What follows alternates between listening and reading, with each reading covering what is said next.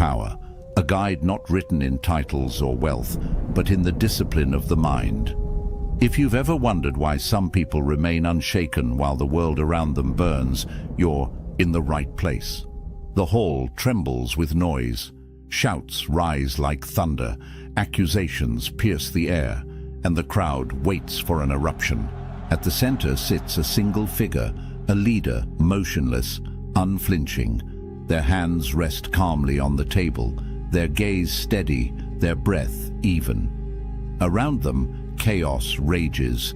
Advisors demand action, rivals whisper insults. The room seethes with tension. Yet this leader does not rise, does not argue, does not take the bait. They remain silent. This moment is more than stillness. It is dominance. Because what unsettles the crowd is not what the leader says or does, but what they choose not to say, what they choose not to do. We are conditioned to think of power as loud, forceful, overwhelming. But what if true power is something else entirely? What if real strength lies not in striking back, but in refusing to be moved at all? So I ask you, what makes someone truly powerful? It's not the battles they win, it's the battles they refuse to fight. The greatest strength does not always come from the sword or the shout. It comes from the discipline to withhold reaction when every fiber of the world demands you explode. Tonight, we're going to explore 6 things powerful people never react to. Not sometimes, not occasionally, never. 6 moments that would make the average person boil with anger, break down in despair, or lose themselves in temptation, yet the powerful stay calm, grounded, and unshaken. Each one is a test of composure, each one a crucible of strength. We'll journey through history, where Stoic philosophers like Marcus Aurelius and Seneca held their ground against ridicule and ruin. We'll step into fiction, where imagined warriors and leaders show us the timeless image of restraint as mastery. And we'll bring it into the modern day, where insults, rumors, setbacks, and even praise demand more from us than we realize.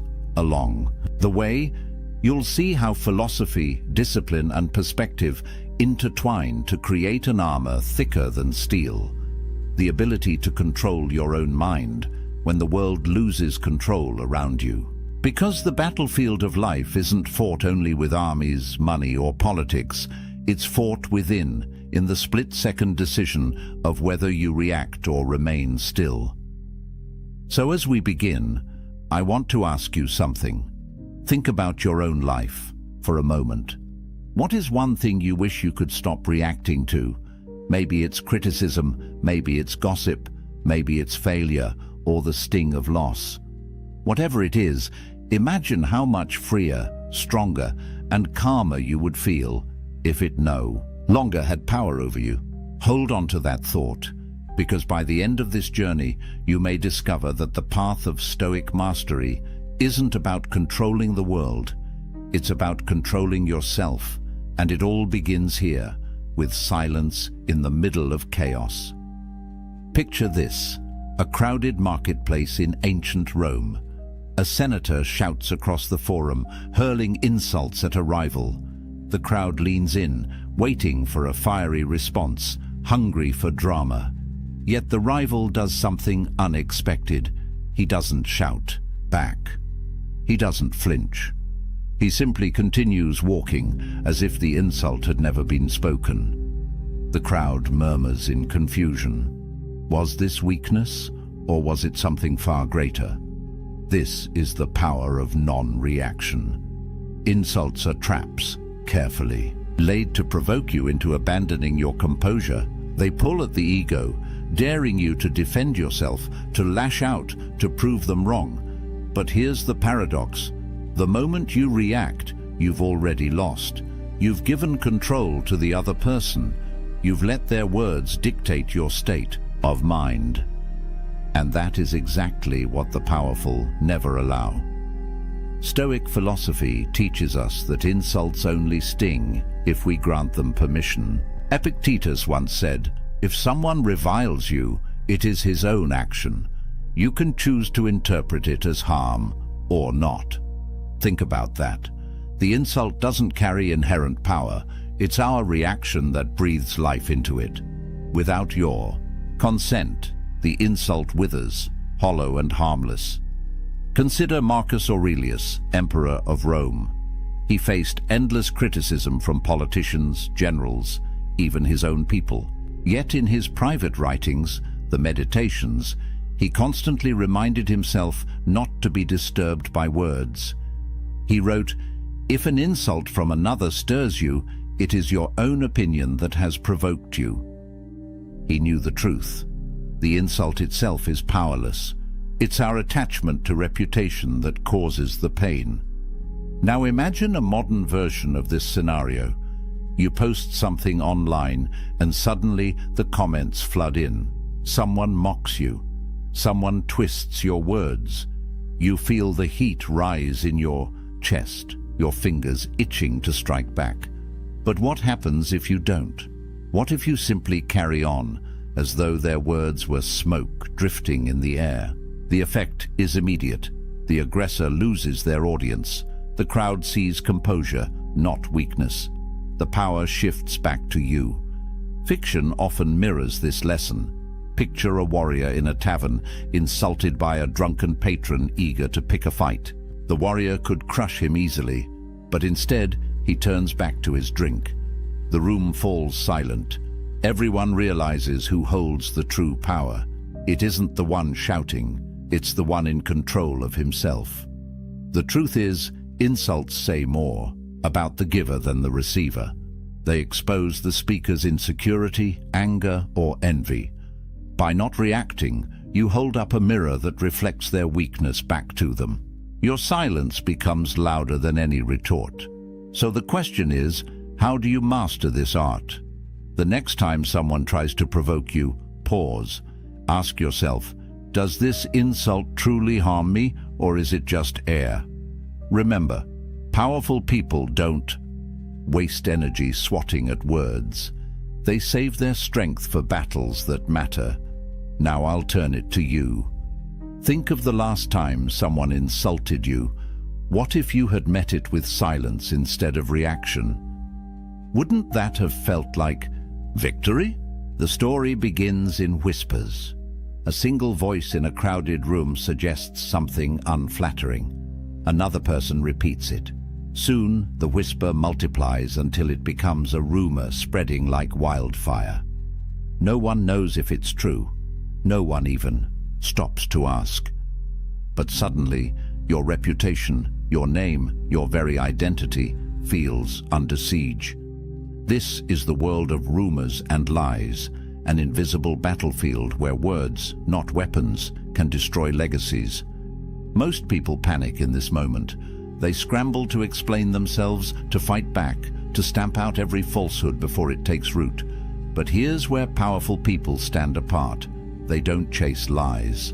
They don't waste their energy wrestling with shadows. They let the truth reveal itself in time. History gives us countless examples. Consider Marcus Aurelius, the philosopher emperor. During his reign, enemies accused him of weakness, of being too contemplative to lead Rome's armies. Yet Marcus did not call for trials or proclamations to defend himself.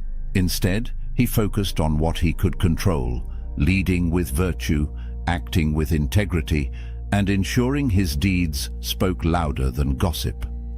Centuries later, he's remembered as one of the greatest emperors in history, not because he silenced lies, but because he outlived them with action. Seneca, too, knew this battle well. As a tutor to the young Emperor Nero, he was accused of greed, corruption, and treachery. Some of the accusations may have been exaggerated, others entirely fabricated, but Seneca's writings show us his response. He refused to let slander dictate his peace of mind. He reminded himself, and us, that reputation is not within our control. Our character, however, always is. Fiction helps us see the same truth in sharper relief. Imagine a wise ruler in a kingdom, accused of betrayal by jealous courtiers. The people murmur, the nobles circle. The ruler knows he could denounce his enemies, demand loyalty oaths, or punish the liars. But instead, he chooses restraint. He continues ruling with fairness, justice, and clarity. Weeks later, the rumors die, and the liars reveal themselves by their desperation. The ruler emerges untarnished, not because he fought every rumor, but because he made the lies irrelevant. Now let's fast forward to today. In the digital age, rumors move faster than ever. A single tweet, a manipulated video, or a half-truth can reach millions before the truth even laces up its boots. And the natural impulse is to react, to clarify, to defend yourself in front of the crowd. Yet here's the paradox. The more attention you give to a lie, the more oxygen it gets. By acknowledging it, you confirm its existence in the minds of others. Silence, on the other hand, robs the rumor of momentum. Stoic philosophy equips us for this. Epictetus taught that we are disturbed not by events, but by our judgments about them. A rumor is only as harmful as the weight we give it. If we anchor ourselves in virtue, living with honesty, acting with fairness, staying aligned with our values, then rumors become like waves crashing against a rock, loud but ultimately powerless. There's also a deeper psychological effect at play. When you don't react to lies, you flip the script on your accusers. Their intent is to provoke you into desperation, to watch you scramble and sweat. But if you remain calm, composed, and unmoved, they are the ones left unsettled. The crowd begins to question the liars. If the rumor mattered, wouldn't he have reacted? Maybe there's nothing to it after all. Your restraint becomes proof of your strength. That doesn't mean ignorance. Powerful people don't simply bury their heads in the sand. Instead, they redirect their energy toward what builds resilience. Their work, their actions, their consistency. Over time, the pattern of your deeds silences lies more effectively than any speech ever could. Think about the people you respect most in life. Chances are, it's not those who rush to defend their names at every insult. It's those whose character is so steady, so undeniable, that lies bounce off them like arrows against armor. Their power lies in patience, in letting the truth reveal itself slowly but surely. So here's a question for you. What rumor or falsehood in your own life have you been tempted to fight? What if, instead of burning your energy in defense, you chose to rise above it, to let your actions over time write the story for you? Could you allow silence to be your greatest rebuttal? The Stoics remind us that reputation is a fickle thing, never fully in our control, but character, that is always ours to guard. And it is through character, not reaction, that we outlast rumors, dismantle lies, and prove ourselves truly powerful. Failure, the very word, makes the heart tighten. We are taught to fear it, to hide it, to run from it. Yet every powerful figure, real or imagined, has walked through the fire of failure and emerged transformed. The difference is not that they never stumble. The difference is how they respond when the ground gives way beneath them.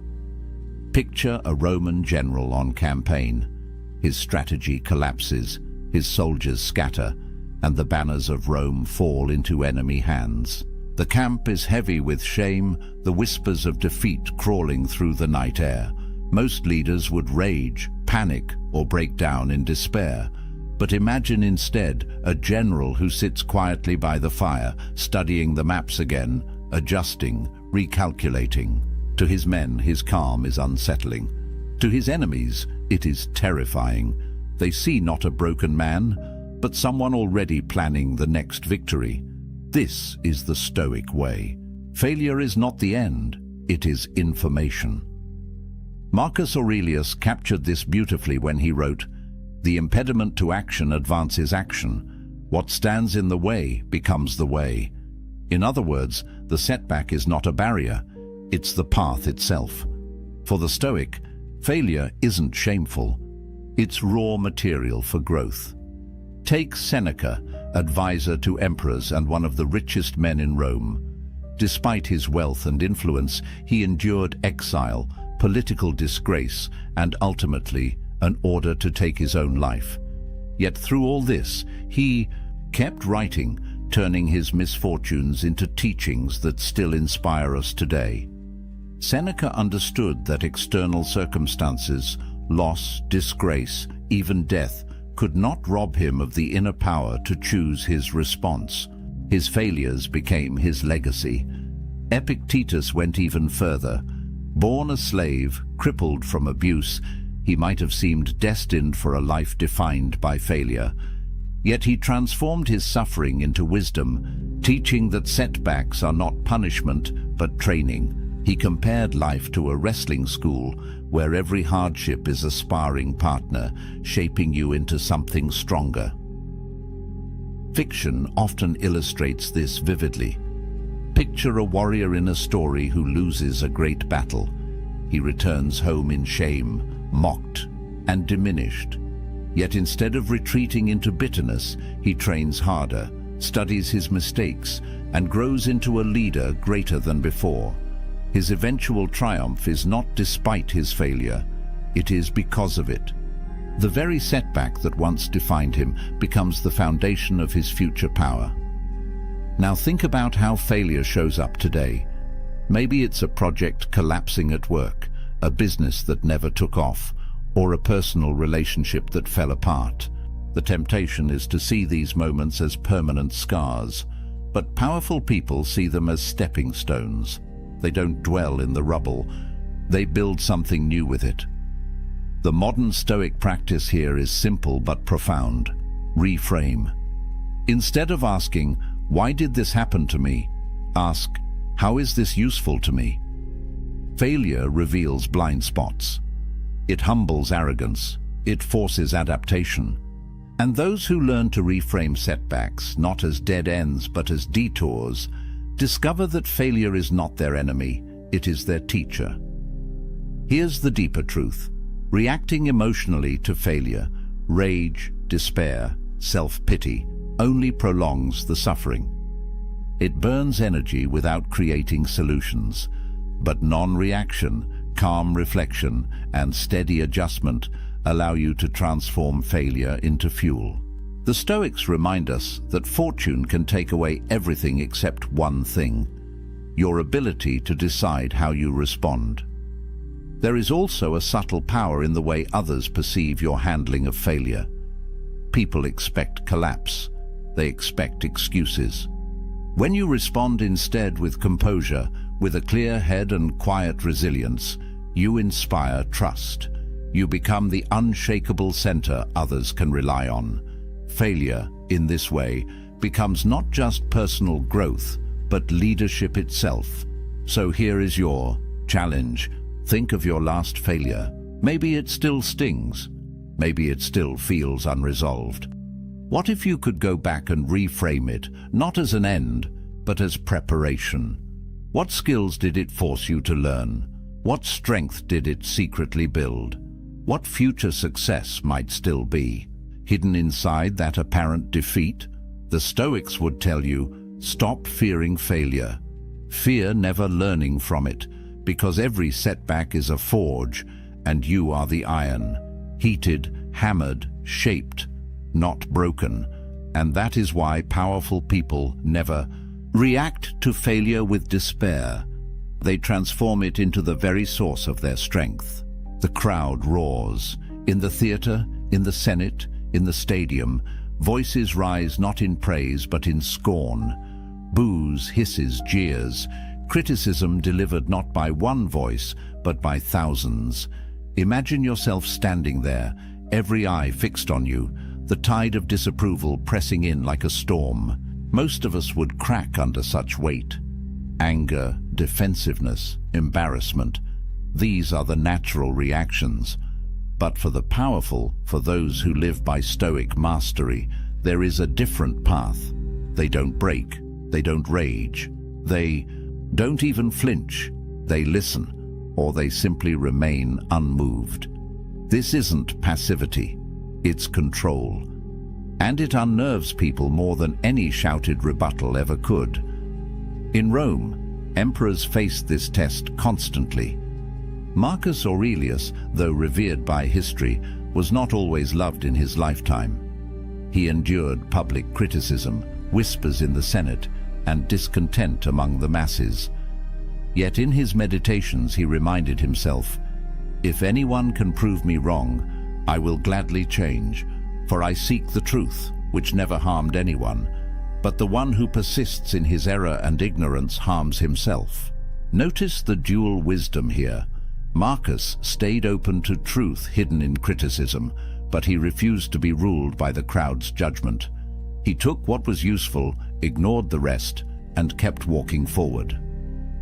Seneca echoed this resilience. He argued that criticism is inevitable for anyone who dares to live differently. "If you wish to be approved by all," he wrote, "you must resemble all." For him, mass disapproval was not a sign of failure. It was proof that you were living authentically, not bending to the lowest common denominator. Fiction dramatizes this beautifully. Imagine a philosopher in a grand forum presenting an idea that cuts against tradition. The mob erupts in mockery, demanding he take back his words.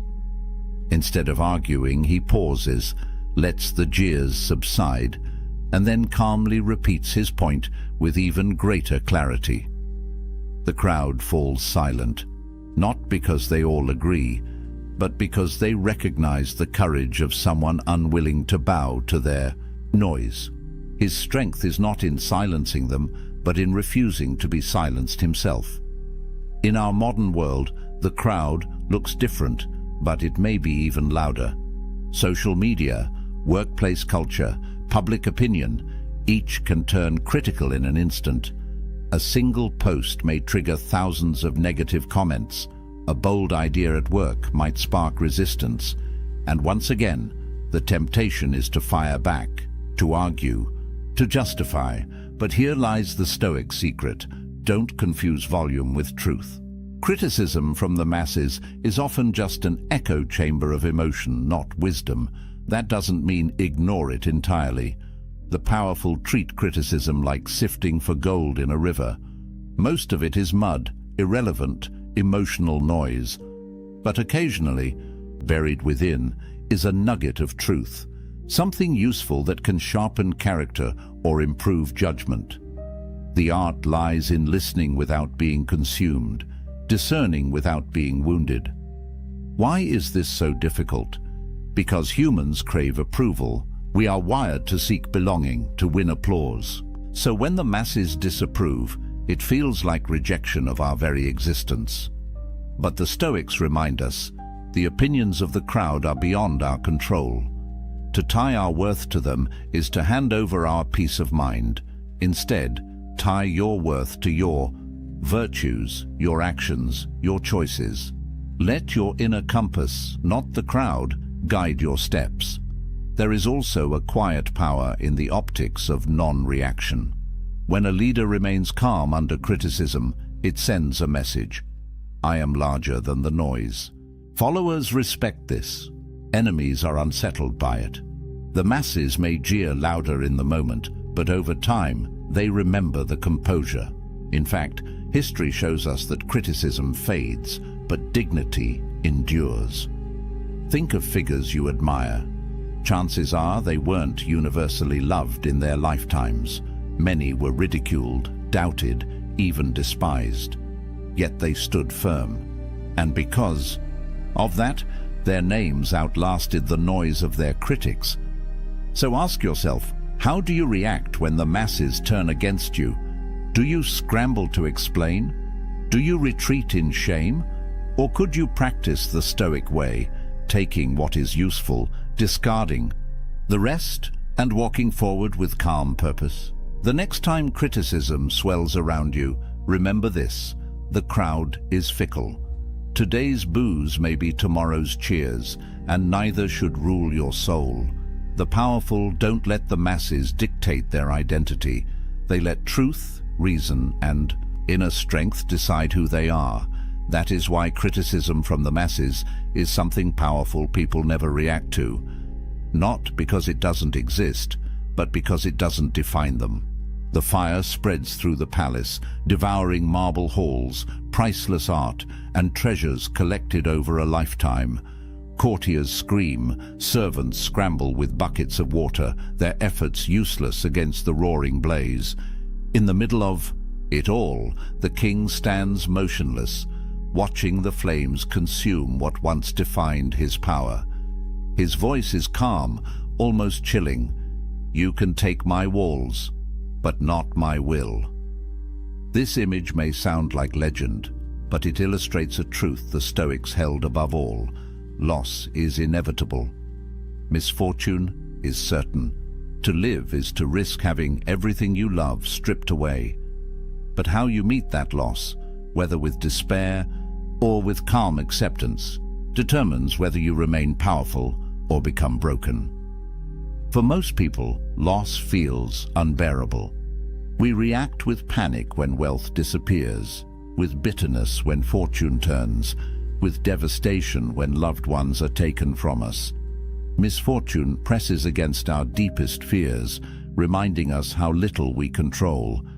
Yet this is exactly where the Stoics found freedom, by learning not to react with desperation, but to accept, adapt, and endure. Take Epictetus, for example, born into slavery, crippled by his master, stripped of dignity and freedom. If anyone had the right to despair, it was him. Yet he refused to let misfortune define him. Instead, he taught that our possessions, our status, even our health, are not truly ours. They can vanish at any moment. What is ours always is our ability to respond with virtue. He wrote, "It is not what happens to you, but how you react to it that matters." His life became proof of that philosophy. Marcus Aurelius, too, endured unimaginable loss. He buried children, faced plagues that swept through his empire, and lived constantly under the shadow of war. Yet, in his meditations, he reminded himself each day that loss was part of nature. When you kiss your son, whisper to yourself, "Tomorrow he may die." This was not cold detachment, it was radical clarity. By remembering the fragility of life, Marcus trained himself to meet loss with strength, not despair. Even Seneca, often caricatured as wealthy and comfortable, understood the role of misfortune. He warned his readers to practice poverty, to strip life down to the bare minimum, so that when true loss arrived, it would not catch them unprepared. For Seneca, misfortune was not a threat, but a teacher, a reminder that what is truly valuable cannot be taken away. Fiction paints this lesson in vivid color. Imagine a warrior who loses his kingdom, his fortune, even his family. In despair, he could collapse, wandering aimlessly, broken by grief. But the story becomes powerful when he refuses to let misfortune end him. Instead, he rebuilds, not his palace, but his soul. He learns that while fate can strip away everything external, it cannot touch his discipline, his wisdom, or his will. This transformation makes him more formidable than before. Today, we face misfortune in different forms: the sudden loss of a job, the betrayal of a friend, a diagnosis that shatters the life we imagined. These moments shake us, revealing how fragile our comforts really are. But here lies the Stoic choice. Do we react with despair, or do we see loss as part of the natural order? Powerful people choose the latter. They grieve, but they do not collapse. They adapt, but they do not surrender.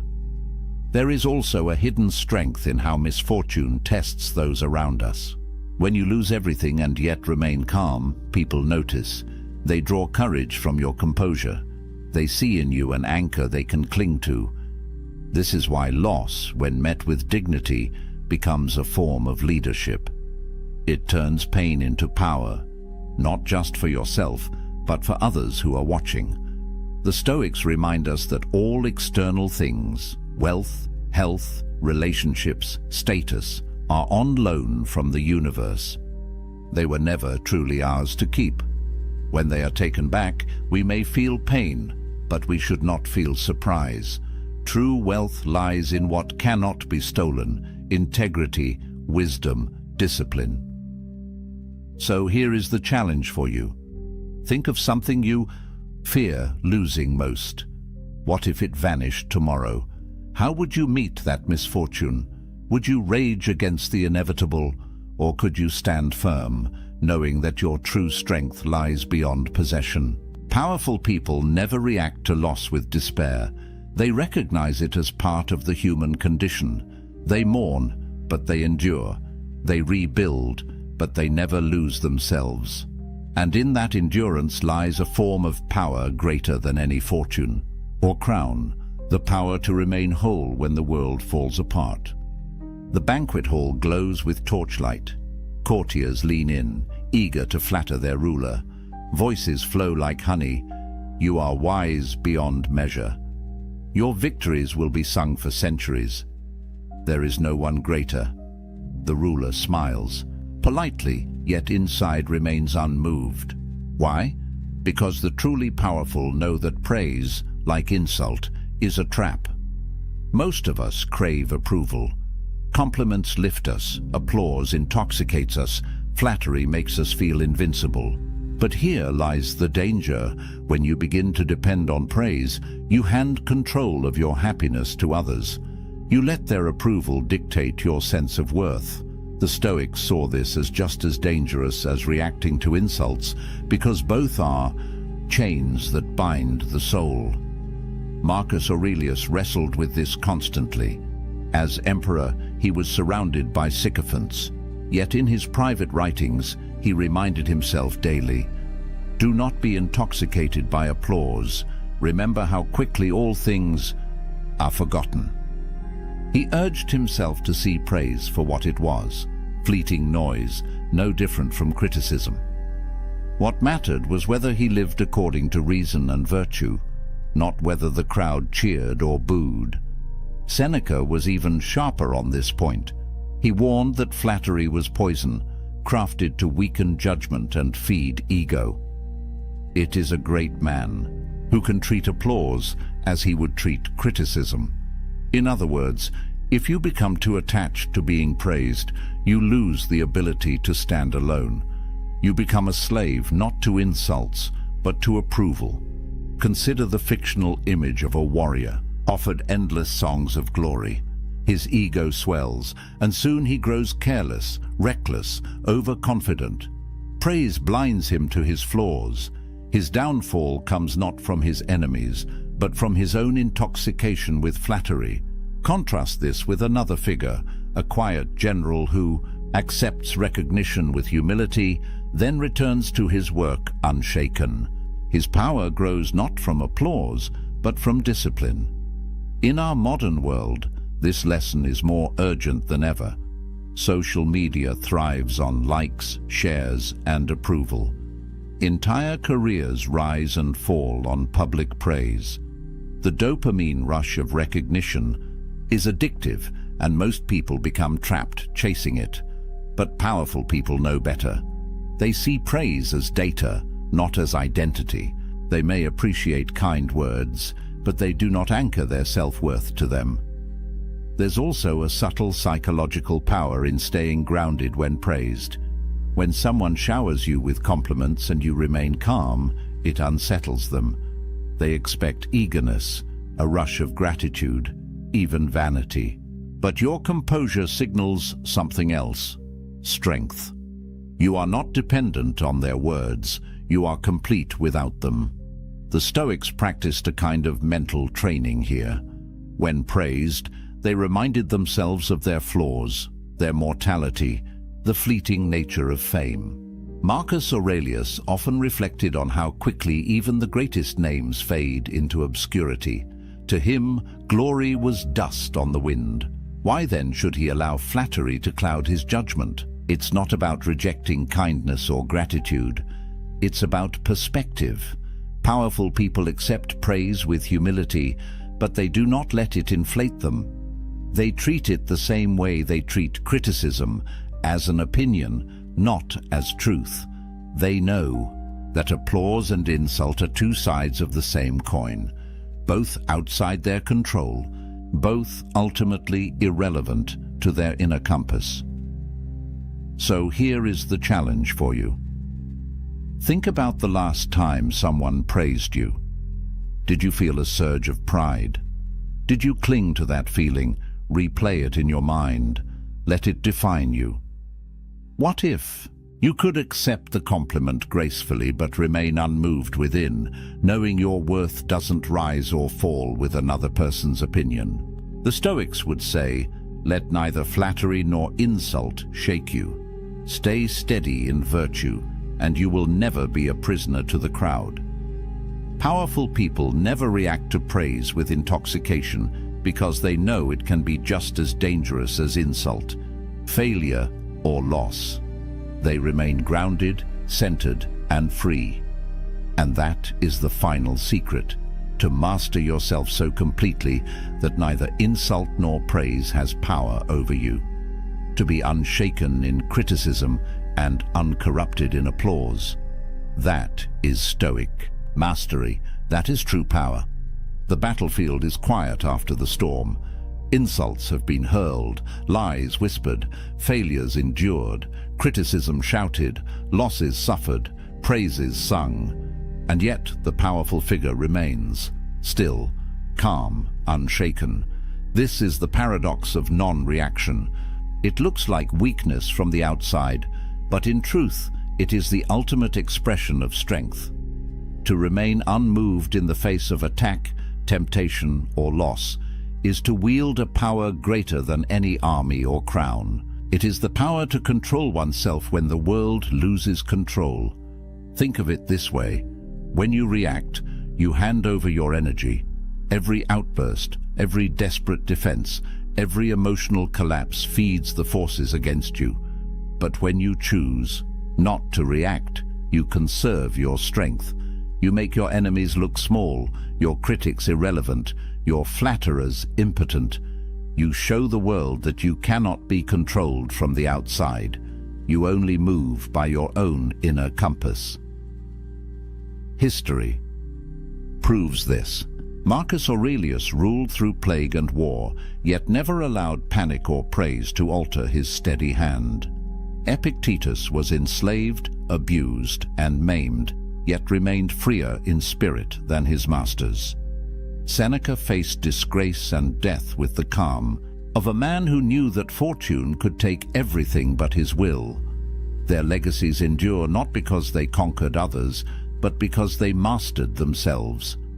Fiction tells us the same story in another language. Heroes who ignore the baited insult. Leaders who refuse to fight rumors with anger. Warriors who stand in silence as their enemies shout, only to win not with words, but with patience. Their strength lies not in what they do, but in what they refuse to do. So why does it matter today?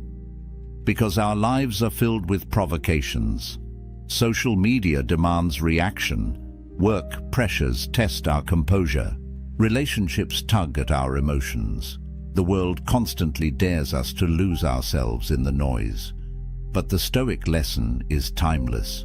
The person who can remain calm when others panic becomes unshakable. They inspire trust. They command respect. They walk through chaos as though untouchable. This is the fallout of non-reaction. Power. Not the noisy kind, not the flashy kind, but the quiet, enduring power that bends the world around it. Return now to the image we began with. A leader sitting in silence while chaos erupts around them. At first, the crowd mistakes it for weakness, but slowly they realize the truth. The silence is not emptiness, it is control. The refusal to react is not surrender, it is mastery. And so I ask you again, what would your life look like if you mastered this art? if insults rolled off you like rain, if lies lost their grip, if failure became fuel, if criticism sharpened you, if loss could not break you, if praise could not corrupt you. This is the promise of Stoic philosophy. Not a life free from pain or misfortune, that is impossible, but a life where no external force can dictate your inner state. A life where you remain steady, resilient, and powerful, no matter what storms surround you. Now, I want to turn this question toward you. What's one thing you wish you could stop reacting to? Is it the sting of someone's words, the fear of failure, the hunger for approval? Share it in the comments. Your answer might inspire someone else. There's a man sitting alone in his apartment right now. The city hums outside his window. His phone buzzes with notifications, dating app matches, messages from people wanting his attention, his time, his energy. He looks at the screen, then sets it face down on the table. He pours himself a drink, opens a book, and settles into the silence. And in that moment, he possesses something most men are desperately searching for, but will never find. Freedom. Real freedom. The kind that can't be given or taken away. The kind that lives inside you, independent of anyone else's approval, desire, or presence. Society will tell you this man is broken, that he's missing out, that true fulfillment only comes when you find someone to complete you. But what if I told you that the ancient Stoics, men who built empires and weathered exile, who faced death with calm eyes and lived through chaos with unshaken minds, understood a truth that modern culture has forgotten? What if the greatest power a man can possess isn't the ability to attract someone, but the ability to be whole without anyone at all? This isn't about bitterness. This isn't about fear or avoidance. This is about sovereignty, about building an inner fortress so strong that you don't need external validation to feel alive. Marcus Aurelius ruled the Roman Empire, commanded armies, held the fate of millions in his hands. Yet he wrote in his private journal that the most peaceful place a man can retreat to isn't a mansion in the countryside or a vacation by the sea. It's his own mind, his own soul, the space within that no one else can touch.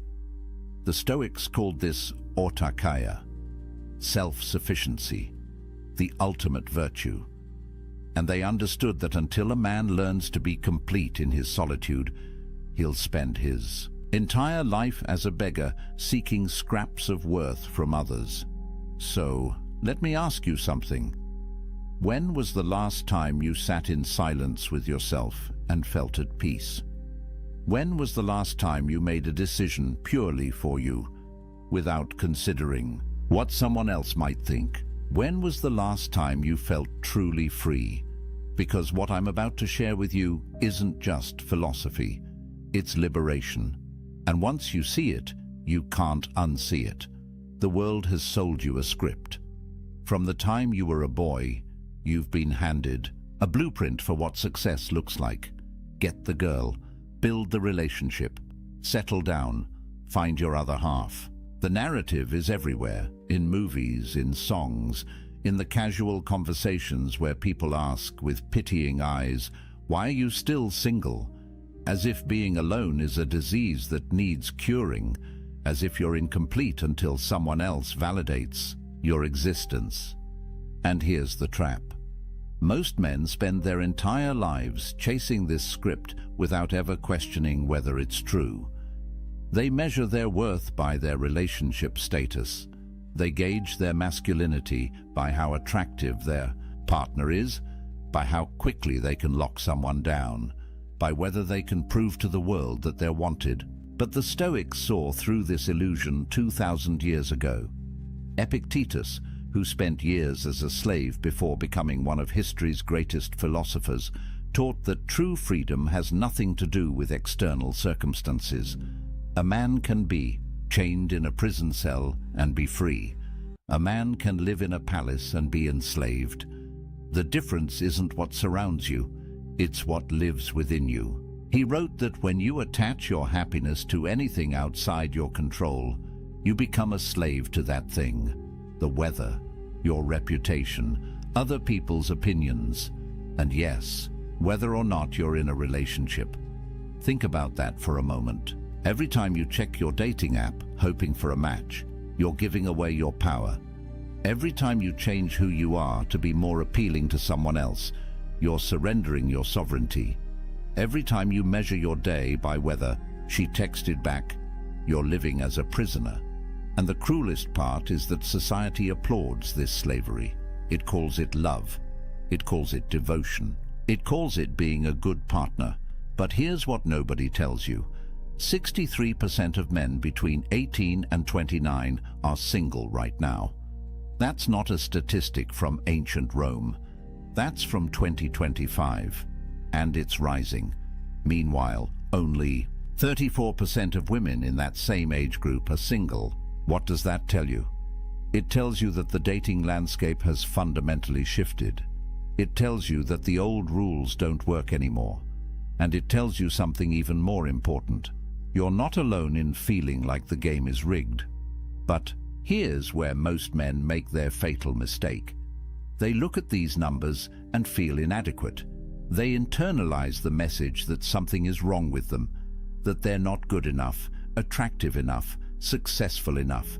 They double down on the chase, working harder to prove their value in a marketplace that treats them as disposable. And with every rejection, every ghosting, every situation where they compromise their values just to keep someone interested, they lose a little more of themselves. The Stoics would look at this and see madness. They'd ask, why are you seeking your worth in the opinions of others? Why are you measuring your happiness by whether someone else chooses you? Why are you giving away the one thing that truly belongs to you, your inner peace, in exchange for scraps of external validation?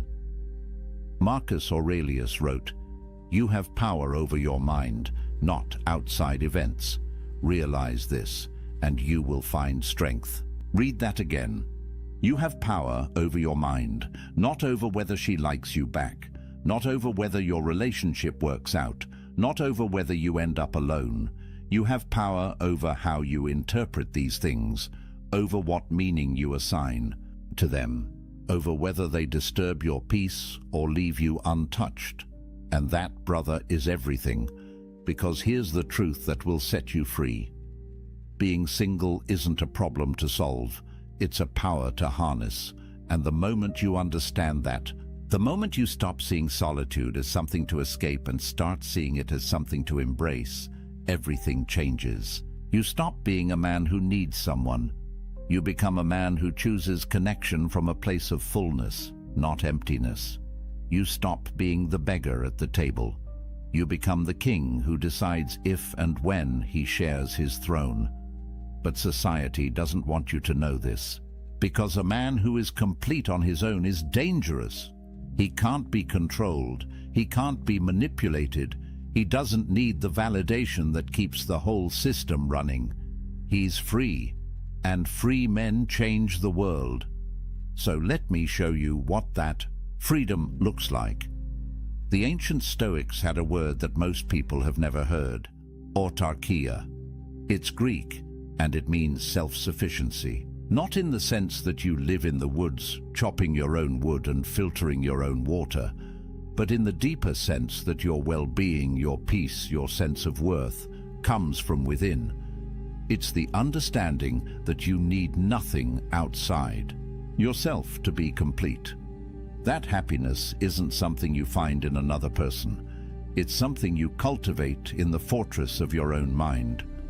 Marcus Aurelius understood this at the deepest level. Here was a man who had everything society says should make you happy. Emperor of Rome, immense wealth, beautiful family, power that stretched across the known world. Yet he wrote in his meditations, "Nowhere can man find a quieter or more untroubled retreat than in his own soul, not his palace, not his empire, his own soul." And he added, It is in your power to retire into yourself whenever you choose. Think about what he's saying. The greatest sanctuary you'll ever know isn't a place. It's a practice. It's the ability to withdraw into your own mind, to find peace there regardless of what's happening around you, whether you're surrounded by chaos or sitting in silence, whether you're with someone or alone. The peace isn't circumstantial, it's constitutional. It's built into who you are. And once you develop this capacity, you become unstoppable. Epictetus, who went from slavery to philosophical mastery, taught his students that the key to this self-sufficiency is understanding what you control and what you don't. You don't control whether people love you. You don't control whether relationships last. You don't control the economic factors that make dating harder, the cultural shifts that change the rules, or the fact that modern technology has turned human connection into a swipe-based marketplace. None of that is in your control, but you do control your character, your response, your inner state, your decision about what kind of man you're going to be regardless of circumstance. And this is where it gets powerful. When Musonius Rufus, another Stoic philosopher, was exiled from Rome, sent away from his home, his friends, everything familiar, he didn't collapse into despair. He didn't spend his days mourning what he'd lost. Instead, he used his solitude to deepen his practice. He worked on his virtue. He refined his character. He became more himself, not less. And when people came from far away to learn from him, even in exile, they found a man who radiated peace, a man who proved that external circumstances have no power over an internally complete person. There's a story about Zeus, the king of the gods in Greek mythology, that the Stoics loved. During the cosmic conflagrations, when the universe would reset and everything would be destroyed, Zeus would sit alone. No other gods, no creation, just emptiness. And yet, he remained content, at peace, because his completeness didn't depend on what existed outside him. The Stoics used this image to teach that true self-sufficiency means you could lose everything, everyone, and still have yourself. And if you've built that self well, if you've made it a fortress of virtue and reason, then you have everything you need. Now, I know what you might be thinking. This sounds lonely. This sounds like isolation. But here's where the Stoics make a crucial distinction. There's a difference between loneliness and solitude. Loneliness is the pain of being disconnected. It's what happens when you're surrounded by people but feel empty inside. It's what happens when you're in a relationship but realize you don't actually know yourself anymore. Loneliness comes from lacking connection with others or with yourself. But solitude? Solitude is chosen. It's the intentional practice of spending time with yourself, not because you can't find anyone else, but because you recognize the value of your own company. Modern research backs this up. Studies show that when people choose to be alone, when they see solitude as an opportunity rather than a punishment, their stress levels drop. Their sense of autonomy increases. They report feeling more like themselves. But when solitude is forced, when it comes from rejection or circumstance beyond their control, that's when the negative effects show up. The difference is agency, power, choice. A man who embraces solitude isn't running from connection. He's building the foundation that makes genuine connection possible. Because you can't share yourself with someone else if you don't know who you are. You can't build intimacy if you're empty inside. The strongest relationships don't happen between two incomplete people desperately trying to fill each other's voids.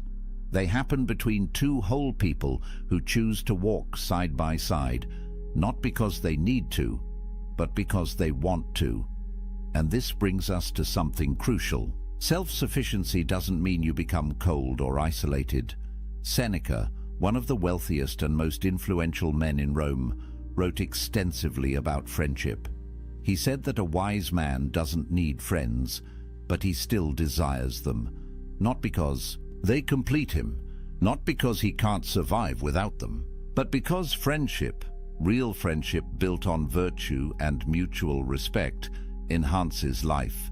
It's a preferred indifferent, as the Stoics would say. Nice to have, but not necessary for your peace. Think about how revolutionary that is. Most men approach relationships from need. They need validation, they need sex, they need emotional support, they need someone to make them feel valuable. But when you approach from self-sufficiency, everything shifts. You don't need anyone, you choose them. And that choice, made from abundance rather than scarcity, creates relationships that are powerful, genuine, and free. Because neither person is using the other to fill a hole. Both are whole already. They're just enjoying the experience of being whole together. But getting to this point requires practice. It requires you to spend time alone and actually work on yourself. Not just scroll social media or numb out with entertainment. Real inner work.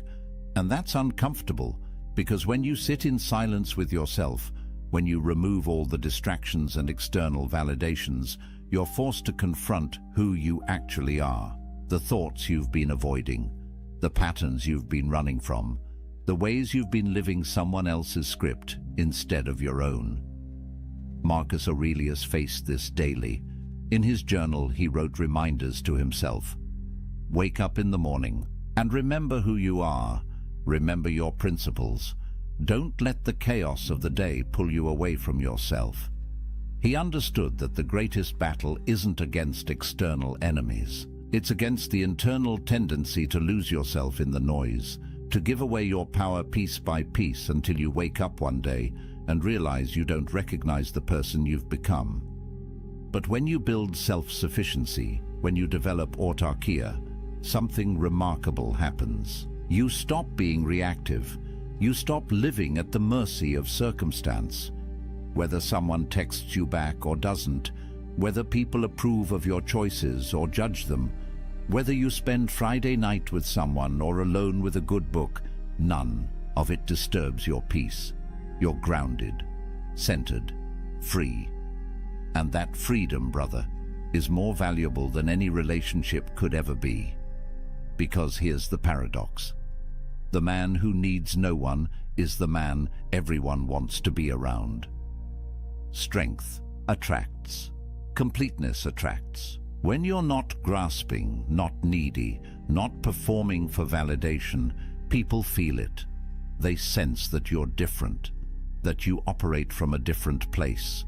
And the connections you do form, when you're ready, if you choose them, will be deeper and more real than anything you could build from a place of need. So what does this actually give you? What changes when you embrace solitude instead of running from it? The Stoics believed that external goods come in two categories: things that are genuinely good, like virtue and wisdom and character, and things that are preferred indifference, wealth, health, relationships. Nice to have, but not essential to your well-being, not determinative of your worth.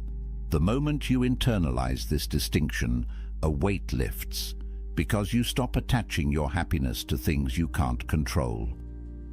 Let's get practical. When you're single and you embrace it, you have financial sovereignty. No expensive dates where you're performing, trying to impress someone. No shared expenses where you have to negotiate every purchase. No compromise on how you spend your money. Every dollar you earn is yours to allocate as you see fit. You can invest in yourself, build your skills, travel, save, create, and you don't have to justify these choices to anyone. Modern research shows that single men, particularly those who embrace their status rather than fighting it, report lower financial stress. They have more control over their economic futures. They're not tied to another person's spending habits, debt, or financial crises. And in a world where economic pressure is one of the leading causes of relationship breakdown, that's not a small thing. You eliminate an entire category of stress simply by being financially sovereign. Then there's time sovereignty. Think about the hours you get back when you're not texting constantly, planning dates, negotiating weekend plans, attending social functions for someone else's sake. Time is the only truly non-renewable resource. Once it's gone, it's gone. And most men give away enormous chunks of their time without even realizing it, not because they want to, but because they feel obligated, because they're afraid of what will happen if they don't, because they're trying to keep someone happy, keep the relationship going, prove they're committed. But when you're single, every hour belongs to you. Want to wake up early and work on that business idea? Do it. Want to spend Saturday learning a new skill? You can. Want to sit in complete silence for an afternoon and just think? Nobody's going to text you asking where you are or why you're being distant. This isn't selfishness, it's self-ownership. And the Stoics believed that a man who doesn't own his time doesn't own his life. Marcus Aurelius, again, the busiest man in the empire, wrote about guarding his time like a fortress. He knew that every hour given to someone else's priorities was an hour stolen from his own development, his own contemplation, his own practice of virtue. He wasn't antisocial, he fulfilled his duties, but he was ruthless about protecting the time he needed to be alone with his own mind, because he understood that without that time, he'd lose himself in the chaos of external demands. Then there's mental sovereignty. This might be the most important one. When you're in a relationship, especially one built on neediness rather than choice, you carry enormous emotional labor. You're managing someone else's feelings, anticipating their needs, walking on eggshells to avoid conflict, constantly adjusting yourself to maintain harmony. And over time, this erodes you. You start to forget what you actually think, what you actually want, because you've spent so much energy managing the relational dynamics. But when you're alone, your mind is your own. You can think clearly, process your own emotions, develop your own worldview. Make decisions based on your values, not on what will keep the peace. There's a reason why great thinkers throughout history, from philosophers to scientists to artists, often did their best work in solitude, because the mind needs space to wander, to connect ideas, to see things from new angles, and you can't do that when you're constantly reactive, constantly managing relationship dynamics, constantly split between your own needs and someone else's. Research in neuroscience shows that solitude activates what's called the default mode network in your brain. This is the network responsible for self-reflection, for integrating experiences, for creative thinking.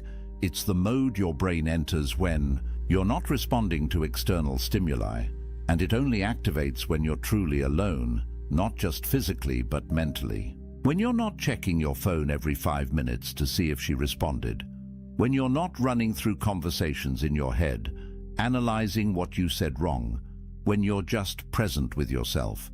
And this is where creativity and insight emerge.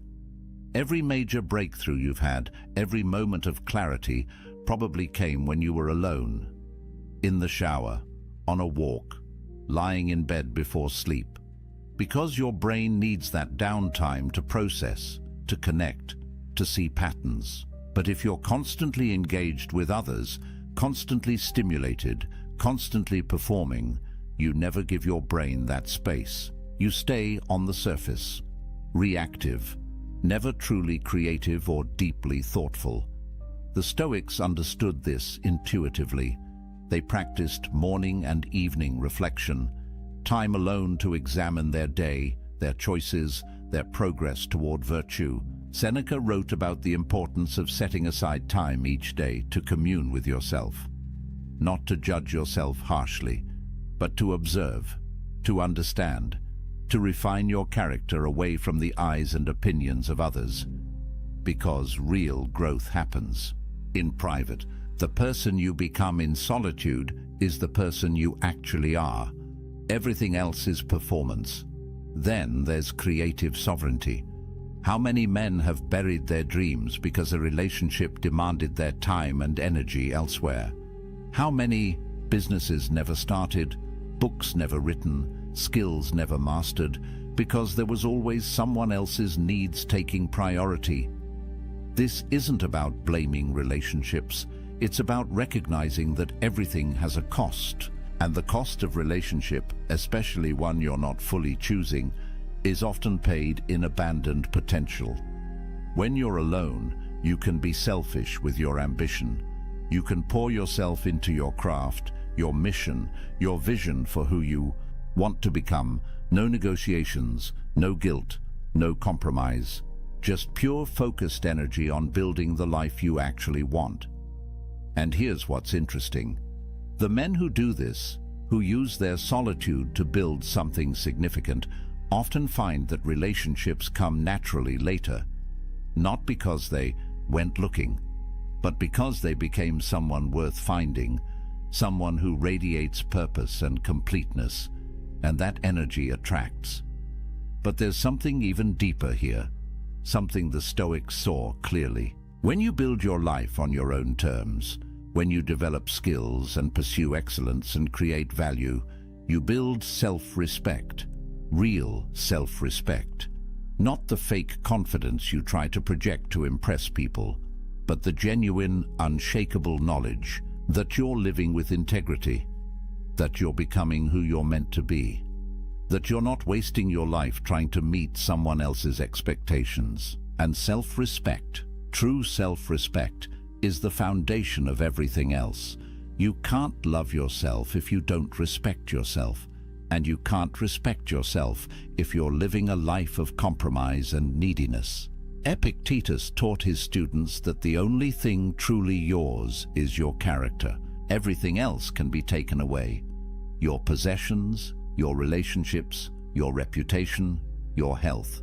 But your character, the quality of your inner life, belongs only to you.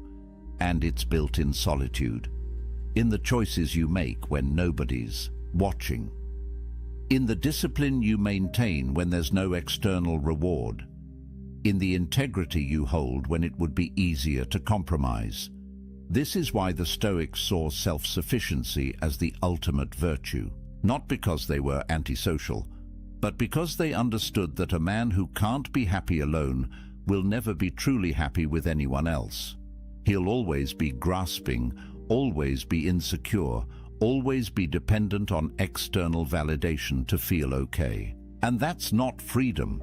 That's slavery with extra steps. So when you hear that 63% of young men are single, don't see it as a crisis.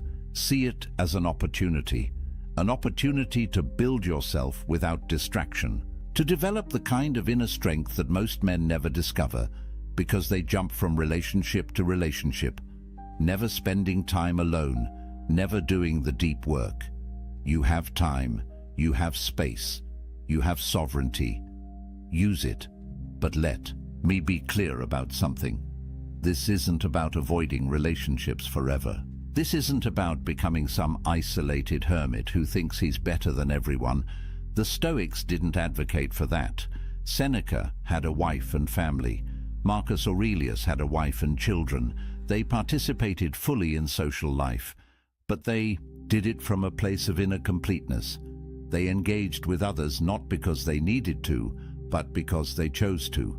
And there's all the difference in the world between those two positions. The goal isn't to stay single forever. The goal is to become the kind of man who doesn't need to be in a relationship to feel complete. And once you're that man, if you choose to be with someone, it will be from a place of strength, not weakness, from abundance, not scarcity, from sovereignty, not desperation.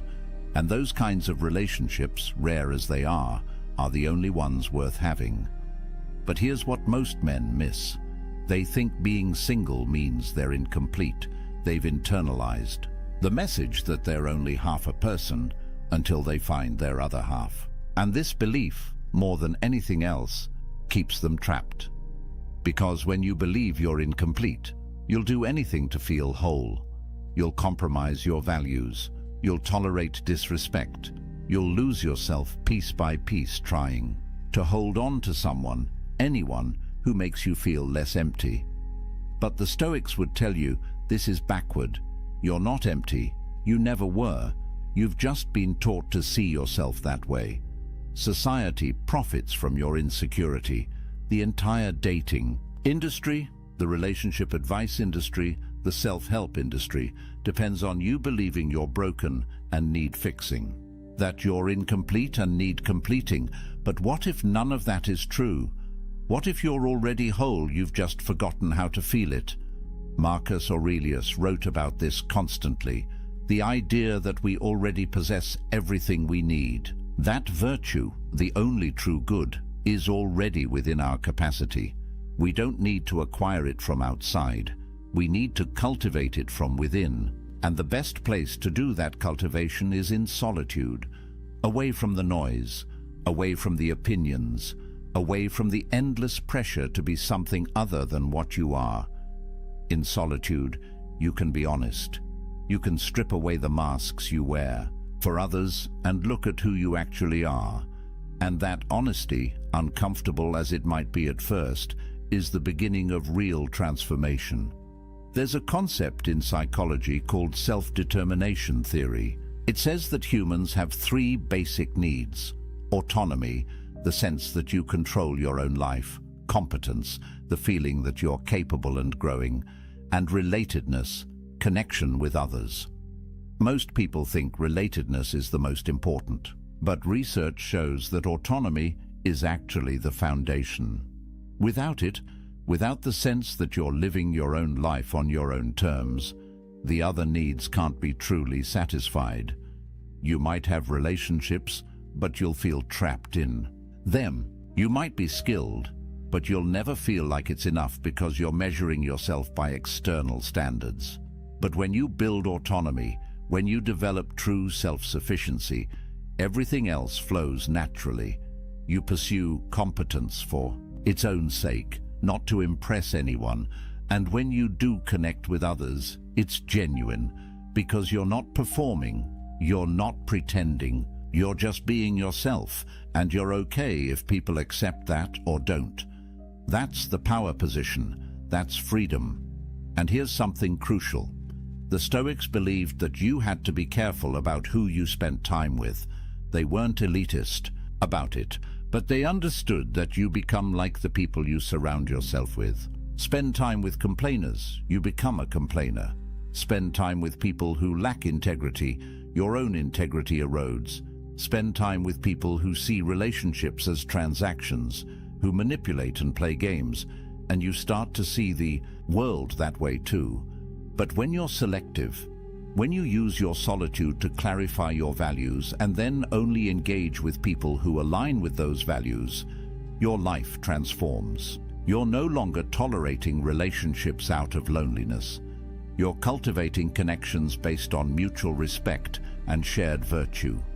And those connections, even if they're fewer, are infinitely more valuable than 100 shallow relationships. Built on convenience or need, Seneca wrote extensively about this. He said that you should associate with people who will improve you and avoid people who will corrupt you. And he added that you should also be someone worth associating with, someone who adds value, someone who embodies the virtues you want to see in the world. That's the work of solitude. Becoming that person, not for anyone else, for yourself, because you want to look in the mirror and respect who you see. And this brings us to perhaps the most important point: the validation trap. Traditional masculinity, at least the toxic version of it, measures a man's worth by his romantic and sexual success. Can he get girls? Is he a player? Is his girlfriend hot? These are the metrics by which many men, consciously or unconsciously, judge themselves and each other. And it's poison, because it makes your self-worth dependent on factors largely outside your control. Physical attractiveness, which is mostly genetic; social status, which is often circumstantial; the approval of others, which is fickle and unpredictable. But the Stoics would say this is insane. Why would you tie your sense of value to things you can't control? Why would you give others that much power over your inner state? Epictetus taught that the only thing you truly control is your will, your capacity to choose your response, your commitment to virtue. That's it. Everything else is fortune, and fortune is unreliable. So when you measure yourself by relationship status, you're basically saying that your worth depends on luck, on being born with certain features, on meeting the right person at the right time, on 1,000 variables you have no control over. And that's a recipe for lifelong insecurity, because even if you do get into a relationship, you'll never feel secure. You'll always wonder if you're good enough. You'll always fear losing what you've tied your identity to. You'll be jealous, controlling, needy, because deep down, you know your worth isn't real. It's contingent on her staying. But when you build your worth on virtue, on character, on the man you're becoming, nobody can take that from you. Relationships come and go, circumstances change, but who you are, the integrity you've built, the self-respect you've earned through right action, that's permanent. That's unshakable. And paradoxically, when you stop seeking validation from relationships, when you develop genuine self-worth, you become more attractive. Because people can sense desperation, they can feel neediness, and it repels them, but they can also sense strength, completeness, self-possession, and that draws them in. The Stoics weren't advocating for pride or arrogance. Marcus Aurelius constantly reminded himself that he was just a human, fallible and temporary. But he also knew that his worth came from his character, not from his circumstances. He could be emperor or exile, and his value as a person wouldn't change. Because value, true value, is internal. It's the quality of your thoughts, your choices, your virtue. And that's entirely within your control to develop. So here's what I want you to hear. If you're single right now, you're not broken, you're not incomplete, you're not less than. You have something precious: time, space, sovereignty. Use it. Build yourself. Develop your skills. Clarify your values. Strengthen your character. Read the books that expand your mind. Pursue the projects that ignite your passion. Train your body. Master your emotions. Become so complete in yourself that you don't need anyone else's validation to feel whole. And when you do that, one of two things will happen. Either you'll discover that you actually prefer solitude, that you've built a life so rich and meaningful on your own that adding a relationship would be a downgrade. And that's fine. That's a valid choice. The Stoics would respect it. Or you'll eventually meet someone and choose to build something with them. But it will be from a place of strength, from wholeness, from sovereignty. And that relationship, if it happens, will be powerful because it's not built on need. It's built on choice, on two complete people deciding to walk together, not because they have to, but because they want to. But either way, you win, because you'll have done the work. You'll have built the inner fortress. You'll have developed self-sufficiency. And nobody can take that from you. Not rejection, not loneliness, not societal pressure. You'll be free. And freedom, brother, is everything. Marcus Aurelius wrote late in his life, "Very little is needed to make a happy life. It is all within yourself, in your way of thinking."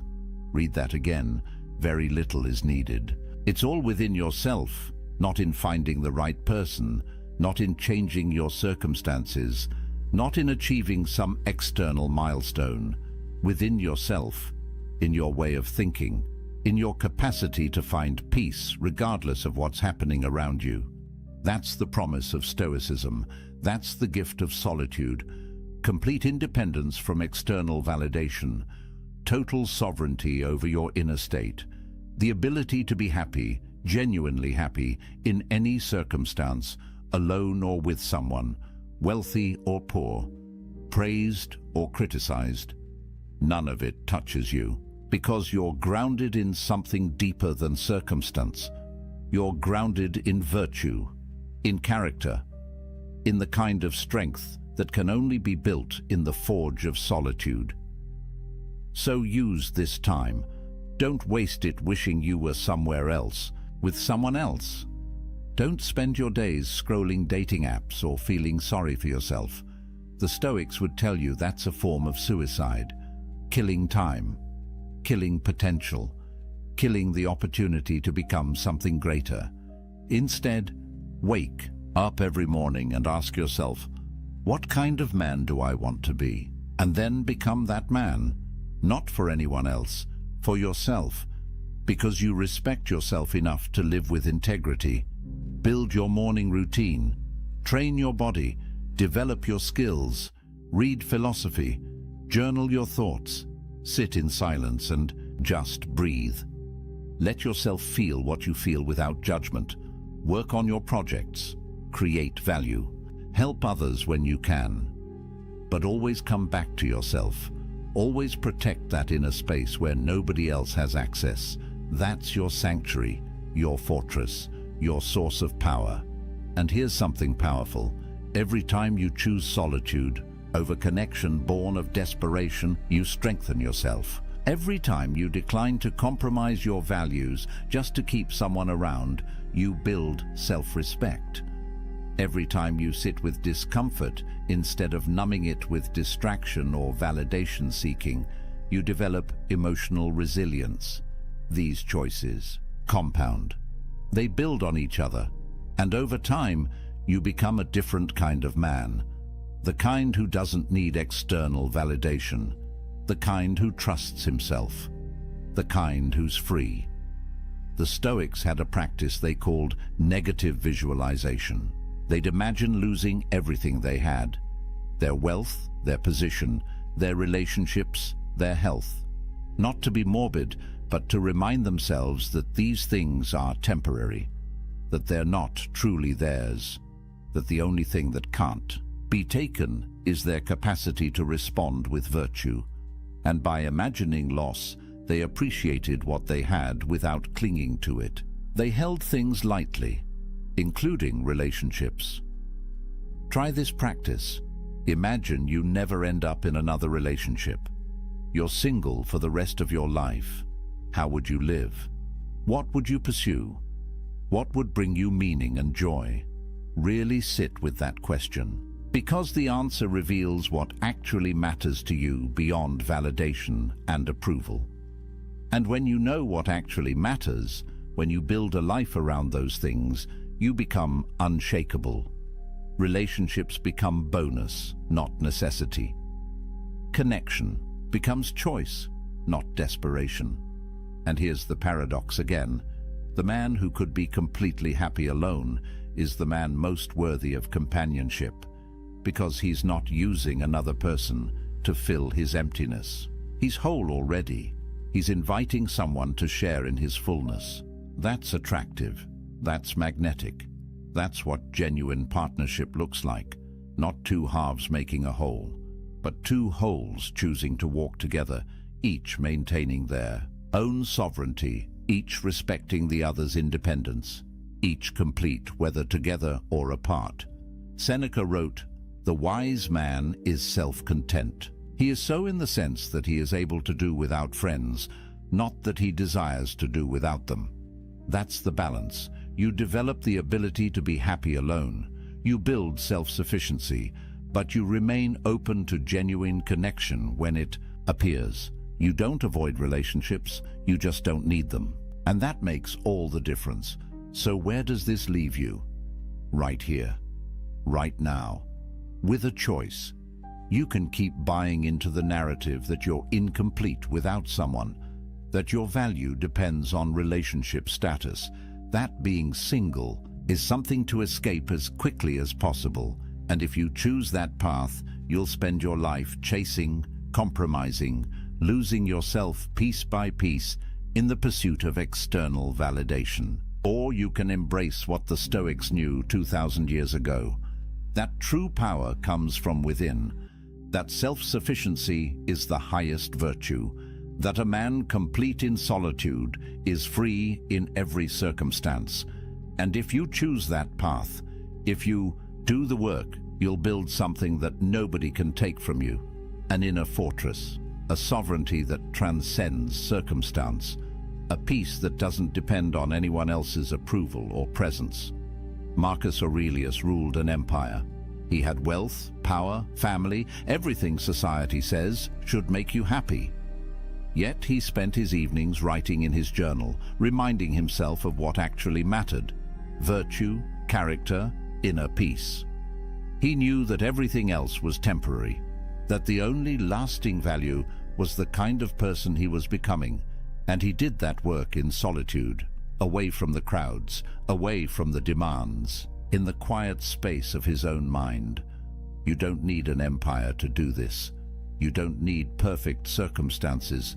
You just need to make the choice, to use your solitude as a gift, not a curse, to see being single not as a deficit, but as an opportunity, to build yourself so completely that you don't need validation from anyone. And when you do that, you become dangerous, not to others, but to the systems that profit from your insecurity. You become a man who can't be controlled, can't be manipulated, can't be sold something he doesn't need. You become free. And freedom is what the Stoics were teaching all along. Not freedom from circumstances, those will always change, but freedom within circumstances.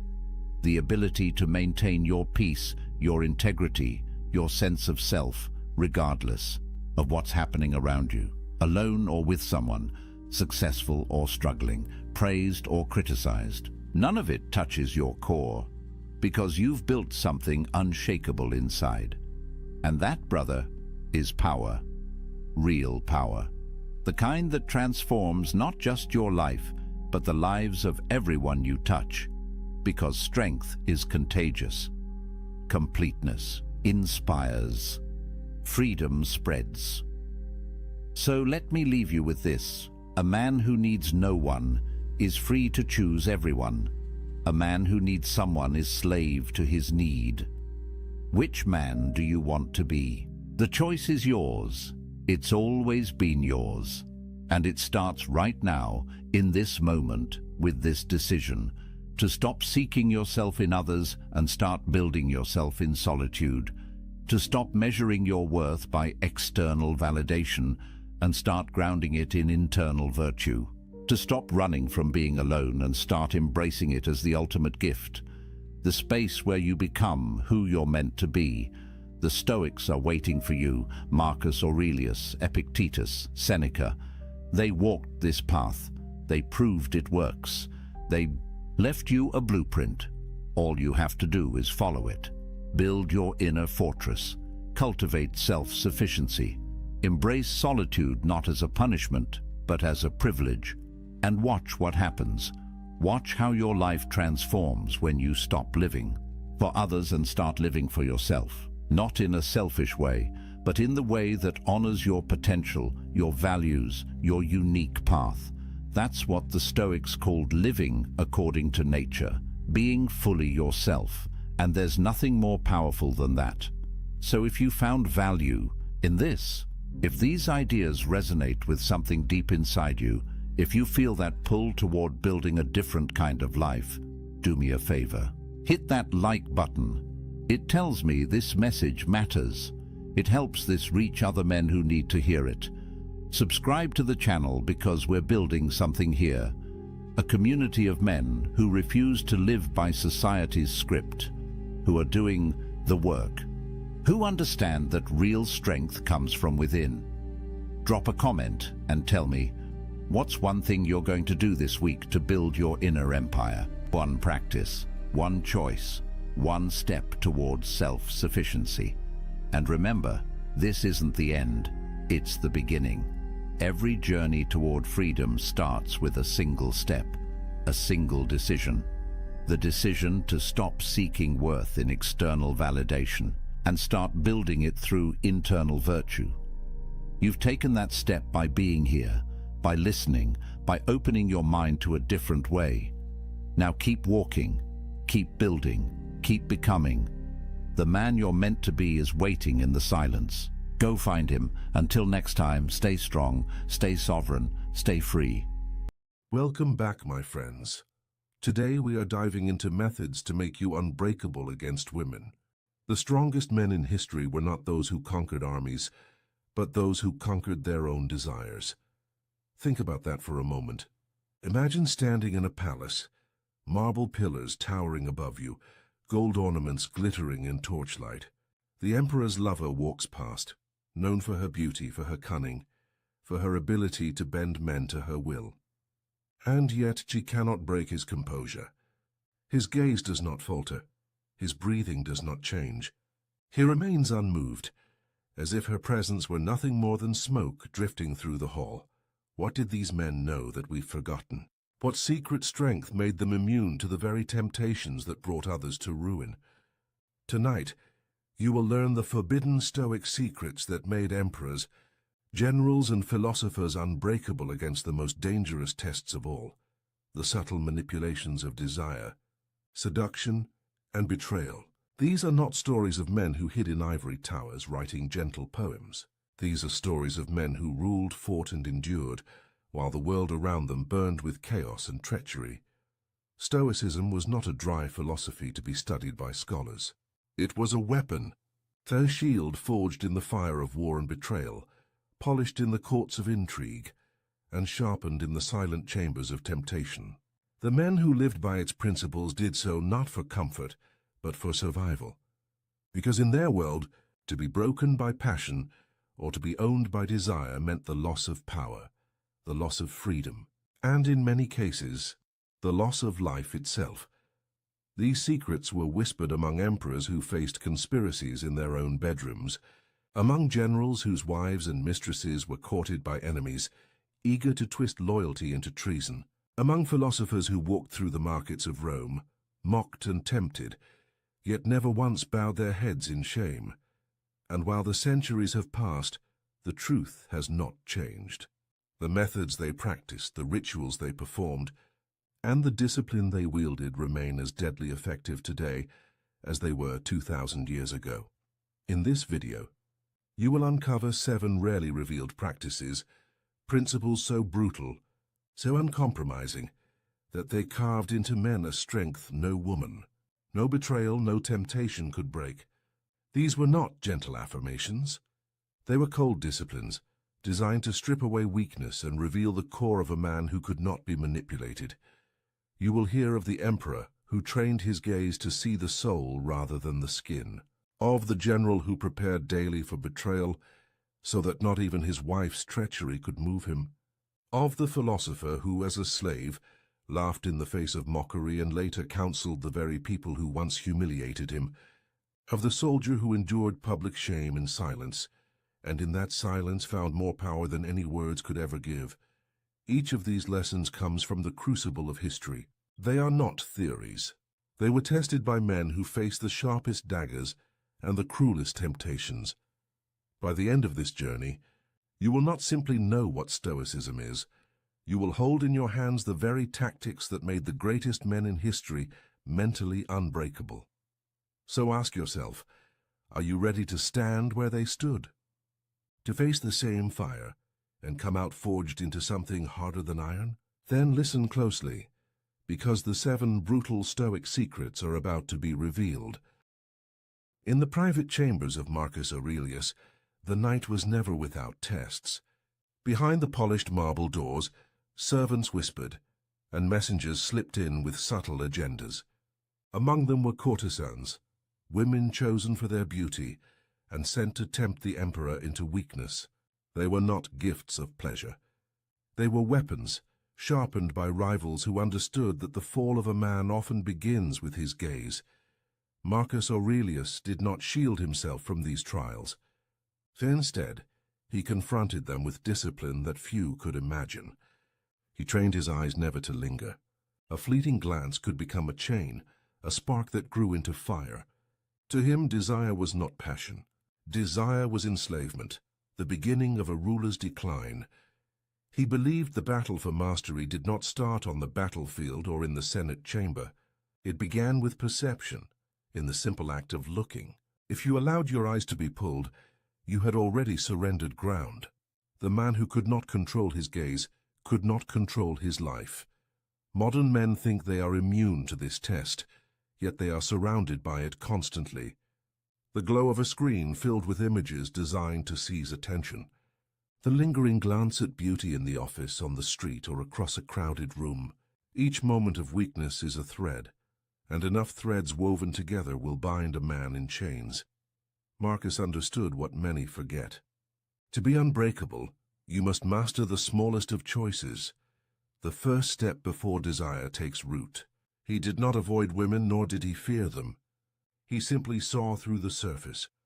He looked upon people not as flesh meant to seduce, but as souls bound by the same mortality and flaws as himself. There was a ritual he practiced in silence every morning. Before the sun rose, before Rome stirred awake, he would sit alone and remind himself, see the soul, not the skin. This vow was not a whisper of morality, but a declaration of power. For the man who sees beyond the surface can never be owned by it. The emperor's gaze was more than discipline. It was armor, an unbreakable shield against the most ancient form of manipulation, and that is the first secret. If you can master your eyes, you will master yourself. In the annals of Rome, there is a story of a decorated general, a man who had led legions across the frontiers and returned victorious. Yet the most dangerous battle he ever faced was not against barbarians or rival armies. It was within his own household. Whispers reached him that his wife, a woman of noble birth, had been conspiring with his political rivals. Not only her affection, but her loyalty had shifted into betrayal. For most men, such news would unleash fury. Rage, humiliation, and the thirst for revenge would consume them. Many leaders before him had executed wives, lovers, even friends for less. But this general did something different. He had prepared for this moment long before it arrived. Each morning, before donning his armor, he practiced what the Stoics called premeditation malorum, the premeditation of evils. He imagined betrayal as inevitable. He pictured his closest allies abandoning him, his family turning against him, his soldiers failing him. By rehearsing these calamities in his mind, he stripped them of their power. When they happened, they no longer shocked him.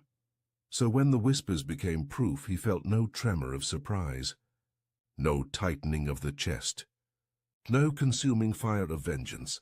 Instead, he regarded the betrayal as nature itself, as common as a storm breaking across the sea. To expect loyalty without fail, he believed, was to live in a fantasy. To expect betrayal was to live in truth. This mindset turned his enemy's weapon into dust. The plot they believed would unmake him did nothing. In fact, he went further. He confronted the rival who had gained his wife's favor, not with wrath but with composure. And in an act that stunned the Senate, he promoted the man to higher office. It was not weakness. It was dominance. For in that moment, he showed that no insult, no conspiracy, no theft of affection could disturb his reason. He ruled not by force of passion, but by mastery of self. His enemies gained nothing, and his legend grew greater because of it. This is the second secret. Expect betrayal as natural, and it will never own you. In your own life, whether from friends, family, or women, betrayal loses its sting when you have already rehearsed it in the mind. Emotional immunity makes you untouchable. The general's legacy endures for one reason. When others sought to wound him through his heart, he proved that his heart was beyond their reach. Among the most famous Stoics of Rome was a man who began life not in wealth or honor, but in chains. His name was Epictetus. He was born a slave, treated as property, subjected to the cruelty of his master, and yet, from this lowly station, he rose to a level of authority that even free men envied. One story tells of his humiliation in the presence of noble guests. His master, eager to entertain, mocked him openly, forcing him to perform degrading tasks and endure ridicule. Among the spectators were women of the court, who laughed at his condition, jeering at his weakness. For most men, such shame would cut deeper than any blade. Anger, desperation, or despair would spill out uncontrollably. But Epictetus did not flinch. Instead, he stood in calm silence. His mind was untouched. He once said, "You may insult my body, but you cannot touch my reason." The body could be chained. The reputation could be dragged through the mud. But the inner fortress of thought, that domain remained sovereign. This was the core of his philosophy. True power is not measured by possessions, approval, or reputation. It is measured by the mastery of one's own mind. For while fortune can strip away status, wealth, or even freedom, it cannot touch the reasoning faculty unless you surrender it willingly. This truth makes a man invincible. Because if your worth is not tied to the praise of others, then insults carry no weight. If your identity is not built on possessions, then loss cannot destroy you. If your peace is not dependent on another's affection, then rejection cannot move you. In modern life, this remains the most brutal test. Insults, rejection, and the subtle games played to provoke emotion are constant. Many men crumble when mocked, or when a woman withholds approval. They lash out, they beg, or they retreat into self-doubt. But the man who understands Epictetus's lesson remains untouchable. He knows that his value is not something given by others, and therefore cannot be taken away by others. Epictetus endured slavery, scorn, and humiliation, yet never surrendered his calm. And when he was finally freed, something remarkable happened. The same society that once laughed at him now sought his wisdom. Women of Rome, who had once ridiculed the slave, later came quietly to his lectures, seeking counsel on how to endure their own trials. The man who began life with nothing ended with influence greater than kings, not because of what he owned, but because of what he could never lose, the mastery of his own mind. That is the third secret. A man who builds his self-worth on the unshakable foundation of reason is a man who can never be owned. In the heart of Rome, influence often came not only through the Senate floor or the battlefield, but through the chambers of desire. One senator, admired for his clarity of judgment, faced a temptation that few men could resist. A widow of immense wealth and renown set her sights on him. She was not only beautiful but also powerful, her late husband having left her estates, servants, and a network of allies eager to maintain her favor. Many men competed for her attention, each hoping to secure her fortune and the influence that accompanied her hand. She approached the senator with an offer that seemed impossible to refuse. Riches beyond measure, estates that could guarantee his children's prosperity, influence in the Senate through her allies, and companionship with a woman whose beauty was spoken of in whispers. Most men would have seen this as fortune smiling upon them. Most men would have surrendered, but this senator understood something deeper. He saw what others did not. Her offer was not freedom, but a chain. For the man who needs another's wealth, another's beauty, or another's influence no longer rules himself. He is ruled by what he craves. The senator's response was short but unforgettable. To need her is to be owned by her. With those words, he declined her hand. No hesitation, no apology, no elaborate excuse. Just the clarity of a man unwilling to trade freedom for comfort. The widow was astonished. Accustomed to bending men with her offers, she turned her attention to others. And indeed other men fell. One senator accepted her wealth, and soon found himself a puppet, his every vote in the Senate dictated by her will. Another sought her beauty, and when she withdrew her affection, he crumbled in disgrace. She destroyed them not with daggers or poison, but with chains of desire. The man who walked away remained unbroken. His independence became a legend, whispered as both a warning and a lesson. While others gained temporary pleasure and quick ruin, he preserved something far more valuable: sovereignty over himself. The Stoic principle here is brutal in its simplicity. Freedom means desiring nothing that enslaves you. It is not wealth itself that corrupts, nor beauty, nor influence, but the need for them. Once you believe you cannot live without these things, you have already surrendered your will. In modern life, the trap is no less common. Many men trade their freedom for transactional relationships, where wealth and beauty become bargaining chips. They accept terms that bind them, mistaking golden chains for fortune. Yet chains are chains no matter how they glitter. The senator's refusal remains the lesson. To be unbreakable, you must walk away from anything that seeks to own you, no matter how tempting it appears. For what is gained in dependence will always cost more than it is worth. That is the fourth secret. The man who needs nothing cannot be owned by anyone. There is a tale from the late days of the Roman Republic, when intrigue flowed more freely than wine. A philosopher of great renown was invited to a banquet hosted by a woman whose beauty was matched only by her reputation for manipulation. She was known to ensnare men of power, drawing secrets from them under the influence of desire, and then using those secrets as weapons. At the feast, she presented the philosopher with a jeweled goblet of wine. The aroma was sweet, the color deep, but the cup was laced with herbs said to cloud the mind and inflame the body. It was not meant to honor him, but to bind him. Once weakened by passion, he could be blackmailed, controlled, even ruined. Most men in his position would have accepted without question. To refuse a drink in such company was an insult. To deny her was to risk offense, and perhaps even political retaliation. Yet the philosopher knew the truth. Pleasure that costs freedom is poison. He held the cup in his hand, studied it, and smiled politely. Instead of drinking, he set it aside. He asked for water, clear and untainted, and lifted it in a quiet toast. It was a small gesture, but one that spoke louder than any speech.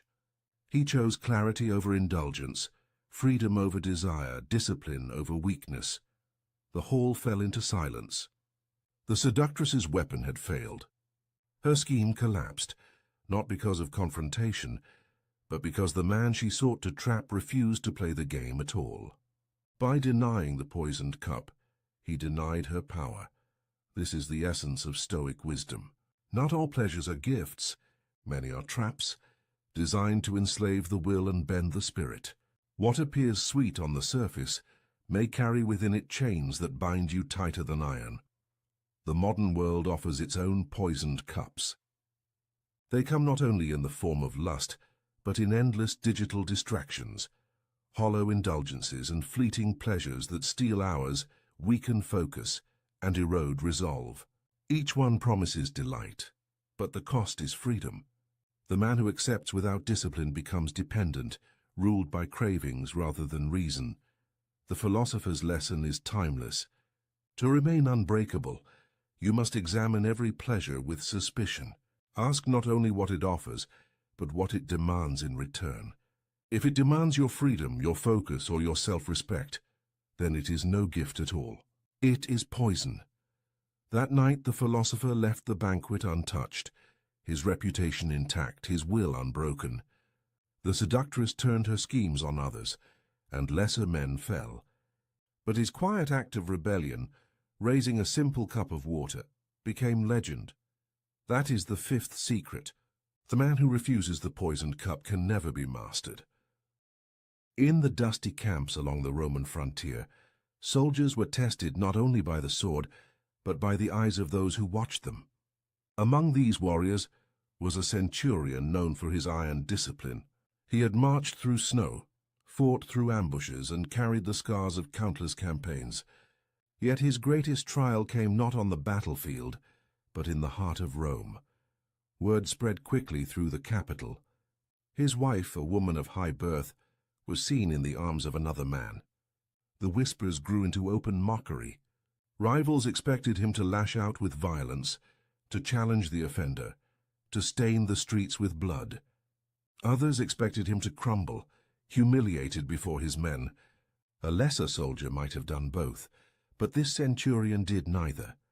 He showed no anger, no visible wound. He did not confront his wife in public, nor raise his voice in private. he spoke nothing of it at all. Instead, he carried on his duties with the same precision as before, drilling his soldiers, leading his marches, enforcing order.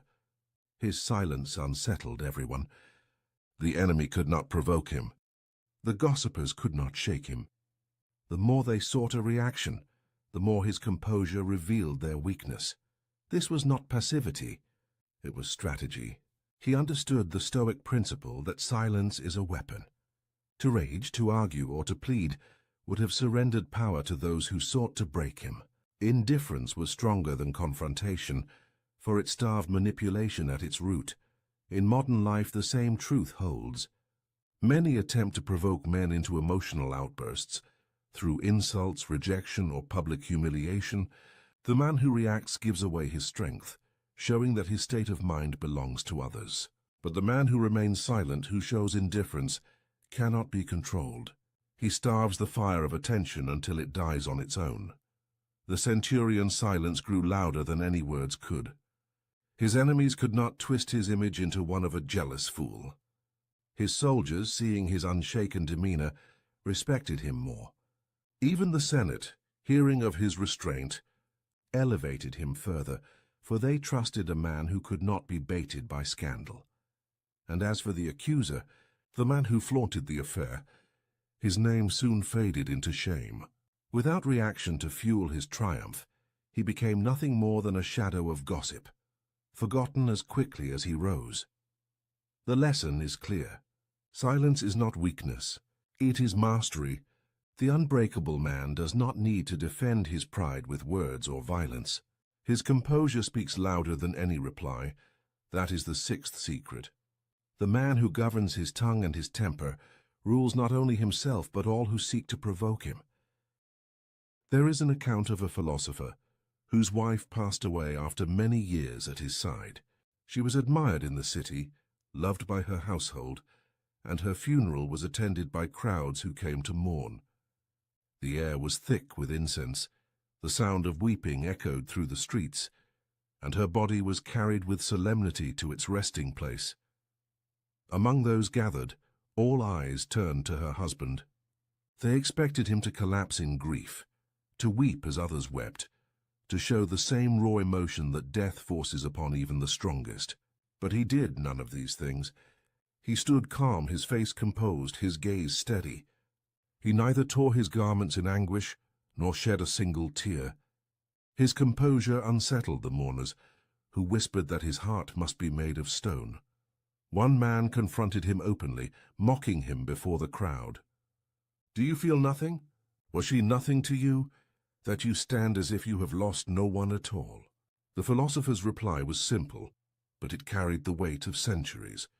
Death is not cruelty, but nature's order. To resist is to defy reason. He explained that grief is not owed to death, for death is no injustice. It is the destiny of all men and women, the cycle of nature itself. To rage against it is as futile as raging against the setting sun. Tears do not change the order of the universe. Reason demands acceptance, for what cannot be altered must be embraced. The Stoic principle is clear. To accept nature is to master suffering. Even the loss of love is not tragedy, but training. Each heartbreak is an opportunity to strengthen the mind against what is inevitable. To cling desperately to what must pass is to guarantee endless torment. To accept with calm is to become indestructible. Modern men face this trial in different forms. The end of a relationship, betrayal, abandonment, heartbreak. Each feels like death, and each tempts men to collapse in grief. But the philosopher's example reveals the path of mastery. Do not curse nature for taking what was never yours to keep. Stand firm, let reason guide you, and move forward unbroken. When the final rites were finished, the philosopher did something that chilled those who witnessed it. As the mourners sobbed and the air was filled with lamentation, he turned from the graveside and walked away with head unbowed, steps steady and spirit unshaken. Where others dissolved into sorrow, he carried himself like stone, a living reminder that no power in the world, not even death, could bend his reason. That is the seventh secret. Acceptance is not indifference. it is power. The man who accepts all that nature brings cannot be destroyed by loss, for nothing can take away his mastery of himself. The lessons are now before you: the emperor's gaze, the betrayed general, the slave who owned his masters, the widow's trap, the poisoned cup, the soldier of silence, and the philosopher's funeral. 7 brutal secrets, each forged by men who refused to be broken. These were not abstract ideas or comfortable teachings. They were weapons sharpened by necessity, proven in the harshest trials of life. Men who ruled empires, commanded armies, and endured humiliation carried these principles as their shield. They stood unmovable, even when beauty, betrayal, temptation, and death itself tried to break them. And you too can carry them. Implementing even one will separate you from the ordinary. Because most men surrender their minds at the first test. They let their gaze be captured, their emotions be provoked, their desires be chained, their grief consume them. But the man who takes these secrets into himself walks another path. He is no longer ruled by what he cannot control. He rules himself, and that is the highest form of power. So let this be your final strike of the night. Start tomorrow. Do not let your eyes, your heart, or your silence be controlled by another. That is the first step to becoming unbreakable. Begin with the first secret. Tomorrow morning, practice the emperor's gaze. Notice where your eyes wander and take back control. Train your perception, and you will discover that the first battle is already won.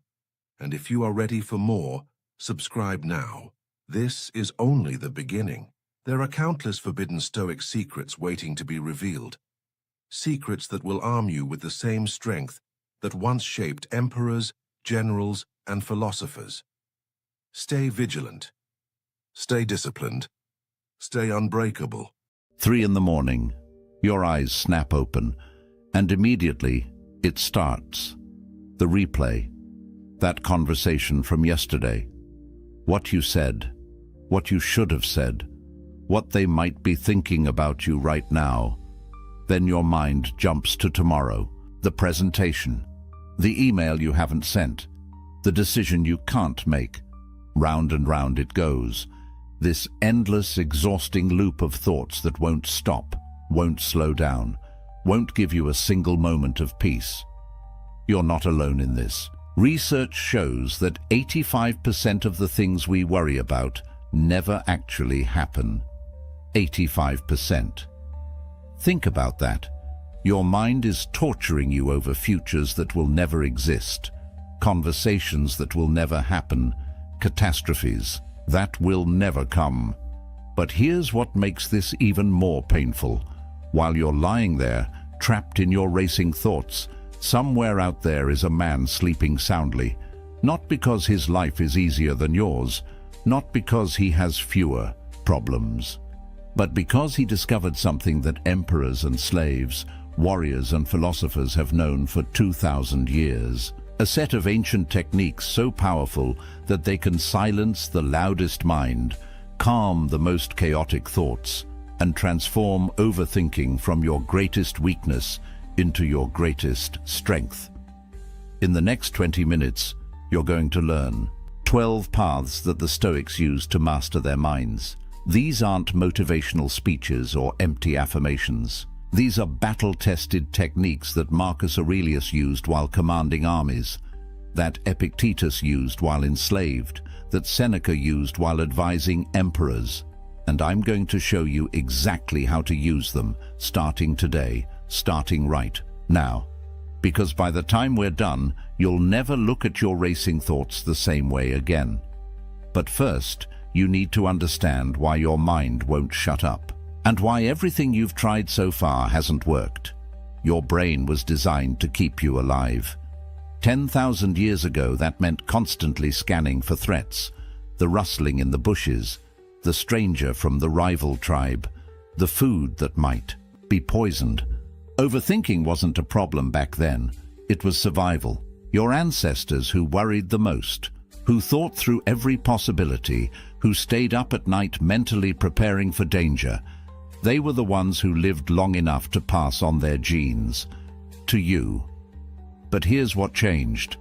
The threats your brain evolved to protect you from. they're mostly gone. No saber-toothed tigers, no warring tribes, no immediate danger lurking around every corner. But your brain, it hasn't gotten the memo. It's still scanning, still searching, still trying to find the threat, and in the absence of real danger, it creates imaginary ones. That text message you sent 3 hours ago that hasn't been answered yet, your brain treats it like a threat. That mistake you made at work last month, threat.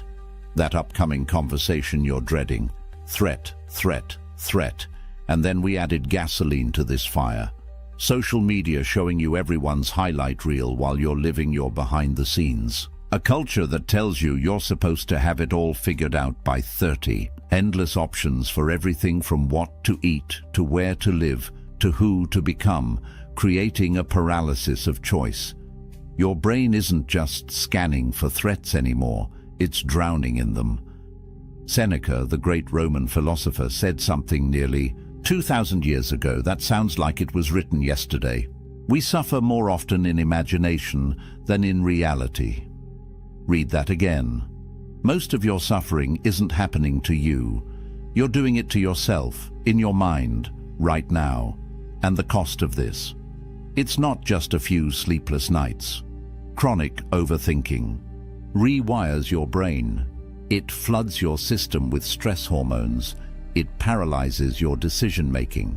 It damages your relationships because you're never fully present, always half somewhere else, lost in your thoughts. It drains your energy, leaving you exhausted from battles that only exist in your head. And here's the cruelest part. The more you try to stop overthinking by thinking about it, the worse it gets. It's like trying to escape quicksand by struggling. Every effort pulls you deeper. You can't think your way out of overthinking, but you can train your way out. And that's exactly what the Stoics discovered. The first path begins with a question that will change everything. A question so simple, so obvious, yet so rarely asked that when you finally understand it, your entire relationship with worry transforms in an instant. Epictetus, a philosopher who spent his early life as a slave, understood something that most free men never grasp. He said, "Some things are up to us, and some things are not." That's it. That's the foundation. But don't mistake simplicity for weakness. This single distinction, this one clear line, is the most powerful mental tool you'll ever possess. Because right now, your mind is wasting enormous energy trying to control things that cannot be controlled. And that's not just futile. It's the source of almost all your overthinking. So let's get specific. What's actually in your control? Your thoughts. How you interpret what happens to you. Your actions. The choices you make right now, in this moment. Your responses to whatever life throws at you. That's it. That's the list. Everything else? Your body and what it does or doesn't do. Your reputation and what people think or say about you. The past, which is already written. The future, which hasn't happened yet. Other people and their choices, their moods, their opinions. The weather, the economy, traffic. Whether that email gets a response, whether that job offer comes through, whether that relationship works out. None of it, not a single piece of it, is in your control. Imagine you have a job interview tomorrow. Right now, your mind is probably spinning through 100 scenarios. What if they ask me that question I can't answer? What if I say something stupid? What if they've already decided on someone else? What if I blow my one chance? But here's what's actually in your control. You can prepare. You can practice your answers. You can get a good night's sleep. You can show up on time. You can be honest and present during the interview. That's it. Whether they hire you, not in your control. Whether they like you, not in your control. Whether another candidate is more qualified, not in your control. Whether they even read your resume carefully, not in your control. And here's where it gets liberating. Once you truly see this distinction, once you genuinely accept it, something remarkable happens. You stop wasting energy on the 90% of things you can't influence and pour everything into the 10% you can. Your overthinking doesn't just decrease, it targets correctly. Because real thinking, productive thinking, strategic thinking, it only works on things you can actually affect. Try this right now. Take whatever's been keeping you up at night, whatever worry has been looping through your mind, and ask yourself honestly, is this within my control? Not partially. Not maybe if I try hard enough. Actually, truly, in my control. And if it's not, your job isn't to figure it out. Your job is to let it go. Not because you don't care, but because caring about things you can't control is just another word for suffering. That's the first path, the foundation. But now we're going to do something that seems completely backward, something that will make you question everything you've been told about positive thinking. Most people run from their fears. They avoid thinking about what could go wrong. They distract themselves. They try to stay positive. And then, when something bad actually happens, they're devastated, blindsided, unprepared. The Stoics did the opposite. They had a practice called premeditatio malorum, the premeditation of evils. Deliberately, systematically, they would imagine everything that could go wrong. And this wasn't pessimism. This was preparation. Marcus Aurelius, the most powerful man in the world, would sit each morning and imagine his empire crumbling, his armies defeated, his loved ones dead, not to torture himself, but to prepare his mind, so that if these things happened, he wouldn't be destroyed by surprise. He would be ready. And here's what's fascinating. Modern psychology has discovered that this actually works. When you deliberately visualize a worst-case scenario in a controlled way, something changes in your brain. The fear loses its power, because fear feeds on the unknown, on the what-if. But when you look directly at the worst possible outcome, when you play it out fully in your mind, you realize something profound. You could handle it. You'd survive. Let's say you're terrified of that difficult conversation you need to have. Your boss, your partner, your parent. Your mind keeps spinning, avoiding it, building it up into something catastrophic. Here's what a Stoic would do. Sit down, close your eyes, and imagine it going as badly as possible. They yell at you, they reject you, they end the relationship. Play it all the way through. Don't stop at the fear. Go past it. What happens next? You'd be hurt. You'd feel pain. And then, you'd pick yourself up. You'd move forward. You'd survive. You'd maybe even grow stronger. This isn't catastrophizing. That's when you spiral out of control, lost in worst-case scenarios, with no purpose, no direction. This is different. This is deliberately walking through the fear to the other side.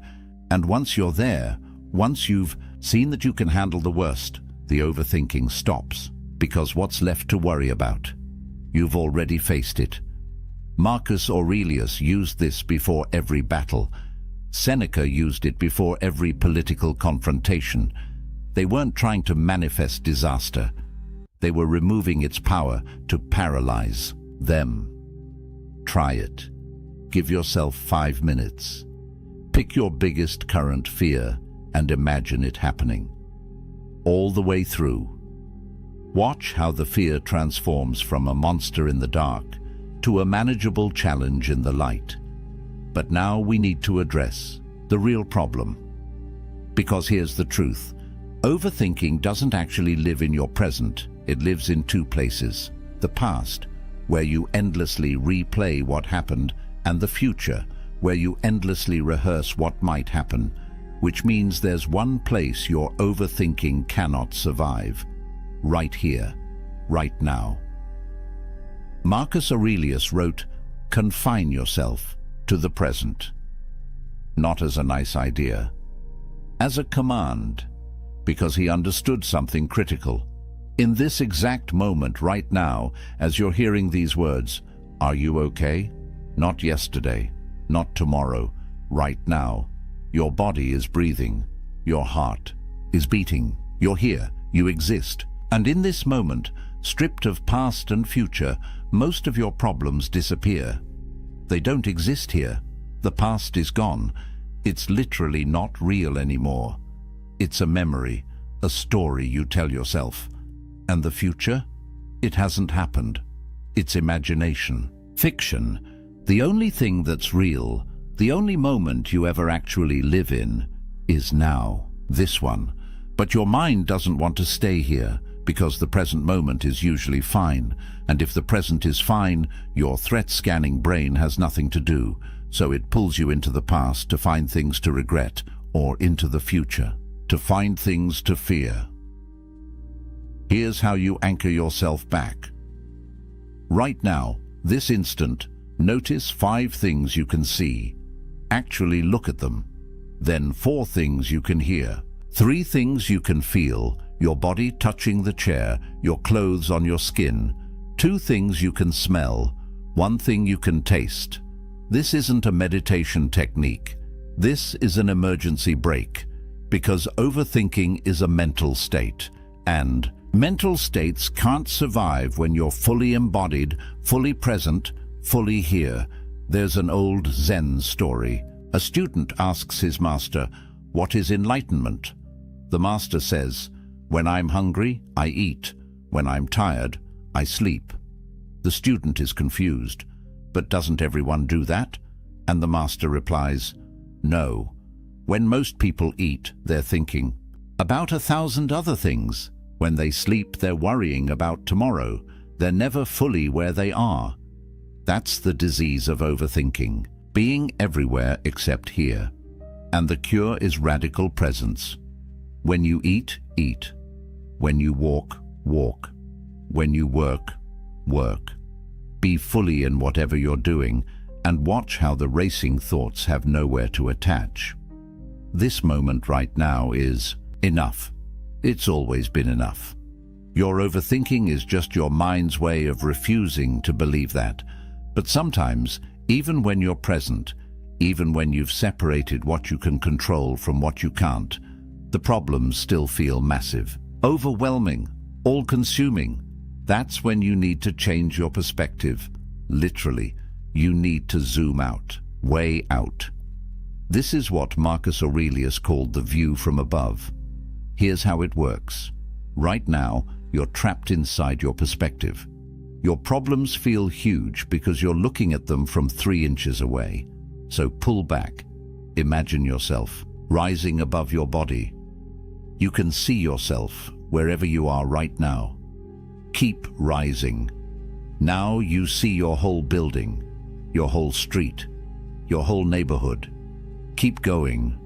Your city, your state, your country, the whole planet spinning in space. Millions of people, all dealing with their own problems, all convinced their worries are the most important thing in the universe. Keep rising.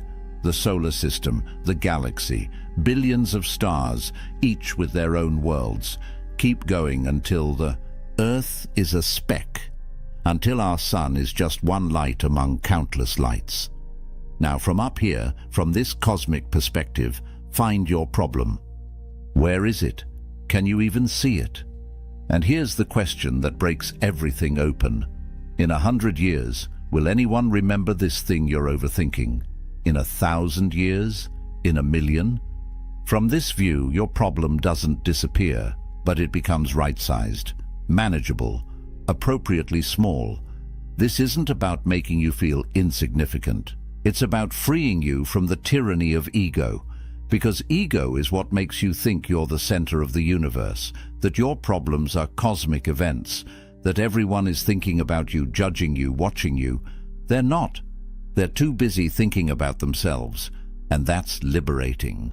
Because if you're not the center of everything, then your mistakes aren't catastrophes, your fears aren't fate, your problems are just problems, human-sized, solvable.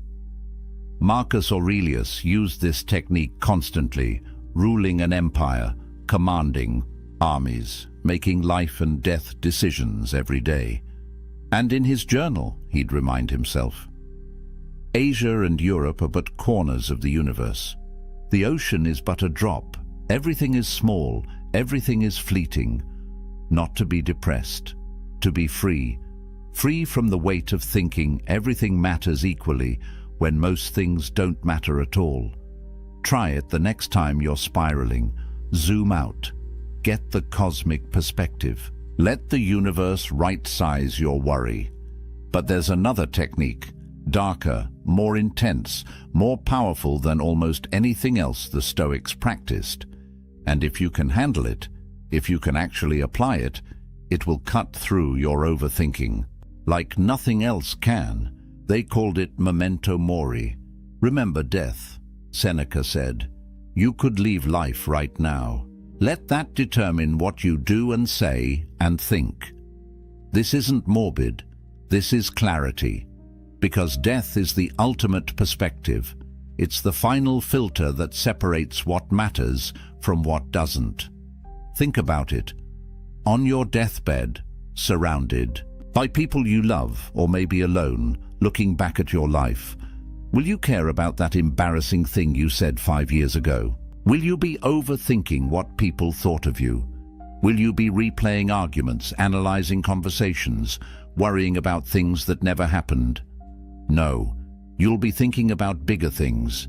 Did you love well? Did you live fully? Did you waste your limited time on things that didn't matter? That's the gift of death.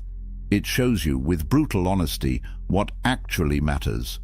And if you can bring that clarity into your life now, while you're still alive, you gain a superpower. The ability to instantly cut through all the noise, all the overthinking, all the trivial worries, and ask, will this matter when I'm dying? Steve Jobs had a practice.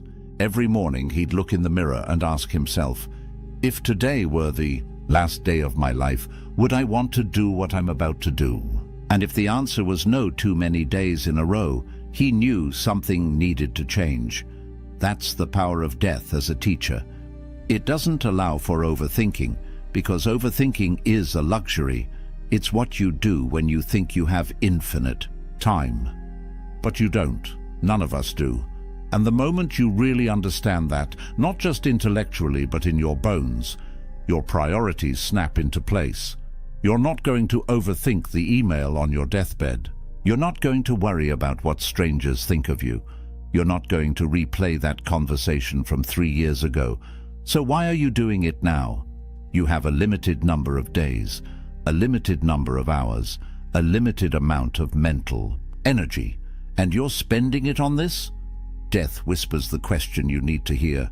Is this worth dying over? And if it's not, maybe it's not worth overthinking over either. The Stoics kept skulls on their desks. They meditated in graveyards, not because they were depressed, because they refused to forget. Life is short, time is limited, and every moment you spend lost in your head is a moment you're not actually living. Memento mori. Remember death, not to fear it, but to let it wake you up. Now, let's talk about something that sounds completely wrong, something that goes against every modern message about self-care and comfort and taking it easy. The Stoics believed that you should deliberately make yourself uncomfortable. They called it voluntary discomfort, and it might be the most misunderstood practice they taught. Seneca was rich, unbelievably wealthy. He could have had every luxury. Instead, he would deliberately sleep on a hard floor, eat simple bread and water, wear rough clothes, go without heat in winter. Why? Because he was training, not his body, his mind. He was teaching himself a critical lesson.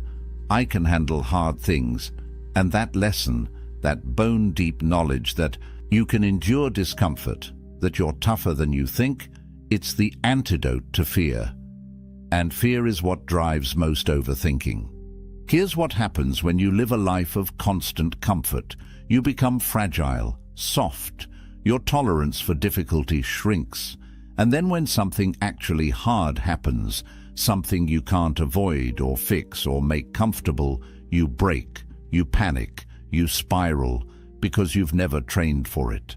But when you voluntarily expose yourself to difficulty, when you choose temporary discomfort, you build a different relationship with hardship. You prove to yourself over and over that you're resilient, that you can handle it. Modern applications. Take a cold shower. Let yourself be hungry. Have that difficult conversation you've been avoiding. Do the hard workout. Sit with boredom instead of reaching for your phone. Each time you choose discomfort, each time you lean into something hard, you're sending your brain a message. I'm not fragile. I'm not weak. I can do difficult things. And that message, repeated enough times, changes everything. Because now, when your mind starts to spiral about some future difficulty, you have evidence. You've been uncomfortable before. You survived. You even grew stronger. This is the opposite of how most people live. They avoid discomfort at all costs. They optimize for ease. And then they wonder why every little challenge feels overwhelming, why they overthink every decision, every risk, every potential difficulty. It's because they've never proven to themselves that they can handle hard things. But you can. And voluntary discomfort is how you prove it. Start small. Tomorrow morning, end your shower with 30 seconds of cold water. Just 30 seconds. Watch what it does to your mind. Watch how you feel afterward. Stronger, more alert, more capable. That's not just physical, that's psychological. You did something hard, on purpose. And you're fine. Better than fine. The Stoics knew this. They knew that comfort is a trap, that ease makes you weak, that the path to mental strength runs directly through voluntary difficulty. So stop running from discomfort. Start running toward it, and watch your overthinking lose its grip. But here's something you can do that almost no one does anymore, something so simple, so accessible, yet so powerful that when you actually do it consistently, your entire inner world transforms. The Stoics wrote, every day, not blog posts, not social media, private journals, personal reflections. Marcus Aurelius's Meditations wasn't a book he intended to publish. It was his private journal, his way of working through his thoughts, of talking to himself, of gaining clarity. And you need to do the same thing. Here's why journaling is different from just thinking. When thoughts stay in your head, they loop, they repeat, they get tangled with other thoughts, they spiral endlessly with no resolution. But when you write them down, when you force them out of your mind and onto paper, something shifts. They become external. You can see them, examine them, challenge them, complete them. There's a psychological phenomenon called the Zeigarnik effect. It means your brain obsesses over unfinished tasks. And overthinking, it's your brain trying to complete thoughts that never get completed. They just loop and loop and loop. Journaling completes them. It gives them closure. Here's a simple practice. Every evening before bed, answer 3 questions. What worried me today? What was actually within my control about those worries? And what did I learn? That's it. 5 minutes. But in those 5 minutes, you're doing something profound. You're processing your day. You're applying the dichotomy of control. You're extracting wisdom from experience. And most importantly, you're telling your brain, we dealt with this. It's done. You can stop spinning now.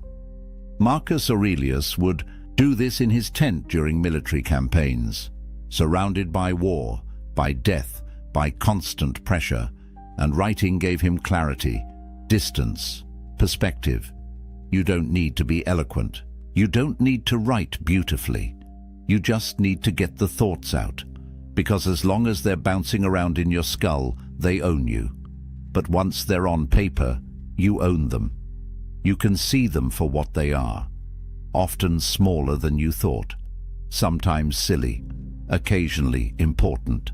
But now they're external, manageable, finished. Stop trying to think your way to clarity. Start writing your way there. Let the page hold the weight your mind can't carry. Now we come to one of the most famous Stoic ideas, and it's probably the most misunderstood, because when people hear the obstacle is the way, they think it's some motivational cliché, some empty phrase about turning lemons into lemonade. But that's not what Marcus Aurelius meant at all. He was teaching something much more radical. He was saying that the obstacle isn't just something you overcome. It is the path forward.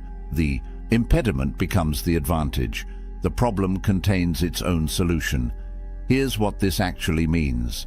Every difficulty you face, every challenge, every setback, it forces you to change, to adapt, to grow, to find a new way. And that process of changing, that's what develops you.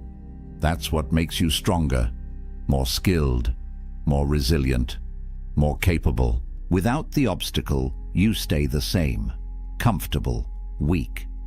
The obstacle is what shapes you. It's not blocking your path. It is your path. Think about it. That job you didn't get, the one you were sure would destroy you, it forced you to find something better.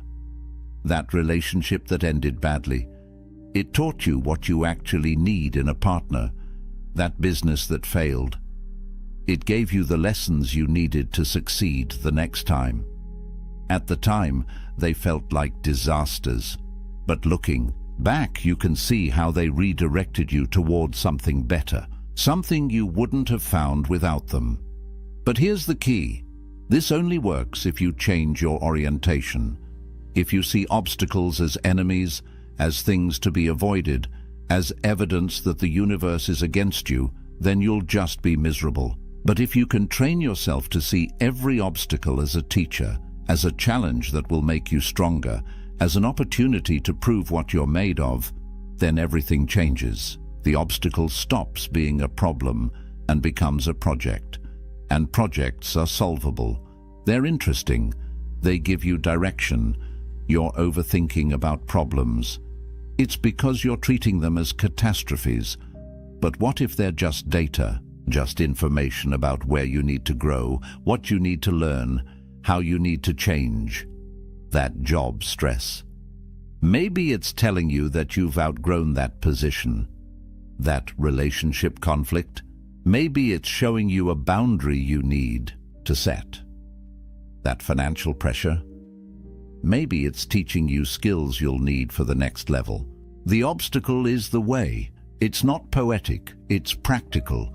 The thing in your path is your path. Stop trying to avoid it and start trying to use it. But even deeper than this is a concept that sounds insane at first. A concept so radical that when you first hear it, you'll probably reject it.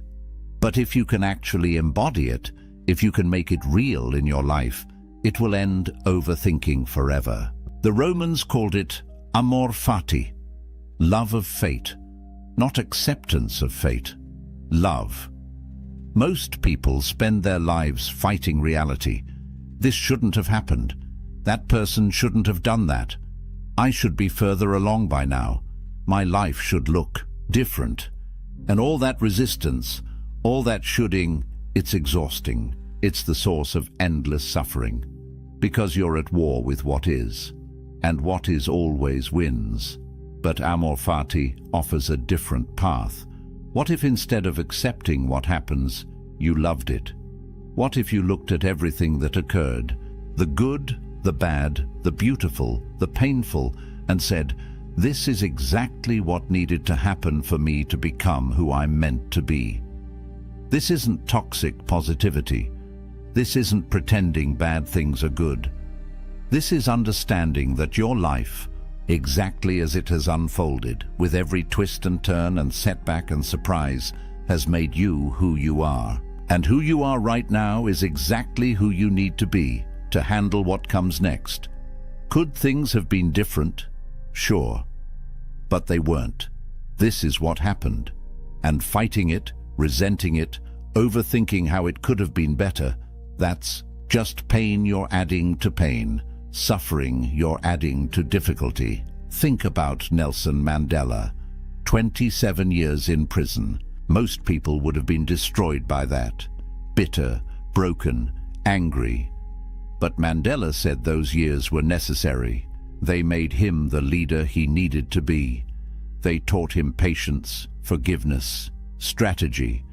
Without that suffering, he wouldn't have had the wisdom to unite a nation. He didn't just accept his fate, he loved it, because he understood that it was shaping him for something greater. Now, your challenges probably aren't that extreme, but the principle is the same. That betrayal, that failure, that loss, that disappointment you keep overthinking. What if it had to happen exactly as it did? What if the universe, or fate, or God, or whatever you want to call the force that shapes things, what if it knew something you didn't? What if this thing that feels like a curse is actually preparing you for something you can't even see yet? Amor fati doesn't mean becoming passive, it means becoming powerful. Because once you stop resisting what is, once you stop wasting energy on should have, all that energy becomes available for what now? You're not fighting the current anymore. You're swimming with it, and suddenly you're moving twice as fast with half the effort. The overthinking stops because there's nothing to overthink. What happened, happened. What is, and you love it all because it's yours, your life, your story, your path. And it's perfect, not because nothing bad happened, but because everything that happened made you who you are. And who you are is exactly enough. There's another practice the Stoics used that connects to this. They would imagine losing everything they loved, their family, their health, their possessions, their reputation. This sounds dark, maybe even cruel, but here's what it actually does. It generates gratitude, intense, profound, life-changing gratitude. Because when you imagine losing something, when you really play out what life would be like without it, you suddenly see what you have. Really see it. Not take it for granted, not overlook it. See it with clear eyes. Seneca said, "If you want to be rich, don't add to your money. Subtract from your desires." And imagining loss does exactly that. It shows you that what you have right now, this moment, this life, these people, this body, even with all its flaws and problems, it's enough. It's more than enough. It's everything, but you can't see that when you're overthinking about what you don't have, about what could go wrong, about what might happen. You can only see it when you pause and genuinely consider, what if this was gone tomorrow? Try it, right now. Think about someone you love, someone you see regularly, maybe even take for granted. Now imagine they're gone, really gone. What would you give for one more conversation, one more laugh, one more ordinary day? And then realize you have that right now. You have them. They're still here. How many more days will you get? You don't know, but you have today. And if you spend today overthinking other things, worrying about problems that might not even be real, you're wasting something precious, something irreplaceable. This practice isn't meant to make you sad. It's meant to wake you up, to show you what's real, what matters. And once you see that, once you feel that deep gratitude for what you have right now, the overthinking loses its power, because you realize you're not missing anything. You're not broken. Your life isn't wrong. You're here, alive, and that's miraculous. Now let's address something practical, something physical, because here's what most people don't understand about overthinking. It's not just mental, it's stored in your body. Think about it. When you're anxious, where do you feel it? Your chest, your shoulders, your stomach, your jaw, Anxiety creates physical tension, and that tension keeps the anxiety alive. It's a loop. The thoughts create tension. The tension feeds the thoughts, round and round. But the Stoics understood something that modern neuroscience is just now confirming. You can interrupt this loop through the body. Marcus Aurelius wrestled, not as a sport, as a practice, as a way to discharge mental energy through physical action. Because when you move your body intensely, when you push it, challenge it, exhaust it, something happens in your brain. The stress hormones metabolize. The racing thoughts quiet. The tension releases. You can't overthink and sprint at the same time. You can't spiral and do push-ups simultaneously. The body anchors you in the present. It forces your mind to shut up and feel. Here's what this looks like practically. Next time you feel yourself starting to spiral, starting to overthink, don't try to think your way out. Move. Do 20 push-ups. Go for a run. Lift something heavy. Do jumping jacks. Clean your house with intensity. Chop wood if you have access to it. Garden. Build something. Anything that demands your body's full attention. And watch what happens. The thoughts don't just slow down. They stop. Because your nervous system gets the message. If we're doing something physical, if we're taking action, then we're not in danger. We're handling it. This is why people who exercise regularly report less anxiety, less overthinking. It's not just about endorphins. It's about giving your body a way to express what your mind has been holding. All that worried energy, all that tension, it needs somewhere to go. If it stays trapped in your head, it just cycles endlessly. But if you move it through your body, if you let it out through sweat and breath and muscle, it completes, it finishes, it's done. The Stoics knew this. They didn't just sit around philosophizing. They moved, they worked, they fought, they built. And that physical engagement kept their minds clear. So stop treating overthinking as purely a mental problem. Your body holds the key. When the thoughts start racing, move. Push yourself physically. Let your body do what your mind can't, and watch the silence return. But there's one more technique, one final path that ties everything together, and it's the one that makes all the others sustainable. Because knowing these practices is one thing. Actually using them when your mind is racing, when you're stressed, when you're triggered, that's different. That requires preparation. The Stoics called this the morning ritual, setting your philosophy in place before the chaos of the day begins. Epictetus taught his students to mentally prepare each morning, to rehearse their principles before they needed them, because if you wait until you're emotional to remember your philosophy, you'll forget. Emotions override reason, but if you've already set your framework, if you've already decided who you're going to be and how you're going to respond, then when the challenges come, you're ready. You don't have to think. You don't have to overthink. You just act according to your preset principles. Here's what this looks like. Every morning, before you check your phone, before you start your day, spend 5 minutes. Just 5. Review your principles. Today, I will focus only on what's in my control. Today, I will see obstacles as opportunities. Today, I will be present. Today, I will remember that I'm mortal and will act accordingly. Today, I will be grateful for what I have. Pick your principles, the ones that matter most to you, and remind yourself, this is how I'm going to show up. This is who I'm going to be. This is my standard. And when something goes wrong, when someone disappoints you, when you're tempted to spiral, you won't. Because you already decided this morning, before it happened, you set your philosophy in place. Plato was famous for this. No matter what happened, no matter the pressure, the temptation, the threat, he responded according to his principles.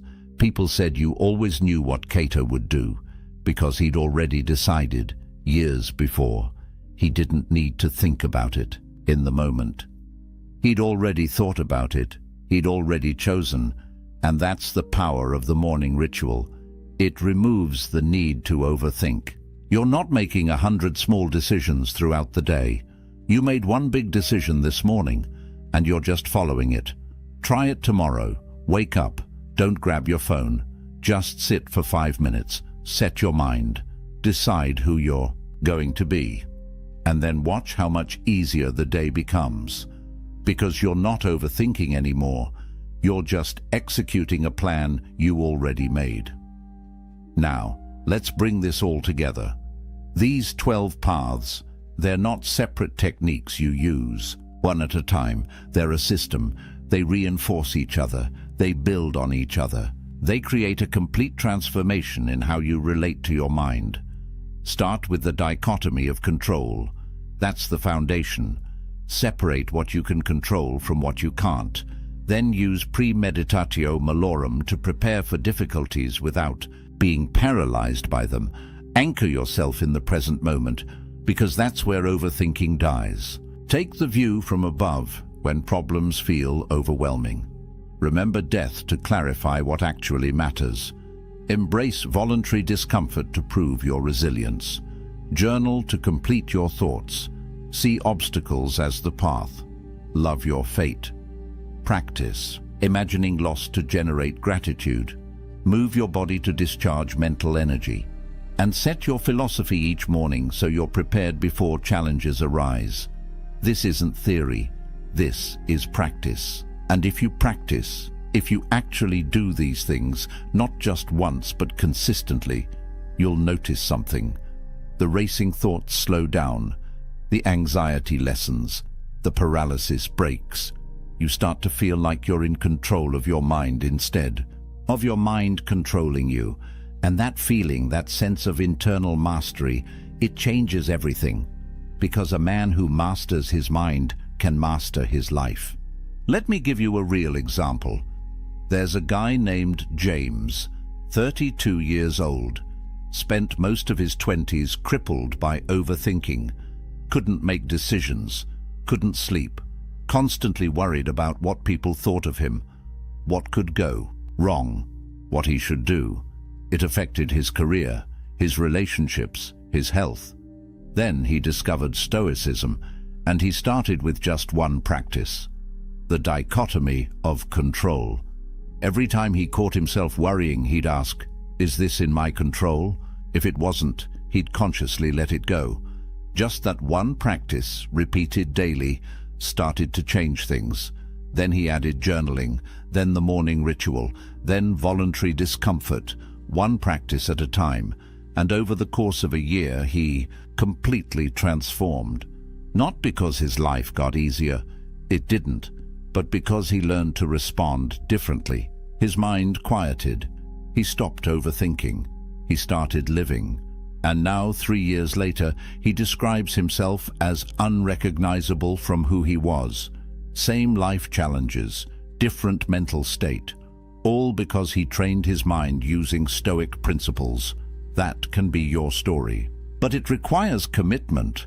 These aren't quick fixes. They're a new way of living, a daily practice. But if you do the work, if you actually apply these techniques, your overthinking won't just decrease. It will transform into something useful, into actual thinking. Strategic, focused, productive thinking. The kind that solves problems instead of creating them. Here's your action step. Don't try to do all 12 at once. Pick one. Start with the dichotomy of control. For the next week, every single time you catch yourself worrying or overthinking, ask yourself, is this in my control? And if it's not, practice letting it go. Just that one practice. Master it. Then add another, then another. Build this system, one piece at a time, and watch what happens to your mind. Now here's what I want from you. Comment below and tell me which of these 12 paths resonates most with you. Which one are you going to start with? Let's build a community of men who refuse to be controlled by their racing thoughts. Men who choose to master their minds instead. And if this video gave you clarity, if it showed you a way forward, hit that subscribe button. Because every week, we're diving deep into Stoic wisdom, practical philosophy for modern men who want to live with strength, purpose, and clarity. This isn't motivational content. This is transformation content, and you're going to want to be here for what's coming next. Remember what Seneca said, "We learn not for school, but for life."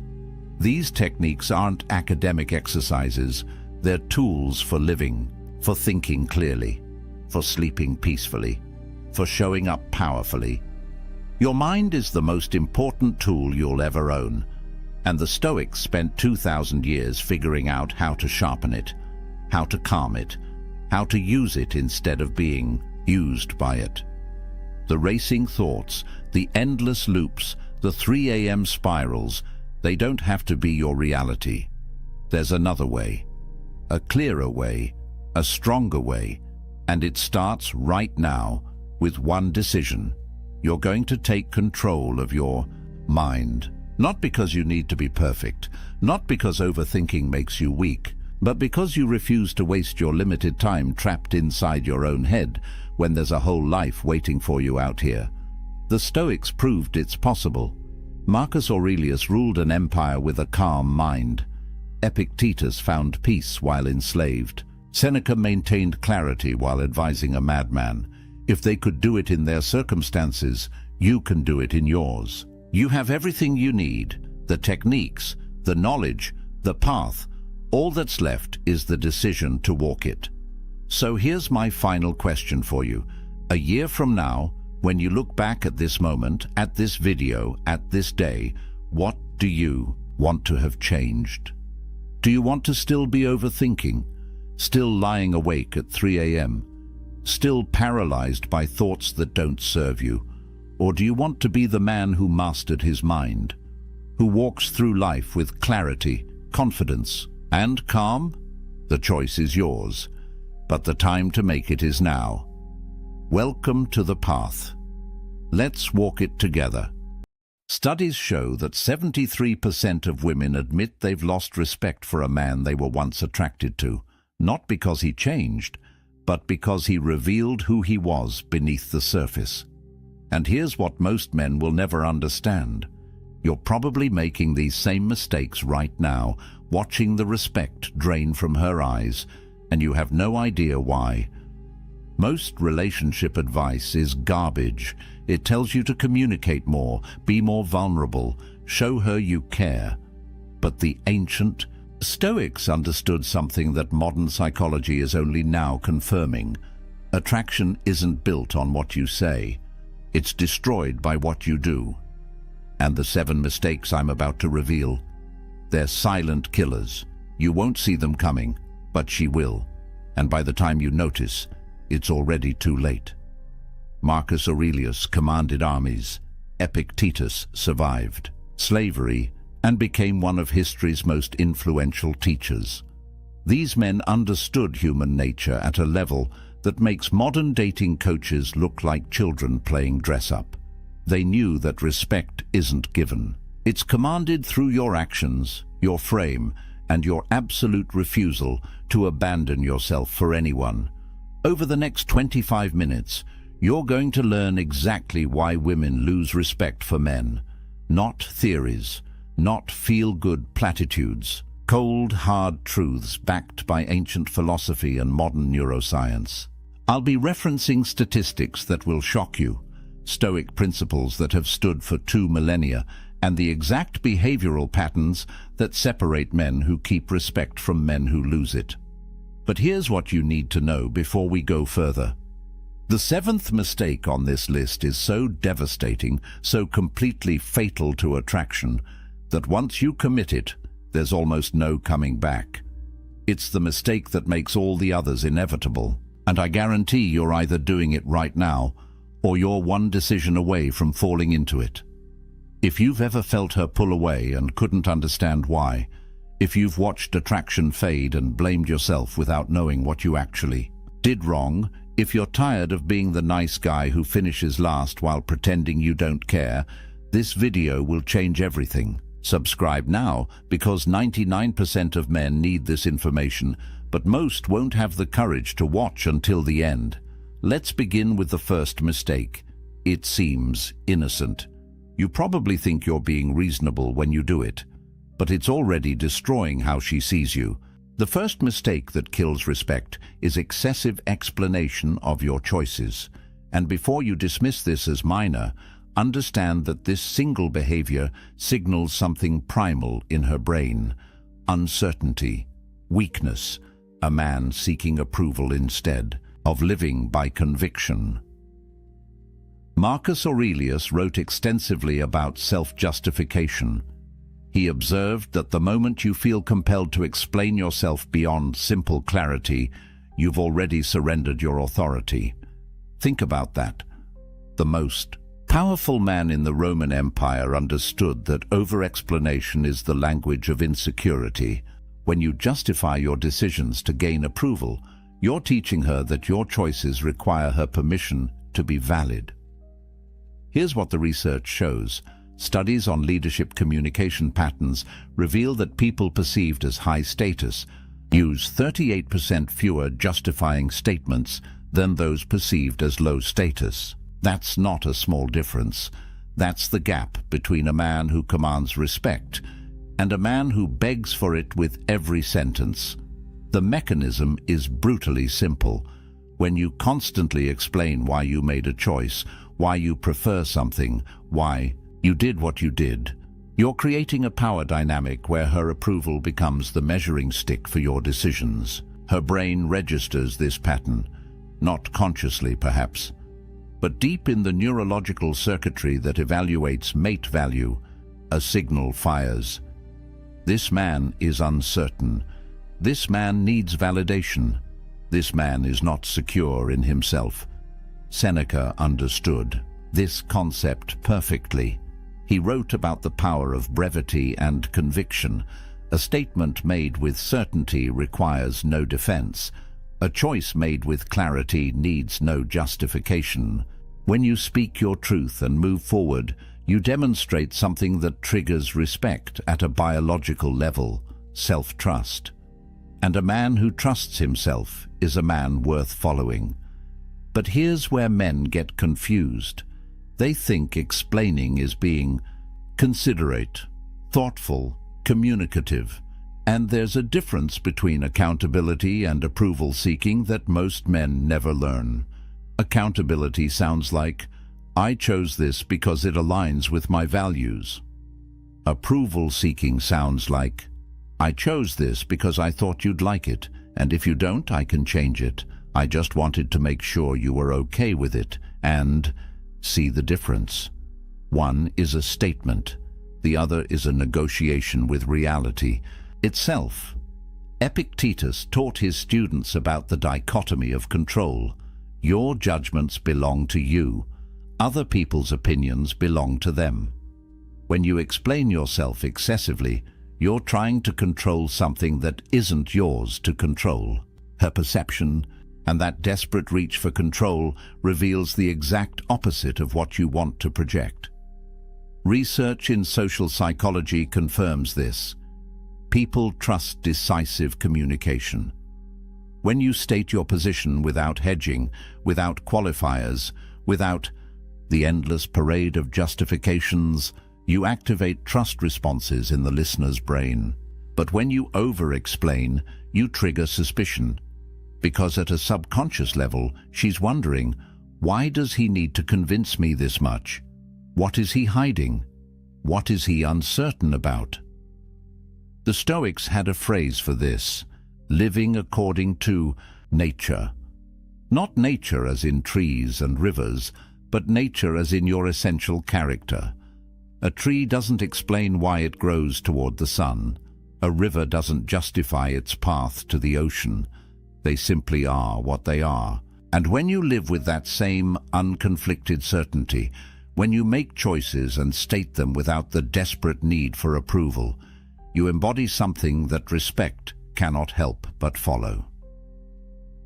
So here's your first truth. Secure men state insecure. Men explain. Which one are you? But this next mistake is worse, because you're doing it to be nice. Mistake number 2 destroys more masculine potential than perhaps any other error on this list, except for what's coming later. And it's this: abandoning your mission for validation, sacrificing your purpose, your goals, your direction in life, because you think it will make her respect you more. It does the exact opposite. Musonius Rufus, a Stoic philosopher less known than Marcus Aurelius but equally profound, taught extensively about purpose and direction. He argued that a man without a mission is like a ship without a rudder, tossed by every wave, controlled by every wind. And here's what modern relationship research confirms. Studies show that women report significantly higher satisfaction, attraction, and respect in relationships where their partner demonstrates clear life direction independent of the relationship itself. Let me break down those numbers for you. In longitudinal studies tracking relationship satisfaction, couples where the male partner maintained strong personal goals and pursuits showed 42% higher reported respect levels from female partners compared to relationships where men primarily oriented their lives around the relationship. 42%. That's not a rounding error. That's the difference between keeping her or losing her. Marcus Aurelius wrote something that should be carved into every man's mind. You have power over your mind, not outside events. Realize this, and you will find strength. Apply that to relationships. You have power over your purpose, your mission, your direction. You do not have power over whether she approves of it. And the moment you abandon what you know you should be doing to chase her approval, you've lost both your mission and her respect. Here's the paradox that breaks most men. They believe availability equals value. They think, if I'm always there, always accessible, always putting her first, she'll see how much I care and respect me more. But the data reveals something completely different. Research on attraction patterns shows that women consistently report higher attraction to partners who demonstrate what psychologists call high investment in personal goals. Not high investment in chasing her, high investment in building themselves. The Stoic framework explains why. External validation is inherently unstable. Today she approves of your choices. Tomorrow she doesn't. Today she wants your attention. Tomorrow she wants space. If your mission changes based on her shifting moods, you're not a man with direction. You're a weather vane spinning with every breeze, and no woman respects a weather vane. Epictetus taught the dichotomy of control with surgical precision. There are things within your control: your choices, your values, your effort, your discipline. There are things outside your control: her moods, her approval, her attraction, her respect. When you sacrifice what you control, your mission, to chase what you don't control, her validation, you've committed the cardinal sin of Stoic philosophy. You've traded your power for powerlessness. But here's where it gets deeper. Neuroscience. Research on relationship dynamics shows something fascinating. When a man maintains strong personal direction, when he has goals and pursuits that exist independently of his partner, it triggers what researchers call mate value perception stability. In simple terms, she sees you as more valuable because your value doesn't depend on her. Your worth exists whether she's there or not. And that independence, that unwavering commitment to your path, activates attraction at a primal level. Think about what you're communicating when you drop your goals to spend more time with her, when you cancel your training to watch her TV shows, when you abandon your business plans because she needs attention. You're saying, my mission is negotiable. My purpose is flexible. I don't actually have a core that cannot be moved. And she registers that message perfectly. The statistical correlation is brutal and clear. Studies tracking long-term relationship outcomes show that men who maintain consistent personal pursuits who have what researchers call identity sovereignty, experience respect levels in their relationships that are 61% higher than men who merge their identity entirely into the partnership. Your mission protects your respect. Your purpose guards your attraction. The moment you trade them for her validation, you've guaranteed losing both. Here's the Stoic truth that will save you. Your mission is your domain, not up for debate, not negotiable, not subject to her approval or disapproval. When you live from that unshakable center, when your purpose is as unmovable as a mountain, you become the kind of man that respect follows naturally, because she sees what most men never demonstrate. A man who knows who he is and where he's going, regardless of who's watching. The third mistake is subtle. Most men don't even realize they're committing it daily. This one separates boys from men in her eyes, instantly. And it's this: emotional reactivity to tests. The moment you let her emotions control your emotions, the moment you react instead of respond, you've handed her the keys to your inner world. And once she has those keys, respect walks out the door. Seneca wrote about anger with a clarity that modern psychology is only now catching up to. He called it temporary madness, a state where reason abandons you and impulse takes control. And here's what the research shows. Psychological studies on emotional regulation reveal that individuals perceived as high status demonstrate significantly lower reactivity to emotional provocation. They measured this. People who maintain composure under pressure are automatically assigned higher social value by observers. It's not conscious. It's hardwired into how we evaluate strength. But let's talk about what's actually happening when she tests you, because she will test you. Research on relationship dynamics confirms what the Stoics understood intuitively. Partners engage in what psychologists call relationship testing behaviors to assess emotional stability and frame strength. She's not doing this to be malicious.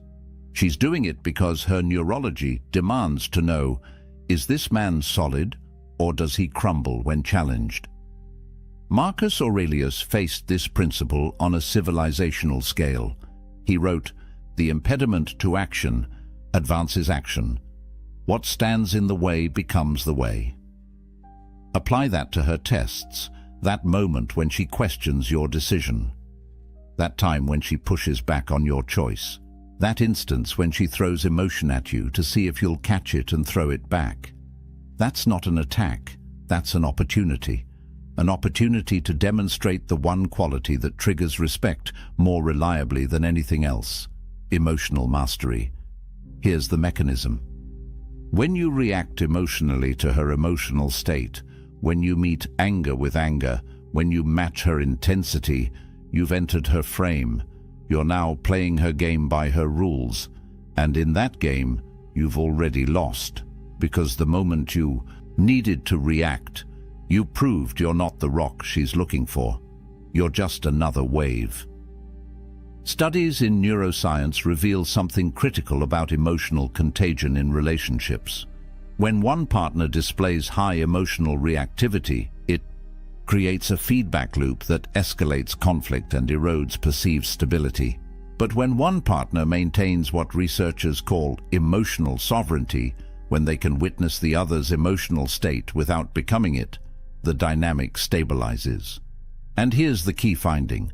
The partner who maintains composure is consistently rated as more trustworthy, more competent, and more attractive.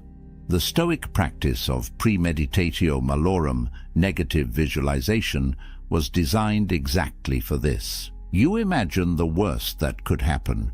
You rehearse your response to chaos. So when it actually arrives, you're not surprised, you're prepared.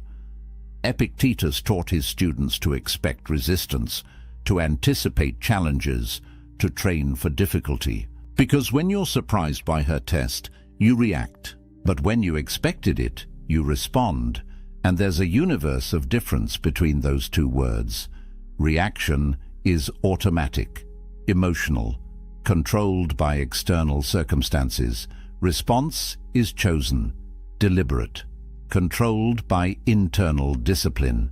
When she says something designed to provoke you, and you pause, breathe, and respond from a place of centered calm, you've just demonstrated something her biology is screening for: strength under pressure. Research data on relationship respect levels tied to emotional stability is staggering. Partners who demonstrate consistent emotional regulation receive respect ratings that are 54% higher than partners with high reactivity patterns. That's more than half. Over half the difference between respect and contempt comes down to whether you can control your emotional state when tested.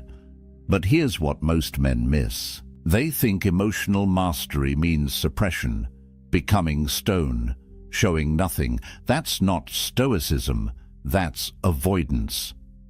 Marcus Aurelius felt deeply. Seneca wrote about grief with profound emotion. The difference is they felt their emotions without being controlled by them. They experience the wave without becoming the wave. And that's what she needs to see. Not that you don't feel, but that what you feel doesn't dictate what you do. The statistics on this are clear. Relationship studies show that emotional reactivity is one of the top 3 predictors of long-term respect loss. When you consistently react to her emotional state with your own emotional chaos, you're training her to see you as unstable, unreliable, not the foundation she thought you were. And once that perception sets in, reversing it is almost impossible. So here's your third truth. Your reaction reveals everything about your character. She doesn't remember what you said when you were calm. She remembers what you did when you were tested. And if what you did was lose control of yourself, you've shown her exactly who you are beneath the surface. Mistake number 4 is where good men unknowingly sabotage themselves. Most relationship advice tells you to do this, but the Stoics knew it kills attraction, and it's this: seeking permission instead of leading. Asking, "Is this okay?" when you should be stating, "This is what we're doing." Turning every decision into a negotiation when leadership requires conviction. Heracles, a Stoic philosopher less celebrated than Marcus Aurelius, but deeply insightful, wrote about natural hierarchy and roles within partnerships. He understood something that modern egalitarian thinking tries to erase, but biology refuses to forget. Certain dynamics create attraction, and certain dynamics destroy it. And one of the fastest ways to destroy it is to transform yourself from a leader into a permission seeker. Statistical data on this is remarkably consistent. Relationship satisfaction studies show that partnerships where decision-making follows clear leadership patterns report 29% higher satisfaction ratings than relationships characterized by constant negotiation and approval-seeking. 29%. That's the difference between a relationship that flows and one that stagnates in endless discussions about what to have for dinner. But let's be precise about what we mean. This isn't about domination. It's not about ignoring her input or steamrolling her preferences.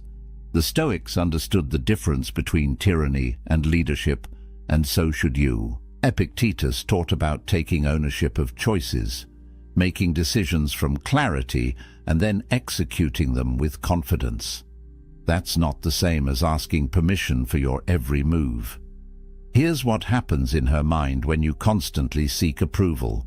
Research on decisiveness and perceived competence shows that individuals who demonstrate what psychologists call decision-making confidence are rated as significantly more competent, more trustworthy, and more attractive than those who display hesitation patterns. When you ask, "Is this okay?" before making simple choices, You're communicating uncertainty. And uncertainty in a man triggers doubt in a woman's mind about whether you can handle larger challenges. Think about the message embedded in permission seeking. Is it okay if I go to the gym? Do you mind if I see my friends? Are you fine with this restaurant choice? Every one of these questions carries a subtext. I need your approval to know if my choice is valid. I'm not confident enough in my own judgment to simply act. I require your permission to exist in the way I want to exist. And that subtext kills polarity. Marcus Aurelius commanded legions. Do you think he asked his soldiers if they minded marching north? No. He assessed the situation, made the decision, and communicated it with clarity. That's leadership. And while a relationship isn't a military campaign, the principle of decisive action remains the same. Consideration is valuable. Seeking permission is weak. The neuropsychology of leadership and attraction reveals something fascinating. Brain imaging studies show that when people observe decisive behavior, it activates neural pathways associated with trust and security. When they observe hesitation and approval seeking, it activates pathways associated with uncertainty and anxiety. Your indecision makes her anxious. Your confidence makes her secure. Which state do you think triggers respect? Research tracking decision-making speed and respect levels found a direct correlation. Partners who make decisions efficiently, who assess options and commit without endless deliberation, receive respect ratings 33% higher than partners who agonize over every choice and seek constant validation, 1/3 higher. That's the tax you pay for weakness, disguised as consideration. But here's where men get confused. They think asking her opinion is respectful, and it can be when done correctly. There's a difference between, "What do you think about this option?" and "Is it okay if I do this?" The first invites collaboration. The second surrenders authority. Epictetus wrote about the importance of maintaining your sphere of choice. You can consider input. You cannot outsource your decisions. The Stoics practiced something called assent, the idea that you choose what you agree to, what you accept, what you allow into your mind. When you seek permission for your choices, you're giving her veto, power over your assent. You're saying, "I won't agree to my own decision until you approve it." And that's not partnership. That's abdication. Statistical analysis of long-term relationship dynamics shows this pattern clearly. Men who maintain what researchers call decision sovereignty, who make choices and communicate them with confidence while remaining open to input, experience, relationship respect levels that far exceed men who operate from constant approval seeking. The difference isn't subtle. It's the chasm between a man she follows and a man she manages. So here's your fourth truth. Consideration is not permission. You can value her input without needing her approval. You can be thoughtful without being weak. And when you understand that difference, when you start making decisions with confidence and communicating them with clarity, you'll notice something shift in how she looks at you.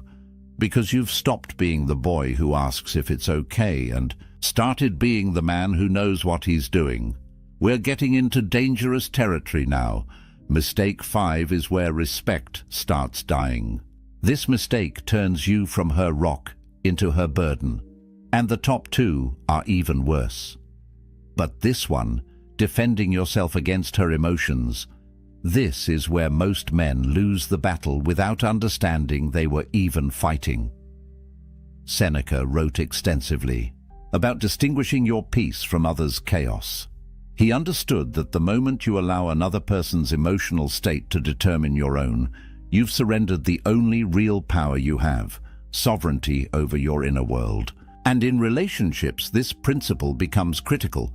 Because when she's emotional, when she's upset, when she's projecting her internal chaos onto you, your instinct will be to defend yourself, and that instinct will destroy you. Relationship. Studies on emotional regulation and partnership dynamics reveal something most men never learn. Research shows that in conflict situations, when one partner responds to emotional accusations with logical defense, it escalates the conflict 84% of the time. 84%. You're not solving the problem by defending yourself. You're feeding it. You're validating the premise that you need to defend against her emotional state, which means you've accepted that her emotional state has power over you. Here's the mechanism. She says something emotionally charged. Maybe it's an accusation. Maybe it's blame. Maybe it's just emotional venting that happens to be directed at you. And your immediate response is to defend. That's not what I meant. You're misunderstanding me. I didn't do that. Every single one of those statements is an attempt to logically dismantle her emotional experience, and every single one of them makes it worse. Epictetus taught something revolutionary. Men are disturbed not by things, but by their opinions about things. Apply that here. She's not disturbed by what you did. She's disturbed by her opinion about what you did. And when you defend against her opinion, when you try to logic your way out of her emotional state, you're attempting to control something that isn't yours to control. You're trying to change her perception by arguing with it. And arguments don't change perceptions, they entrench them. Marcus Aurelius wrote about maintaining the inner citadel, the fortress of your mind that remains calm regardless of external chaos. When she's emotional, when she's throwing accusations or blame or simple emotional turbulence your way, that's the test, not of whether you're right or wrong, but of whether you can remain unmoved, whether your peace is conditional on her state or rooted in something deeper. Research on conflict resolution styles and long-term respect is devastating to the defending strategy. Studies tracking couples over 5-year periods found that men who consistently engaged with emotional accusations, who defended themselves against emotional attacks, experienced respect erosion at rates 57% higher than men who maintained emotional non-reactivity. More than half. The defense itself creates the disrespect you're trying to prevent. Here's what's actually happening at a neurological level. Studies in emotional projection and response show that when you defend against someone's emotional state, you're confirming that their emotional state is a valid threat. You're treating it as real, as dangerous, as something requiring defense. And that treatment validates it. Her brain registers. He's defending himself, which means my emotional accusation has merit, which means I should trust this feeling, which means he probably did what I'm accusing him of. The defense creates the conviction. But when you remain still, when you hear her emotional state without becoming it, without defending against it, without engaging with it as if it's a logical argument requiring rebuttal, something different happens.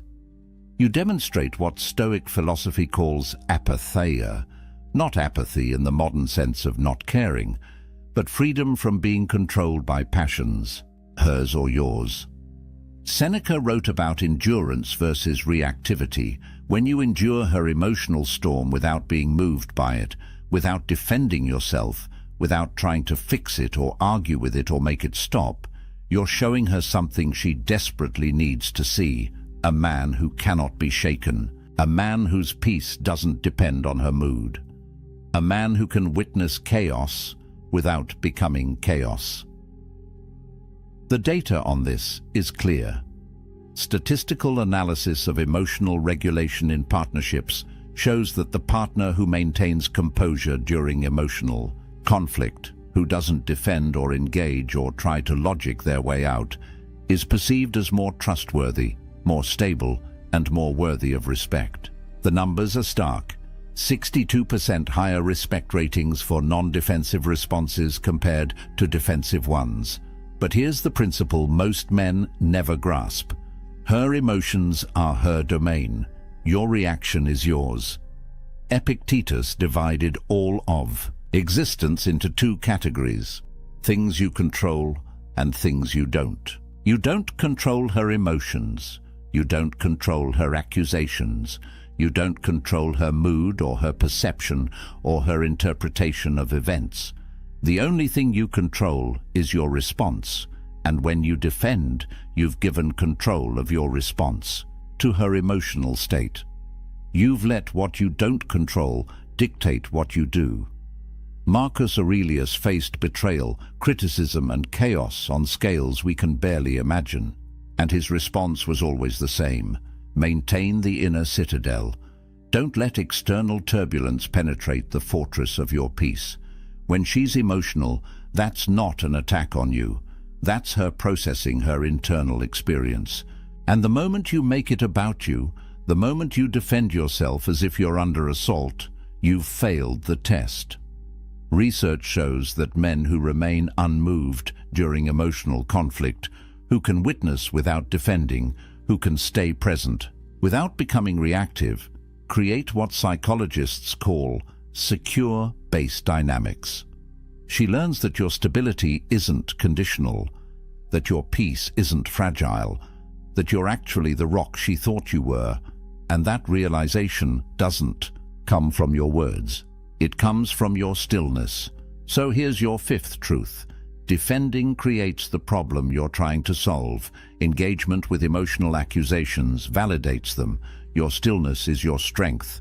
And when you understand that her emotions are her domain and your peace is yours, when you stop defending and start simply being unmoved, respect follows naturally.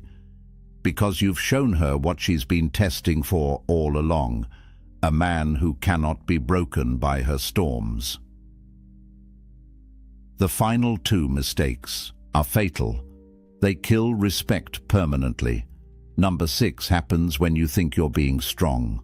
This is where most modern men fail completely, and they think they're doing the right thing. They think they're being strong, being mature, being the bigger person. But what they're actually doing is confusing tolerance with strength, and that confusion kills respect faster than almost anything else on this list. Marcus Aurelius wrote about boundaries as virtue, not as punishment, not as control, but as the necessary structure that allows anything good to exist. He understood that a man without boundaries is not peaceful, he's simply being eroded. And modern relationship research confirms what the Stoics knew. Boundaries aren't optional, they're the foundation of respect. Statistical data on boundary setting and relationship longevity reveals something most relationship advice ignores. Studies tracking long-term partnerships show that relationships where clear, consistent boundaries exist demonstrate 49% lower rates of contempt development, compared to relationships characterized by high tolerance of boundary violations, almost half. The difference between respect and contempt often comes down to whether you enforce your boundaries or tolerate their destruction. But here's where men get it catastrophically wrong. They've been taught that strength means endurance. That real. Men tolerate. That setting boundaries is rigid, controlling, or insecure, so they tolerate disrespect. They tolerate boundary violations. They tolerate behavior that corrodes their self-respect. And they call it strength. But it's not strength. It's cowardice dressed in philosophical clothing. Cato the Younger, a Stoic known for his unwavering principles, chose death over compromise of his values. That's not tolerance, that's the opposite.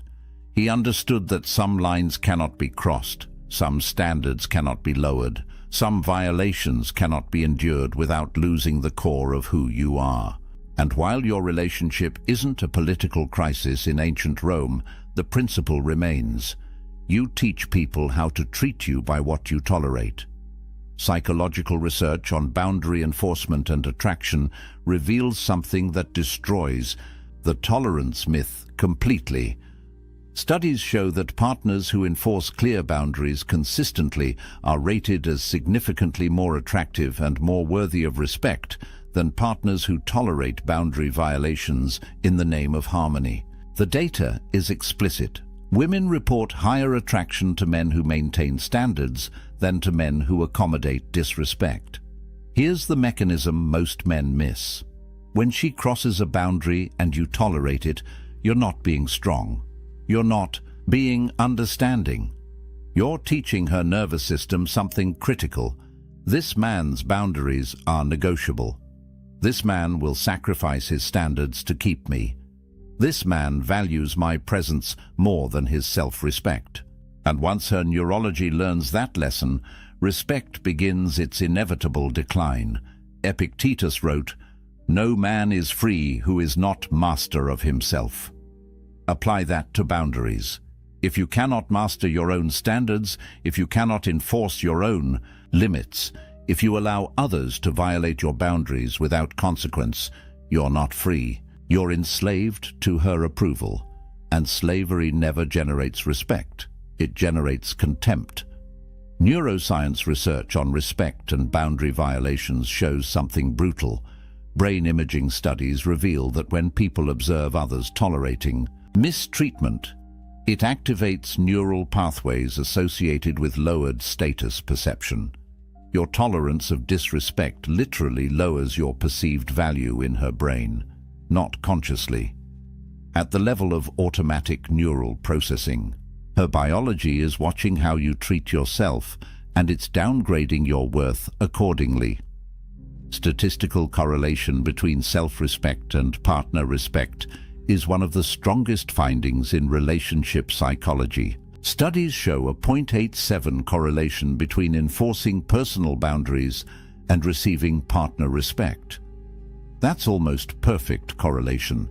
When you respect your boundaries, she respects you. When you tolerate violations of your boundaries, she loses respect. It's not complicated, it's not mysterious, it's mathematical.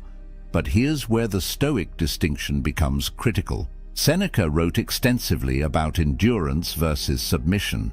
Endurance is choosing to bear difficulty for a purpose. Submission is allowing yourself to be degraded because you're afraid of the alternative. When you tolerate her disrespect because you're working toward a goal, because you're strategically choosing your battles, that's endurance. When you tolerate her disrespect because you're afraid she'll leave if you don't, that's submission. And she can tell the difference. Research data on relationship power dynamics and satisfaction is unambiguous. Partnerships where one partner consistently violates boundaries without consequence show satisfaction decline rates of 68% over 3-year periods. 2/3 of satisfaction erodes when boundaries aren't enforced. Because without boundaries, there's no respect. Without respect, there's no attraction. Without attraction, there's no relationship worth keeping.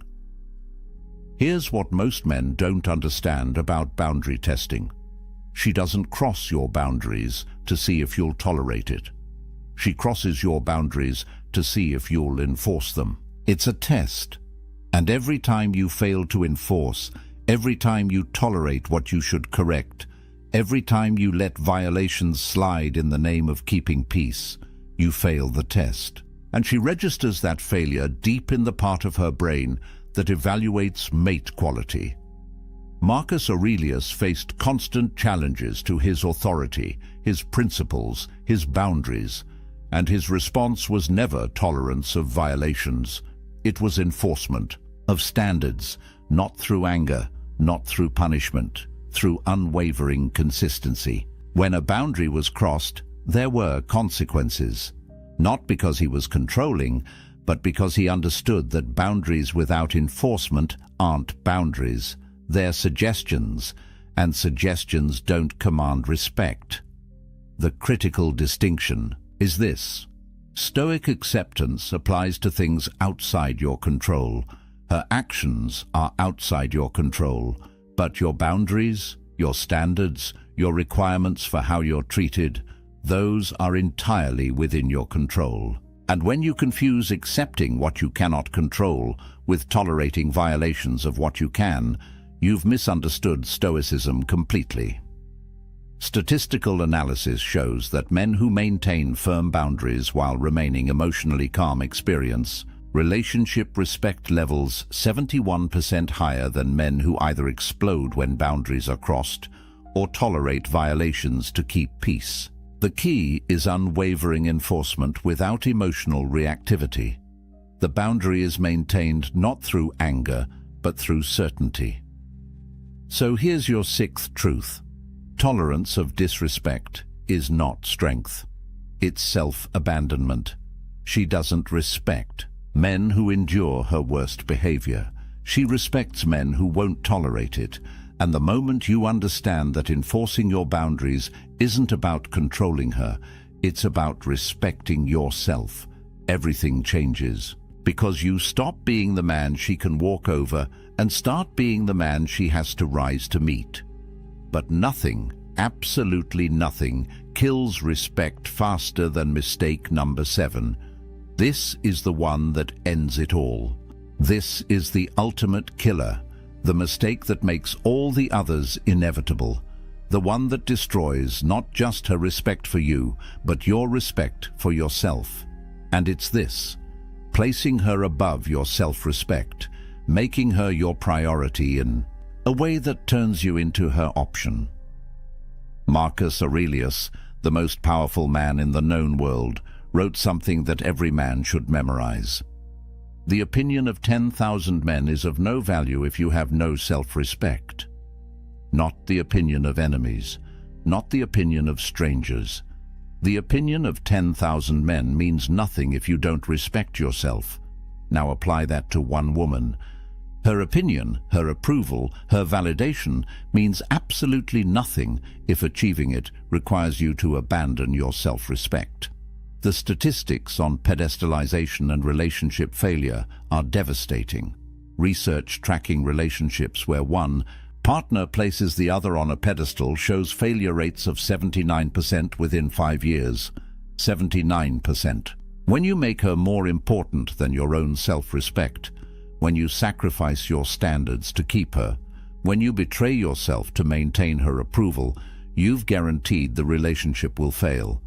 Because she cannot respect what you don't protect. And what you're not protecting is yourself. Here's the philosophical foundation that most men never understand. Epictetus taught about the hierarchy of values. At the top, above everything else, must be your character, your integrity, your self-respect. Not because you're selfish, but because without that foundation, everything else collapses. When you place her above your self-respect, you've inverted the hierarchy. You've made something outside your control, her approval, more important than something within your control, your character, and that inversion destroys everything. Research data on self-abandonment and attraction death is unambiguous. Studies show that when individuals sacrifice core values or self-respect to maintain a relationship, their partner's attraction decreases by an average of 64% over 18 months. Almost 2/3 of attraction dies when you abandon yourself for her, because at a neurological level, at a biological level, at every level that matters, she's watching how you treat yourself. And if you treat yourself as less important than her brain concludes you must be less valuable. The paradox breaks most men. They think, if I put her first, if I prioritize her needs, if I sacrifice for her, she'll see how much I care and love me more. But the mechanism works exactly opposite. When you make her your priority, you communicate that your value is contingent on her, that you need her more than she needs you, that you're willing to betray yourself to keep her. And that desperation, that willingness to abandon your self-respect, triggers the opposite of attraction. It triggers contempt. Musonius Rufus wrote about self-governance as the highest virtue, not governance of others, governance of yourself, your thoughts, your choices, your standards, your self-respect. When you can govern yourself, when you maintain your standards regardless of external pressure, You demonstrate the only kind of strength that matters. But when you cannot govern yourself, when you let her desires override your self-respect, you've proven you're ungovernable, unreliable, a ship without an anchor. Neuroscience research on value perception and scarcity reveals why this mistake is fatal. Brain imaging studies show that we assign higher value to things that are scarce, that are not easily obtained, that maintain their standards regardless of our desire for them. When you abandon your self-respect to keep her, you've made yourself abundant, available, willing to compromise anything to maintain her approval. And abundance kills value. Scarcity creates it. Statistical analysis on self-respect levels and partner respect shows the strongest correlation in relationship psychology. The data is crystal clear. Men who maintain unwavering self-respect, who refuse to compromise their core values regardless of relationship pressure, receive respect ratings 93% higher than men who sacrifice self-respect for relationship maintenance. 93%. This isn't a minor factor. This is the entire game. But here's where it gets deeper. Seneca wrote, "A man who does not respect himself cannot respect others." Think about what that means. When you abandon your self-respect for her, you're not just harming yourself, you're harming your ability to genuinely respect her. Because if you'll betray yourself for approval, what won't you betray? If your self-respect is negotiable, what standards do you actually have? If you can't maintain boundaries with yourself, how can you maintain them with anyone? The mechanism is brutally simple.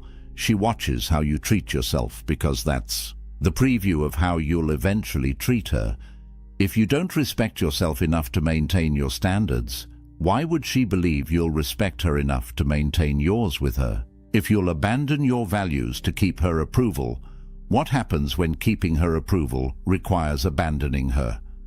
Your self-abandonment doesn't make her feel special, it makes her feel unsafe, because she's with a man who has no core.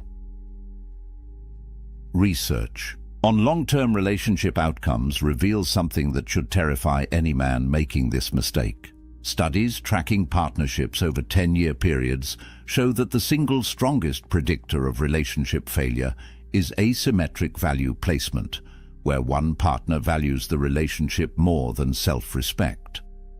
When you place her above yourself, you've created an asymmetry that guarantees collapse.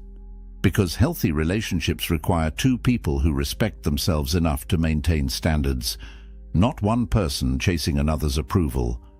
Marcus Aurelius faced unimaginable pressures, political intrigue, military threats, personal betrayals, and through all of it, he maintained one unwavering standard: self-respect above all else. Not because he was arrogant, but because he understood that the moment you sacrifice your self-respect for any external goal, no matter how valuable that goal seems, you've lost the only thing that makes achieving any goal meaningful. Here's the final truth about this mistake. When you place her above your self-respect, you're not showing her love. You're showing her fear. Fear that you're not enough. Fear that she'll leave. Fear that without her approval you have no value. And fear kills attraction at a cellular level. Research confirms this. Displays of fear-based behavior in relationships correlate with attraction decline rates of 86%. When she sees you afraid of losing her enough to abandon yourself, she's already gone. The Stoic principle is absolute. Your self-respect is non-negotiable, not because you're selfish, but because without it, you have nothing of value to offer anyone. When you maintain unwavering self-respect, when you refuse to place anyone above your own character and integrity, when you demonstrate that your standards are unmovable regardless of who's watching, you become the kind of man that respect follows. Naturally, she cannot respect what you don't protect. And if you won't protect your self-respect, if you'll sacrifice it to keep her, you've shown her exactly what you are, a man without a core. A man who can be moved, a man whose value is determined by her approval. And that man, no matter how nice, how caring, how available he is, will never command her respect. Because respect isn't given to men who abandon themselves, it's given to men who remain unmovable in who they are, regardless of the cost. So there they are, 7 fatal mistakes that kill respect. Excessive explanation, abandoning your mission, emotional reactivity, seeking permission, defending against her emotions, tolerating disrespect, and the ultimate killer, placing her above your self-respect. But here's what you need to understand. All 7 of these mistakes stem from one source, one fundamental error that creates all the others. And it's this: seeking external validation instead of living from internal conviction. Every mistake on this list happens when you make her approval more important than your own standards, when you let her perception control your actions, when you abandon the Stoic principle that Marcus Aurelius lived and died by. You have power over your mind, not outside events. The ancient Stoics understood something that modern men have forgotten. Your value doesn't come from her approval. Your worth isn't determined by whether she respects you. Your strength isn't measured by whether she stays or leaves. All of that is outside your control. And when you chase what you cannot control, when you sacrifice what you can control to obtain it, you've guaranteed losing both. But here's the truth that will save you. These aren't quick fixes. This isn't a technique you apply tomorrow and everything changes. This is character reconstruction. This is rebuilding yourself from the foundation up, using principles that have stood for 2,000 years because they're based on human nature, not modern trends. Epictetus taught daily self-examination. Marcus Aurelius practiced constant reflection. Seneca wrote about measuring yourself against your own standards, not others' opinions.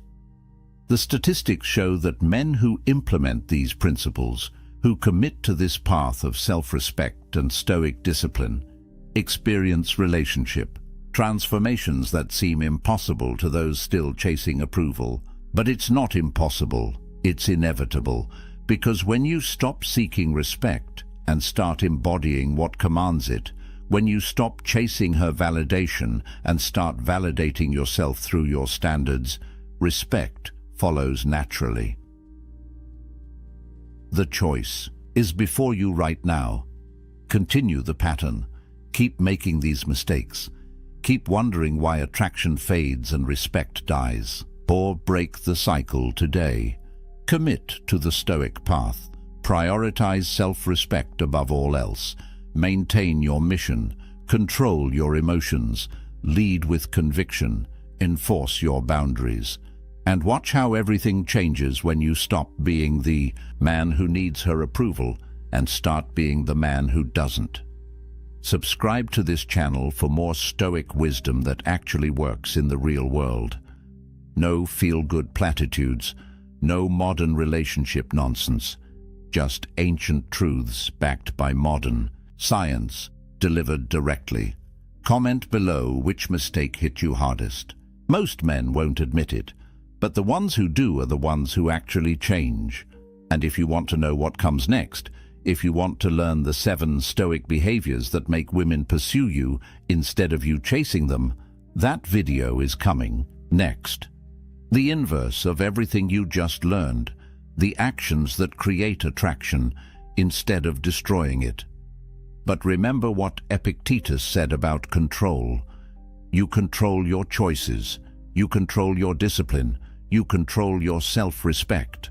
Her response, her attraction, her respect, those are consequences of your choices, not your responsibility to force. When you live from that understanding, when you embody these principles not to manipulate her reaction, but to build your character, you become dangerous, not to her, to the version of yourself that accepted less than you deserved. The Stoics knew that the path to strength is simple but brutal. Stop seeking what others think. Start protecting what you know is right. Your self-respect isn't negotiable. Your mission isn't optional. Your boundaries aren't suggestions. And when you live from that unshakable foundation, respect doesn't need to be earned. It's commanded by who you are. Picture this. Your fists are clenched. Your jaw is locked tight. Heat floods your chest, racing up your neck, pounding in your temples. Someone just disrespected you, crossed a line, threw words at you that cut deep. And right now, in this moment, every fiber of your being wants to explode, to unleash, to make them feel what you feel. But here's what you don't realize. That fury building inside you isn't strength. It's a prison, and you're both the jailer and the prisoner.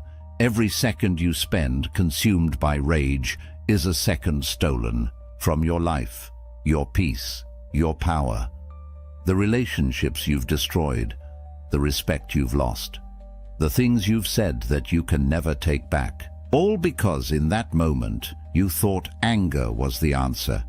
But what if I told you that nearly 2,000 years ago, ancient philosophers discovered something that modern psychology is only now confirming? A truth so powerful that once you understand it, anger becomes almost impossible, not suppressed, not hidden, actually impossible, because they found the secret that most men never discover.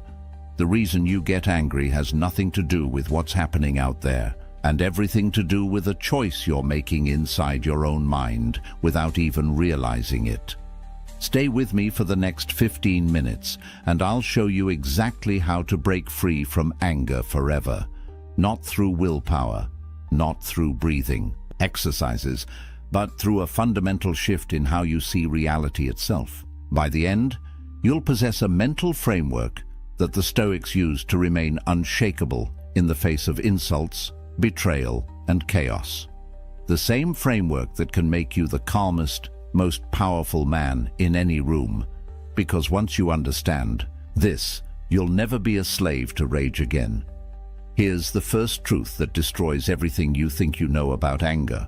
You believe you're angry at them, at what they said, at what they did, at the disrespect, the betrayal, the injustice.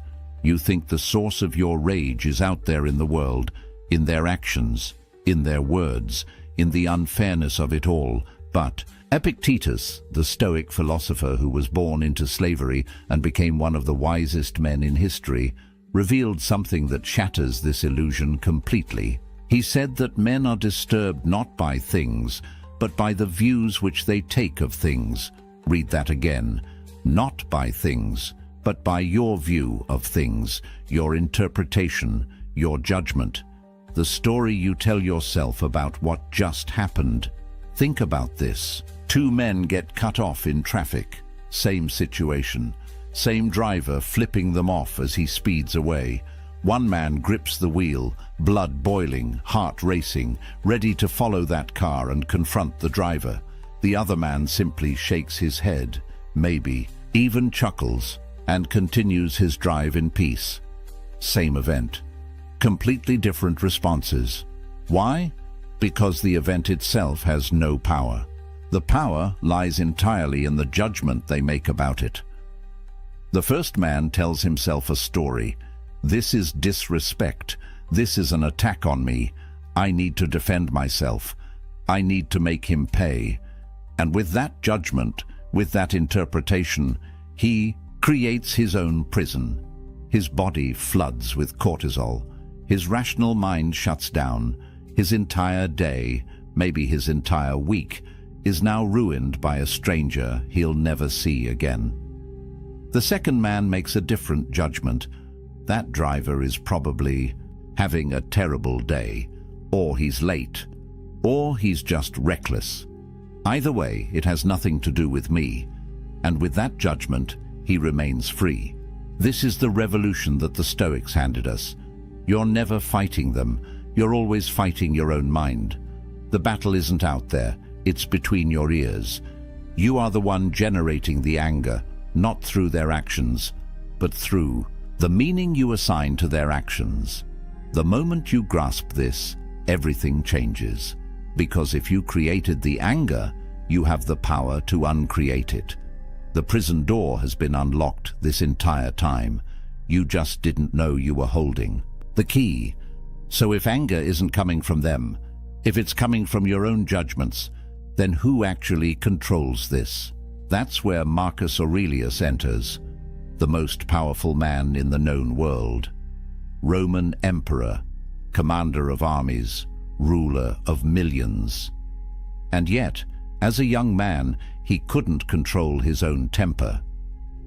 He writes in his personal journal, The Meditations, about his struggle with rage, about how he would become furious with his Stoic teacher Rusticus, about how close he came to losing control and doing something he would regret forever. Marcus knew the story of his predecessor, Emperor Hadrian, who in a moment of rage stabbed a slave through the eye with a writing stylus. Later, when Hadrian calmed down and apologized, the slave said the only thing he wanted was his eye back. And even an emperor couldn't give him that. The damage was permanent. The lesson was clear.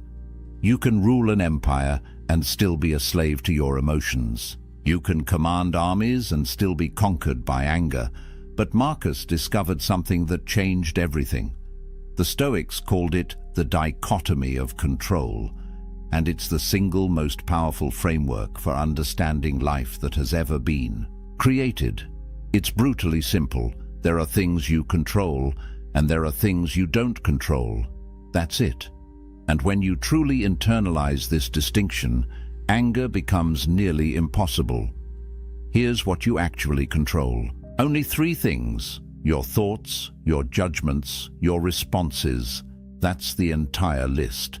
Everything else, every single other thing in this universe is outside your control.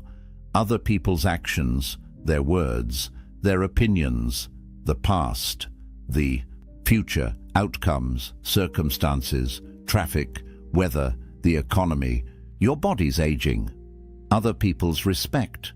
All of it, completely outside your control. Now here's the brutal truth. Almost all of your anger comes from trying to control things you cannot control. You're angry because someone disrespected you, but you cannot control what they say or think. You're angry because something didn't go your way, but you cannot control outcomes.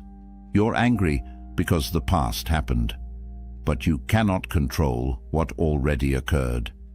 Every moment spent in rage over these things is energy poured into a bottomless pit. It's trying to move a mountain by shouting at it. It's absolute insanity. But look what happens when you shift your focus to what you actually control. Someone insults you. You cannot control their words, but you can control your judgment about those words. You can choose to interpret them as the ravings of someone having a bad day, or the opinion of someone whose opinion doesn't matter, or the behavior of someone who simply doesn't understand. The event stays the same, but your judgment transforms your entire experience. Your project fails. You cannot control the outcome, but you can control what you do next, how you learn from it, how you adapt, how you rebuild. The failure stays the same, but your response determines whether it destroys you or strengthens you. This isn't resignation. It's not giving up. It's the opposite. It's radical empowerment. Because when you stop wasting energy on what you can't control, you suddenly have enormous power for what you can. You're no longer fighting a war on 1,000 fronts. You're focused, directed, unstoppable. The Stoics understood something profound. Accepting powerlessness over externals gives you ultimate power over yourself. And power over yourself is the only power that actually matters. Because the man who masters himself can never be conquered. The man who tries to master the world will always be at war. Marcus wrote that you have power over your mind, not outside events. Realize this, and you will find strength, not the strength to control others, The strength to remain unshaken no matter what others do. That's freedom. That's power. That's the dichotomy of control. Now here's where most men fail. They understand this intellectually. They nod along. They think they get it. But when the moment comes, when someone disrespects them, when something goes wrong, they explode anyway. Why? Because they didn't meet anger at the gate. They let it in. And once it's inside, it's nearly impossible to control. Seneca, another Stoic philosopher, wrote an entire essay called On Anger. And in it, he gives us a metaphor that's absolutely brutal. He says that anger is like an invading army, and the best plan, the only plan that works, is to resist it at the very beginning. To stop it at the frontier before it crosses into your territory. Because once anger enters the city, once it passes through the gates, it doesn't allow you to set limits. It does whatever it wants. It burns everything. And by the time you realize what's happened, the damage is already done. Think about the timeline of anger. Someone says something. You feel that first spark, that initial reaction. Seneca calls this the involuntary proto-passion. You can't control it. It's automatic. Your body reacts before your mind can catch up. Heart rate spikes, adrenaline dumps, face flushes. That's biology. That's not your fault. But here's what happens next. You have maybe 60 seconds, 1 minute. That's the window. That's when your rational mind can still function. That's when you can still think clearly. That's when you have a choice. You can either let the anger build, feed it, justify it, fan the flames, or you can recognize it for what it is and let it pass. But if you let it in, if you say yes to that second movement, if you assent to the judgment that you've been wronged and someone must pay, then the third movement happens. Full-blown rage, and now your prefrontal cortex, the part of your brain responsible for judgment and reason, goes offline. You're operating from the amygdala, pure fight or flight. You're no longer human, you're an animal, and everything that happens next, you'll regret. The Stoics knew this. That's why they emphasized what they called postponement. When you feel anger rising, do nothing. Wait, walk away, create space. Because anger is temporary. It peaks and then it fades. But the consequences of what you do in anger can be permanent. Words said in rage can destroy a marriage. A punch thrown in fury can ruin a life. A decision made in anger can cost you everything. Hadrian couldn't give that slave his eye back. You can't unsay the words. You can't undo the damage. Marcus Aurelius understood this deeply. He wrote to himself, "How much more grievous are the consequences of anger than the causes of it?" Think about that. Whatever made you angry, the insult, the betrayal, the disrespect, it's nothing compared to what your anger will cost you.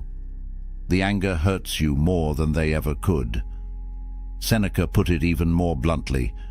The person who angers you becomes your master, because now they control you. They pull your strings, they make you dance, and you've handed them that power willingly. So here's the first defense. Recognize the physical signs before the explosion. Tight chest, clenched jaw, racing heart, hot face, shallow breathing.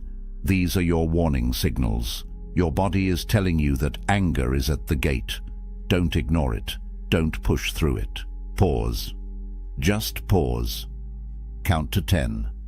Walk away. Do whatever it takes to create that critical gap between stimulus and response. Because in that gap lives your freedom. That's where you're human instead of animal. That's where you choose wisdom instead of chaos. Meet anger at the gate or lose everything inside the walls. But here's the deeper question.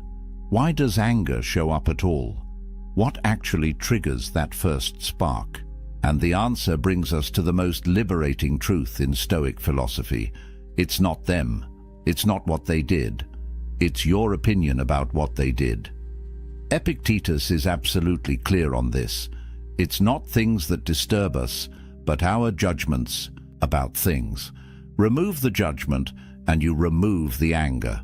It's that simple and that difficult. Think about what actually happens when someone disrespects you. They say words, sound waves hit your ears, neurons fire in your brain, processing those sounds into language. And then, and this is the crucial part, you interpret those words. You assign meaning, you create a story. You tell yourself, this is disrespect. This diminishes me. This cannot stand. This demands a response. And with that interpretation, with that story, you create your anger. But here's what's wild. That interpretation isn't reality. It's just your opinion, your judgment, your chosen narrative. Someone else hearing the exact same words might interpret them completely differently. They might see desperation, or projection, or jealousy, or they might not care at all. Same words, different judgment, different emotional result. The words themselves are neutral. It's the meaning you attach that gives them power. So here's the practice. When someone does something that triggers you, catch yourself before you interpret. Before you create the story, before you assign the meaning, just observe the facts. He said these words. She did this action. That's it. No interpretation, no judgment, just raw data. Now watch what happens to your anger. Without the judgment, it has nothing to feed on. It dies before it's even born. Take a scenario. Your colleague takes credit for your work in a meeting. The fact is, he spoke words attributing the project to himself. That's observable reality. Now watch the judgments you could add. Judgment 1. He disrespected me. He stole from me. He's trying to undermine my career. This is an attack. Result: rage, resentment, a desire for revenge. Judgment 2. He's insecure about his own abilities. He needs validation. This says more about his weakness than anything about me. Result: pity, maybe mild annoyance, but no real anger. Judgment 3. In the long run, truth comes out. Good work speaks for itself. My reputation will be built on consistent results, not one meeting. Result: complete calm, strategic thinking about how to address it professionally.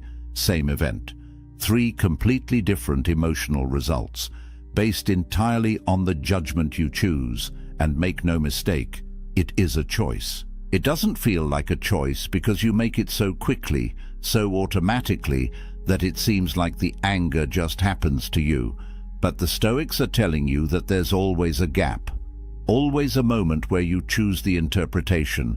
And once you start paying attention to that gap, once you start catching yourself in the act of judging, you realize you've been the author of your own suffering this entire time. This is what the Stoics mean when they say that the obstacle is not the thing itself, but your view of the thing. Change your view, and the obstacle disappears. Someone insults you? Only if you agree that it's an insult. Someone betrays you? Only if you judge that as a betrayal worth your energy. Someone treats you unfairly? Only if you believe that your worth comes from how others treat you. Strip away your judgments, and you're left with neutral events. And neutral events can't make you angry. Only you can do that to yourself.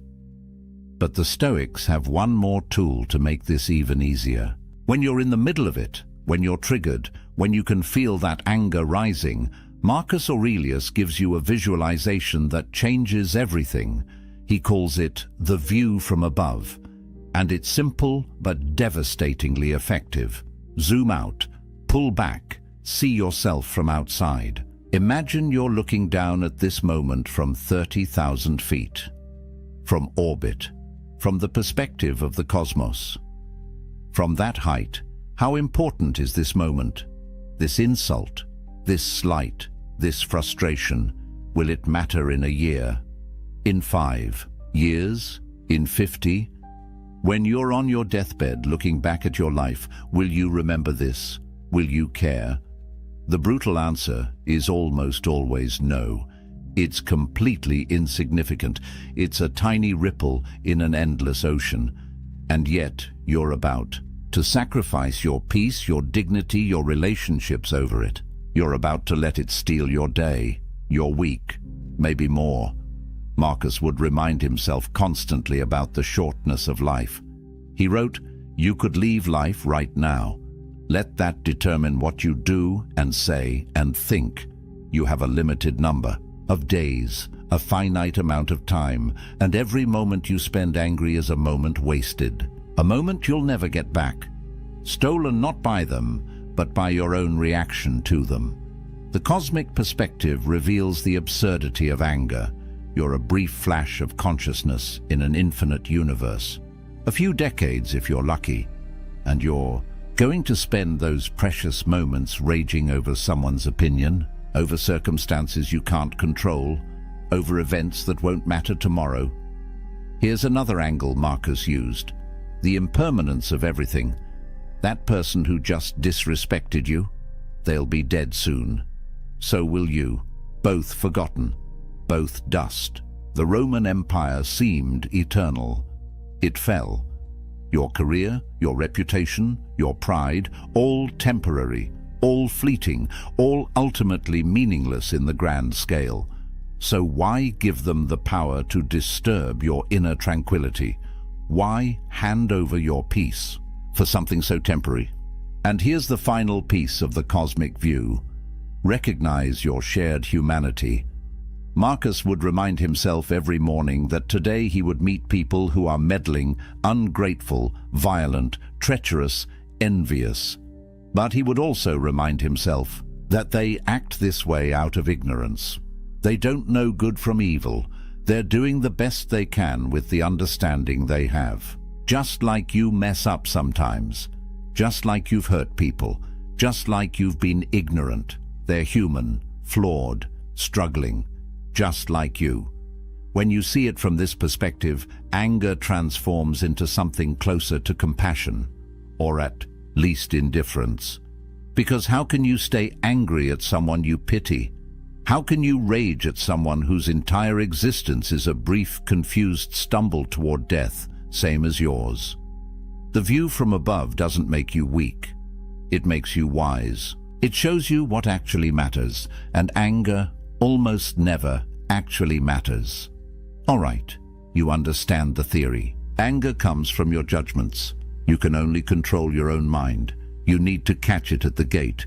You need the cosmic perspective. But how do you actually do this? How do you turn philosophy into practice?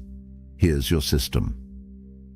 The Stoic protocol for remaining unshakable no matter what life throws at you. Start every morning with what Marcus called the morning meditation. Before you check your phone, before you start your day, sit for 5 minutes and prepare yourself.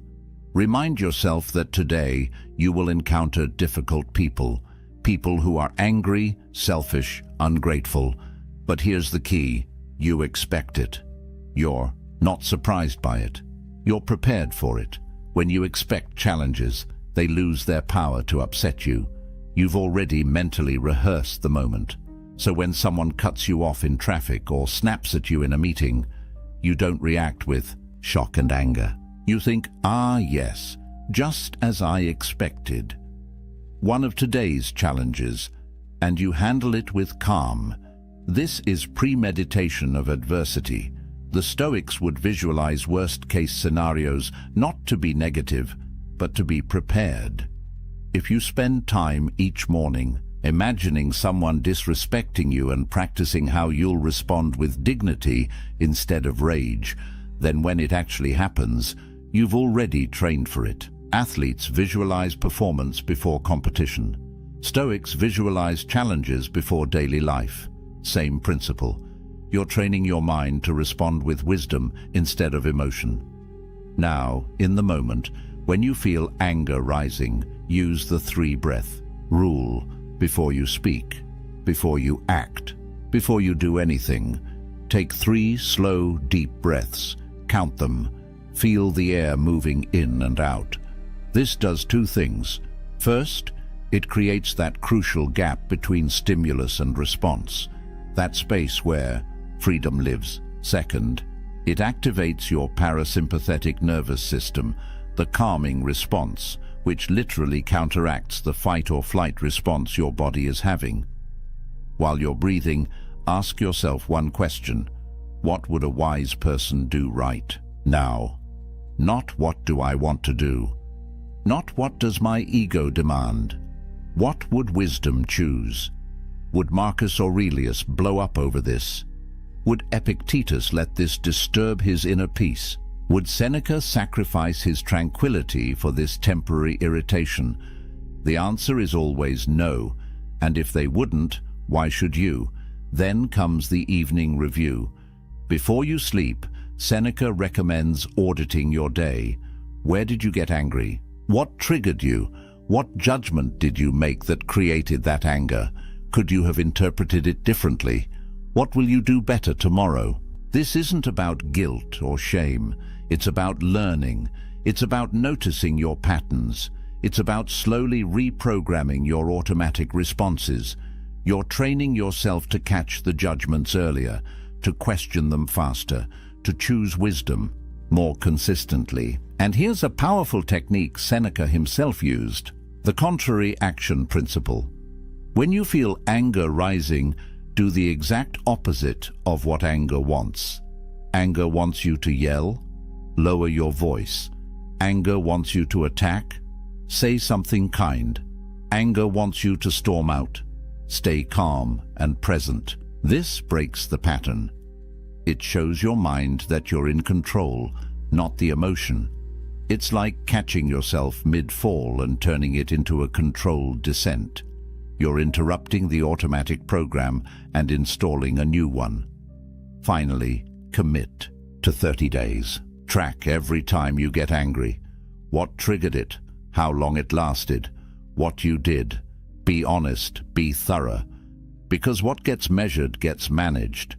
Just the act of tracking will make you more aware, and awareness is half the battle. You can't change what you don't notice. After 30 days, review your log. You'll see patterns. You'll see that most of your anger is over the same few types of situations, and now you know exactly what to prepare for. Progress isn't perfection. You're not trying to become an emotionless robot. You're building the skill of emotional command, the ability to feel anger arise, recognize it, and choose not to act on it. To let it pass through you like a wave instead of becoming the wave. Some days you'll nail it. Other days you'll fail. That's fine. The Stoics weren't perfect either. Marcus still got angry sometimes. But over time, with practice, with consistency, the gap between trigger and explosion gets longer, the anger gets weaker, and your inner peace gets stronger.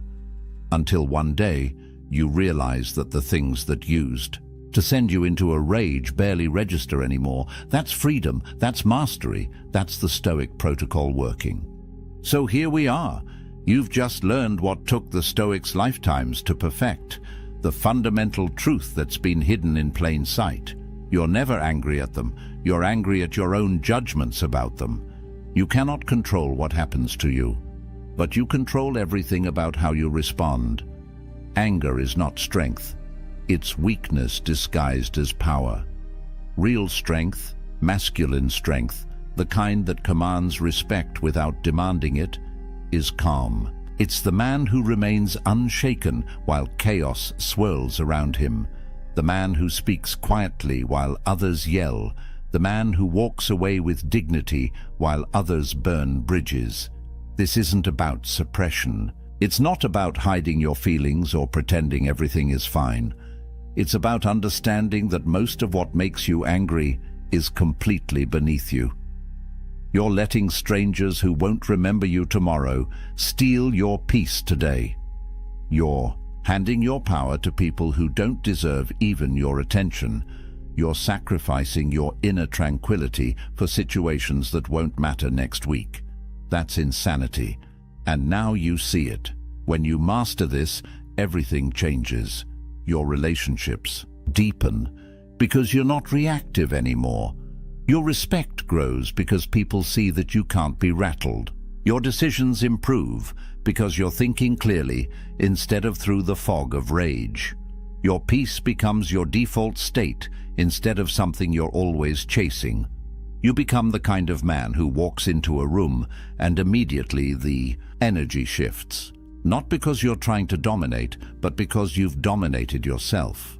Marcus Aurelius, the most powerful man in the world, knew this. He wrote, "The nearer a man comes to a calm mind, the closer he is to strength.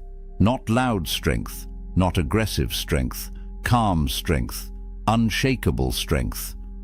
The strength that doesn't need to prove itself because it's already proven. That's what's waiting for you on the other side of anger. A version of yourself you haven't met yet. The version who's free." So here's your challenge. For the next week, commit to this. Every time you feel anger rising, pause. Recognize the judgment you're making. Ask if it's actually true. Ask if it actually matters. Choose a different interpretation. Meet the anger at the gate and turn it away. Keep track. See what happens. I guarantee you'll be shocked at how much energy you've been wasting, how much peace you've been sacrificing, and how much power you actually have once you stop giving it away. If this resonated with you, if you're ready to join a brotherhood of men who choose wisdom over chaos, who understand that real power is internal, hit that like button right now. Subscribe to this channel because we're building something here, a community of men who refuse to be slaves to their emotions, who understand that the ancient philosophers weren't teaching theory, they were teaching survival skills for the modern battlefield of life. And every video on this channel is designed to sharpen that edge, to make you harder to break and impossible to control. Remember what Marcus wrote. You have power over your mind, not outside events. Realize this and you will find strength. That's not just a quote. That's the key to unshakable peace. That's the answer to a life lived without rage. That's your inheritance from the Stoics. Don't waste it. Don't stay trapped in anger when the door's been open this entire time. Walk through it. On the other side is the man you're meant to become. Calm, powerful, free, and absolutely unshakable. That's not just philosophy. That's your future if you choose it. See you in the next one, brother. There's a weapon more dangerous than any sharp tongue, more powerful than the loudest voice in the room. It's the one thing weak men fear most and strong men wield without effort. Silence. Not the silence of a coward who has nothing to say, but the calculated, deliberate silence of a man who knows exactly when to speak and when to let his presence do the talking. In a world drowning in noise, where every fool with a phone thinks their opinion matters, where grown men argue like children over things they can't control, true power has become rare. And that power lives in the space between words. The ancient Stoics understood something that modern men have forgotten. Marcus Aurelius, the most powerful man in Rome, could have commanded legions with a word, could have silenced any critic with his authority. Yet his journals reveal a man obsessed not with what he should say, but with what he should leave unsaid. Epictetus, who went from slave to one of history's most respected philosophers, built his entire teaching on the foundation of restraint. And Seneca, advisor to emperors, wrote more about the dangers of loose lips than he did about the power of persuasion. These weren't weak men. These weren't cowards. They were warriors, leaders, philosophers who shaped the world, and they all knew one undeniable truth. A man who masters his mouth masters his life. Today, I'm going to show you 6 situations where silence isn't just golden, it's absolutely lethal. These moments will separate you from 99% of men who talk themselves into weakness every single day. One of these situations involves a trap so subtle that even smart men fall into it, destroying their reputation without realizing it. By the end of this video, you'll never look at conversation the same way again. You'll understand why the quietest man in the room is often the most dangerous. And you'll learn how to wield silence like the ancient philosophers did, as a weapon that cuts without ever being drawn. So, if you're ready to stop being just another voice in the crowd and start becoming the man everyone remembers, the man people respect even when he says nothing, then pay attention. Because what I'm about to share isn't theory, it's battle-tested wisdom that's been proving itself for over 2,000 years. Let's start with the first situation, and this one hits home for every man who's ever been confronted by someone who's lost control. Picture this. You're in a meeting, or maybe at a family gathering, or just having a conversation. Suddenly, someone comes at you with pure rage. Their face is red, their voice is raised, they're attacking your character, your decisions, your very existence. Everything in your body screams at you to fight back, to defend yourself, to match their energy and put them in their place. And that's exactly what weak men do. They take the bait, they raise their voice, they defend, explain, justify. They step into the ring thinking they're showing strength, when really they're revealing the exact opposite. Here's what the Stoics knew that most men never learn. Anger is temporary insanity. Seneca wrote extensively about this. When someone is angry, they're not thinking, they're reacting. Their rational mind has been hijacked by emotion, and in that state, they're essentially having a conversation with themselves. They're not actually hearing you. They're hearing their own narrative, their own story, their own pain. So when you respond with words, with explanations, with counter-arguments, you're feeding the beast. You're giving their insanity something to latch onto, something to justify itself against. But when you go silent, everything changes. Silence in the face of anger is like throwing water on fire. The angry person expects resistance. They're geared up for a fight. Their entire emotional system is primed for your reaction. And when you give them nothing, when you simply stand there with calm eyes and a closed mouth, something extraordinary happens. They're forced to confront their own reflection. Without your words to bounce off, their anger has nowhere to go but back into themselves.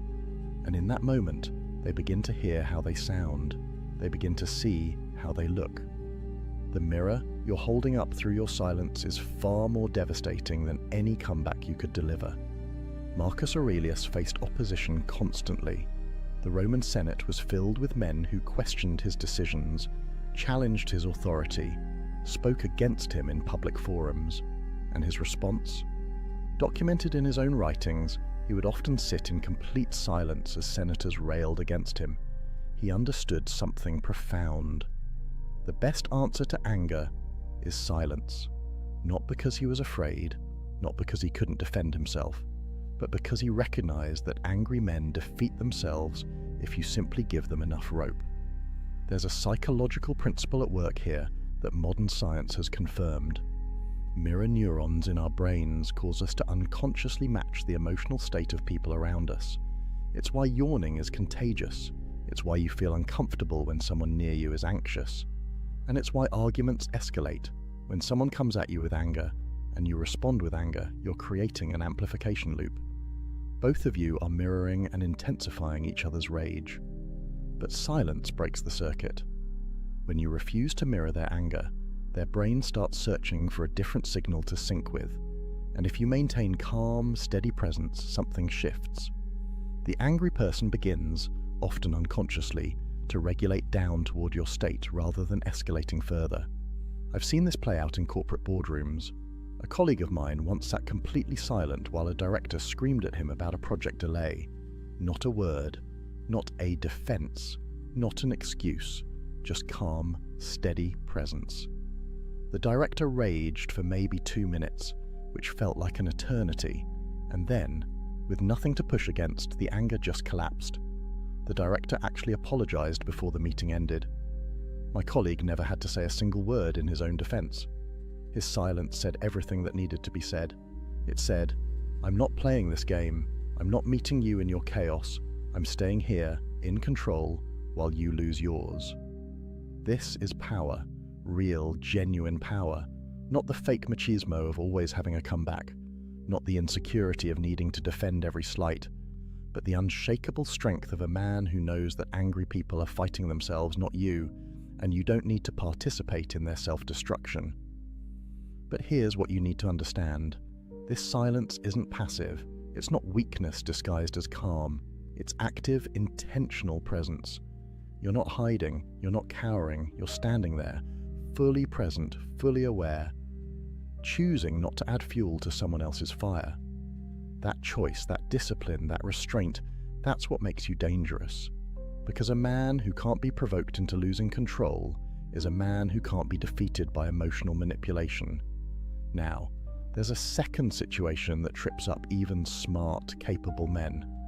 And I guarantee it's happened to you more times than you realize. Someone criticizes you. Maybe it's at work. Maybe it's in your social circle. Maybe it's online. The criticism is unfair, maybe even baseless.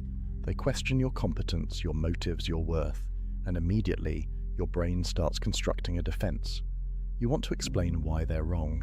You want to correct the record. You want everyone to know the truth.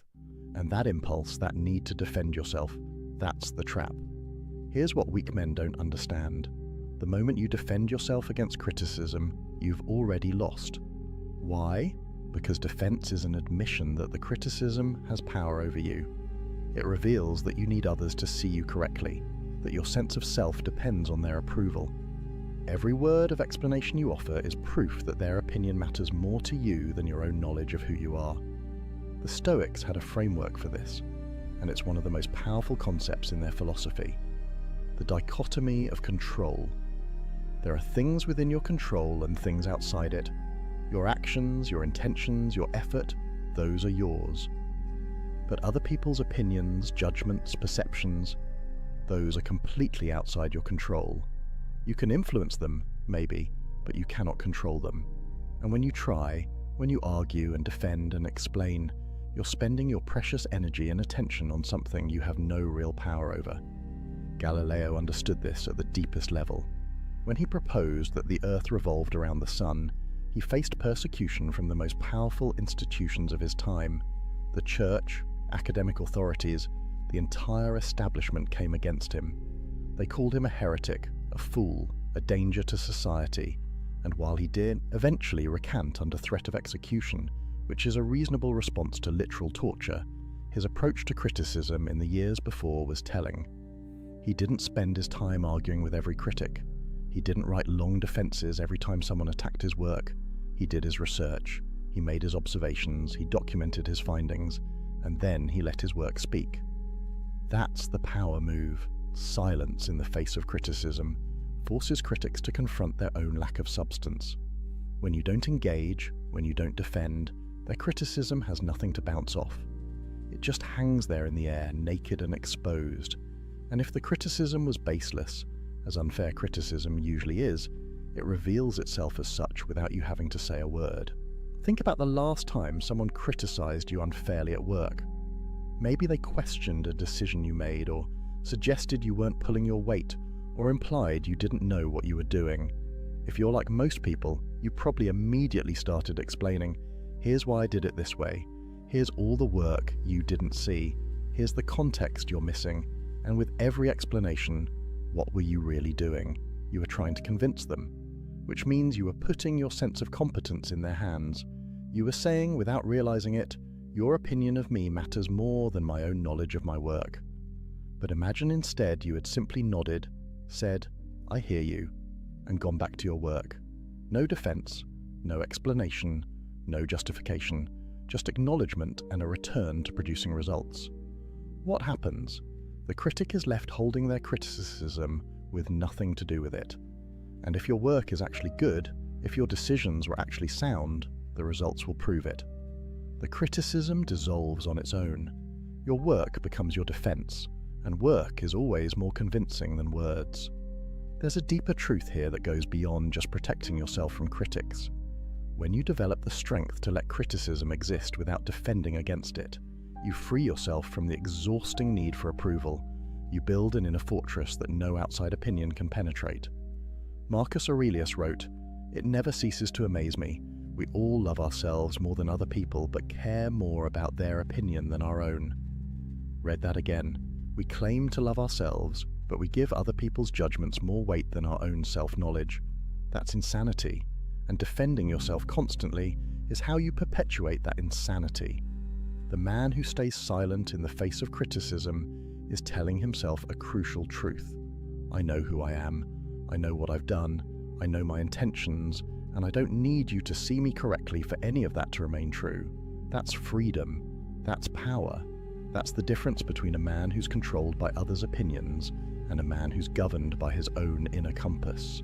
Your work will speak. Your results will speak. Your character, demonstrated over time, will speak louder than any defense you could mount in a moment of criticism. So, save your energy. Save your words. Let the critics talk. Let them question. Let them judge.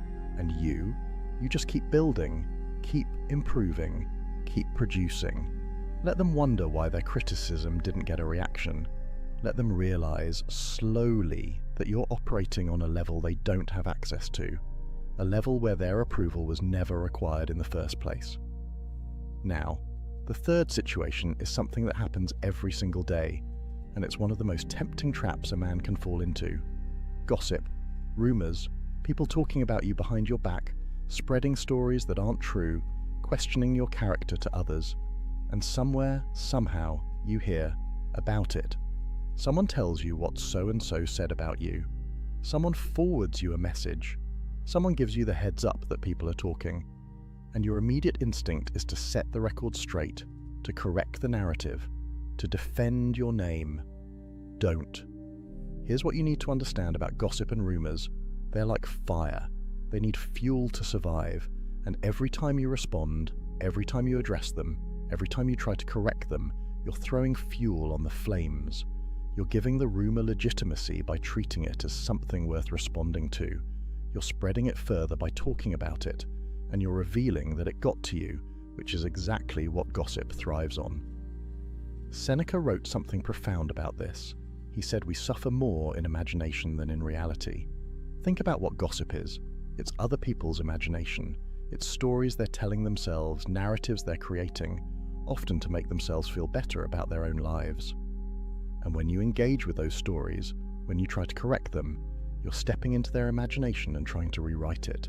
But you can't control their imagination. You never could. That's not your domain. The strategic move is to let rumors die of starvation. No fuel, no response, no energy, just silence and consistent character. Because here's the thing about rumors. They have a lifespan. If you don't feed them, they run out of steam. People get bored. New gossip comes along. The story fades. But it can only fade if you let it. There was a CEO of a mid-sized company who faced vicious rumors during a merger. People were saying he was being pushed out, that he'd mismanaged funds, that the board had lost confidence in him. None of it was true. His PR team wanted him to issue statements, do interviews, defend his reputation. He refused. He said, "I'll let the merger speak." And he went silent. For 3 months, he didn't address a single rumor. He just kept executing the merger, kept doing his job, kept showing up with the same steady leadership he'd always demonstrated. By the time the merger completed successfully, the rumors had died on their own, and the people who had spread them looked like fools. He never had to say a word. That's the power of silence combined with consistent character. Your reputation isn't built on what you say about yourself or what you say in response to others. It's built on what you do, day after day, week after week, year after year. Gossip is temporary, character is permanent, and the man who understands this can weather any rumor storm without breaking his stride. But there's something else at work here, something psychological that most people miss. When someone gossips about you, they're revealing far more about themselves than about you. They're showing their insecurities, their fears, their need to elevate themselves by diminishing others. And when you respond, when you engage, you're essentially saying you take their opinion seriously. You're validating their behavior by giving it attention. Silence, on the other hand, sends a different message. It says, your opinion of me is so insignificant that I'm not even going to acknowledge it exists. It says I'm operating at a level where your gossip can't reach me. It says I have more important things to focus on than correcting every false story that circulates about me. That's not arrogance. That's priority. That's understanding where your energy is best spent. And it's definitely not spent on defending yourself to people who've already decided to believe something false. The Stoics believed that your character is like a fortress. Marcus Aurelius called it the inner citadel. It's a place inside you that external events can't touch, can't damage, can't penetrate. Gossip is an external event. It's happening out there, in other people's mouths and minds. But your character, your truth, your knowledge of who you are, that's in here, in the citadel. And a strong fortress doesn't send soldiers running out every time someone shouts insults from outside the walls. It simply stands, unshaken, unmoved, confident in its own strength. Over time, this approach does something remarkable. It builds such a strong reputation for integrity that rumors can't stick to you. People who know you, people who've seen your consistent character, they don't believe the gossip. And people who don't know you, their opinions don't matter anyway. You end up with a kind of immunity, not because you fought every rumor, but because you ignored them all and let your life be your testimony. So, when you hear that people are talking, when you discover a rumor circulating, when someone tells you what so-and-so said, take a breath. Recognize it for what it is: other people's imagination, other people's insecurity, other people's entertainment. And then go back to being who you are. Let them talk. Let them wonder why you're not reacting. Let them eventually realize that while they were gossiping, you were building. While they were talking, you were doing. While they were imagining, you were living in reality. The fourth situation is subtle, but it's one of the most revealing tests of a man's character. And most men fail it without even realizing they're being tested. You're in a meeting, a social gathering, a group conversation. Someone else is getting praised. Maybe they accomplished something impressive. Maybe they're being recognized for their work. Maybe everyone's attention is on them, celebrating their success. And as you sit there listening, a thought creeps in. But I did something just as good. But I worked just as hard. But no one's acknowledging what I've done. And you feel this almost irresistible urge to interject, to mention your own accomplishments, to make sure people know you're successful too. Stop right there, because what you're feeling is your ego screaming for validation, and if you listen to it, if you speak up, you're about to reveal something you don't want to reveal: insecurity. Here's what weak men don't understand. When you feel the need to mention your own accomplishments while someone else is being praised, you're announcing to everyone in the room that your sense of worth depends on external recognition. You're showing that you're keeping score. You're revealing that you measure yourself against others. And all of that, every bit of it, is the opposite of strength. A truly confident man, a stoically grounded man, can sit in a room while someone else receives all the praise and feel nothing but genuine appreciation for that person's success. Why? Because his sense of worth isn't tied to who's getting attention. His identity isn't dependent on being recognized. He knows what he's accomplished, he knows his own value, and he doesn't need the room to validate it. Marcus Aurelius, literally the Emperor of Rome, could have demanded praise constantly. He could have made sure every achievement was publicly celebrated. He could have ensured that his name was spoken with reverence at every opportunity, but read his meditations. You know what you find? A man constantly reminding himself that praise means nothing. Ambition means tying your well-being to what other people say or do, he wrote. Self-indulgence means tying it to the things that happen to you. Sanity means tying it to your own actions. Read that again. Your well-being, your sense of self, your inner peace, it should be tied to your own actions, not to how others respond to those actions. When you need praise, when you need recognition, when you need others to acknowledge what you've done, you've tied your well-being to something outside your control. And that's a prison. That's weakness disguised as ambition. The power move when someone else is being praised is radical silence. Not bitter silence, not jealous silence, but genuine, grounded, appreciative silence. You listen, you acknowledge their success. You might even congratulate them. But you don't make it about you.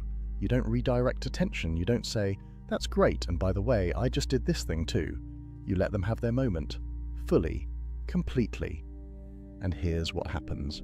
Here's the subtle magic of this kind of silence. People notice. They notice that you're secure enough to let someone else shine without dimming their light. They notice that you're not competing for scraps of attention. They notice that you operate from abundance, not scarcity. And paradoxically, your status rises. Not because you sought it, but because you demonstrated something rare. the confidence to be content in silence while others are celebrated. Think about social media for a moment. The entire platform is built on people broadcasting their achievements, seeking validation, competing for attention, constant updates about promotions, accomplishments, vacations, possessions, and underlying all of it is a desperate need to be seen, to be acknowledged, to be praised. The Stoic approach is the opposite. Do great work, accomplish meaningful things, and then, largely, keep quiet about it. Let your life speak louder than your posts. I'm not saying never share your achievements. I'm saying your first instinct, your driving motivation, should never be the need for others to acknowledge them. There's a massive difference between sharing from a place of abundance and sharing from a place of need. One is generous, an offering to inspire or inform. The other is begging, a plea for validation disguised as an update. The man who masters this fourth form of silence develops something priceless: internal validation. He becomes his own source of acknowledgement. He pats himself on the back. He tells himself he did well. He recognizes his own growth and effort. And that self-recognition becomes stronger and more sustaining than any external praise ever could be, because it's always available. It can never be taken away, and it doesn't depend on anyone else's mood, attention, or opinion. Seneca wrote, "Until we have begun to go without them, we fail to realize how unnecessary many things are. We've been using them not because we needed them, but because we had them." The same is true of praise. Once you begin to go without seeking it, once you develop the discipline to let others shine while you remain quiet, you realize how unnecessary that external validation was. You were seeking it not because you needed it, but because the opportunity to seek it was always there. The confident man lets others be praised. The insecure man makes sure he's praised too. Which one are you? The next time you're in a room and someone else is getting recognition, watch your internal reaction. Notice if you feel that urge to redirect attention to yourself. And if you do, breathe. Let it pass. Stay silent. Let them have their moment. And notice how strong you feel when you do. That feeling, that quiet strength of not needing the spotlight, that's real power. That's the kind of power that can't be shaken because it doesn't depend on anything outside yourself. The fifth situation is one that destroys more potential than almost anything else. And it's so common, so normalized, that most men don't even recognize they're sabotaging themselves when they do it. You get excited about a new goal. Maybe it's a business idea. Maybe it's a fitness transformation. Maybe it's learning a new skill. Whatever it is, the excitement is real. The vision is clear. And your immediate instinct is to tell people about it. You want to share your plans. You want to announce your intentions. You want people to know what you're about to accomplish. And the moment you do that, the moment you broadcast your plans before you've executed them, you've just dramatically reduced your chances of success. There's actual science behind this, and it perfectly validates what the Stoics knew 2,000 years ago. When you tell people about your goals, your brain gets a hit of dopamine. It feels good. It feels like you've accomplished something just by sharing the intention. And that feeling, that premature sense of accomplishment, it actually reduces your motivation to do the work. Studies have shown that when people announce their goals publicly, they're less likely to achieve them because the announcement scratches the itch that the accomplishment was supposed to scratch. But beyond the psychology, there's strategy. When you share your plans too early, you invite doubt, negativity, and sabotage, often from people who don't even mean to derail you. They'll question your idea. They'll point out obstacles you haven't considered. They'll share stories of others who tried and failed. And even if their intentions are good, even if they think they're being helpful, they're planting seeds of doubt in your mind during the crucial early stage when your belief needs to be strongest. The Stoic principle here is simple. Actions speak louder than announcements. Marcus Aurelius wrote, "Waste no more time arguing what a good man should be one." The same applies to your goals. Waste no more time announcing what you're going to do it. Let your results announce themselves. Let your transformation be the reveal. Let your success be the notification. Think about the entrepreneurs who talk endlessly about the business they're going to start versus the ones who quietly build until they have something real to show. Think about the guys who announce they're getting in shape, post about their new gym membership, tell everyone about their meal prep, versus the guys who just start training and let their physical transformation do the talking 6 months later? Which approach commands more respect?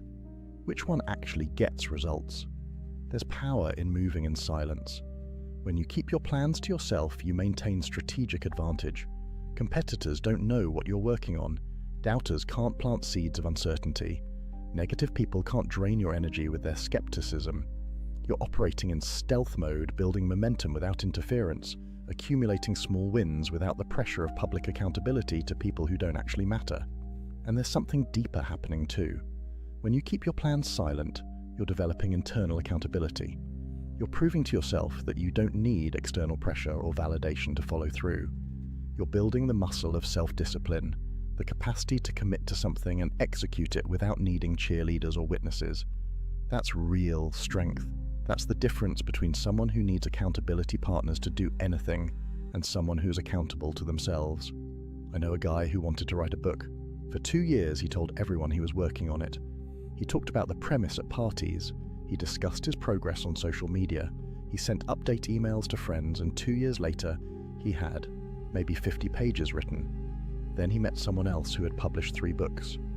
When he asked this person how they did it, the answer was simple. I stopped talking about writing and started writing. I told no one. I just wrote every day. And when the first draft was done, then I mentioned it. That's the difference. One person needed the validation of others knowing he was a writer. The other just quietly became one. The man who announces his plans is creating accountability to the wrong people. He's making himself answerable to friends, family, social media followers, people who have no real stake in his success and no authority to judge his progress. The man who keeps his plans silent is accountable only to himself and to reality. Either he does the work or he doesn't. Either the results materialize or they don't. No one to make excuses to, no one to explain himself to, just him and his commitment. Seneca advised, let your progress become your proof. Not your promises, not your announcements, your actual, tangible, undeniable progress. That's what earns respect. That's what can't be argued with. Anyone can talk about what they're going to do. The man who keeps quiet and then shows up with results, that man is rare. That man is dangerous, because he's demonstrated that his word to himself is stronger than his need for external validation. So the next time you feel excited about a goal, about a plan, about a vision, feel that excitement fully. Let it fuel you, but keep it to yourself. Guard it like a secret. Protect it from the energy vampires, the doubters, the well-meaning but ultimately unhelpful opinions of people who aren't in the arena with you. Work in silence. Build in private, and when the time comes, when you have something real to show, let your results do the announcing. Let people be surprised. Let them wonder when you found the time, how you developed the discipline, why they didn't see it coming. That surprise, that gap between their perception and your reality, that's the signature of a man who knows how to move with power. Talk less, do more. Let the world catch up to what you've already become. Now, the 6th and final situation is perhaps the most difficult. It requires a level of wisdom that most men spend their entire lives developing, and yet, it's one of the most common scenarios you'll face. You know you're right, you have the facts, you have the truth, you have the logical high ground, but the person you're talking to, they're not listening, they're not open, they're dug into their position, and no amount of evidence, reasoning, or explanation is going to change their mind, and you face a choice. Do you keep trying to convince them? Do you keep presenting your case? Do you keep fighting to be acknowledged as correct?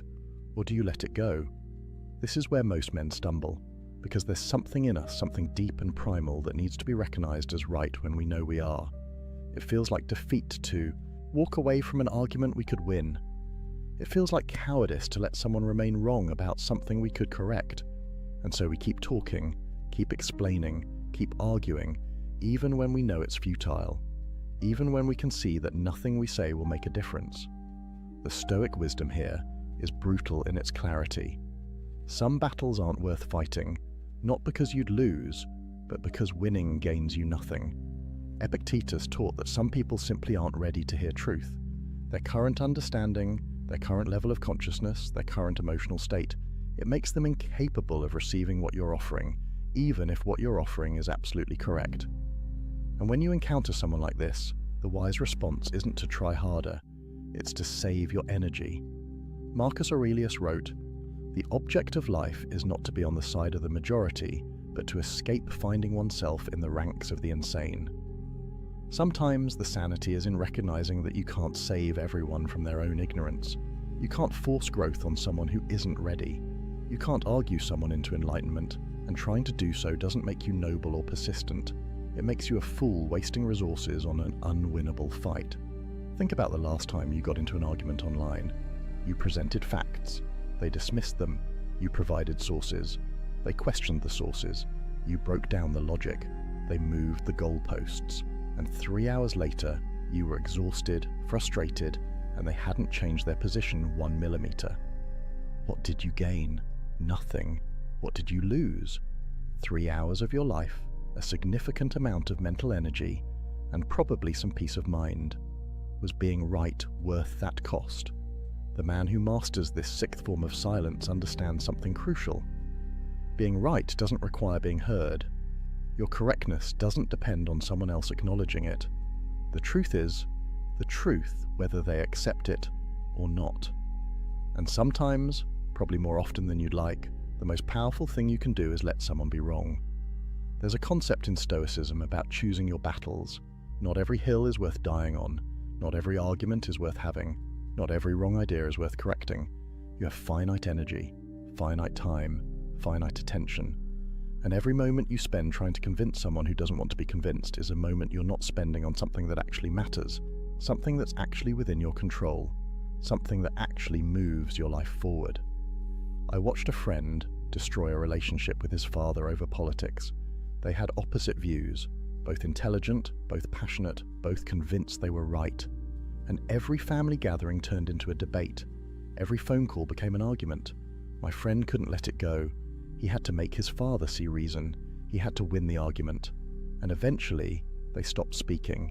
Years of silence. All because my friend couldn't accept that some minds won't change and some arguments aren't worth the cost of winning them. Compare that to someone I know who has completely opposite political views from his entire family. And he simply doesn't engage. When conversations turn to politics, he stays quiet. When people ask his opinion, he gives vague answers and changes the subject. When someone tries to bait him into an argument, he smiles and says something like, "I'm sure you're right," and walks away. Is he a coward? No, he's wise. He's recognized that winning political arguments with his family gains him nothing and costs him relationships he values. So he chooses silence. He chooses peace. He chooses to let them be wrong about whatever they want to be wrong about because his relationship with them matters more than being acknowledged as correct. That's the mark of maturity. That's the difference between a man governed by ego and a man governed by wisdom. The ego says you must be right and you must be recognized as right.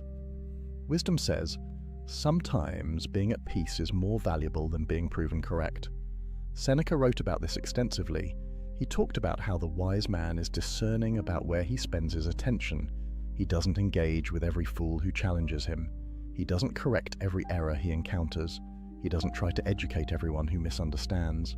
Instead, he focuses on what he can actually influence, what actually matters, what actually aligns with his values and goals.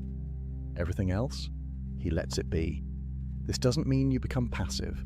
This doesn't mean you never stand up for truth. There are absolutely times when speaking up is necessary, when silence would be complicity, when the stakes are high enough that you must engage regardless of whether you'll win. But those situations are rarer than you think.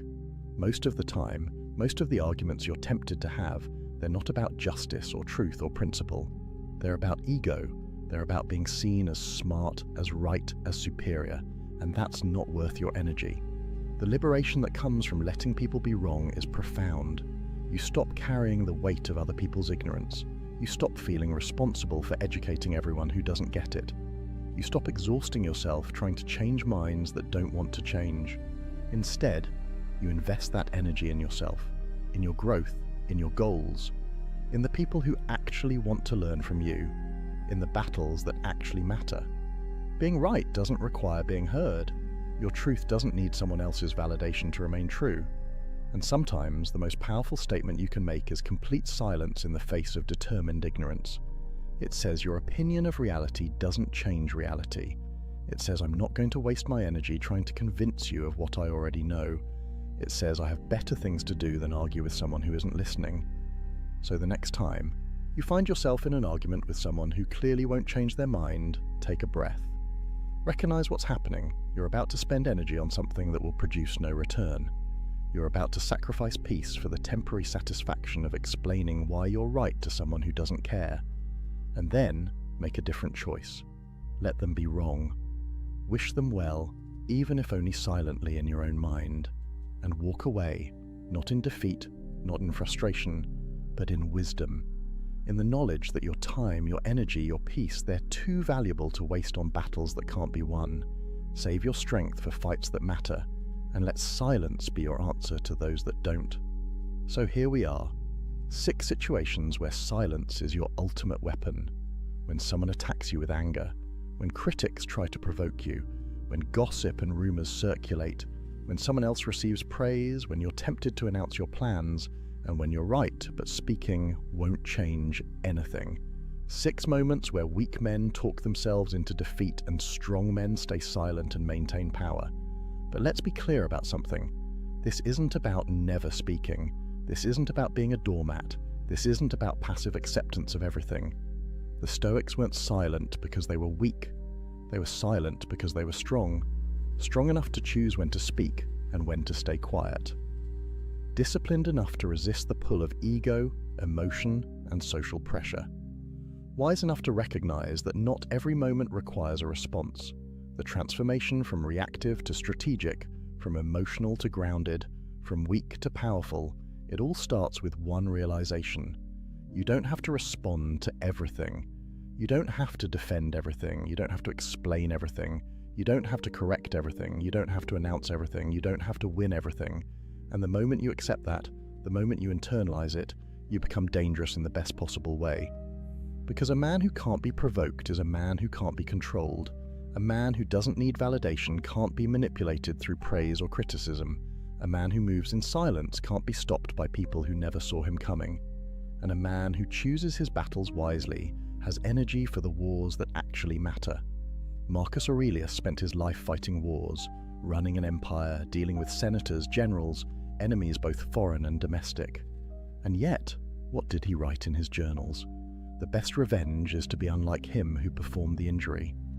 Not to strike back, not to defend endlessly, but to rise above, to remain true to yourself, to let your character be your answer. That's what these 6 situations are teaching you. How to rise above, how to remain true, how to let your life be your answer when words would only weaken your position. This week, I want you to do something. Pick one of these 6 situations, just one, and commit to practicing silence when it shows up. When someone gets angry, don't defend.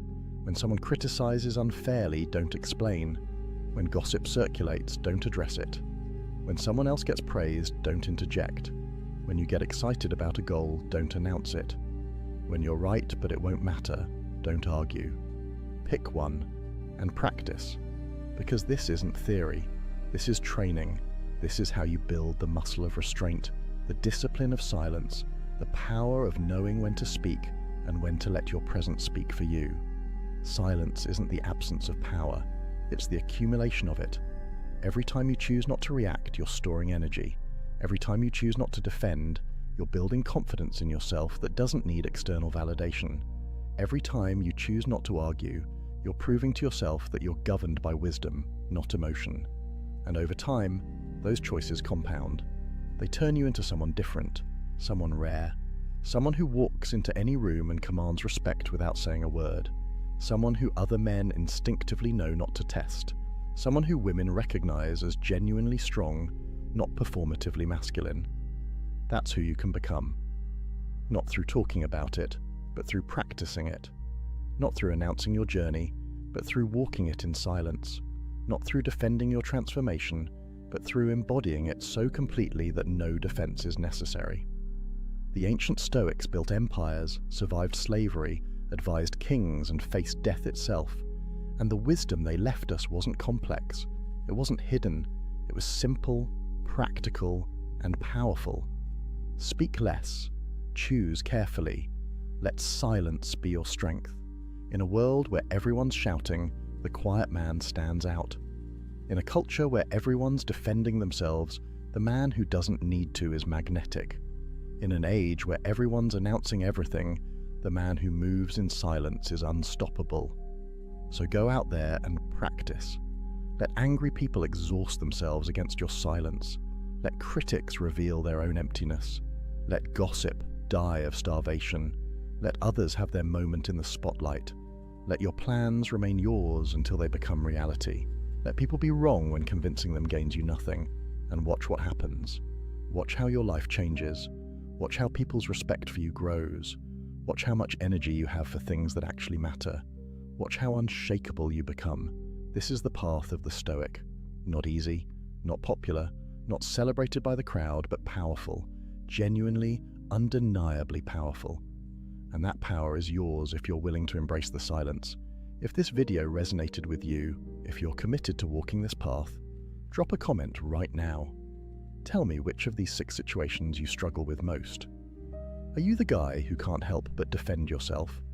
The one who has to announce every plan? The one who always needs to be right? Let me know, because awareness is the first step. Naming your weakness is how you begin to transform it into strength. And if you're ready to go deeper, if you want more of this raw, unfiltered Stoic wisdom that cuts through the modern noise and gives you ancient power, hit that subscribe button right now.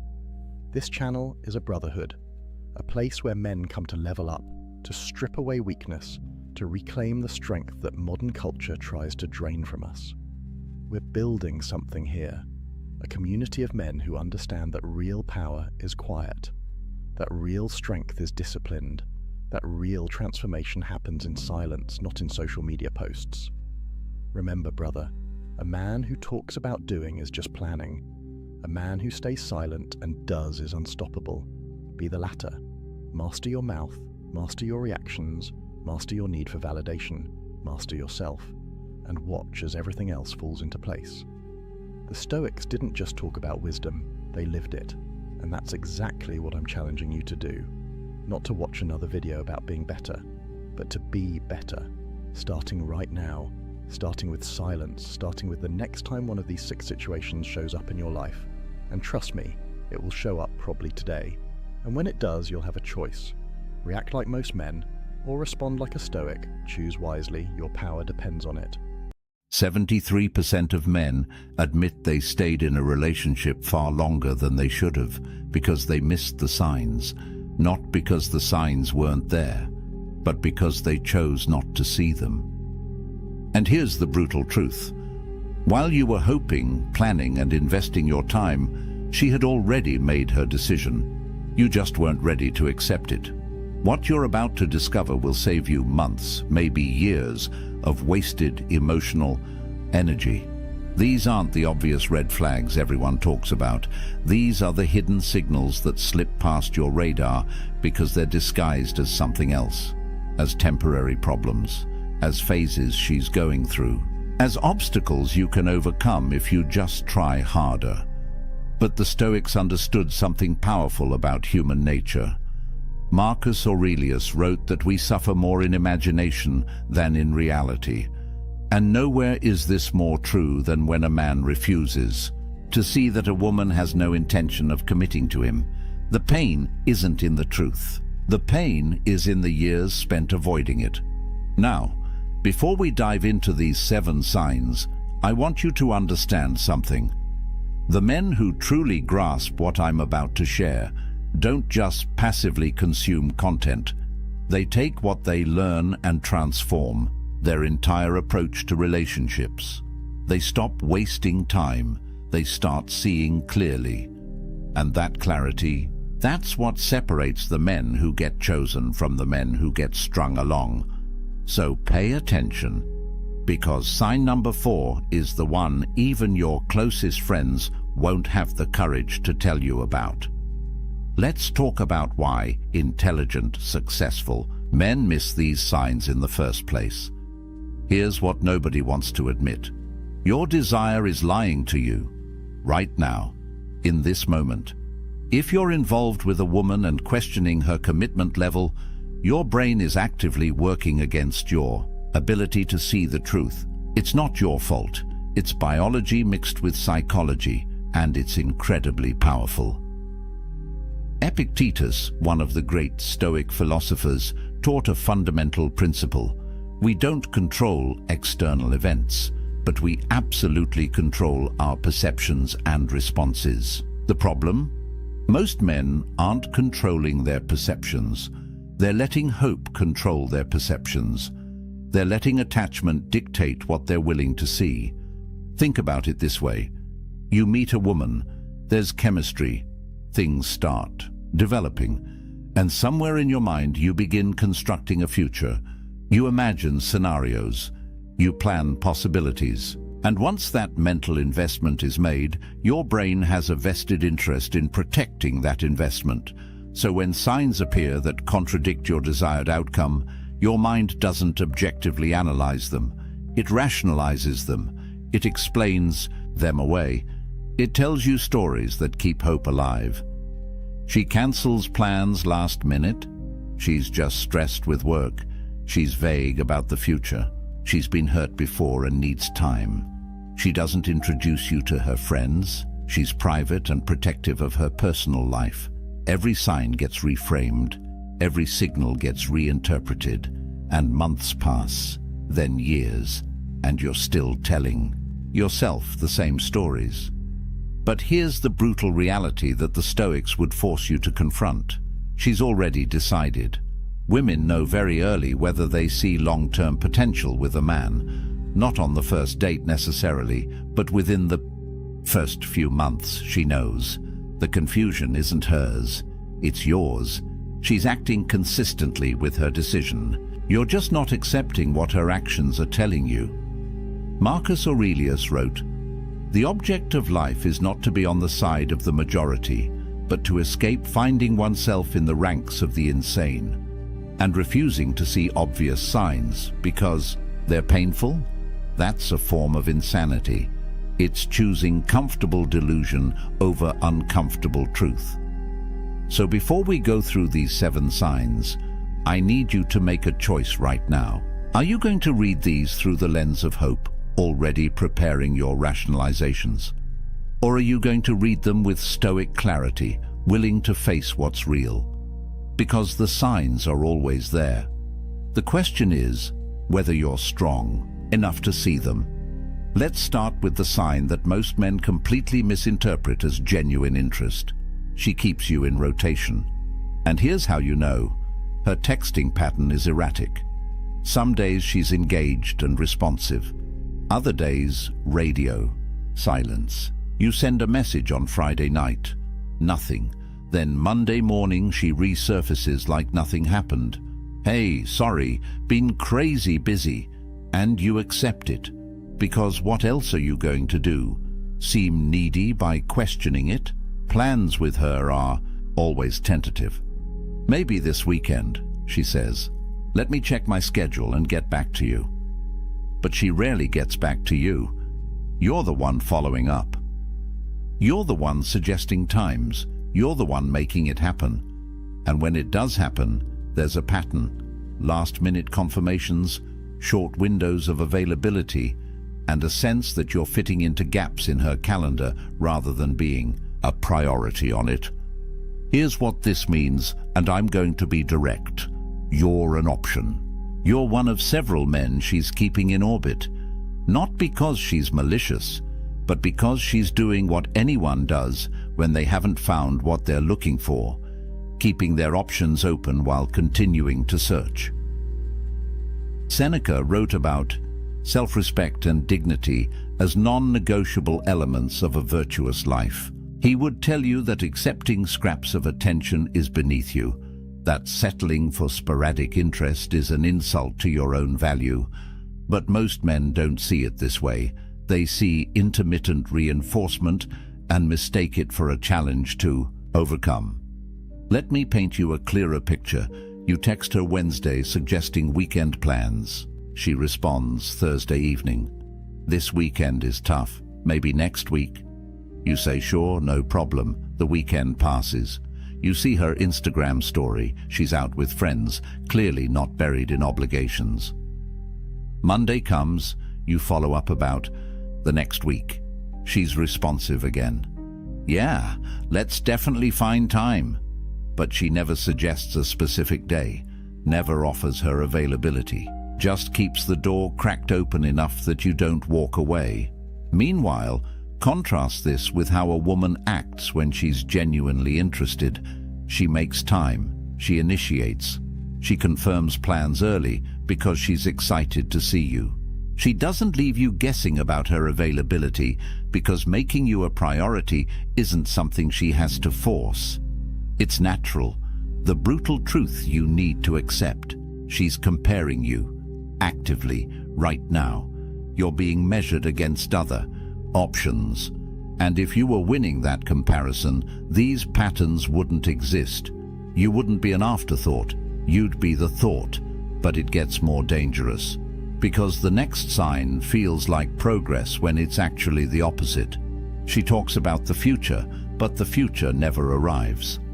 Pay attention to this carefully, because this is where men lose years of their lives. She says things like, "We should definitely take a trip together sometime," or "I'd love to meet your family eventually," or "Maybe next year we could think about moving in together." Notice the pattern? Sometime, eventually, maybe. These are fog words. They create the illusion of forward movement while committing to absolutely nothing. You bring up Thanksgiving, plans in October. "Oh, I don't know. My family situation is complicated." You mention a concert 3 months away. "Let's see how things are going then." You suggest planning a weekend away. "That sounds amazing, but work is crazy right now. Let's revisit it in a few weeks." Here's what's happening. She's keeping you invested without actually investing herself. She's discovered that vague future promises are enough to keep you around, so she deploys them strategically. And here's the insidious part. You interpret this as her wanting a future with you. Look, she's talking about trips. She mentioned meeting family. She's thinking long-term. No. She's thinking about how to manage your expectations without actually meeting them. Marcus Aurelius had a simple test for this. Judge people by their actions, not their words. Words are cheap. Words cost nothing. Anyone can paint verbal pictures of possible futures. But actions? Actions reveal true intentions, and when someone's actions consistently contradict their words, you don't have a communication problem. You have a truth problem. Let me show you the difference. A woman who genuinely sees a future with you doesn't speak in hypotheticals. She makes plans, real plans, with dates, with confirmations. "Let's go to that concert. I'll buy tickets for December 15th. Does that work for you? Or I want you to meet my parents. They're having dinner next Sunday. Can you make it?" See the difference? Specificity, commitment, action. Not "someday we should," but "here's when, let's do it." But when you're getting vague future talk, what's really being communicated is this: "I need to keep you emotionally invested enough that you don't leave, but I'm not ready to commit to you as my definite future." She's buying time. Time to keep looking. Time to keep her options open. Time to see if something better comes along. And the worst part, the longer you accept vague promises, the more you're training her that you'll settle for them. You're demonstrating that words without action are sufficient for you, that you don't require follow-through. That hope is enough. Epictetus taught that we should focus only on what's within our control. Her commitment isn't within your control, but your standards are. Your willingness to accept indefinite vagueness is entirely within your control, and every day you accept it, you're choosing it. Which brings us to the third sign. And this one is painful because it's so obvious once you see it. You're not part of her real life. You're separate, compartmentalized, isolated. How long have you been seeing her? 3 months? 6 months? A year? Now answer this. How many of her friends have you met? How many of her family members know you exist? When she posts on social media, are you ever in the frame? If the answer is none, none, and no, you're not in a relationship heading toward commitment. You're in a situationship that she's deliberately keeping isolated from her actual life. Here's what people don't understand about integration. When a woman sees you as her future, she naturally wants to integrate you into her present, not because she's following some relationship rulebook, but because humans naturally bring the people they value into their social circles. We want our friends to meet the person we're excited about. We want our family to know them. We want to share our joy with the people we love. So when she's actively preventing that integration, it's not because she's private or her friends are judgmental or the timing isn't right. It's because she doesn't see you as permanent. And she knows that integrating you would send a message to everyone in her life and to herself that she's not ready to send. Think about what integration actually signals. When she introduces you to her best friend, she's saying, "This person matters to me." When she brings you around family, she's saying, "I see this going somewhere serious." When she includes you in her social media, she's saying, "I'm proud to be associated with this person publicly." All of those statements require a level of commitment she hasn't made, so she keeps you separate. The relationship exists in a bubble, just the two of you. No external validation, no social proof, no permanent record. And when you bring it up, watch the excuses. "My friends are so judgmental, I don't want them to scare you off." Translation: I'm not ready to deal with their questions about where this is going. I don't really do social media with my relationships. Translation: I don't want to appear unavailable to other options. My family is complicated. I'm protecting you from drama. Translation: I'm not ready to signal to them that I'm off the market. Epictetus would tell you to observe what people do when they think no one is watching. But I'll modify that. Observe what people do with their real lives when you're not around. Because that's where the truth lives. A woman who's committed to you doesn't hide you. She showcases you. Not in some performative way, but naturally. Because you're part of her life. So of course you're around when she's with friends. Of course family knows about you. Of course there's evidence of your existence in her world. But when you're kept separate, when months go by and you're still her secret, you're not her future. You're her present convenience. And the longer you accept that role, the longer you'll stay in it. Now, this next sign is so subtle that even relationship experts miss it. But once you see it, you can't unsee it. She deflects every conversation about the relationship itself. You try to have the "what are we" conversation. She makes a joke. "Why do we need to label things? We're having fun, aren't we?" You try to discuss where things are heading. She gets slightly irritated. "Why are you being so serious? Can't we just enjoy what we have?" You express that you'd like more clarity about exclusivity. She deflects. "I thought we were on the same page. Do we really need to have this talk?" Notice what's happening here. She's not answering your questions. She's questioning why you're asking them. She's reframing your need for clarity as a problem, as pressure, as you being needy or insecure or rushing things. This is intentional avoidance, and it's incredibly effective because it makes you feel like you're the one creating an issue by wanting basic relationship clarity. Here's the psychology behind this. She knows that having an explicit conversation about commitment would force her to either commit or be honest that she doesn't want to. Both options are uncomfortable for her. If she commits, she's closing doors she wants to keep open. If she's honest that she doesn't want to commit, you might leave. So she chooses option 3. Avoid the conversation entirely and hope you stop asking. Marcus Aurelius wrote extensively about courage as one of the 4 cardinal virtues. And this situation requires courage from both people. It requires courage from you to ask difficult questions, but it also requires courage from her to answer them honestly. When she deflects instead of answers, she's revealing a lack of courage, a lack of respect for you, and a lack of genuine commitment to anything beyond the present moment. Let me show you what this looks like in practice. You say, "I really like you, and I'd love to know where you see this going." She responds with, "I like you too. Let's just see where things go naturally without overthinking it."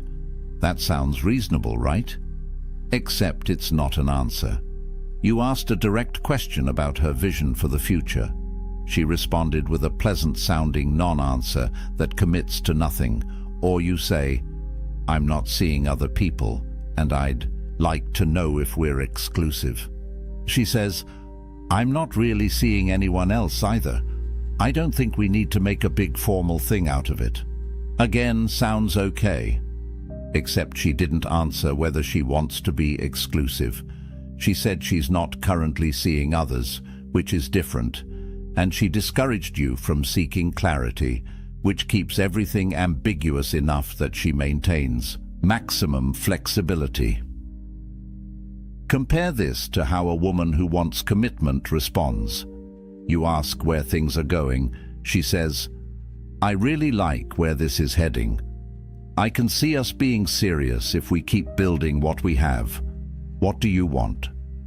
You ask about exclusivity. She says, "Yes, I'd like us to be exclusive. I'm not interested in seeing other people." Direct, clear, no deflection, no irritation at your questions, because she wants the same thing you want, so your questions aren't threatening. They're welcome.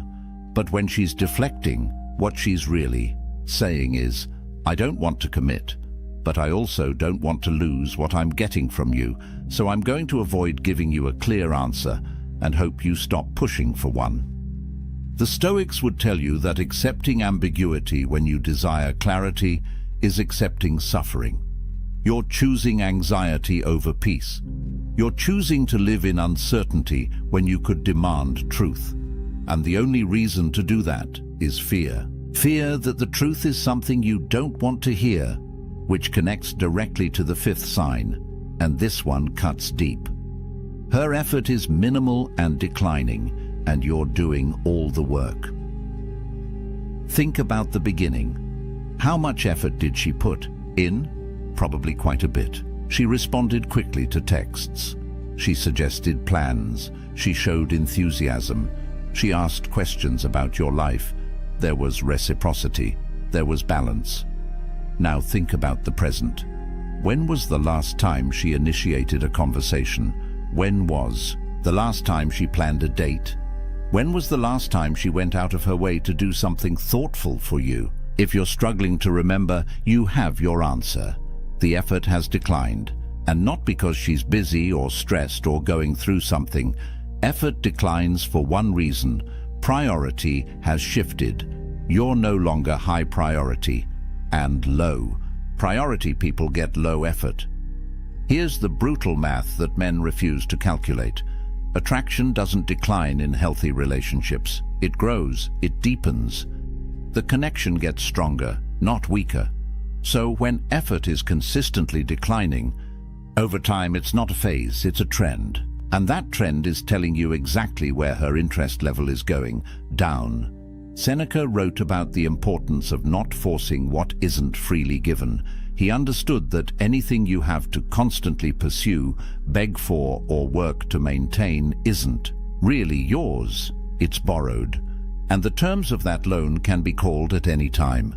When you're the only one initiating conversations, you don't have mutual interest. You have your interest and her tolerance of it.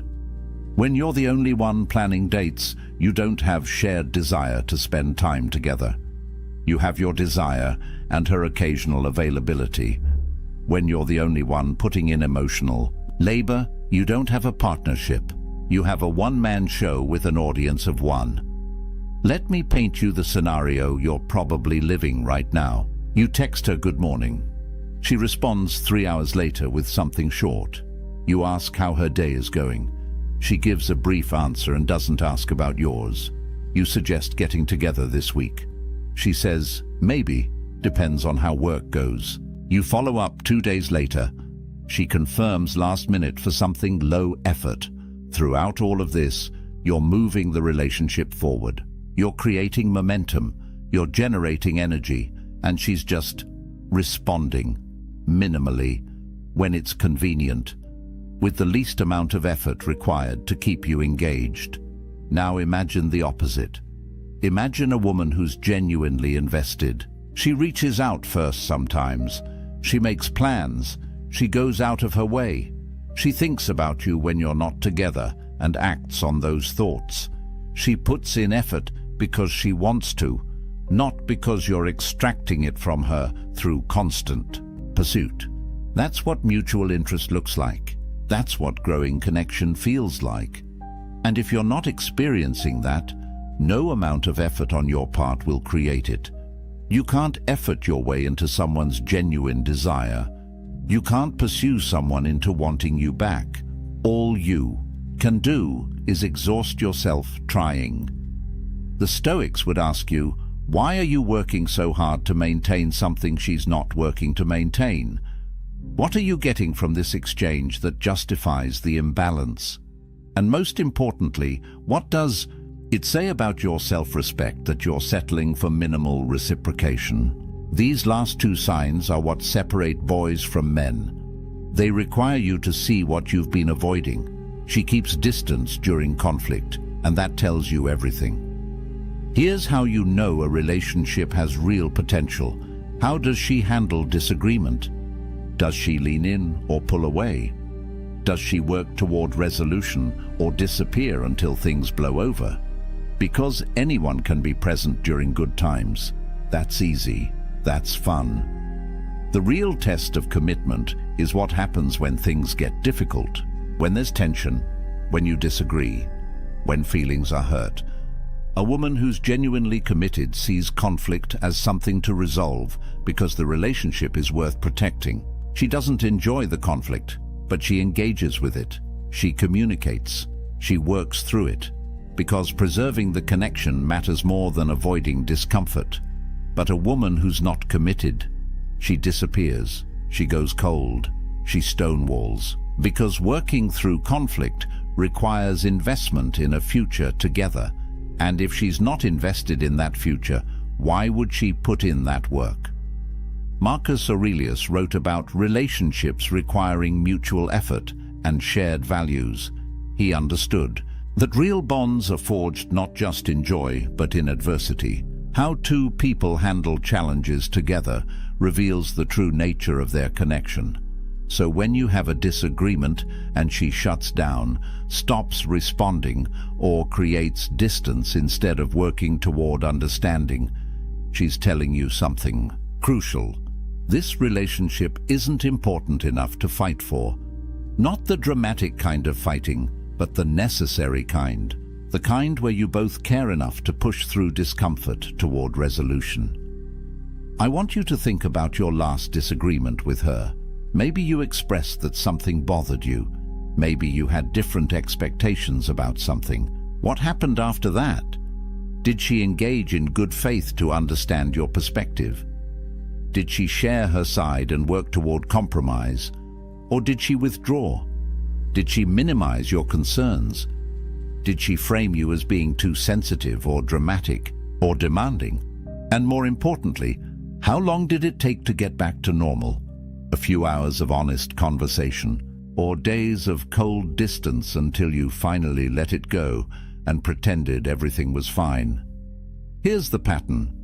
When she's not committed, every conflict becomes a threat to the relationship's existence rather than an opportunity to strengthen it. She treats disagreement as something to avoid or escape rather than something to resolve. And over time, you learn not to bring things up. You learn to swallow your concerns. You learn to accept less than you need because you're afraid that asking for more will make her leave. And that's not a relationship. That's walking on eggshells. Epictetus taught about maintaining dignity even in difficult circumstances, But there's no dignity in suppressing your legitimate needs because someone can't handle basic relationship communication. There's no virtue in staying small to make someone else comfortable. A partner who can't or won't work through conflict with you isn't capable of long-term commitment, because long-term anything includes challenges, includes disagreements, includes moments where you both have to choose the relationship over your individual comfort. And if she's choosing distance over resolution now, she'll choose distance over commitment later. Actually, she already has, which brings us to the final sign, the one that encompasses all the others. She tells you, she's been telling you all along, just not with words. Here's what you need to understand. Everything we've covered, the sporadic availability, the vague future talk, the social isolation, the deflection, the declining effort, the conflict avoidance, these aren't separate issues. They're not individual problems to solve. They're coordinated messages forming one clear communication. I'm not committing to you. Her body language tells you. The way she creates physical distance. The way her energy shifts when you talk about the future. The way she's less affectionate than she was in the beginning. Her enthusiasm tells you. Or rather, the lack of it. The absence of excitement when you make plans. The muted response when you share good news.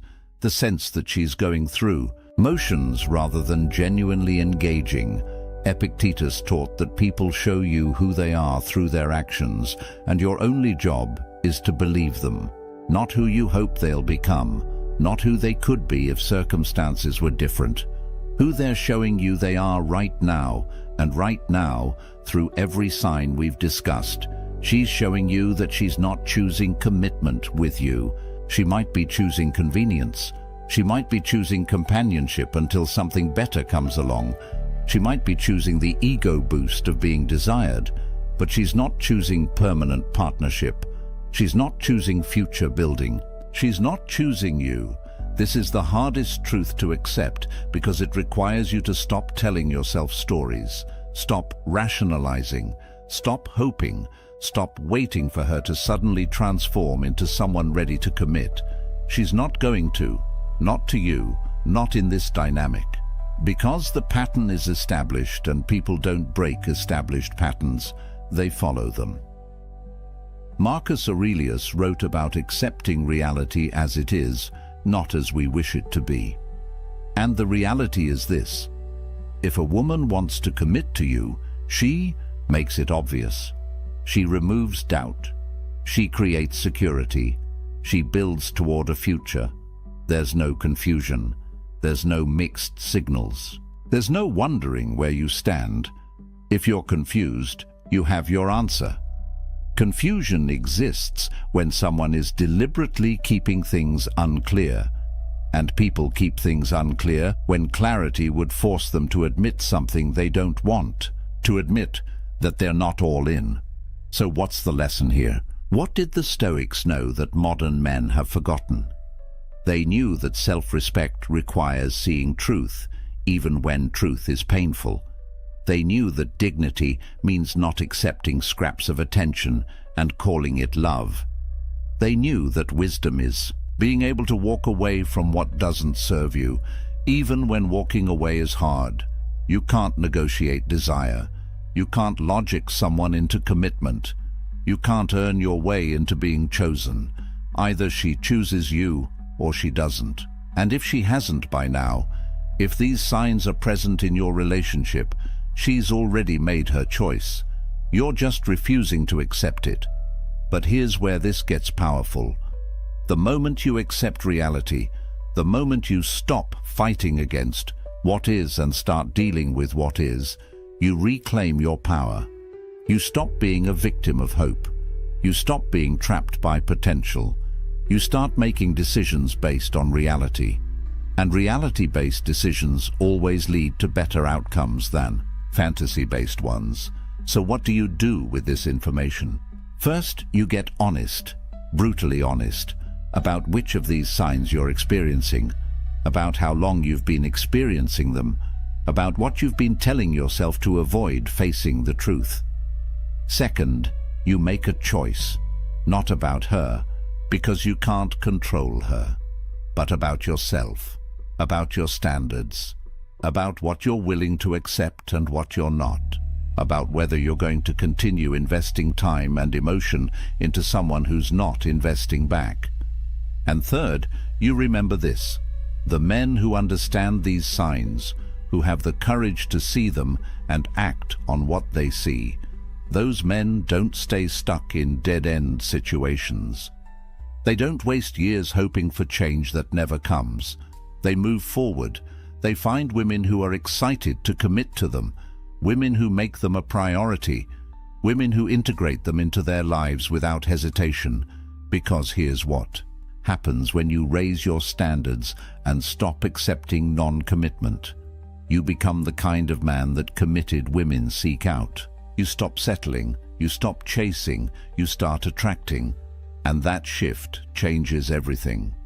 Now, if this resonated with you, if you're ready to stop missing the signs and start seeing relationships clearly, you need to stay connected to content. That keeps you sharp. Most men watch one video, feel motivated for a day, then slip back into the same patterns. The men who actually transform their relationships, they consistently expose themselves to truth. They don't let comfort pull them back into delusion. Next week, we're breaking down exactly how to walk away with dignity when you've recognized these signs, how to reclaim your power, how to detach without bitterness, how to use Stoic principles to turn this pain into growth. Because seeing the truth is step one. Acting on it with wisdom is step two. And most men never make it to step two. So here's what I need you to remember. A woman who wants to commit to you makes it obvious. She doesn't make you guess. She doesn't keep you uncertain. She doesn't give you mixed signals to decode. If you're analyzing, questioning, seeking clarity from a video like this, you already have your answer. You just needed permission to accept it. The Stoics taught that freedom comes from accepting what you cannot control and acting decisively on what you can. You can't control whether she commits, but you can control whether you continue accepting non-commitment. You can control your standards. You can control your next move. That's your power. That's your freedom. Use it. The more you chase her, the faster she runs. The less you care, the more she craves you.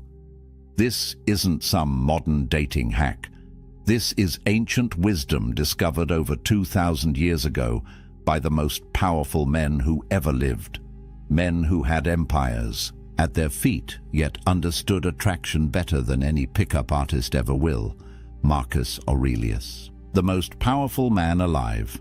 Emperor of Rome. He could have had any woman he wanted with a snap of his fingers. But here's what's fascinating. He wrote obsessively about self-control, about mastering his own mind, about caring less about what others thought. And women were drawn to him like a force of nature. There's a secret here, a paradox that most men will never understand. By the end of this video, you'll know exactly why everything you've been doing to attract women has been pushing them away. And more importantly, you'll discover what to do instead. This isn't about tricks or manipulation. This is about becoming a different kind of man. The kind women can't help but obsess over. Most men will never learn this. They'll spend their entire lives confused, frustrated, wondering why nice guys finish last. You're about to become the exception. So let's dive into the ancient philosophy that changes everything. Right now, there's a crisis happening. Modern men are more confused about attraction than ever before. You see it everywhere. Guys constantly checking their phones, hoping she texted back. Overanalyzing every conversation. Trying desperately to say the right thing, wear the right clothes, impress her with the perfect date. You've probably been there. You meet someone you really like. the conversation flows. You think, there's a connection. Then you text her, and you wait. Minutes turn into hours, hours turn into days. That sinking feeling in your stomach. Did I say something wrong? Should I text again? Maybe she didn't see it, so you send another message.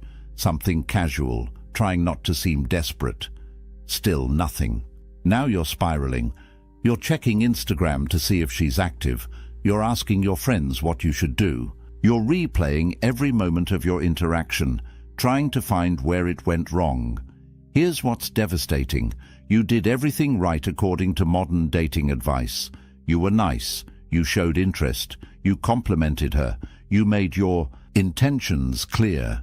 You were respectful, attentive, available. Everything society tells you women want. But something feels terribly wrong, because despite doing everything right, you're not getting the results. The women you really want seem uninterested.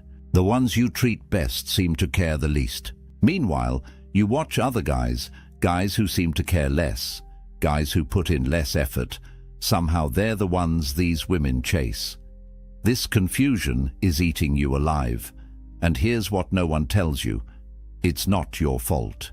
You've been lied to. Because attraction doesn't work the way you've been taught. In fact, attraction works backwards. 2,000 years ago, the ancient Stoics discovered something profound about human nature, something that explains everything. But before I reveal exactly what it is and how to use it, you need to understand the foundation. You need to understand why most men fail before they even begin. His name was Epictetus, born a slave in ancient Rome. He had nothing, no power, no status, no freedom. Yet this man became one of the greatest teachers in history. Rome's most powerful men traveled across the empire just to hear him speak. Why? Because he discovered something that changed everything. Epictetus taught what's called the dichotomy of control. It's simple but earth-shattering. There are things you control and things you don't control. That's it. Your thoughts, your actions, your character. These you control completely. Everything else, her response, her feelings, whether she texts back, whether she likes you control none of it. Here's where it gets interesting. Most men live their entire lives focused on what they can't control. You're trying to control her reaction. You're trying to make her like you. You're trying to force an outcome. And in doing so, you're giving away all your power. Think about what happens when you send that text and wait desperately for a reply.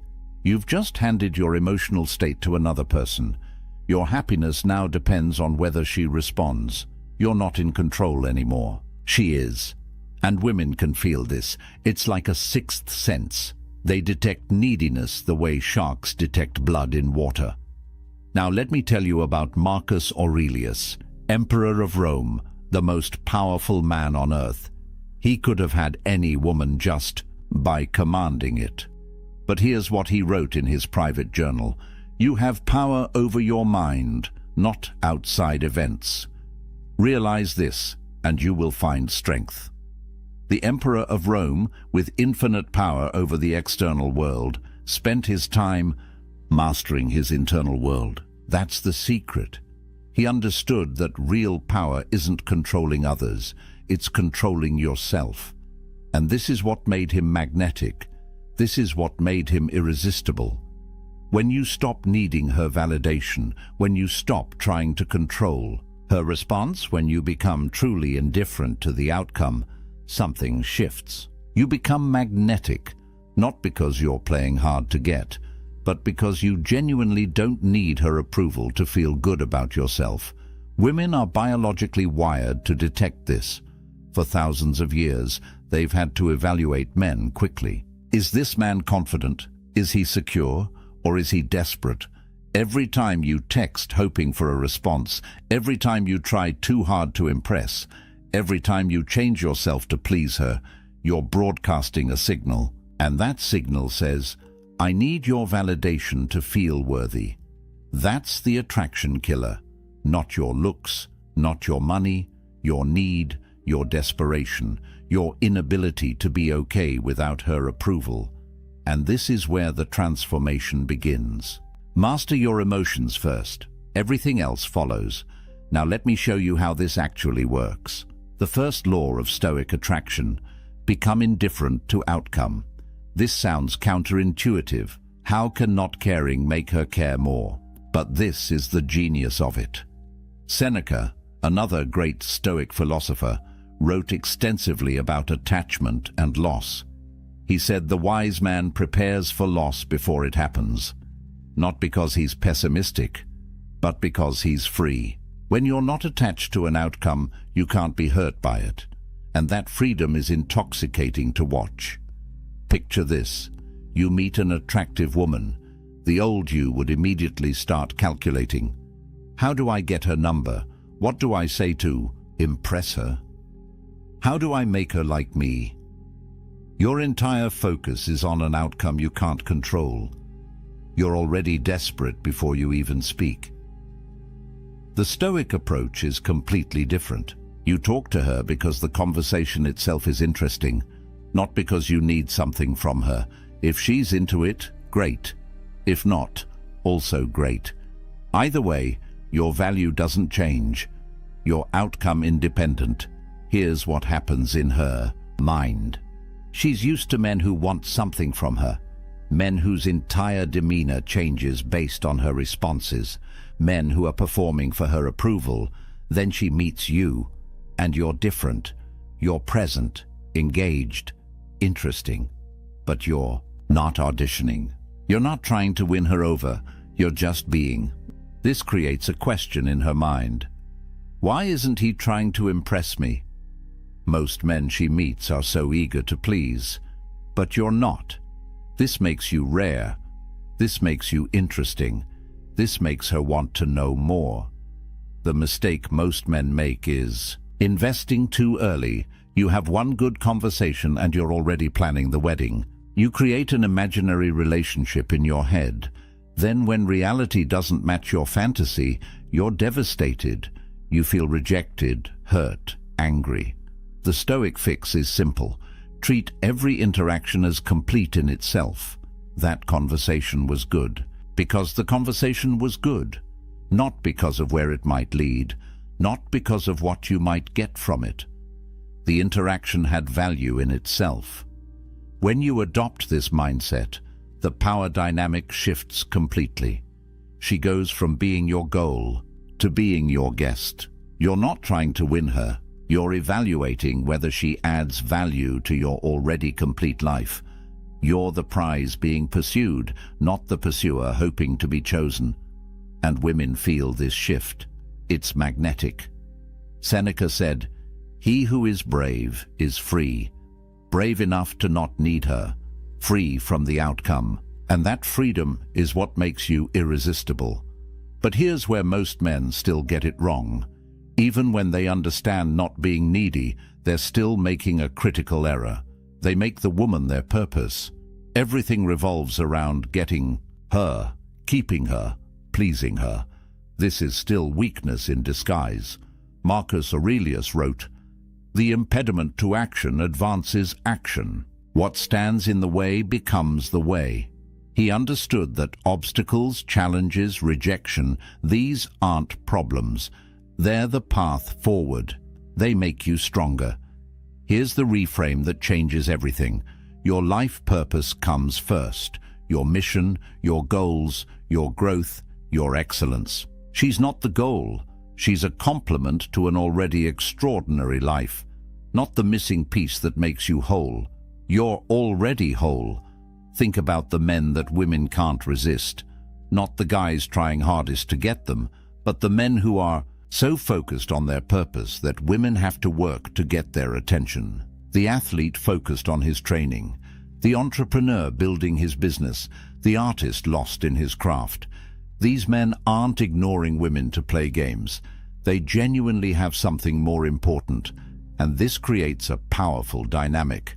While you're building, she's watching. She sees a man who doesn't need her validation because he's getting validation from his accomplishments. She sees a man who doesn't have time to play texting games because he's too busy creating something meaningful. She sees a man who can't be manipulated because his worth isn't tied to her opinion. This is what excellence looks like. Physical excellence.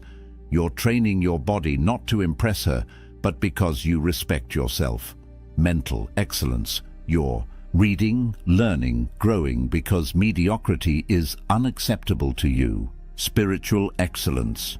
You're developing your character because that's what defines a man. Professional excellence. You're building something meaningful because that's your contribution to the world. Stop performing for her. Start performing for yourself. The paradox is this. Self-focus creates other attraction.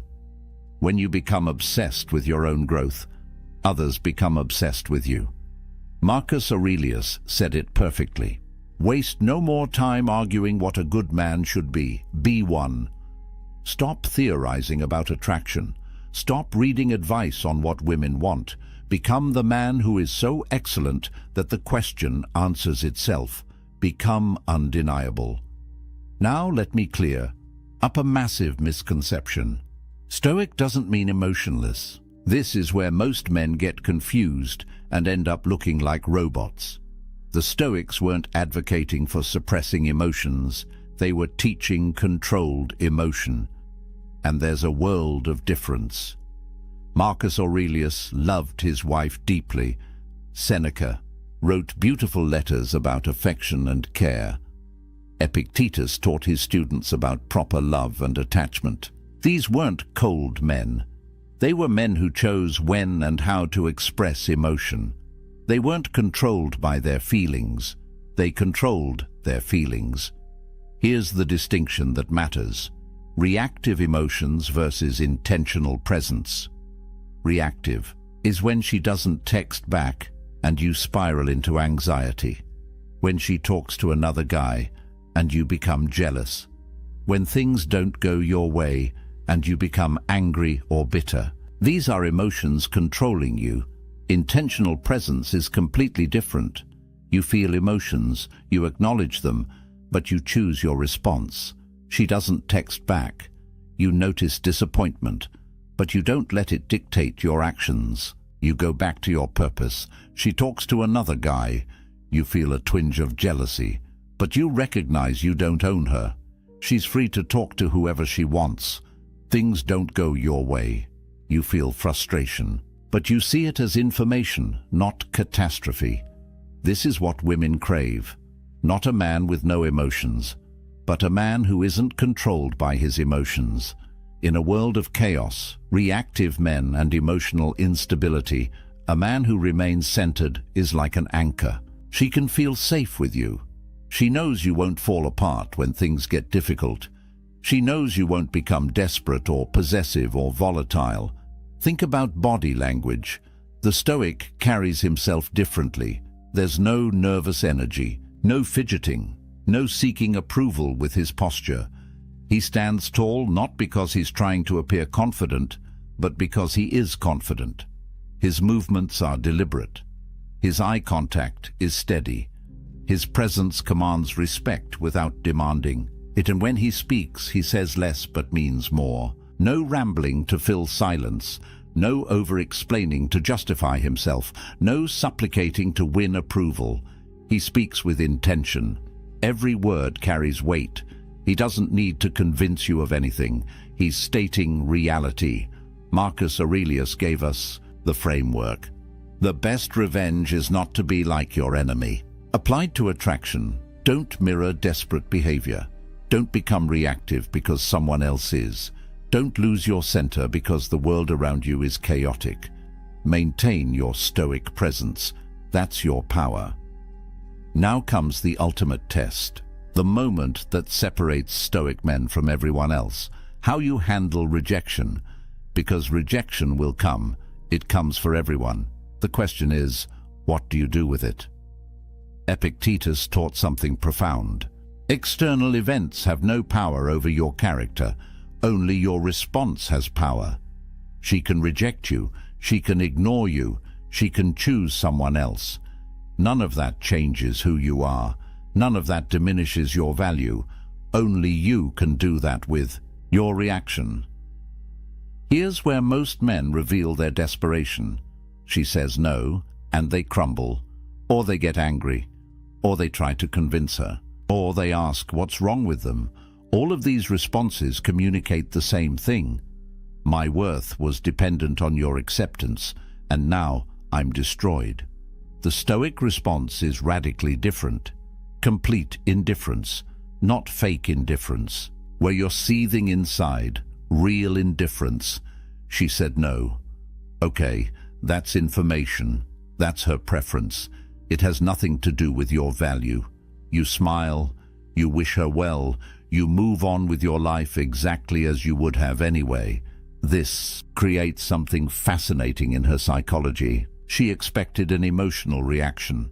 All men react. They get sad or angry or try to change her mind. But you didn't. You were completely unfazed. This doesn't compute for her. Who is this guy? Why didn't my rejection hurt him? Why doesn't he seem to care? Now she's thinking about you. Not because you played a game, but because you revealed something rare. You're a man whose value isn't determined by her opinion. You're a man who can't be hurt by her choices. You're a man who is genuinely outcome independent, and this is magnetic. Epictetus said it perfectly. It's not what happens to you, but how you react to it that matters. She rejects you. That's what happened. How you react determines everything. React with neediness, you confirm her decision. React with anger, you prove you were never worthy. React with indifference, you make her question her decision. But here's the most important part. This isn't a strategy to win her back. This is who you actually become. You genuinely don't need her acceptance because your worth comes from within. You're not pretending not to care. You actually don't care in a healthy way because you know your value is inherent, not assigned by others. This is Stoic confidence, unshakable, not because nothing bad can happen, but because you know you'll be fine regardless of what happens. This is the foundation of real attraction. So what does all this look like in real life? Let me paint you a picture. You meet a woman, you have a great conversation, you're present, engaged, genuinely interested in what she's saying. But you're not performing, you're not trying to impress her, you're just being the excellent man you've become. You get her number, you text her once, something simple, direct, no games. If she responds, great. If not, also great. You don't check your phone every 5 minutes. You don't analyze her response. Time. You're too busy with your purpose to obsess. You ask her out. One time. Clear, confident, specific. Let's grab coffee Thursday at 7. If she says yes, perfect. If she says no or gives a maybe, you wish her well and move on. No convincing, no negotiating, no rescheduling 3 times. You made an offer. She can accept or decline. Her choice doesn't affect your life trajectory. On the date, you're not interviewing her for the position of girlfriend. You're evaluating if she adds value to your already complete life. You're not trying to win her over. She's trying to win you over. The power dynamic is reversed. If she likes you, excellent. If she doesn't, also excellent. Either way, you go back to your life, back to your purpose, back to your excellence. She's a potential addition, not the foundation. If a relationship develops, it's built on something solid, not neediness, not desperation, not fear of being alone, but genuine appreciation between 2 whole people. You don't need her. You choose her. And she doesn't need you. She chooses you. Partnership of equals. Not 2 incomplete halves trying to make a whole. This is what Stoic relationships look like. Built on virtue, not validation. Built on respect, not neediness. built on choice, not desperation. The transformation is complete. You're not the chaser anymore. You're the chooser. You're not the man hoping to be picked. You're the man doing the picking. And women feel this shift. It's undeniable. You're not learning tricks. You're becoming the man she can't resist.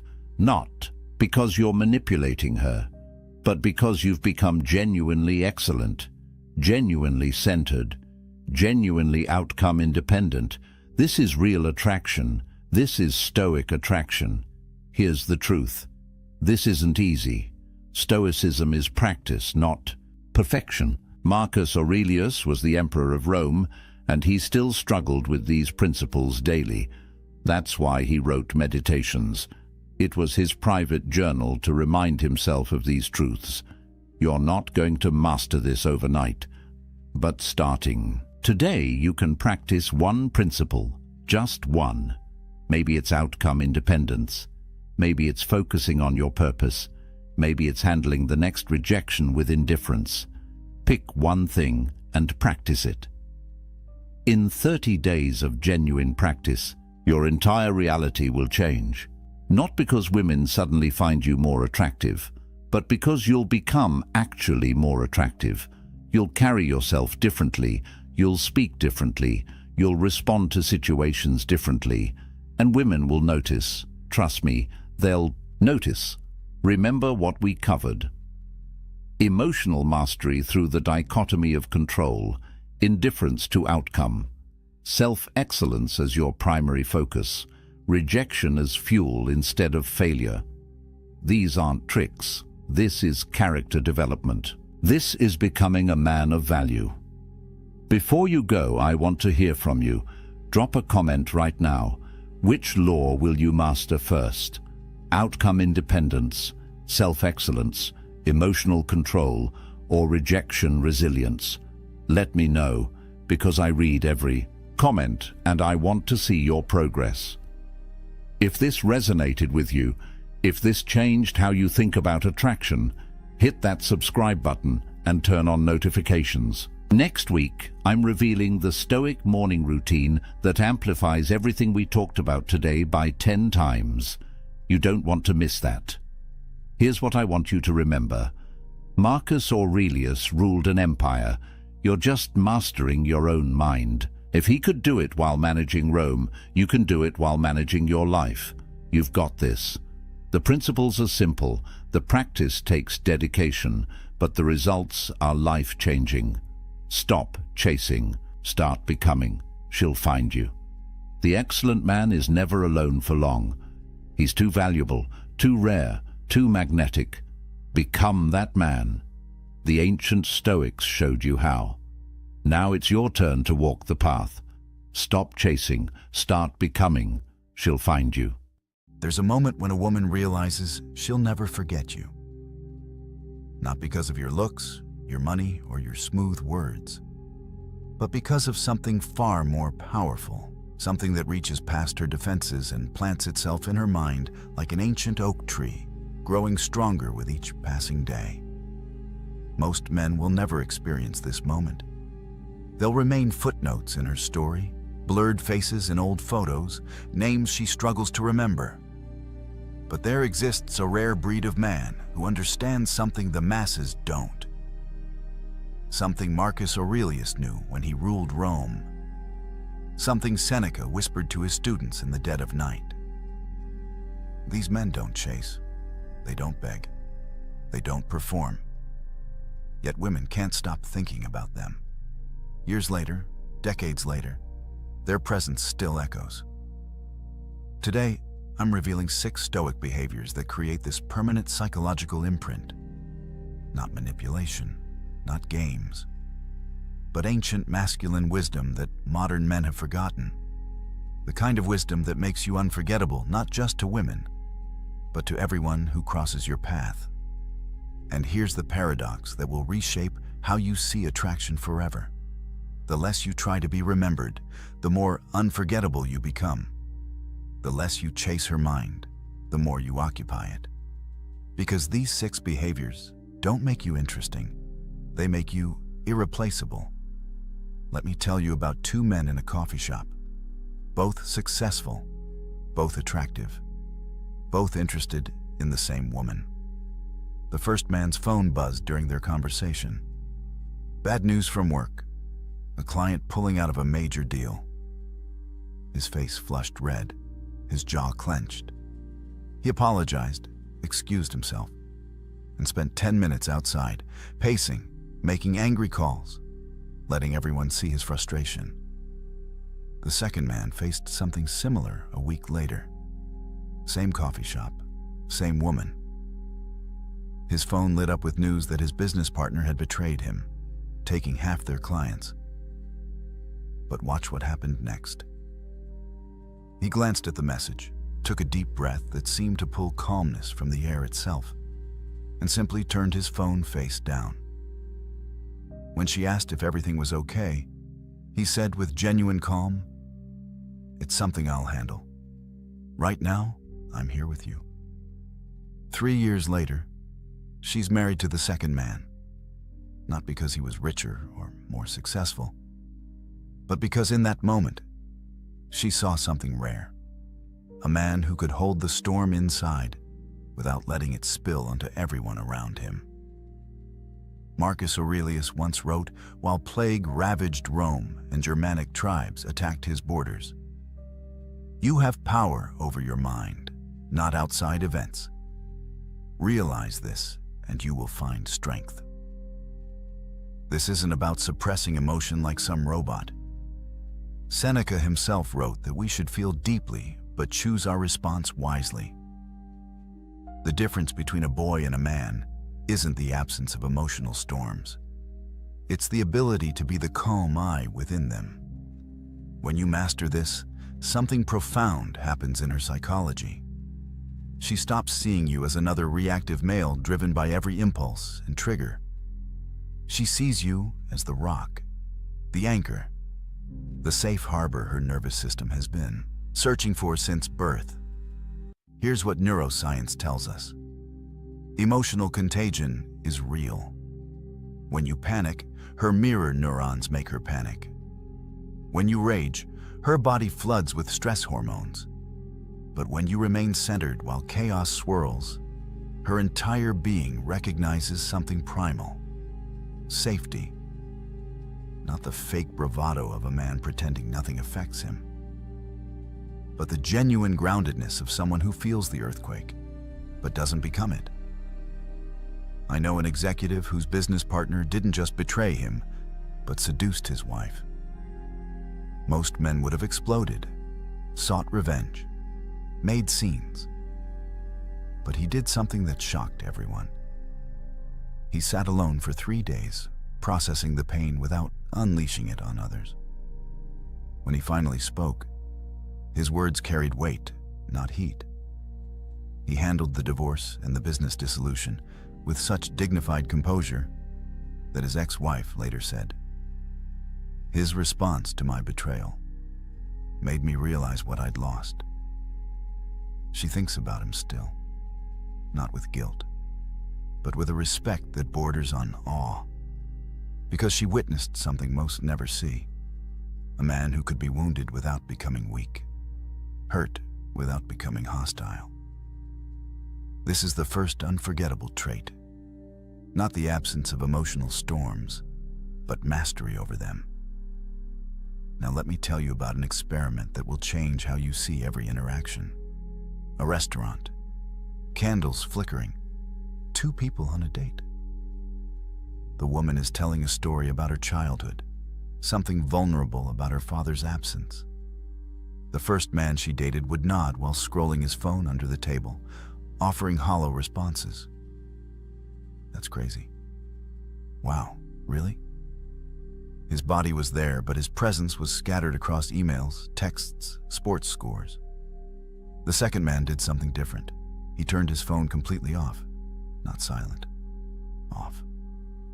When she spoke, he leaned in slightly, his eyes never wandering to other tables, the TV at the bar, or the waitress walking by. He asked questions that showed he wasn't just hearing, but absorbing.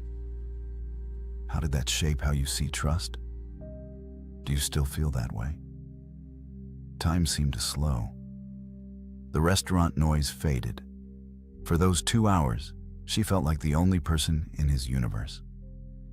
Epictetus taught that attention is the highest form of generosity we can offer another human. Think about that. In an age where everyone's mind is fragmented across 15 different screens, pure presence has become the rarest gift. When she's with you and feels your complete attention, not the leftover scraps after you've fed your distractions, her psychology shifts. The female brain, wired for emotional and social connection, recognizes something extraordinary. You're not trying to be somewhere else.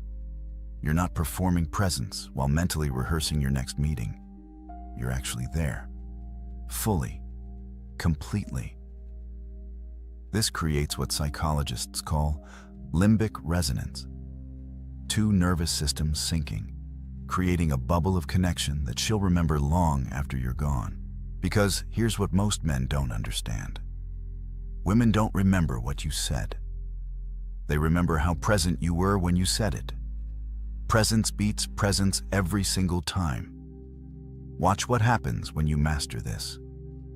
She starts opening up in ways that surprise even her, sharing things she's never told anyone. Not because you're prying or pushing, but because your presence creates a safe container for her truth. She'll lie in bed months later, thinking about that conversation, wondering why she felt so seen, so held, so understood. It wasn't magic. It was presence. The kind of undivided attention that's become extinct in modern dating. The gravitational pull that makes her feel like she's the sun in your solar system, if only for that moment. And that moment becomes eternal in her memory. There's a test women use that most men don't even know they're taking. She'll push against your boundaries, question your decisions, challenge your standards, not because she wants you to break, but because she needs to know if you will. The man who bends to every emotional wind, who reshapes himself to avoid conflict, who has no line he won't cross to keep her happy, this man becomes forgettable before the relationship even ends. But let me tell you about Marcus, not the emperor, but a tech founder I know. He was dating a woman who wanted him to fire his female assistant. No real reason, just insecurity. Most men would have caved, choosing peace over principle. Marcus did something different. He looked her in the eye with complete calm and said, "I don't abandon people who've been loyal to me based on someone else's insecurity. That's not who I am." She left him, but here's the twist.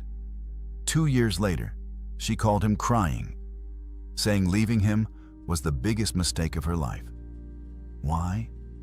Because every man after him folded like paper at her slightest displeasure. Seneca wrote about being like a rock in the ocean. Waves crash against it, storms batter it, but it remains unmoved, not from stubbornness, but from knowing what it is. This is what women actually test for. Not your willingness to fight, but your unwillingness to compromise your core. When you have values that don't shift based on her moods, something profound happens in her psychology. The testing decreases, the respect increases, and most importantly, she feels safe. Not the safety of weakness that says yes to everything, but the safety of strength that can say no with love. The biological truth no one wants to admit is that attraction isn't built on agreement. It's built on polarity. When you become whatever she wants moment to moment, you cease to be a distinct entity. You become an extension of her, and nobody is attracted to themselves. Your values, your unshakable principles, your lines in the sand, these create the masculine frame she can dance within. I watched a man walk away from $10 million because the deal required him to betray a partner who trusted him. His girlfriend watched him make this choice. She saw him choose integrity over wealth, character over comfort, 5 years later, married with children, she still tells that story. Not about the money he lost, but about the man he proved himself to be. That moment of principled decision became the foundation of her permanent respect. This is what modern men miss. They think being understanding means having no standards. They think love means infinite flexibility. But watch what happens when you stand firm in your values while remaining kind in your delivery. She might resist in the moment, but she'll respect you forever. Create your code, not rules for her, but standards for yourself. Lines you won't cross regardless of who's asking or what's offered. This isn't about being rigid or unreasonable. It's about being a man whose word means something, whose principles aren't negotiable, whose character doesn't fluctuate with circumstances. When she knows who you are at your core, when she can predict your response to moral challenges, when she sees you choose difficulty over dishonor, you become unforgettable. Because in a world of shapeshifters and people-pleasers, the man who knows himself and stands by it becomes a landmark in her life. A reference point she'll measure every other man against. Here's the moment that changes everything. She's telling you about her father's death, or her struggle with anxiety, or the promotion she didn't get. Tears well in her eyes. Most men do one of two things. They either shut down, becoming stone-faced statues of discomfort, or they scramble to fix, offering solutions to problems that don't need solving. But the unforgettable man does something different. He lets her see that her pain affects him, not in a weak, codependent way where he falls apart, but in a human way that says, "Your hurt matters to me." His eyes might soften, his voice might catch slightly when he responds. He shares his own moment of loss, not to compete, but to connect. Marcus Aurelius, the philosopher-emperor who could have claimed divine status, wrote openly about weeping when his mentor died. "I gave way to tears," he wrote, "for he was a man worthy of them." The strongest man in the world admitted to crying. Yet somehow modern men think feeling makes them weak. But here's the psychological truth that changes everything. When she sees your humanity, not your performance of invulnerability, bonding hormones flood her brain. Oxytocin, vasopressin, the same chemicals that bond mothers to children and create lifetime partnerships. But this must be strategic vulnerability, not emotional dumping. There's a massive difference between sharing your depth and drowning her in your dysfunction. The man who tells her about his father's harsh criticism and how it shaped his drive, that's depth. The man who complains about his boss every night for 2 hours, that's drainage. The moment should be rare, unexpected, like discovering a hidden room in a house she thought she knew. I knew a special forces operator, trained to kill, conditioned to feel nothing. On their third date, a song came on that his deceased brother used to play. For just a moment, his eyes went somewhere else. When she asked, he simply said, "My brother loved this song. I miss him." That was it. No drama, no collapse, just a glimpse behind the armor. She later said that 10-second moment created more connection than 3 months of conversation. Because she saw the man, not the mask. The unforgettable man masters this paradox. Strong enough to be vulnerable, controlled enough to be emotional, secure enough to be human. You don't dump your problems on her like she's your therapist. You don't cry more than she does. But in specific moments, you let her see that you feel deeply, that loss has touched you, that beauty moves you, that her joy genuinely lifts your spirit. This selective vulnerability becomes a key that unlocks a door in her heart that logic could never open. She stops seeing you as another emotionally constipated male or an emotional wreck. She sees you as whole, complete. A man who has integrated his shadows instead of hiding or being consumed by them. Watch what happens to a man without a mission. He makes her his mission. Every text becomes urgent. Every moment apart feels like abandonment. He orbits her like a lost satellite, and she feels the weight of being his only source of meaning. This man becomes forgettable the moment she realizes she's dating a boy, looking for a mother, not a man looking for a partner. But the man with purpose moves differently through the world. He loves deeply but doesn't need desperately. He wants her but doesn't require her for his existence to make sense. Epictetus said it best. First, say to yourself what you would be, then do what you have to do. This is the magnetic pull of direction. Women are biologically wired to recognize this. Throughout history, they've attached themselves to men moving towards something greater than comfort. The hunter tracking prey, the warrior defending the tribe, the builder creating shelter. The modern equivalent isn't about hunting mammoths. It's about having something you're building that exists independent of any relationship. Your mission becomes your North Star, and she becomes someone who might join your journey, not the journey itself. I watched an entrepreneur choose to delay expanding his business to care for his ailing mother. His girlfriend watched him sacrifice immediate profit for principle. But here's the key. He didn't abandon his mission. He adjusted its timeline for values-based reasons. She saw a man who could balance ambition with humanity, drive with duty. 3 years later, she still talks about that decision. Not because he chose family, but because he had something worth choosing between. Your mission doesn't have to be grand. You don't need to be Elon Musk trying to colonize Mars. But you need something you're moving toward that would exist, whether she's there or not. A business you're building, a skill you're mastering, a cause you're serving, a legacy you're creating. When she sees you have direction independent of her presence, her role clarifies. She's not responsible for your happiness. She's not the source of your purpose. She's someone who might enhance your journey and you hers. This creates the kind of healthy polarity that keeps attraction alive for decades. She can be feminine because you're handling the masculine burden of direction. She can flow because you're providing structure. She can trust your leadership because you're actually going somewhere worth following. Build your personal philosophy.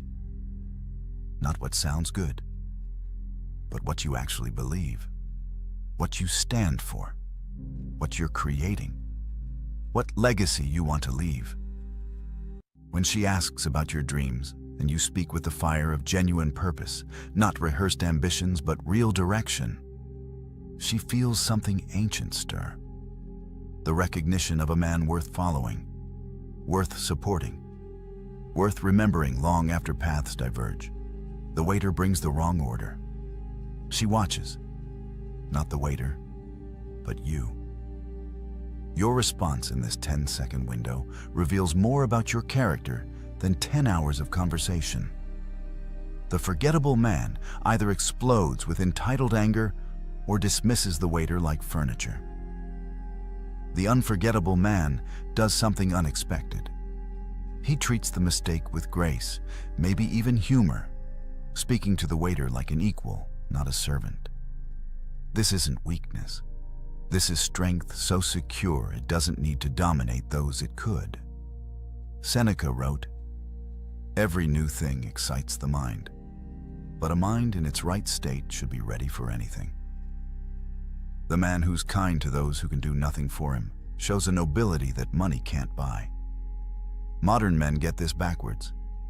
They think kindness is weakness, that being good is being soft. But watch what happens when you combine strength with kindness. When you can defend her from danger and help an elderly woman with groceries in the same afternoon. When you can negotiate million-dollar deals and remember your doorman's daughter's name.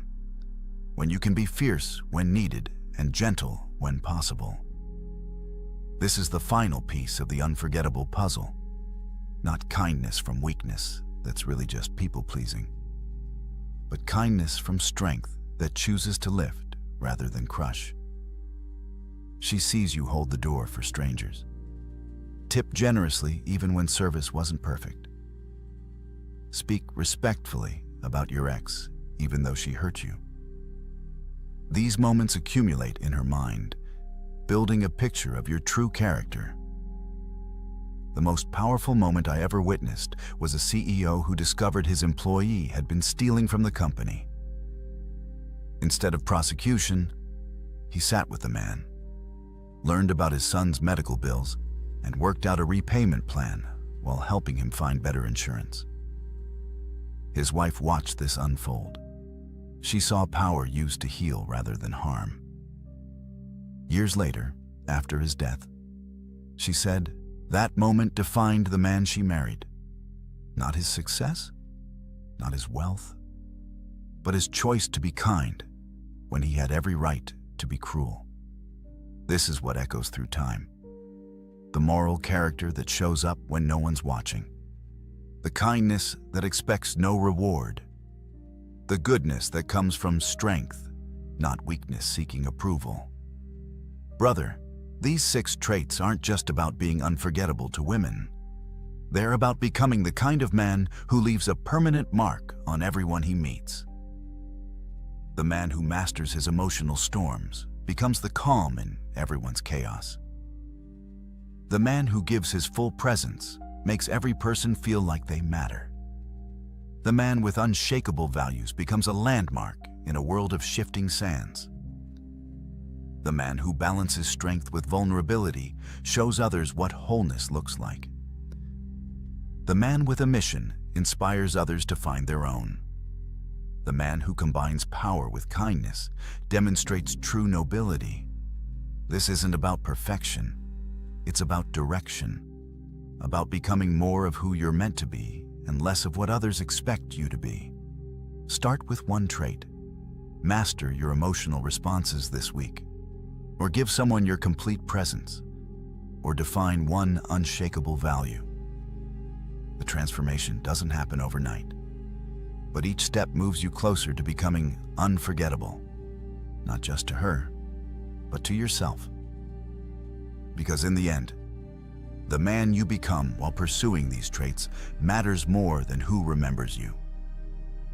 Subscribe now and join a brotherhood of men who refuse to be forgotten, who choose depth over surface, character over comfort, legacy over likes.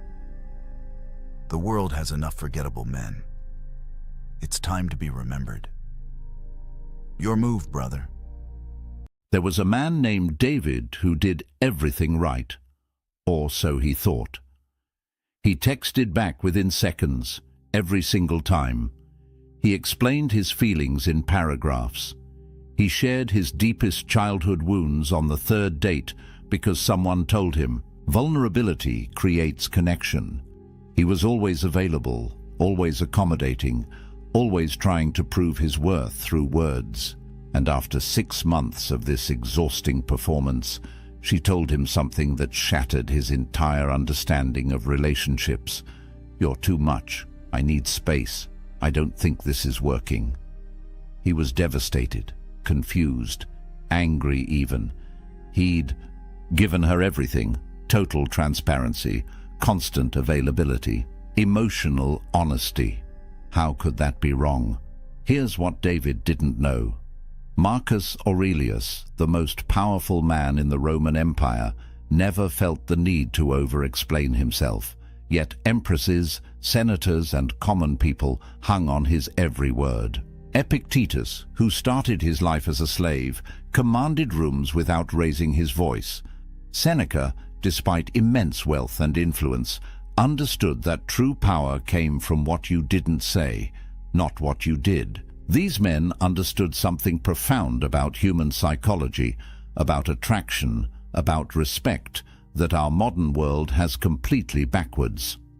Today, I'm revealing 7 Stoic secrets that rewire how people respond to you, not manipulation, not games. Ancient masculine wisdom about presence, restraint, and the magnetic pull of a man who doesn't need constant validation. These aren't the secrets your dating coach told you. These are the principles that built empires and commanded respect for thousands of years. By the end of this video, you'll understand why silence is more powerful than explanation, why absence creates more attraction than presence, and why the less you need her approval, the more she'll seek yours. But here's the warning. The seventh secret is the one most men violate without even realizing it. And once you cross that line, attraction dies. Not slowly, instantly. If you've ever wondered why she pulled away after you opened up, why your honesty seemed to backfire, why the more you tried, the less she cared, stay with me. Because what the Stoics understood about women, about power, about human nature, is about to change everything. Let's start with the first secret. Jake made a simple mistake that cost him everything. He was 20 minutes late to dinner. Traffic was insane, his boss had kept him late, and his phone had died, so he couldn't text ahead. When he finally arrived, breathless and apologetic, she asked one question: "Where were you?" And then Jake did what most men do. He explained, in detail. He described the traffic pattern on the freeway. He mentioned his boss's last-minute request. He showed her his dead phone. He provided timestamps, locations, a complete reconstruction of his evening like he was testifying in court. He thought he was being honest, transparent, proving he had nothing to hide. What he didn't see was her face change, not with anger, with something worse, disinterest. By the time he finished his 5-minute explanation, she'd already checked out mentally. 3 weeks later, she ended it. Her reason: "You're exhausting. I feel like you're always trying to prove something." Here's the first secret the Stoics understood. The best men don't defend themselves. They don't need to.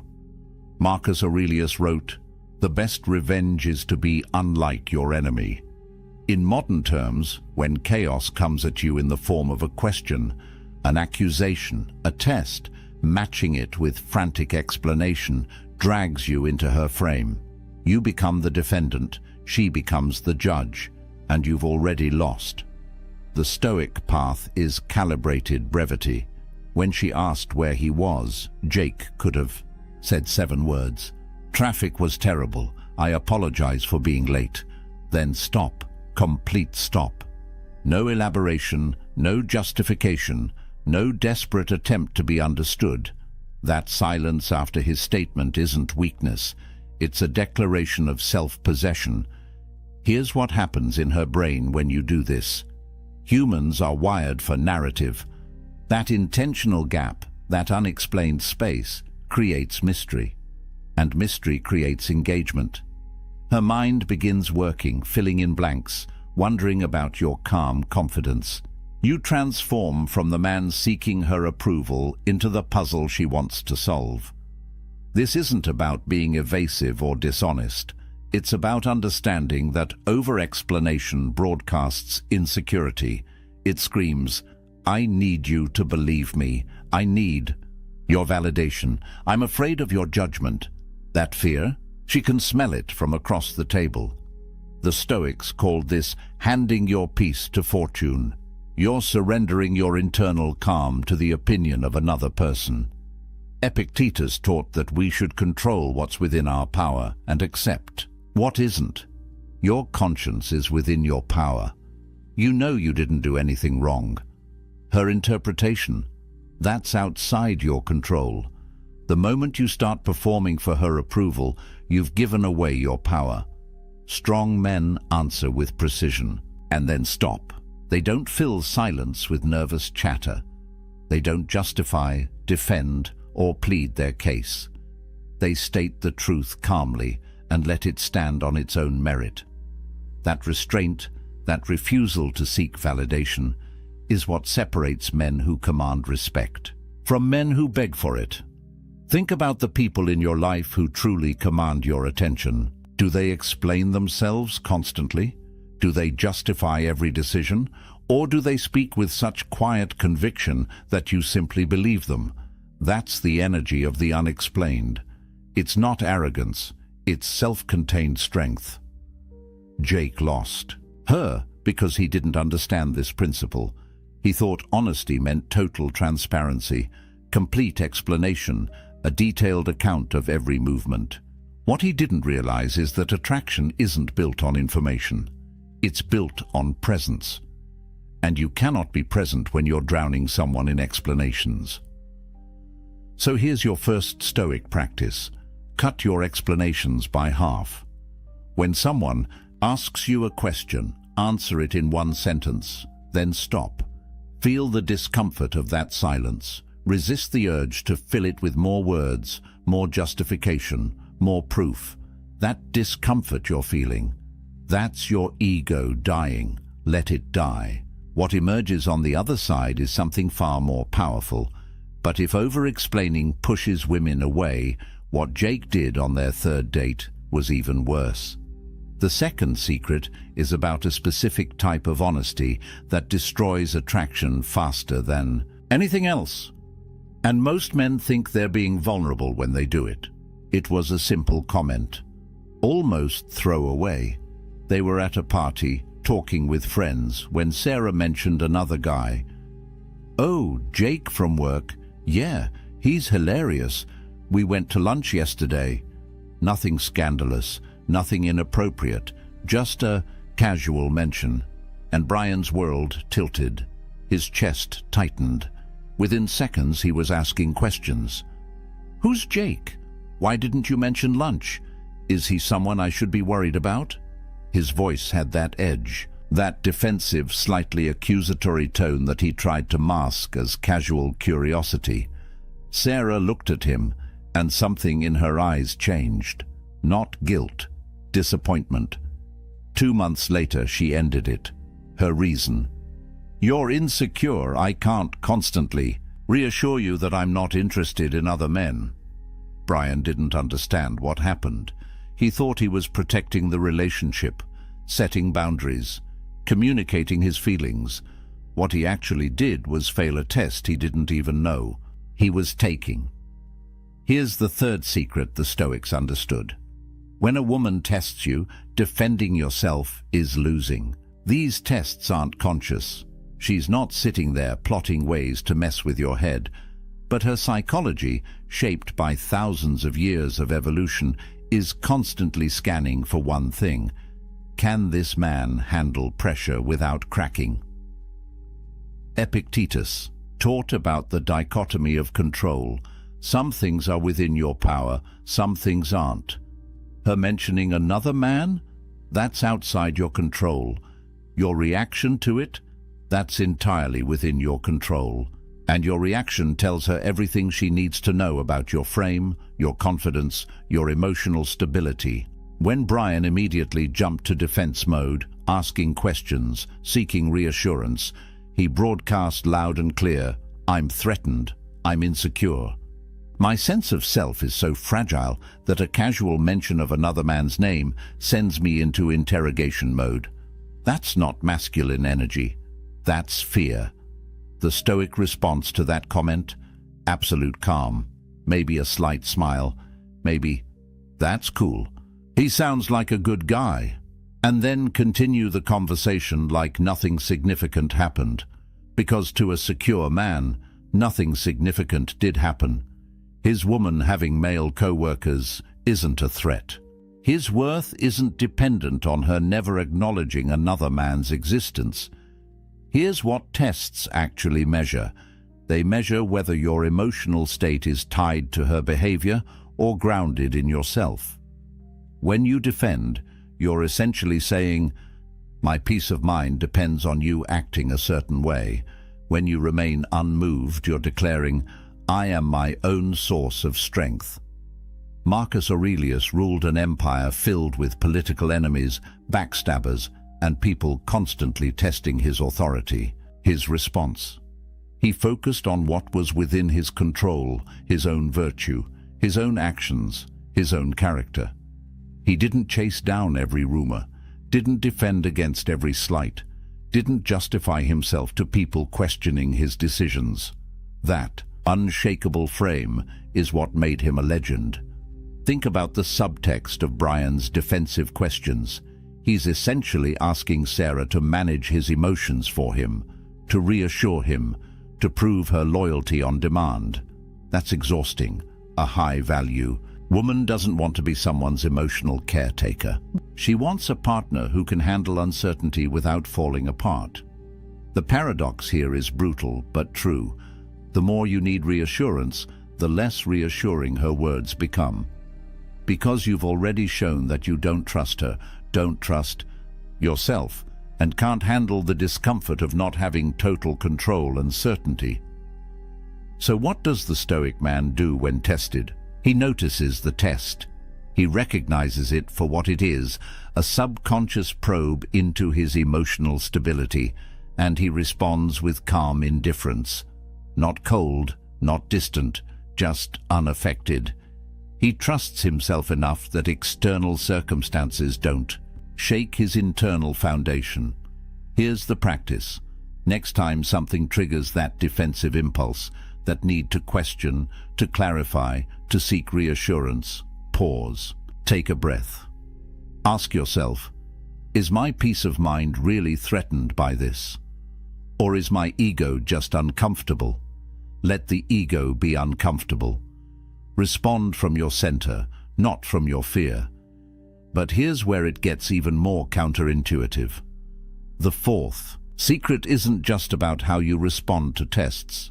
It's about your entire orientation to the relationship, and it's the secret that separates men who attract from men who chase. Daniel had been seeing Emma for 3 months. Things were good, really good. But lately he'd noticed a shift. Her texts were shorter, plans were harder to make. The anxiety started creeping in. So Daniel did what seemed logical. He tried harder. More compliments, more texts checking in, more elaborate date plans, more words of affirmation. He was fighting to keep something he could feel slipping away, and the harder he fought, the faster she pulled back. Until one evening, she sat him down and said words that destroyed him. "I need space. This feels too intense. I think we should take a break." Daniel spent the next week in agony. He texted her long messages about how much he cared. He explained that he'd give her space, but he'd be waiting. He essentially communicated, "My happiness depends on you coming back. Without you, I'm not okay." She never came back. Here's the fourth secret, and it's the most counterintuitive one yet. The moment you need the relationship to work out, you've already lost it. The Stoics practiced something called premeditatio malorum, the premeditation of evils. They would imagine the worst possible outcome, sit with it, accept it, and then act from a place of freedom rather than fear. If you can truly accept the possibility that she might walk away, that the relationship might end, that you might be alone, then you stop performing. You stop contorting yourself into shapes you don't naturally inhabit. You stop trying to talk her into staying. And paradoxically, that's when you become most attractive. Neediness is the universal repellent. It doesn't matter how good-looking you are, how successful, how intelligent. The moment she senses that your emotional stability depends on her staying, attraction dies. Because neediness signals one thing: you don't believe you're enough on your own. Think about what Daniel actually communicated with his behavior. Every extra text, every elaborate date plan, every reassurance he offered was saying, "Please don't leave me. I need you to validate my worth. I'm not complete without you." That's not partnership, that's dependency, and no woman wants to be someone's entire source of happiness. Marcus Aurelius lost children, friends, allies. He faced constant political threats and personal betrayals. Yet he maintained his equanimity because he understood something fundamental. External circumstances are temporary and outside his control. His happiness came from within, from living according to his principles, from his character, not from whether people stayed or left. Here's the brutal practice. Imagine her leaving, right now. Picture your phone staying silent. Picture her with someone else. Picture yourself alone. Don't just think about it intellectually. Feel it. Sit with that discomfort until your breathing steadies, until you realize, deep in your bones, that you would survive, that you would adapt, that you would eventually be okay. Only when you've truly accepted that worst-case scenario can you enter the relationship from a place of genuine strength, because now your actions aren't motivated by fear of loss. They're motivated by authentic desire to connect. There's a massive difference. When you're detached from the outcome, something magical happens. You speak only when your words genuinely improve the silence. You contribute value, not seek validation. You're present when you're together, but you're equally fulfilled when you're alone. That energy, that self-sufficiency, is magnetic. Women have incredible intuition. They can sense when a man's happiness is contingent on their response. They can feel the weight of being someone's everything, and that weight kills desire. But they can also sense when a man is whole on his own, when he's choosing to be with her rather than needing to be with her. That's the energy that creates lasting attraction. Epictetus, who spent his early life as a slave, understood freedom better than most. He taught that true freedom comes from wanting what you have, not having what you want. Applied to relationships. Be with someone because you genuinely enjoy their company, not because you need them to complete you. Daniel lost Emma the moment he made his happiness dependent on her staying. If he had accepted the possibility of loss, if he had remained grounded in his own worth, if he had continued living his purpose regardless of her distance, there's a good chance she would have come back. Because detachment isn't coldness, it's confidence, and confidence is the ultimate aphrodisiac. Here's your practice. Every morning, remind yourself that you are whole, complete, valuable, with or without her. Let that truth sink into your bones. Act from that place of fullness, not from a place of lack. But detachment is only half the equation. The fifth secret is about what you choose to reveal about yourself. And it's where most men make a fatal mistake. First date. The conversation was flowing. Alex felt the connection building. So when she asked about his past relationships, about his dreams, about his childhood, he opened up. Completely. He told her about his failed business venture, his complicated relationship with his father, his travel plans for the next 5 years, his insecurities about his career, his workout routine, his favorite books, his political views, everything. By the end of the night, she knew more about Alex than some of his closest friends. He thought he was building intimacy through honesty. He drove home feeling good, confident he'd made a real connection. She never texted back. Alex couldn't understand it. The conversation had been great. They'd talked for hours. He'd been totally authentic, holding nothing back. What went wrong? Here's the fifth secret the Stoics understood. Scarcity creates value. When everything is immediately available, nothing is precious. Seneca, despite his immense wealth, chose to live simply for periods of time. He did this to remind himself that luxury was optional, that true value came from restraint and self-mastery. He understood that abundance without scarcity breeds contempt. Apply this to personal disclosure. When you reveal everything about yourself on the first date, you eliminate mystery, you remove intrigue, you give her brain nothing to work with, nothing to imagine, nothing to wonder about. The story is complete. There are no chapters left to discover, and humans are wired for narrative. We're drawn to stories that unfold over time, not stories that are dumped on us all at once. Think about your favorite TV series. What keeps you watching? The slow reveal, the mysteries that build, the questions that get answered gradually. Imagine if the first episode gave you every plot point, every character backstory, every twist and turn. You'd stop watching. There's nothing left to discover. That's what Alex did. He gave her the entire season in one episode, and her brain, designed to seek novelty and invest in gradual discovery, simply lost interest. There was no reason to come back. She already knew everything.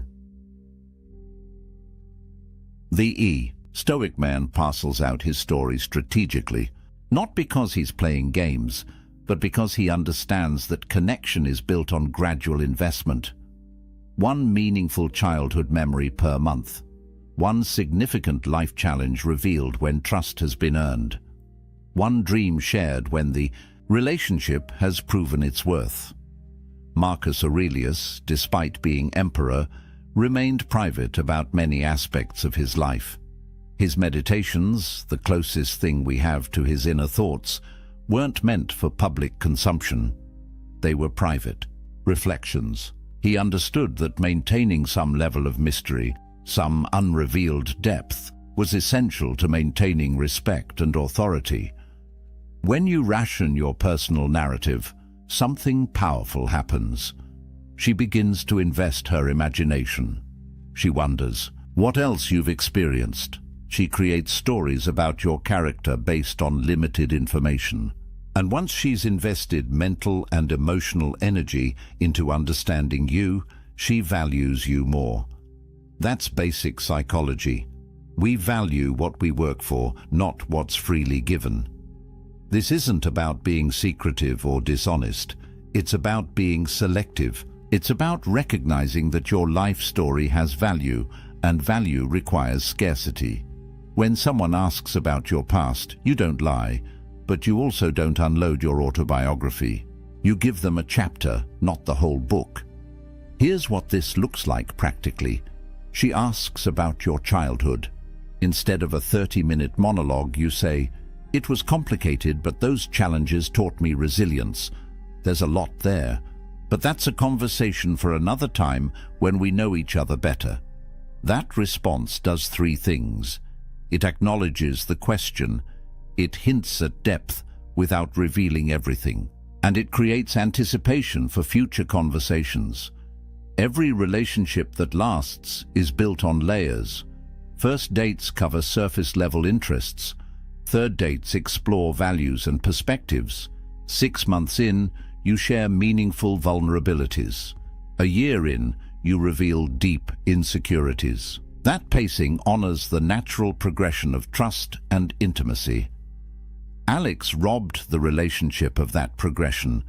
By revealing everything immediately, he collapsed all the layers into one overwhelming dump. And the human brain, overwhelmed and understimulated at the same time, simply checked out. But there's something even more powerful than what you reveal. It's about what you do when you're not around. The sixth secret is the most counterintuitive of all.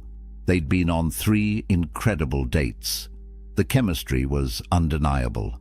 The conversation flowed effortlessly. Kevin felt like he'd finally found something real. So naturally, he texted her every day. Good morning messages, check-ins throughout the day, funny memes, articles he thought she'd like. By the end of week 2, they'd exchanged hundreds of messages, and then something strange happened. Her responses got shorter, less enthusiastic. The spark that had been so electric in person seemed to fade over text. Kevin panicked and did what felt natural. He increased his efforts. More messages, more attempts to engage, more trying to recreate that initial connection. She ghosted him. Kevin was devastated and confused. They'd had such a strong connection. He'd been attentive, available, interested. How could constant communication be wrong? Here's the sixth secret. The Stoics understood absence amplifies attraction. Presence, especially constant digital presence, diminishes it. Marcus Aurelius spent 10 years leading military campaigns on the frontiers of Rome. His prolonged absence wasn't just about warfare, it was masterful psychology. His absence kept rivals uncertain and citizens appreciating him more. When he returned, Rome didn't take him for granted. They valued him because his presence wasn't guaranteed. The modern man makes a fatal error. He thinks constant availability demonstrates interest and builds connection. But what it actually does is eliminate tension, remove mystery, and communicate that he has nothing better to do than wait for her response. Think about what Kevin's constant texting communicated. It said, "I'm always available. My life isn't full, enough to occupy my attention. I'm waiting for you to validate my existence with your responses. I don't have a purpose beyond this connection. That's not attractive. That's suffocating." Contrast that with strategic absence. After those 3 great dates, imagine if Kevin had sent one text. "Had a great time. I'm heading out of town this weekend with friends. Talk to you next week." Then complete radio silence. No breadcrumb texts, no social media updates, just absence. What happens in her mind during that vacuum? She replays the dates. She wonders what he's doing. She notices the space where his attention used to be. She might even miss him. Her imagination fills the void, often with narratives more compelling than reality. And when he returns on Monday, calm and grounded, not explaining or justifying, just genuinely glad to reconnect, his value has increased. But here's the critical distinction. Strategic absence only works when you leave on a high note. If you disappear after an argument or a negative interaction, your absence reads as sulking or punishment. The Stoic understands that every action must be rooted in self-possession, not manipulation. Seneca practiced voluntary discomfort. He would periodically remove himself from luxury to remind himself it was optional. He understood that absence and scarcity breed appreciation.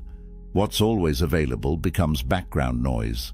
What's occasionally absent becomes valued. This isn't about playing hard to get. That's manipulation rooted in insecurity.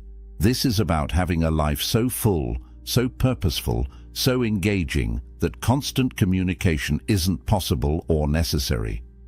When you disappear to train for something, to work on a project, to spend quality time with friends, that absence is authentic.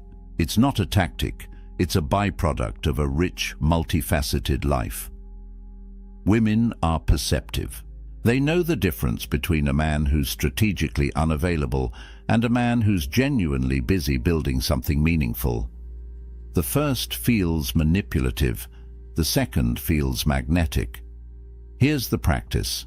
After meaningful in-person time, together take intentional breaks from digital communication, not as punishment, not as a game, but because you have other priorities, other pursuits, other aspects of life that deserve your attention. When you do reconnect, be fully present.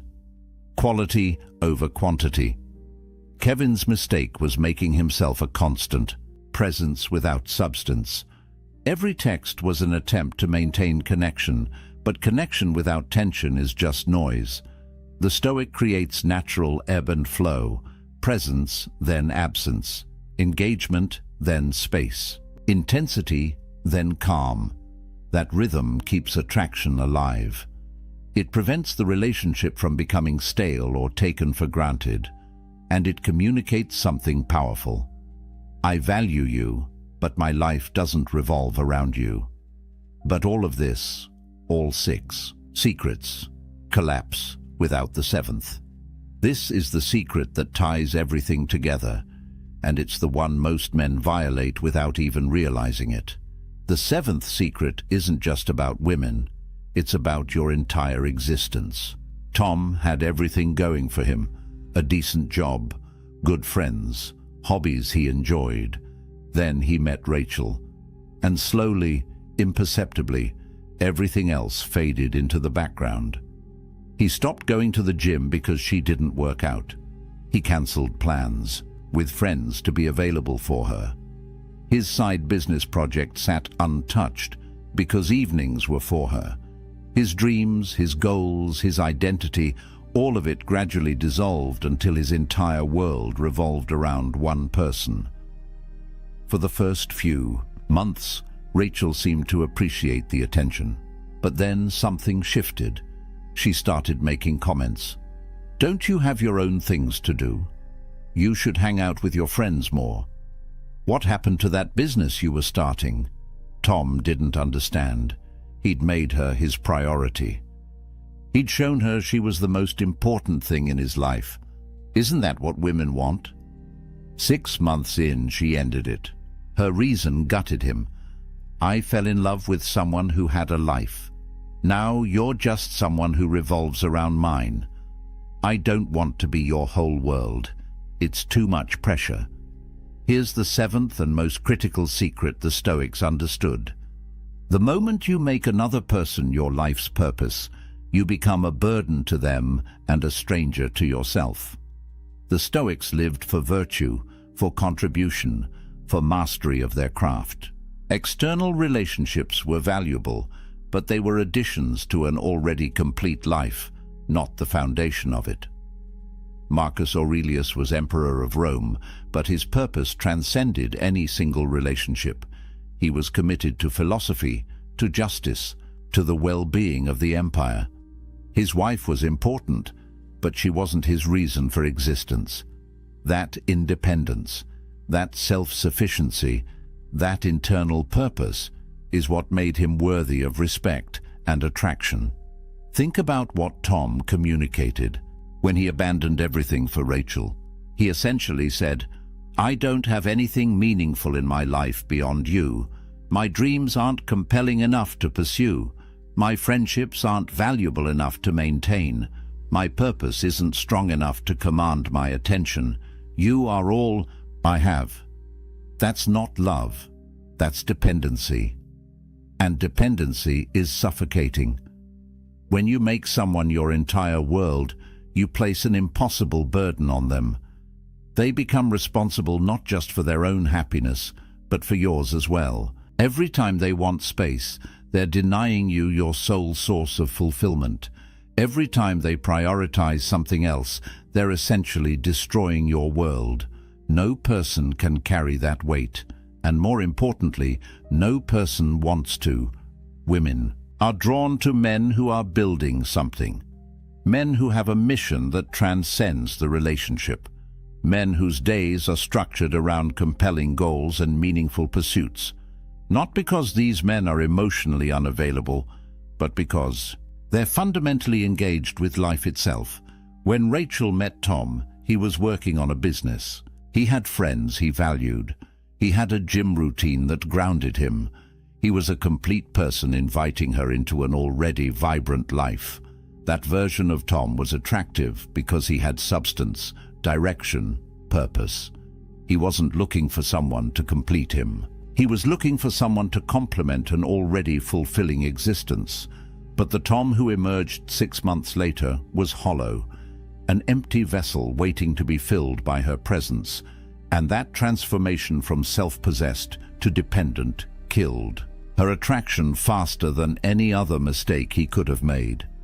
Epictetus taught that we should focus on what's within our control. Your purpose, your growth, your contribution to the world, these are within your control. Her feelings, her decisions, her level of investment, these are not. When you make her your purpose, you've oriented your entire life around something you cannot control. That's not just unattractive, it's psychologically devastating. Here's the brutal truth. The version of you she fell for had a life, passions, goals, friends, commitments. That version was attractive because he was already whole. The moment you abandon all of that to focus solely on her, You become someone else, someone needier, someone smaller, someone less interesting, and she didn't sign up for that person. The Stoic path is to build your life around virtue and purpose. Relationships are beautiful additions, but they're not the foundation. You train your body not to impress her, but because physical excellence is a virtue. You build your business not to provide for her, but because creation and contribution are meaningful. You maintain friendships not to show her you're social, but because deep connections with other humans enrich your life. When your life is structured this way, something powerful happens. You're not inviting her to be your everything. You're inviting her to be part of something already extraordinary. The pressure is off. She's not responsible for your happiness. She gets to add to it, not create it from nothing. And paradoxically, that's when relationships thrive, when both people are complete on their own, choosing to share their lives rather than needing to merge them. When you have a silent purpose, a mission that commands your attention and energy, her presence becomes a beautiful bonus, not a desperate necessity. Tom lost Rachel the day he made her his world. If he had maintained his business, his friendships, his gym routine, his identity, she would have felt drawn to be part of that world, not burdened by being all of it. Here's your practice. Identify your mission. What are you building? What are you mastering? What legacy are you creating? If the honest answer is nothing beyond this relationship, then you've already lost. Start today. Pick one thing that matters to you beyond any romantic connection. Commit to it. Build it. Let it occupy your time and attention. When you're busy forging yourself into something greater, silence isn't a tactic. It's your natural state. Your focus is elsewhere, and women notice. They see a man engaged with life itself, and they want to be part of that life, not the center of it, part of it. The seventh secret is the foundation for all the others, because when you have purpose, you don't over-explain, you don't trauma dump seeking validation, you don't defend yourself against tests, you're detached from outcomes, you naturally reveal yourself slowly, your absence is genuine. All of it flows from this one truth: your life has meaning beyond any single relationship. Now let me show you what happens when you combine all 7 secrets. Now imagine this version of yourself. She asks why you were late. You answer in 7 words and stop. No defense, no justification, just calm statement and silence. She mentions another man's name. You smile slightly, completely unmoved, because your worth isn't threatened by her acknowledging other humans exist. She hasn't texted back in 6 hours. You don't panic because your emotional state isn't tied to her response time. You're busy with your purpose. When you do see her, you're fully present, engaged, interested, but you're not performing. You're not trying to prove anything.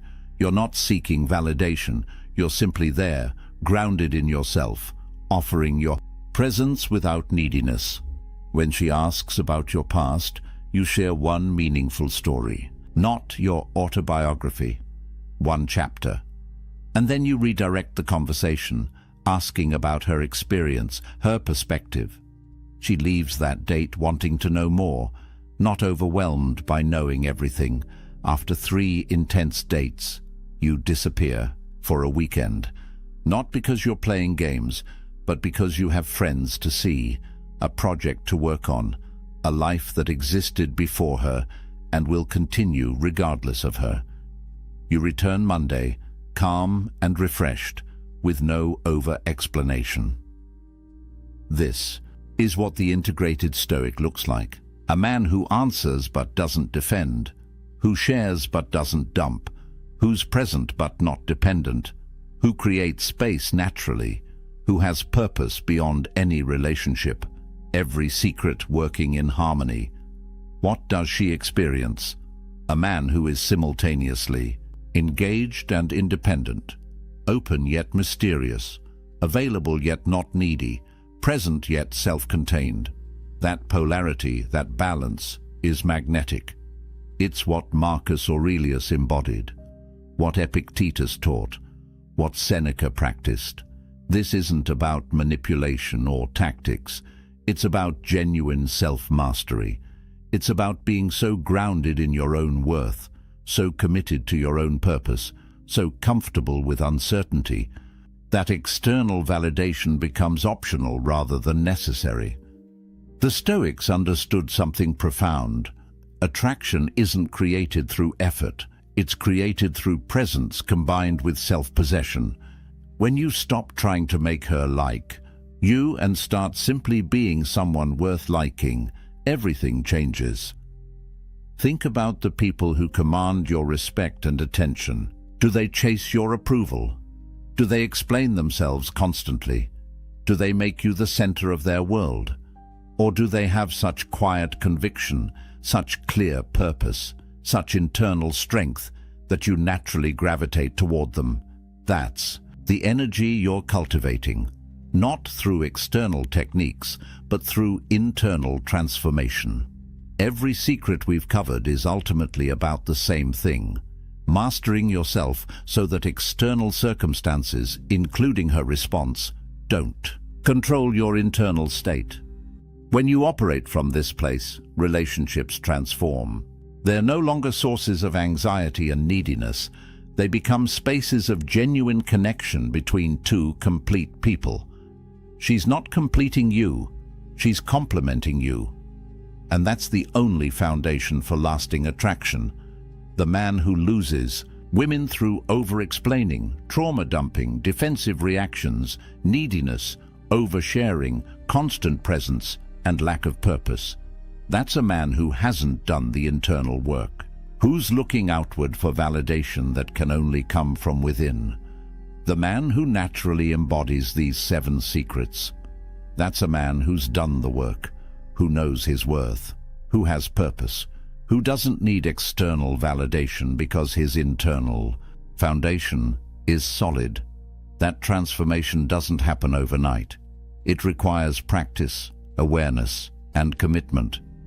But every step toward that version of yourself makes you not just more attractive to women, but more respected by everyone and more at peace with yourself. Now let me warn you about the most common mistakes men make when trying to apply these secrets. Here's where most men fail when they try to implement these secrets. They turn wisdom into weaponry. They use silence to manipulate rather than to master themselves. And that approach always backfires. First pitfall: using strategic absence to provoke jealousy. You disappear not because you're living your life, but because you want her to feel anxious, to wonder, to chase. She will sense this immediately. Women have incredible intuition for distinguishing authentic behavior from manipulation. When absence is manufactured to control her reaction, it reeks of insecurity. When absence is natural because you're genuinely engaged with your purpose, it's attractive. The litmus test is simple.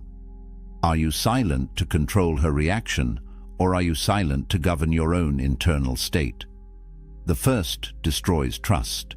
The second builds respect. Second pitfall: overcorrection. You've been the over-explaining, constantly available, emotionally dependent guy. You learn these secrets and suddenly you become a stone wall, completely shut down. No vulnerability, no warmth, no genuine sharing. You've gone from one extreme to the other. Mystery needs windows, or people assume the house is abandoned. The Stoic isn't emotionally unavailable. He's emotionally selective. He shares, but with intention. He's vulnerable, but at appropriate times with earned trust. There's a massive difference between being measured and being closed off. Balance is the key. Offer one genuine compliment per date. Not a barrage of flattery, but one specific, observed appreciation. Share one meaningful thought or experience, but not your entire psychological history. Be present and engaged when you're together, but maintain your life and purpose when you're apart. Third pitfall, applying these secrets from a place of fear rather than abundance. You're not over-explaining because you're confident in your truth. You're not over-explaining because you're terrified she'll leave if you say the wrong thing. That fear leaks through everything you do. She'll feel it. These secrets only work when they flow from genuine self-possession, not from desperate attempts to prevent loss. If you're detached from the outcome because you've truly accepted that you'd be fine either way, that's powerful. If you're pretending to be detached while internally panicking, that's transparent. Fourth pitfall, using these as tricks in an otherwise unchanged life. You start spacing out your texts and maintaining mysterious silence, but you still have no purpose, no mission, no life beyond the relationship. You're just a needy guy who's learned to temporarily mask his neediness. The Stoics weren't performing, they were being. These principles worked for them because they were expressions of who they actually were, not techniques layered on top of insecurity.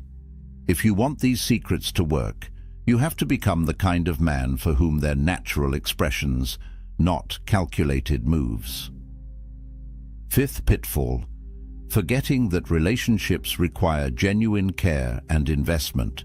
These secrets aren't about being cold, distant, or uncaring. They're about being grounded, purposeful, and self-possessed, while still showing up fully for someone you care about. The Stoic man doesn't refuse to explain himself because he doesn't care what she thinks. He doesn't explain because he trusts in his own integrity and doesn't need external validation. See the difference? One is rooted in contempt. The other is rooted in self-respect. When applied correctly, these secrets don't create distance. They create healthy space. They don't reduce intimacy. They make intimacy more meaningful when it happens. They don't communicate lack of care. They communicate self-respect and invite mutual respect. The goal isn't to become an emotionless robot, calculating every interaction. The goal is to become so grounded in your own worth and purpose that these behaviors become natural, authentic expressions of who you are. Now let me give you a practical challenge that will make these secrets automatic. Here's your challenge for the next 7 days. This single practice will transform how you communicate and how people respond to you. For the next week, log every sentence you speak to women. Whether it's a romantic interest, a colleague, a friend, doesn't matter. Track it. You can do this mentally if you're disciplined, or for maximum impact, write it down at the end of each day.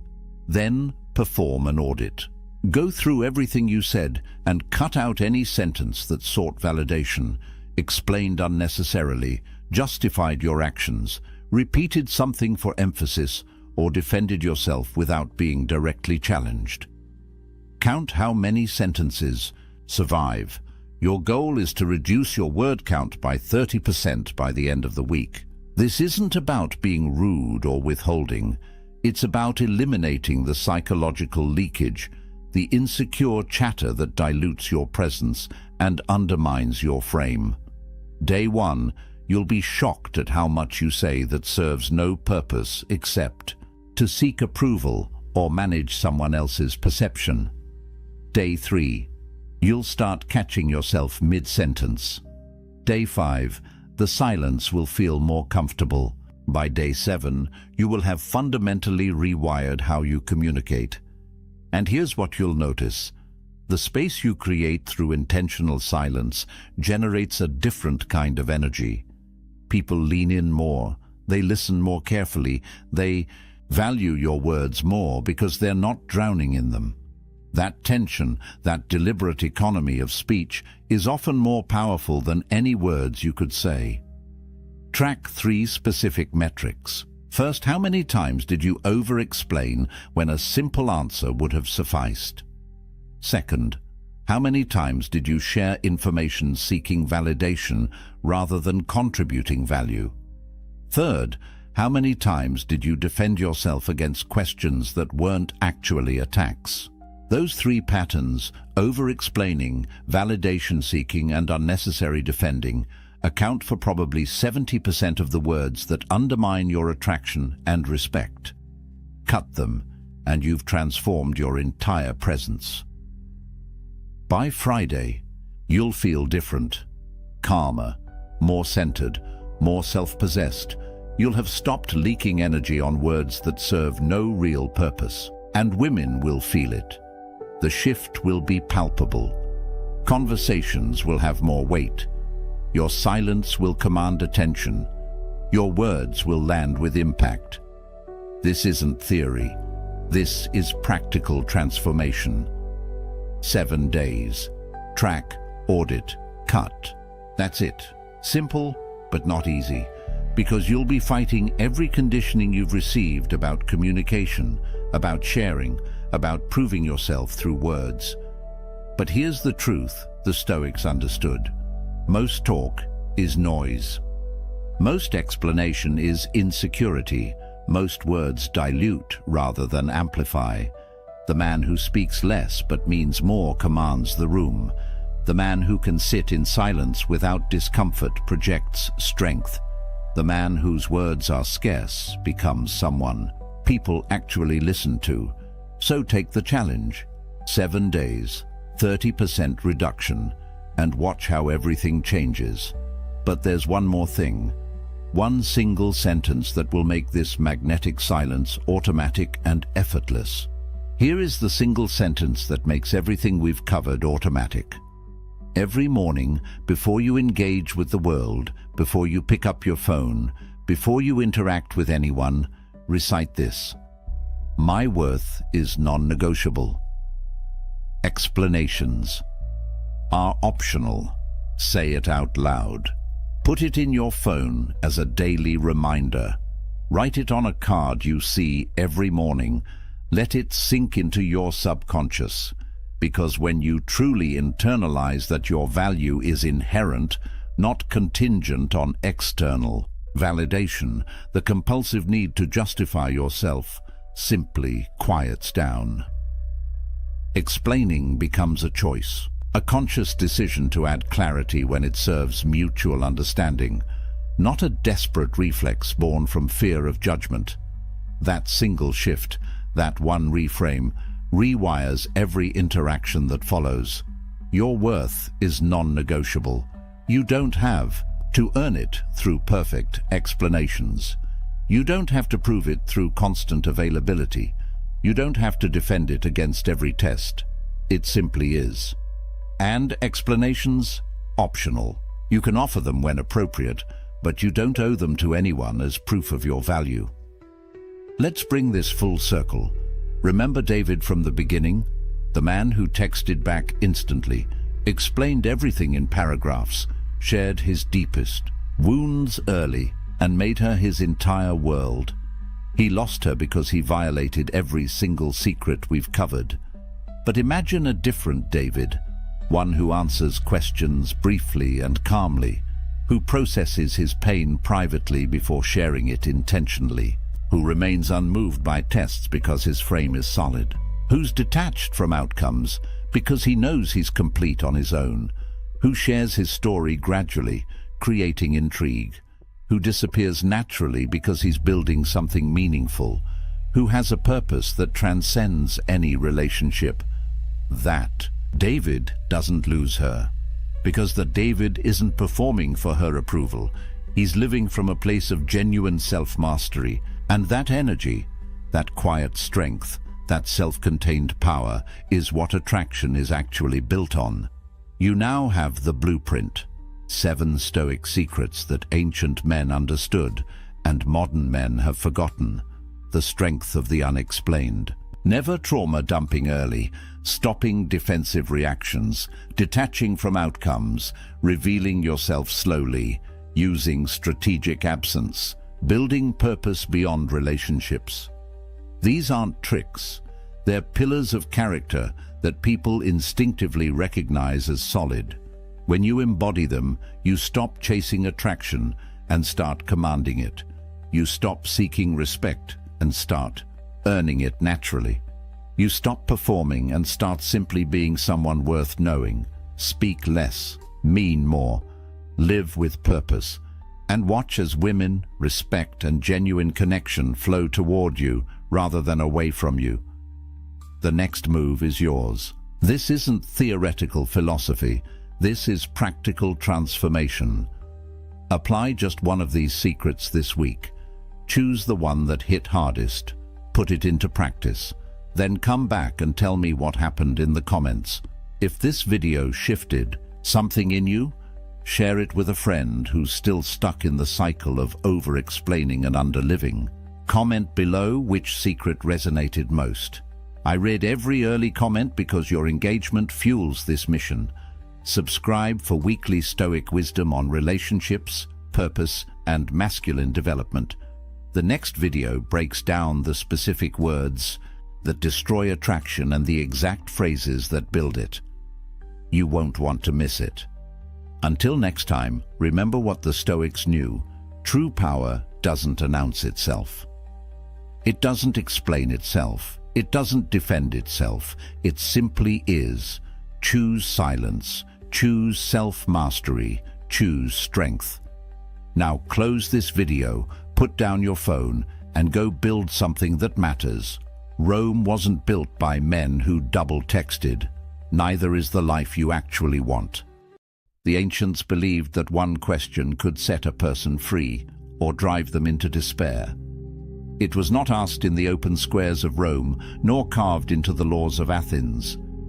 It lived quietly in the minds of philosophers, whispered in private, written in fragile lines that survived only because someone dared to copy them again and again. The question is simple, and yet it is dangerous. What if the worst thing that could happen to you has already happened in your mind? To the Stoics, this was no game. They believed that fear feeds on surprise, that pain grows sharper when it catches us unprepared. So they trained themselves to walk willingly into imagined ruin, to see their fortunes lost, their loved ones gone, their own lives ended. Not because they were morbid, but because they believed freedom begins where fear ends. Consider the Emperor Marcus Aurelius. He ruled the greatest empire of his age, commanded vast armies, and held the power of life and death. Yet at night, by candlelight, he wrote words not of conquest, but of surrender. You may leave this life at any moment. Let that determine what you do, say, and think. Why would the most powerful man alive remind himself of his own fragility? Because he knew that power means nothing if the soul is ruled by terror.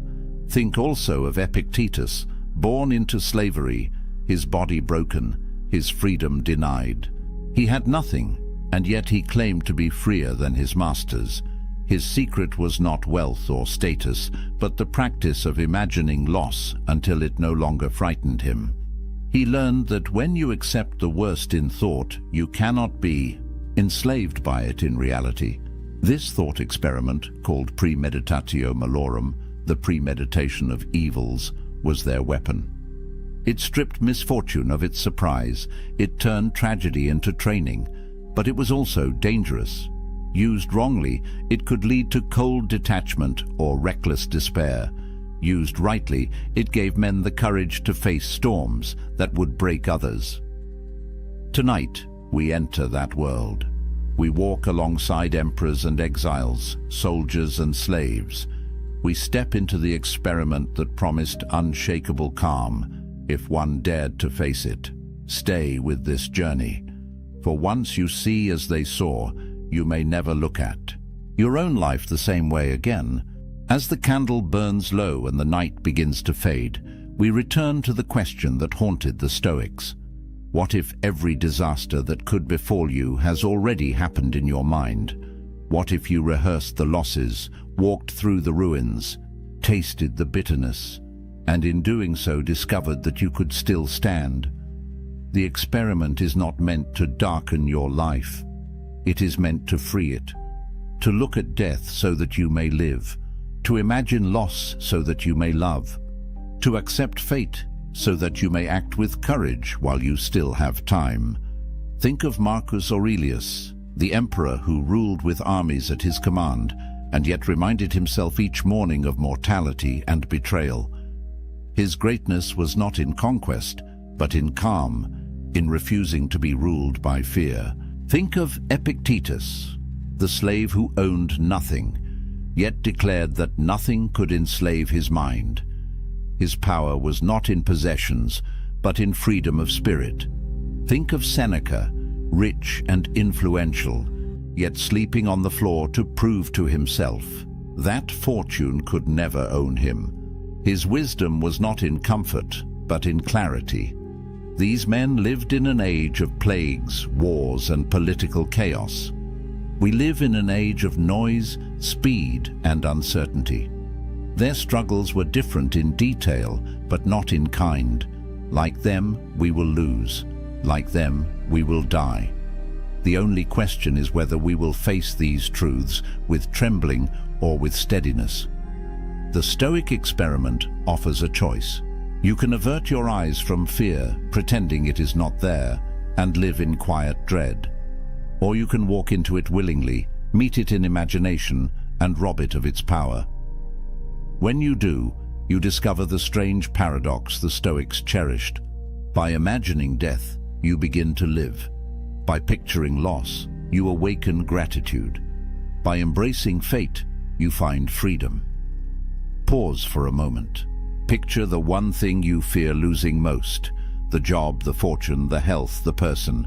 Picture it gone. Feel the hollow space it would leave. Now open your eyes to the truth. It is still here. For now, that is the miracle. That is the gift. And because it is fragile, it deserves your full attention. This is why the thought experiment matters. Not to numb you, but to awaken you. Not to make you indifferent, but to make you urgent. When you remember that life can be stripped away in a breath, every breath becomes precious. When you recall that time is slipping past, every moment becomes an opportunity. And when you realize that nothing external is truly yours, you begin to live with the strength that comes from owning yourself. The Stoics cannot walk this path for you. They can only point the way. Marcus, Epictetus, Seneca, they left fragments, reminders, hints. But the experiment must be lived, not merely studied. It must be practiced quietly in the solitude of your own mind until the fear loosens and the gratitude deepens. So let this be your invitation. Tonight, before sleep, close your eyes and step into the exercise. Imagine the loss. Imagine the end. Let yourself feel it. And then awaken tomorrow with new eyes, seeing what remains not as ordinary, but as extraordinary. This is the gift the Stoics preserved, the ability to live unafraid, to love more deeply, to meet fate with an open heart. And so I leave you with one question, the same question that echoes across centuries, whispered in marble halls and desert cells, whispered now into your ear. If tomorrow stripped away everything you take for granted, what part of you would remain unbroken? Carry that question, let it shape you, and if these ancient voices have spoken to you tonight, do not let them fade into silence. Join this journey further. There are more lessons, more experiments, more truths buried in time that can sharpen the way you live now. Subscribe, stay with this channel, and together we will walk deeper into the wisdom of those who faced storms and discovered peace. For their stories are not finished until we live them, and your life is not finished until you dare to begin living it fully. In the language of the ancients, it was called premeditatio malorum, the premeditation of evils. The phrase sounds grim, even unsettling, yet to the Stoics, it was a practice of liberation, not despair. At its heart, the exercise was deceptively simple. Imagine the misfortunes that might strike you tomorrow and face them before they arrive. Not only the small inconveniences, a delay, an insult, a coin lost, but the great disasters as well. The death of a friend, the loss of your wealth, the collapse of your health, the end of your own life. Why would anyone do this? Why deliberately walk through horrors in the safety of your own mind? To the modern ear, it seems backwards. We are told to visualize success, to think positively, to build castles in our imagination. But the Stoics believed the opposite strategy brought greater strength.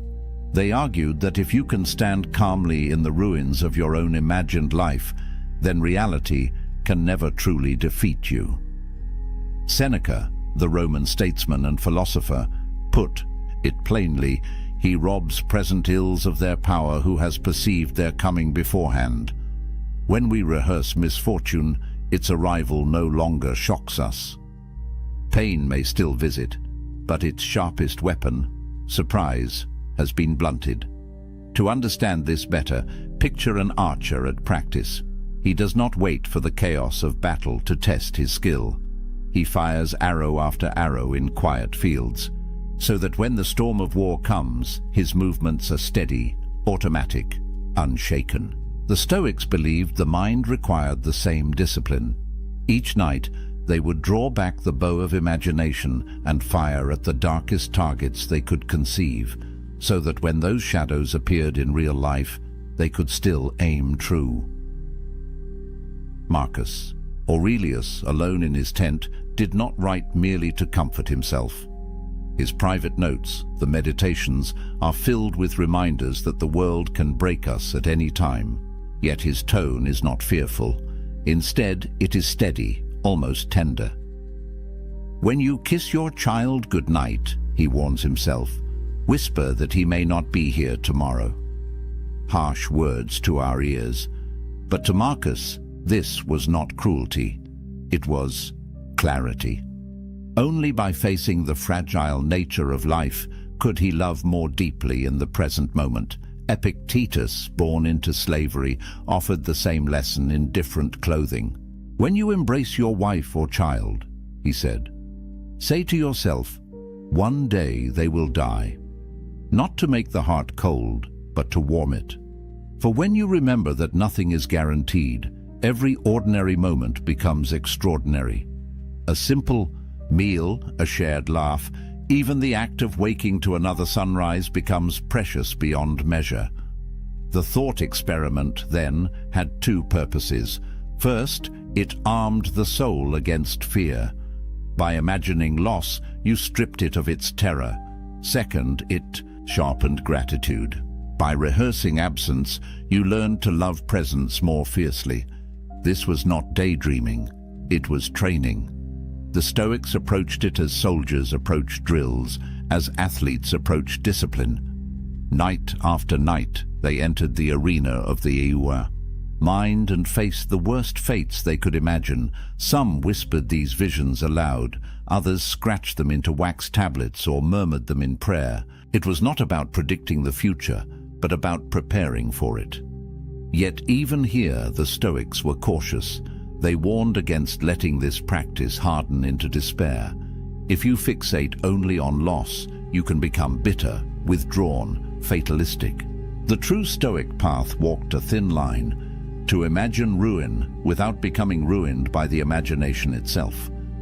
The exercise was meant to polish the soul, not poison it. Think of it like walking into a cold river. At first, the shock makes you gasp. But after a moment, you adjust, you breathe, you find your strength within the chill. The water has not grown warmer, you have grown steadier. So too with premeditatio malorum. Life would not grow kinder, but you would grow stronger. This is the experiment, to step willingly into suffering before it comes, to live through loss in the theater of the mind, so that when the curtain rises on reality, you are ready. To many, it sounded bleak. To the Stoics, it was the most hopeful act of all. For when you have rehearsed the worst, you discover a strange secret. Nothing can truly take your freedom, for you have already faced the cost. At first glance, the Stoic experiment seems like madness. Why summon images of death, poverty, betrayal, exile? Why taste bitterness before it is poured? To most people, this sounds like opening the door to misery. Yet to the Stoics, it was the doorway to strength. The logic begins with a simple truth.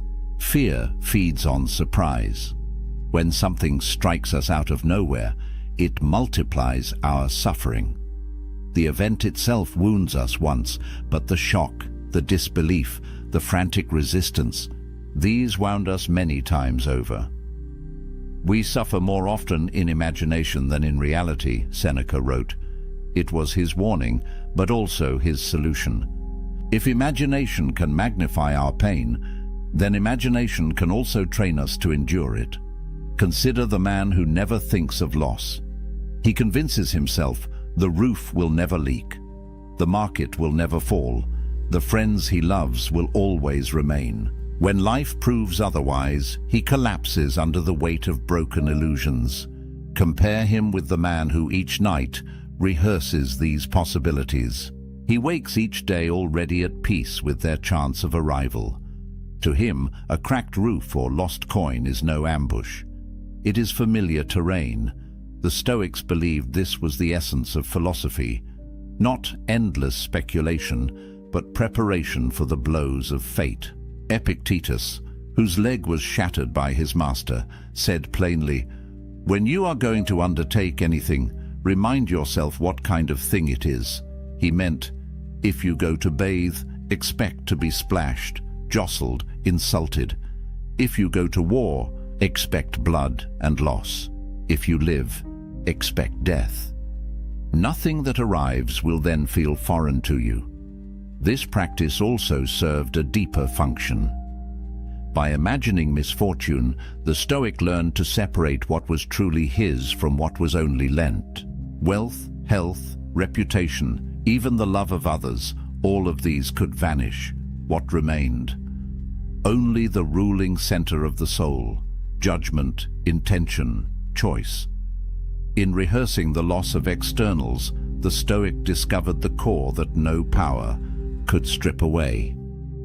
Modern people might call this pessimism, but to the Stoics, it was the opposite. It was optimism at the deepest level, the faith that even when stripped of everything, a person could still stand upright. To them, practicing disaster was like inoculating the mind, a small taste of poison to prevent the full sickness of despair. Imagine two sailors caught in a sudden storm.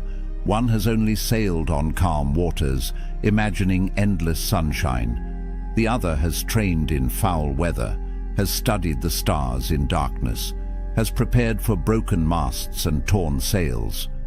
Which sailor panics? Which one acts? The storm is the same, but the soul inside the storm is different, and there was more. Premeditatio malorum was not only a shield against fear, but also a lens sharpening gratitude. For when you spend a moment imagining your child gone, your fortune stolen, your health declined, and then open your eyes to see them still present, you taste joy more vividly than before. Seneca urged his readers, "He who has anticipated the coming of troubles takes away their power when they arrive, and he who has learned to look upon what he has as if it might be lost, has learned to enjoy it truly." This dual power, resilience and gratitude, made the practice irresistible to the Stoics. By rehearsing loss, they not only grew unafraid of tomorrow, but more alive to today. Marcus Aurelius captured it when he reminded himself, "Do not act as if you were going to live 10,000 years. Death hangs over you. While you live, while it is in your power, be good." The awareness of mortality did not paralyze him. It pushed him toward kindness, urgency, presence. So why imagine the worst?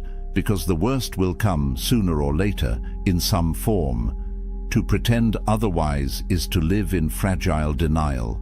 To face it in thought is to live with a steady heart. The Stoics believed that only those who walk through the valley of loss in their minds can walk through life itself without chains. If the Stoics asked their students to imagine misfortune, it was not to dwell in gloom. The exercise was meant to unlock a set of hidden treasures, the kind of treasures that cannot be stolen by thieves or burned by fire. What then were the fruits of this strange discipline? 3 stand above the rest: freedom from fear, gratitude for the present, and resilience in the storms of life. The first and most immediate benefit was liberation. Fear has always been one of humanity's fiercest chains. It bends kings, humbles warriors, and leaves ordinary people trembling at shadows. Yet the Stoics discovered that fear depends on uncertainty. When we do not know what will come, our imagination torments us with endless possibilities. By rehearsing disaster, the Stoics removed the sting of surprise. They learned to say, "Yes, this too may happen, and if it does, I am prepared." Seneca observed that misfortune becomes lighter when anticipated. What is quite unlooked for is more crushing in its effect, and unexpectedness adds to the weight of a disaster. For him, the act of imagining stripped calamity of its mystery. And once the unknown was known, fear lost its teeth. Imagine waking each morning with the knowledge that no loss, no insult, no illness could shake the foundation of your soul. This is not cold indifference, it is strength. It is the quiet courage of someone who has already rehearsed the worst in the theater of the mind, and thus walks calmly through the world. The second treasure hidden in this exercise is gratitude. At first, this seems paradoxical. How could picturing death or poverty make life more joyful? Yet the Stoics believed the shadow of loss makes the light of presence burn brighter. Marcus Aurelius urged himself, "Think of yourself as dead. You have lived your life. Now take what's left and live it properly." By imagining that the day was already his last, he found renewed urgency to savor its moments. Epictetus taught his students to practice detachment, not to strip love away, but to make it purer. When you remind yourself that the friend you embrace or the child you tuck into bed may not be there tomorrow, you do not love them less. You love them more fiercely, knowing the hour is fragile. Seneca carried this practice into action. Once a month, he would strip away comfort deliberately, sleeping on the hard ground, eating coarse bread, wearing the simplest clothing. When asked why, he replied, "Is this the condition that I feared?" By practicing loss, he turned ordinary comfort into extraordinary pleasure. A warm meal, a soft bed, a friend's laughter, all glowed brighter when contrasted against their imagined absence. Gratitude then was not a luxury to the Stoics. It was a form of armor. A grateful man, they argued, is untouchable, for he sees every small gift as fortune and every misfortune as training. The final benefit of premeditatio malorum was resilience. Life will strike. That much the Stoics never denied. No amount of philosophy can erase pain, illness, or death. What philosophy can do is decide how we meet them. Epictetus said, "Circumstances don't make the man, they only reveal him to himself." A storm reveals whether a house is built on sand or stone. In the same way, a crisis reveals whether a soul has been prepared. By imagining hardships beforehand, Stoics built their inner foundation. When the blow finally landed, they did not crumble. Think of Marcus Aurelius, who ruled in a time of plague, war, and betrayal. He faced repeated disaster, yet his writings do not drip with despair. They show a man who had already met these enemies in thought, and thus could endure them in reality. His empire might crack, his health might fade, his friends might betray him, but his mind, trained by philosophy, remained firm. This resilience was not arrogance. The Stoics did not claim invincibility. They claimed preparedness. They taught that a blow is lighter when the soul has braced itself. And just as a soldier trains with heavy armor so that he is swift on the battlefield, so too does the philosopher train with imagined burdens so that he is light when real ones arrive. Yet the true brilliance of the practice lay in balance. Was not about endless brooding on death and ruin. That would be morbid and destructive. The goal was moderation, enough rehearsal to soften the sting, enough reflection to deepen gratitude, but never so much that one drowned in despair. The Stoics believed philosophy was a medicine. Too little, and the illness of fear returns. Too much, and the medicine itself becomes poison. But the right measure, taken daily, transforms life. Thus, the Stoics found in this strange exercise a triad of power: freedom from fear, gratitude for the present, and resilience in crisis. They believed that any man or woman who practiced it would stand differently in the world, not as someone immune to loss, but as someone no longer enslaved by it. This was the reward of imagining the worst. Not darkness, but light. Not despair, but a soul sharpened into strength. Every powerful practice carries its shadow. The Stoics knew this well. A thought experiment capable of freeing the soul could also twist into something harmful if misunderstood. The same exercise that sharpened resilience could harden into coldness or slide into despair. This is why the Stoics insisted that premeditatio malorum, the rehearsal of misfortune, must be approached with wisdom and balance. The first danger is mistaking preparation for pessimism. Some people, hearing the Stoics speak of imagining death, ruin, or betrayal, believed the philosophers were advocating endless worry. To live in constant dread of loss is not Stoic strength, but weakness in disguise. Seneca warned against this confusion. He urged his students not to shackle themselves with anxiety masquerading as foresight. He who suffers before it is necessary suffers more than is necessary. If you imagine disasters without purpose, you bleed twice, once in fear and once in reality. Stoic practice is not about drowning in scenarios, but about tasting them briefly to build immunity. The second danger lies at the other extreme: nihilism. A careless student might hear the Stoics say, "All things are fleeting, wealth and health and life itself," and conclude, "Then nothing matters." This is the dark abyss the Stoics fought to avoid. Marcus Aurelius himself confronted this temptation. Surrounded by plague, betrayal, and endless war, he reminded himself daily that all things pass. Yet he added a crucial command: while you live, while it is in your power, be good. The awareness of mortality was not meant to drain meaning, but to intensify it. The thought of death should not make us reckless or indifferent, but rather kinder, wiser, and more deliberate. Another danger is the loss of warmth. Practicing detachment, some grew rigid, mistaking numbness for strength. Epictetus warned his followers not to become statues. "Remember that you are a man," he said, "and that what befalls a man is natural." To feel sorrow at loss or grief at death is not a failure of philosophy. It is the mark of being human.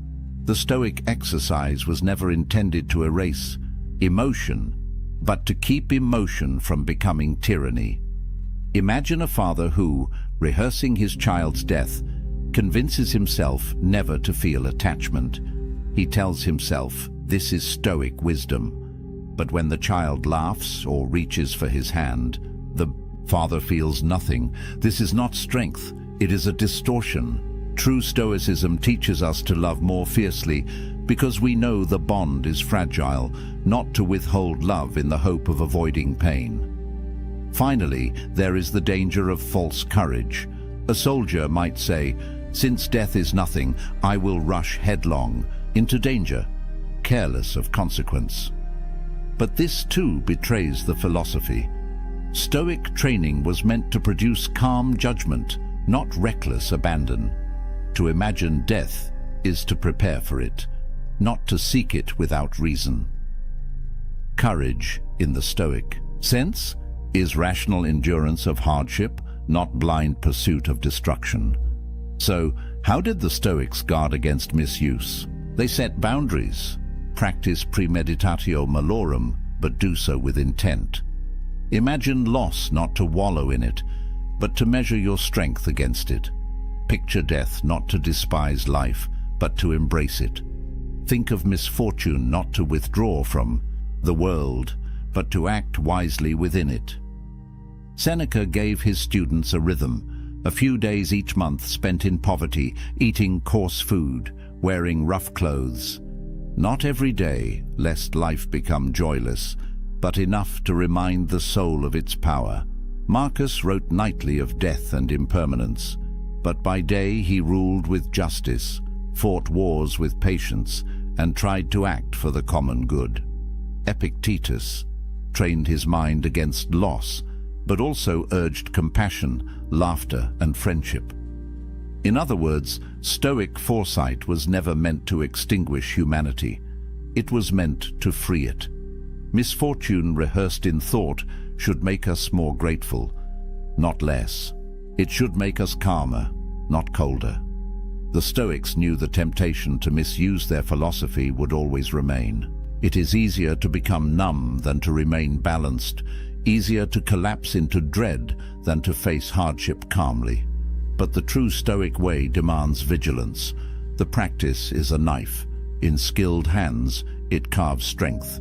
In careless hands, it wounds the one who wields it, and so they left us this warning. Do not let the experiment become your prison. Let it be your training ground. Walk through imagined ruin, not to despair of life, but to return to it with greater clarity, gratitude, and resolve. The Stoic exercise of rehearsing misfortune did not appear in isolation. It was part of a much older current of thought, flowing through many cultures, carried in different words but shaped by the same recognition. Life is fragile, uncertain, and brief. And only by facing this truth can we learn to live with strength. Long before the Stoics, the Greek philosopher Heraclitus declared, "All things flow." To him, the universe was not fixed but ever-changing, like a river in constant motion. He reminded his listeners, "You cannot step into the same river twice. The waters have moved on, and so have you." This vision of ceaseless change influenced the Stoics deeply. If all things are in flux, then clinging to stability is an illusion. Loss is not a possibility, it is a certainty. To imagine loss, then, is simply to imagine reality unfolding as it must. In this way, premeditatio malorum was not pessimism, but alignment with the nature of the cosmos. By practicing misfortune, one harmonizes with the river instead of fighting against its current. Across the world in India, Buddhist monks were practicing something strikingly similar. They meditated on impermanence and death, often contemplating their own bodies as subject to decay.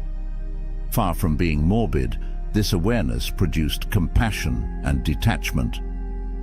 One well-known Buddhist reflection instructs, "Of all the footprints, that of the elephant is supreme. Of all contemplations, that on death is supreme." By facing mortality daily, monks stripped away illusion and attachment, finding peace in the fleeting nature of life. The Stoic reminder to whisper to yourself, "You may die tomorrow," is a cousin to the Buddhist practice of maranasati, mindfulness of death. Both traditions sought not despair, but clarity. When death is no longer hidden, life becomes luminous. Even in early Christianity, echoes of this practice resound. The phrase memento mori, remember that you will die, became a spiritual discipline. Monks carried skulls into their cells, not to frighten themselves, but to recall the brevity of earthly existence. The goal was not coldness, but urgency, a reminder that every act mattered, every choice carried eternal weight. Like the Stoics, these Christians saw death not as an end to dread, but as a teacher to revere. Marcus Aurelius would have recognized their spirit, even if their theology diverged. For both, mortality was a compass, orienting the soul toward what truly matters. What made Stoicism unique was its ability to weave these threads, flux, impermanence, mortality, into a practical daily exercise. While Heraclitus spoke of cosmic change and Buddhists practiced renunciation, the Stoics asked, how can an ordinary citizen, a senator, a soldier, or a slave, use this wisdom to live today? Their answer was premeditatio malorum. Unlike abstract speculation, this was a tool for daily life. Marcus used it before ruling the empire. Epictetus taught it to students struggling with anger or grief. Seneca recommended it to friends navigating wealth, power, and exile. It was not confined to monasteries or ivory towers. It was a philosophy for kitchens, marketplaces, and battlefields. The fact that so many traditions converged on this practice reveals something timeless. Wherever humans have lived, they have wrestled with uncertainty, loss, and the inevitability of death. The Stoics, Buddhists, and monks each reached the same conclusion. Only by bringing misfortune into the light can we remove its tyranny. Different words, same insight. Heraclitus, all things change. Buddha, all conditioned things are impermanent. Marcus Aurelius, you could leave life right now. To each, the thought of loss was not poison, but medicine. To deny it was to live in fear. To face it was to live in freedom. Tracing these roots shows that premeditatio malorum is not just a Stoic curiosity. It is part of the wider human project of learning how to live when nothing is guaranteed. It links us to the ancients across cultures, reminding us that our struggles are not new. The fears that haunt us today, losing our jobs, our health, our loved ones, are simply modern faces of the same ancient truth. And so, when we practice the Stoic experiment, we are not alone. We stand in a long line of seekers, Greeks watching rivers, Buddhists meditating on death, monks whispering memento mori. Together they tell us the way out of fear is not denial, but courage. And courage begins with the imagination of loss. It is easy to relegate Stoic practices to the dusty world of scrolls and emperors. Marcus Aurelius writing in a candlelit tent, Epictetus teaching in a small courtyard, Seneca writing letters to distant friends. But the power of premeditatio malorum is not confined to marble statues and Latin phrases. It is meant for us, for the modern world, with all its noise, pressures, and fragile certainties. Consider the fear of losing a job. In a culture that ties identity to career, the thought of dismissal can feel like death itself. Most people avoid even imagining it. They live in quiet dread of the unexpected email, the sudden meeting, the words, "We have to let you go." The Stoic experiment asks you to imagine this happening tonight. Picture the email, the conversation, the walk out of the building with a box in hand. Let yourself feel the sting in advance. At first, it seems unbearable. But after the storm of panic, something surprising happens. You see that life goes on. Friends remain, skills remain, the capacity to rebuild remains. You discover that while the event may be painful, it cannot take everything from you. By imagining loss, you make the prospect survivable, or think of health. We live as though the body will serve us endlessly, forgetting how fragile it is. But the Stoics urged us to remember its frailty daily. Imagine the diagnosis. Imagine the sudden weakness, the test results, the bed you cannot rise from. Again, the first wave is grief. But then comes clarity. If this body can fail, then today's walk matters more. The meal with a friend matters more. Every moment unbroken by pain becomes a treasure. This was Seneca's point in practicing poverty. By imagining the worst, he discovered how much he could live without and how rich the ordinary actually was. For us, rehearsing frailty makes each day of strength a victory. The practice also reshapes how we love. Epictetus urged parents to remember that children, like all of us, are mortal. This was not meant to strip affection, but to deepen it. When we remind ourselves that those we love will not always be here, we hold them closer. A simple dinner together, a casual laugh, a brief embrace, all glow brighter when seen against the backdrop of impermanence. In modern terms, this means resisting the urge to take people for granted. Instead of rushing through conversations with friends or family, the Stoic experiment nudges us to pause, to see each encounter as fragile and precious. By imagining absence, presence becomes luminous. The Stoics often paired imagination with small acts of practice. Seneca slept on the floor to taste poverty. Marcus reminded himself that every insult, every inconvenience was part of human nature. We too can create small drills. Spend a weekend without technology to remind yourself how little is necessary. Walk instead of driving.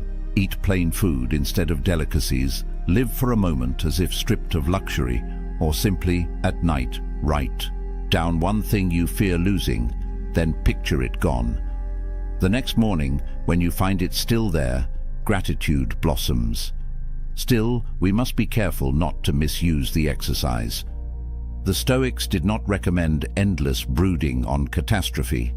The purpose is not to flood yourself with dread, but to inoculate yourself against it.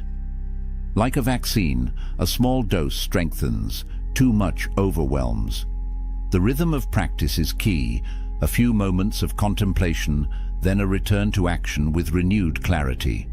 Our own age is not so different from the Roman world. They lived with plagues, so do we. They faced political instability, so do we. They feared betrayal, loss, decline, death. The costumes change, but the human condition remains. This is why premeditatio malorum still matters. It is not about dwelling in ruins, but about discovering that ruins cannot touch the core of who you are. It is about remembering, in a world of constant distraction, what is truly yours, the power to meet life with steadiness, even when everything else slips away. The greatest evidence of its power is how life looks after you practice it. The small annoyances, traffic, insults, delays, lose their bite. The larger fears, illness, financial strain, rejection, lose their grip. You still feel them, but they do not rule you. You carry within you a kind of invisible armor, forged not by denial, but by rehearsal. And in that space where fear once lived, something else enters, joy. Not shallow joy, dependent on luck or comfort, but deep joy born of clarity. The joy of realizing that today, in this fragile moment, you are alive, you are breathing, and nothing else is guaranteed. The Stoics did not stop at merely imagining misfortune. To them, endurance alone was not enough. A soldier can grit his teeth through pain. A prisoner can resign himself to chains. But philosophy sought something higher, not only to accept what fate delivered, but to love it. This deeper transformation was called amor fati, the love of fate. To love fate means more than bearing it without complaint. It means seeing even the hardest blows as threads in a larger tapestry. What others call tragedy, the Stoic calls instruction. What others call accident, the Stoic calls design. Life ceases to be a sequence of random disruptions and becomes a coherent whole, stitched together by necessity. Marcus Aurelius wrote often of this. In his private meditations he urged himself, "Accept the things to which fate binds you, and love the people with whom fate brings you together, but do so with all your heart." These words are not the tone of resignation. They are the words of a man who believed that the very shape of his hardships was part of a greater order, one he might not see, but one he could honor. Epictetus too pressed this lesson. He had no illusions about life's cruelty.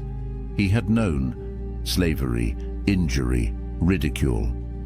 Yet his counsel was not to curse what happened, but to align himself with it. "Do not seek for things to happen the way you want them to," he said.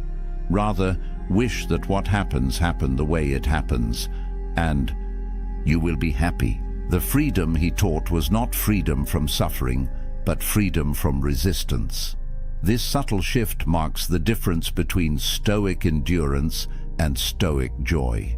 To endure is to carry a burden. To love is to transform the burden into meaning. When you love fate, even disaster becomes a teacher, even pain becomes a sculptor of the soul. The image is of a craftsman's hand. The hammer that strikes the iron may feel like violence, but in truth it is shaping the blade. So too with fate. Each blow that falls is part of the forging of character. To curse the hammer is to misunderstand the art. To accept it is wisdom. To love it is greatness. Yet the Stoics were careful not to fall into sentimentality. They did not preach blind optimism. To love fate is not to say that every event is pleasant. It is to say that every event belongs. A plague that kills thousands is not good in itself, but it belongs to the order of nature, and from its presence, new strength, new compassion, or new clarity may emerge. The death of a friend is not sweet, but it is woven into the same fabric that gave the joy of knowing them. To love fate is to love the whole cloth, not only its brightest threads. In this way, amor fati becomes the natural extension of premeditatio, malorum. At first, you imagine loss to prepare yourself against fear. In time, you see that loss itself is not alien, but part of the same universe that gave you life. You begin with resistance, move to acceptance, and end in embrace. This attitude changes how one lives daily life. An insult from another no longer provokes outrage. It is simply one of the sounds of the world. A delay on the road no longer feels like theft of time. It becomes time offered for reflection. Even personal failure loses its sting, because it too is part of the process of growth. What once seemed hostile now appears as part of the curriculum of existence. Nietzsche, centuries later, would seize upon this Stoic seed and turn it into a central principle of his own philosophy. He declared, "My formula for greatness in a human being is amor fati, that one wants nothing to be different, not forward, not backward, not in all eternity, not merely to bear what is necessary, but to love it." Though Nietzsche's voice was not Stoic in every sense, he grasped the same fire. That freedom is not only to endure fate, but to delight in its unfolding. For the Stoics, this delight was not a hollow smile forced in tragedy. It was a deep current of harmony flowing beneath every event. If all is nature, and if we ourselves are part of nature, then what happens to us is not an invasion, but an unfolding. To reject it is to reject reality. To embrace it is to be at one with it. Here lies the highest lesson of their thought experiment. To imagine the worst is only the beginning. To accept it is the next step. But the final step, the hardest and most transformative, is to love it. For when you can love even misfortune, you are untouchable. No exile can banish you. No poverty can degrade you. No death can frighten you. you have become aligned with the order of all things. This is amor fati. To meet each day not as a threat, but as a gift, even when wrapped in pain. To see fate not as enemy, but as companion. To say to whatever comes, yes, this too I will love. Why does this ancient thought experiment still matter? Why should the words of men long buried beneath marble ruins concern us in a world of satellites, skyscrapers, and digital noise? It matters because the human condition has not changed. We still fear loss. We still recoil from death. We still tremble when the future is uncertain. The Stoics remind us that these fears, left unchecked, shape the course of our lives more than any external chain. Fear makes us cautious when boldness is needed. It silences us when truth must be spoken. It binds us to comforts that rot us slowly, because we cannot imagine life without them. To live in fear is to live half a life. And so the Stoics taught that to free oneself from fear is to recover one's humanity. Imagine what it means to walk into each day knowing that nothing can truly take away the essence of who you are. Jobs may vanish, reputations crumble, fortunes evaporate, but your mind, your choices, your capacity to meet events with dignity, these remain untouched. That knowledge is not abstract. It changes how one breathes, how one speaks, how one acts.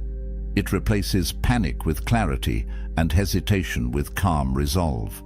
This is why Marcus Aurelius, even as emperor, did not surround himself only with soldiers and senators.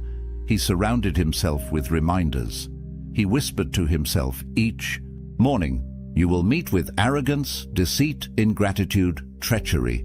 He rehearsed these encounters not to grow bitter, but to remain steady. He knew that expecting betrayal made him less vulnerable to its sting, and that remembering mortality gave urgency to his duties. In a life of unimaginable pressure, it was this practice that kept him human. It matters because in our own age, we too are emperors of small realms. We govern households, careers, friendships, the fragile empire of our own days. And like Rome itself, our empires are temporary. The Stoics teach us not to cling to their permanence, but to govern them with justice while we can, and to release them when they pass. It also matters because premeditatio malorum sharpens gratitude in a world drowning in abundance. We have more possessions, more food, more comfort than the ancients could dream of, yet we often feel restless and unsatisfied.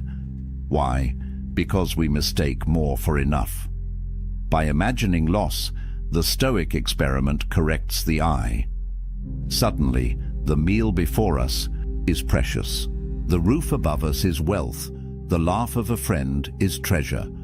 Gratitude, born of imagined absence, turns the ordinary into the extraordinary. But perhaps most of all, it matters because this experiment teaches us how to face the one certainty that shadows every life: death. We do not speak of it. We push it to the margins, bury it beneath entertainment and distraction. Yet it waits, patient, inevitable. The Stoics refused to avert their eyes. They taught that the man who rehearses death lives differently. He wastes less time. He forgives more quickly. He chooses his words carefully because he knows they may be his last.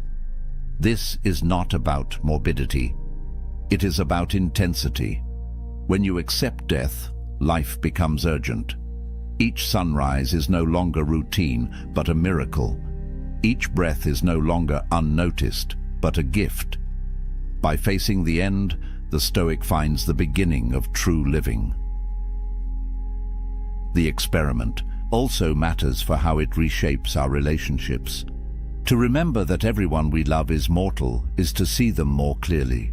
The anger that felt urgent softens. The grievance we clung to dissolves. What remains is tenderness, because we know the hour is brief. Epictetus urged parents not to avoid this truth, but to embrace it, so that their love would be fiercer, not weaker. We too can let this practice remind us that the people in our lives are temporary companions and that each moment with them is sacred. And finally, it matters because it returns us to ourselves. In rehearsing the loss of all externals, we discover what cannot be lost.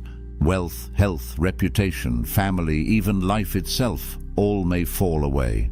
But the ability to judge wisely, to choose with integrity, to act with courage, remains until the final breath. This is the core of the Stoic creed, that no one can steal your soul's freedom unless you surrender it. So why does it matter? Because the world will continue to change, but our hearts will continue to wrestle with fear, attachment, and the fragility of time. The Stoic experiment is not an artifact. It is a compass. It points us back to what is essential: courage in the face of loss, gratitude in the presence of life, clarity in the shadow of death. And once you have walked through that experiment, once you have looked into the darkness and discovered that it does not own you, something fundamental shifts. You no longer cling so tightly. You no longer panic so quickly. You no longer waste so much time. You begin, perhaps for the first time, to live. She's staring at her phone right now, scrolling through old messages, looking at your name in her contacts. Her thumb hovers over the call button, but she doesn't press it. Because you haven't reached out. You haven't texted. You haven't liked her posts. You haven't done any of the things she expected you to do, and that silence is driving her absolutely crazy. Here's what most people don't understand about walking away. They think it's about punishing someone. They think it's about playing games or trying to manipulate a situation. But that's not what this is about at all. What you're about to learn in the next 20 minutes will fundamentally change how you see power dynamics in relationships and, more importantly, how you see yourself. Because the moment someone loses you and you stay silent, something shifts. Not just in them, but in the entire universe around that situation. The ancient Stoics understood this. Marcus Aurelius wrote about the power of restraint. Seneca talked about the strength found in what we don't do. And today, you're going to see exactly why your silence is the most powerful response you could ever give to someone who didn't value you.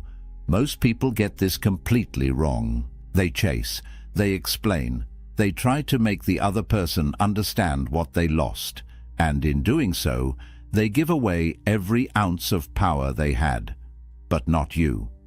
By the time we're done here, you'll understand why your absence speaks louder than any words you could ever say.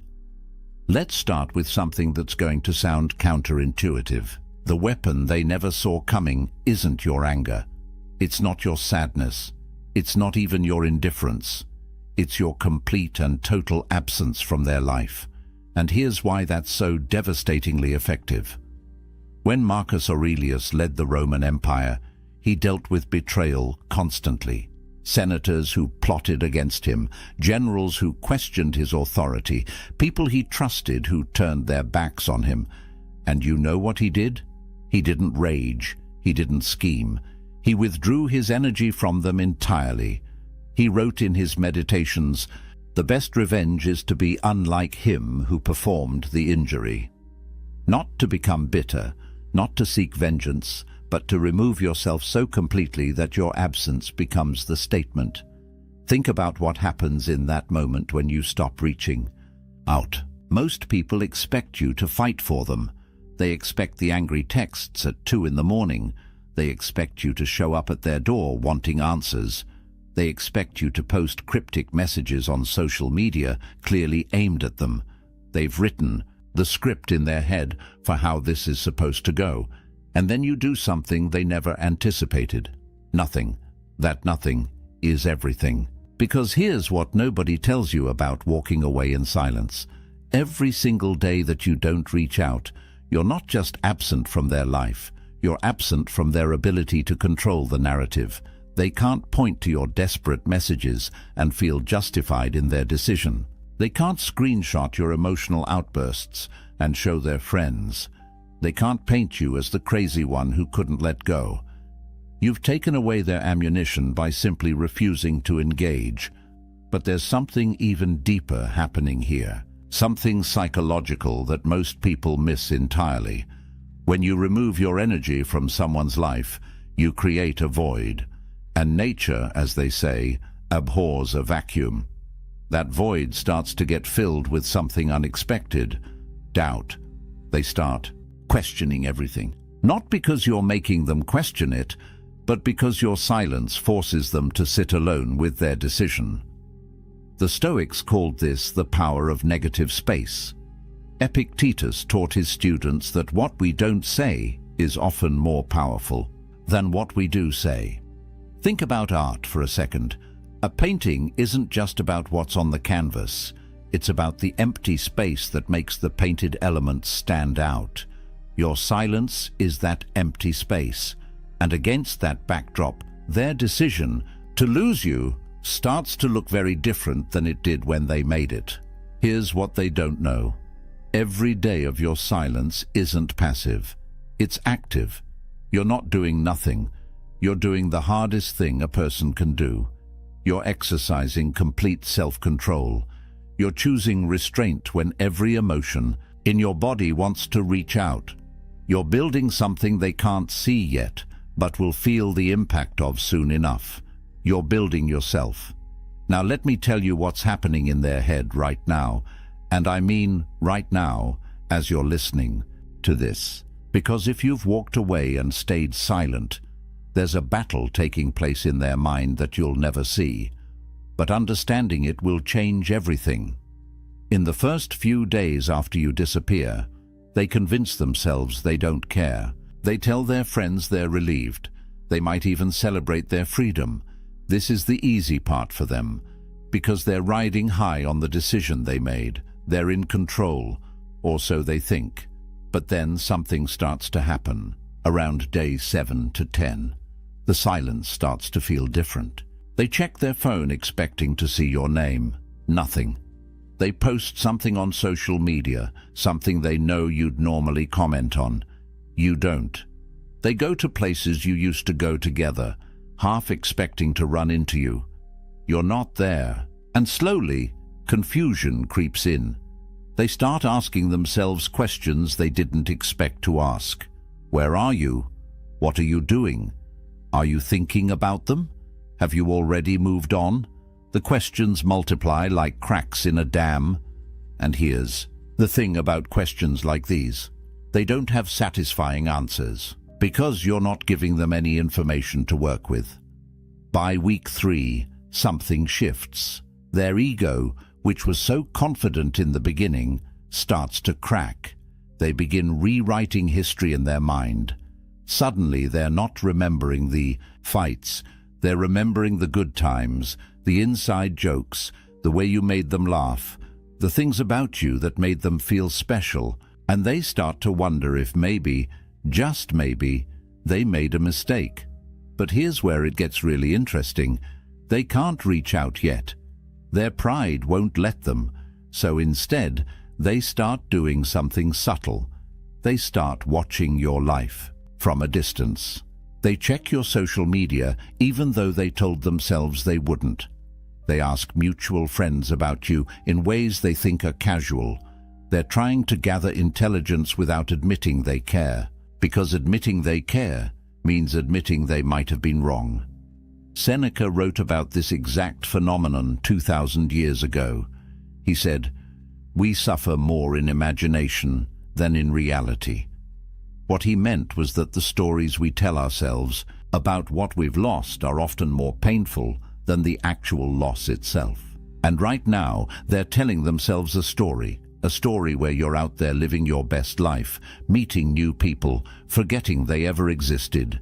And that story is torture. The battle in their head intensifies because they have no closure. You didn't give them the satisfaction of a final conversation. You didn't give them the chance to explain or justify or make themselves feel better about their choice. You just left. And that unfinished business lives in their mind like a song they can't get out of their head. Then comes the moment that changes everything. The moment when karma arrives. Not in some mystical, cosmic sense, but in the very real, very human sense of natural consequences catching up with them. It usually starts with a text message. Maybe it comes at 2 in the morning. Maybe it comes on a random Tuesday afternoon. But it comes, and it's carefully crafted. Hey, just thinking about you. Hope you're doing well. Or maybe it's more direct. Can we talk? The words might be different, but the energy is the same. They're testing the waters. And here's what you need to understand about this moment. This text message isn't really about checking on you. It's not about them being a good person who cares. It's about them needing to know if they still have access to you. It's about them trying to re-establish the connection because your absence has become unbearable. They're not reaching out from a place of strength. They're reaching out from a place of lack. What they say versus what they actually mean are two completely different things. When they say, "I've been thinking about you," what they mean is, "I can't stop thinking about you and I hate that you seem fine without me." When they say, "Can we talk?" what they mean is, "I need to know if I still matter to you." When they say, "I miss our friendship," what they mean is, "I miss the way you made me feel and I can't find that anywhere else." This is the moment most men destroy all their progress. They see that text and everything in them wants to respond. Because finally they're getting the acknowledgement they wanted. The person who walked away is coming back. Victory, right? Wrong. Because here's the truth that the Stoics understood deeply. The satisfaction you're looking for isn't in their return. It's in your indifference to whether they return or not. Marcus Aurelius faced this constantly as emperor. People who had dismissed him would come crawling back when they needed something. And his response wasn't to gloat or seek revenge. His response was to simply not need them anymore. When you respond to that text, you hand them back the power you worked so hard to reclaim. You show them that your silence was just a strategy, not a genuine shift in your life. You prove that they can pull you back in whenever they want. And the cycle starts all over again. But this time, they know exactly how to manipulate you because you showed them your weakness. Karma isn't about them coming back and you getting to reject them. That's still making them the center of your world. Real karma is them coming back, and you genuinely not caring whether they're there or not. That's the natural consequence. They left when you valued them. They returned when you valued yourself. And by then, the math has changed entirely. The Stoic perspective on this is profound. Karma isn't some cosmic force keeping score. It's simply the natural order of things playing out. People who take others for granted eventually face the consequence of being alone. People who chase after those who don't value them eventually face the consequence of losing themselves. The universe doesn't need to punish anyone. Natural law handles it automatically. So when that text comes, and it will come, you'll be faced with a choice. Do you respond and go back to being the person they could take for granted? Or do you honor the work you've done by maintaining the boundary that your silence established? This brings us to something crucial you need to understand. Why breaking your silence is actually breaking yourself. Let me tell you what you lose the moment you respond. First, you lose weeks or months of progress. Every day you stayed silent, you were rewiring your brain. You were teaching yourself that you don't need their validation. You were building new neural pathways that didn't revolve around them. One text, one response, and you're back to square one. But it's deeper than that. You lose respect, not just theirs, but your own. Think about it. You made a decision to walk away. You committed to silence. You told yourself this person doesn't get access to you anymore, And then the moment they reach out, you fold. What does that teach you about yourself? It teaches you that your boundaries are negotiable, that your word to yourself doesn't mean anything, that you'll abandon your standards when tested. Seneca wrote, "The greatest empire is self-command." Not commanding others, not controlling circumstances, but having mastery over yourself. Every time you break your silence, you prove that you don't have that mastery. You prove that they have more power over you than you have over yourself. Here's a hard truth. Real examples of men who broke their silence and regretted it are everywhere. The guy who spent 3 months healing, building himself back up, feeling strong again. Then she texted. He responded. Within a week, they were back in the same toxic pattern. 6 months later, he had to start the healing process all over again. Except this time it was harder because he knew he had betrayed himself, or the man who successfully moved on, started dating someone new, someone who actually valued him. But then the ex reached out. He thought he could just be friends. He thought he was strong enough to handle it, but engaging with her again created confusion. The new relationship suffered, and he ended up alone again, wondering why he couldn't just let the past stay in the past. The temptation to respond is real. I'm not going to pretend it isn't. You want to respond because part of you still cares. Part of you wants them to know you're okay. Part of you wants to have the last word. Part of you wants to show them how much you've grown. These are all understandable feelings, but they're also traps, because the moment you respond, the power dynamic shifts instantly. You're no longer the one who walked away with dignity. You're the one who couldn't maintain your boundaries. You're no longer the mystery they couldn't crack. You're the solved puzzle. You're no longer the lesson they needed to learn. You're the backup option they know will always be there. So how? Do you transmute that urge to respond into something useful? You use it as fuel. Every time you want to text them back, you go to the gym instead. You write in your journal. You call a friend who actually values you. You work on the business you've been building. You take that energy and redirect it into something that actually serves your growth. The Stoics practiced this constantly. They called it turning the obstacle into the way. Every challenge, every temptation, every difficulty became an opportunity to practice virtue.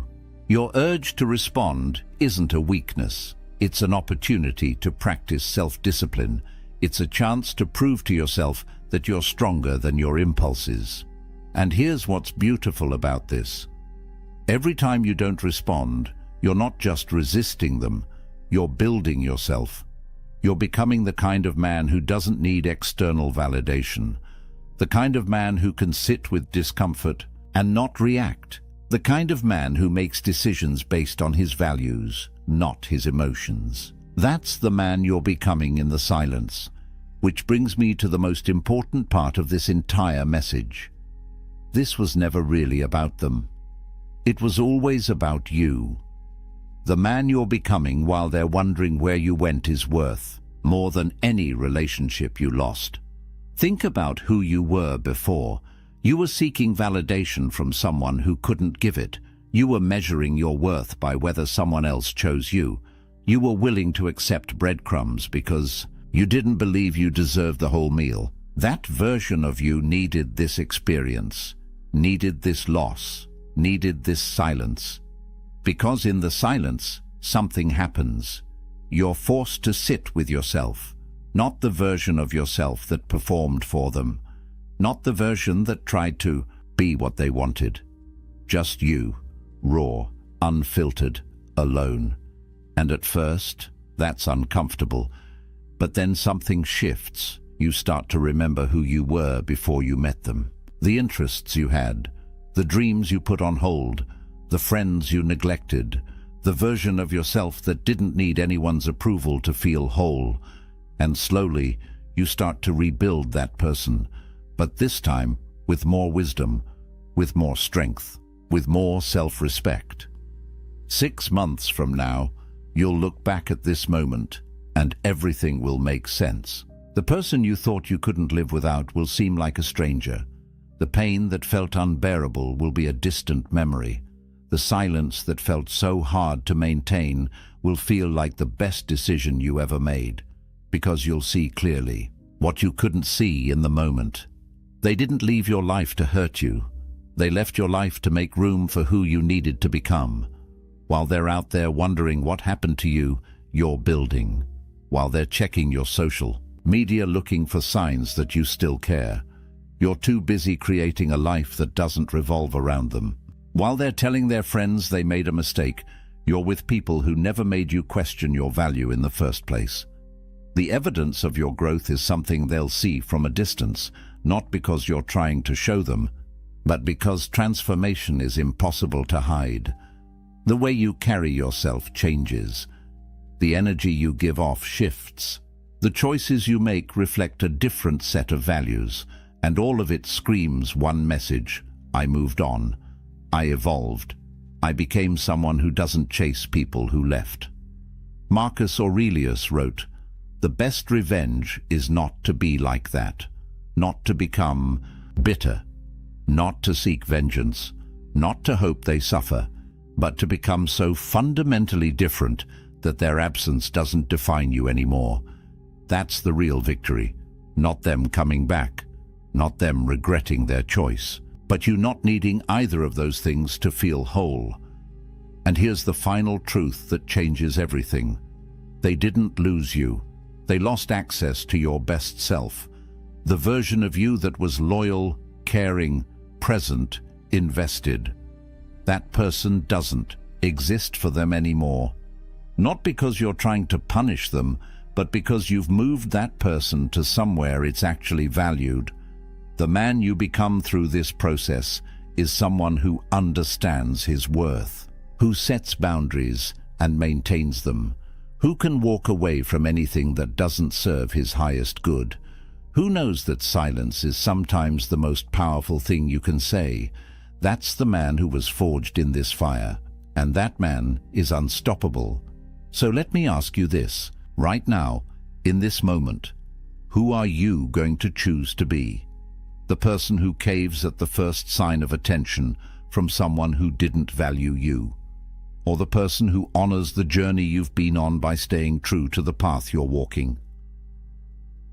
The ancient Stoics believed that our character is built in moments of decision, not in the easy moments when everything is going our way, but in the hard moments when we're tempted to abandon our principles for temporary comfort.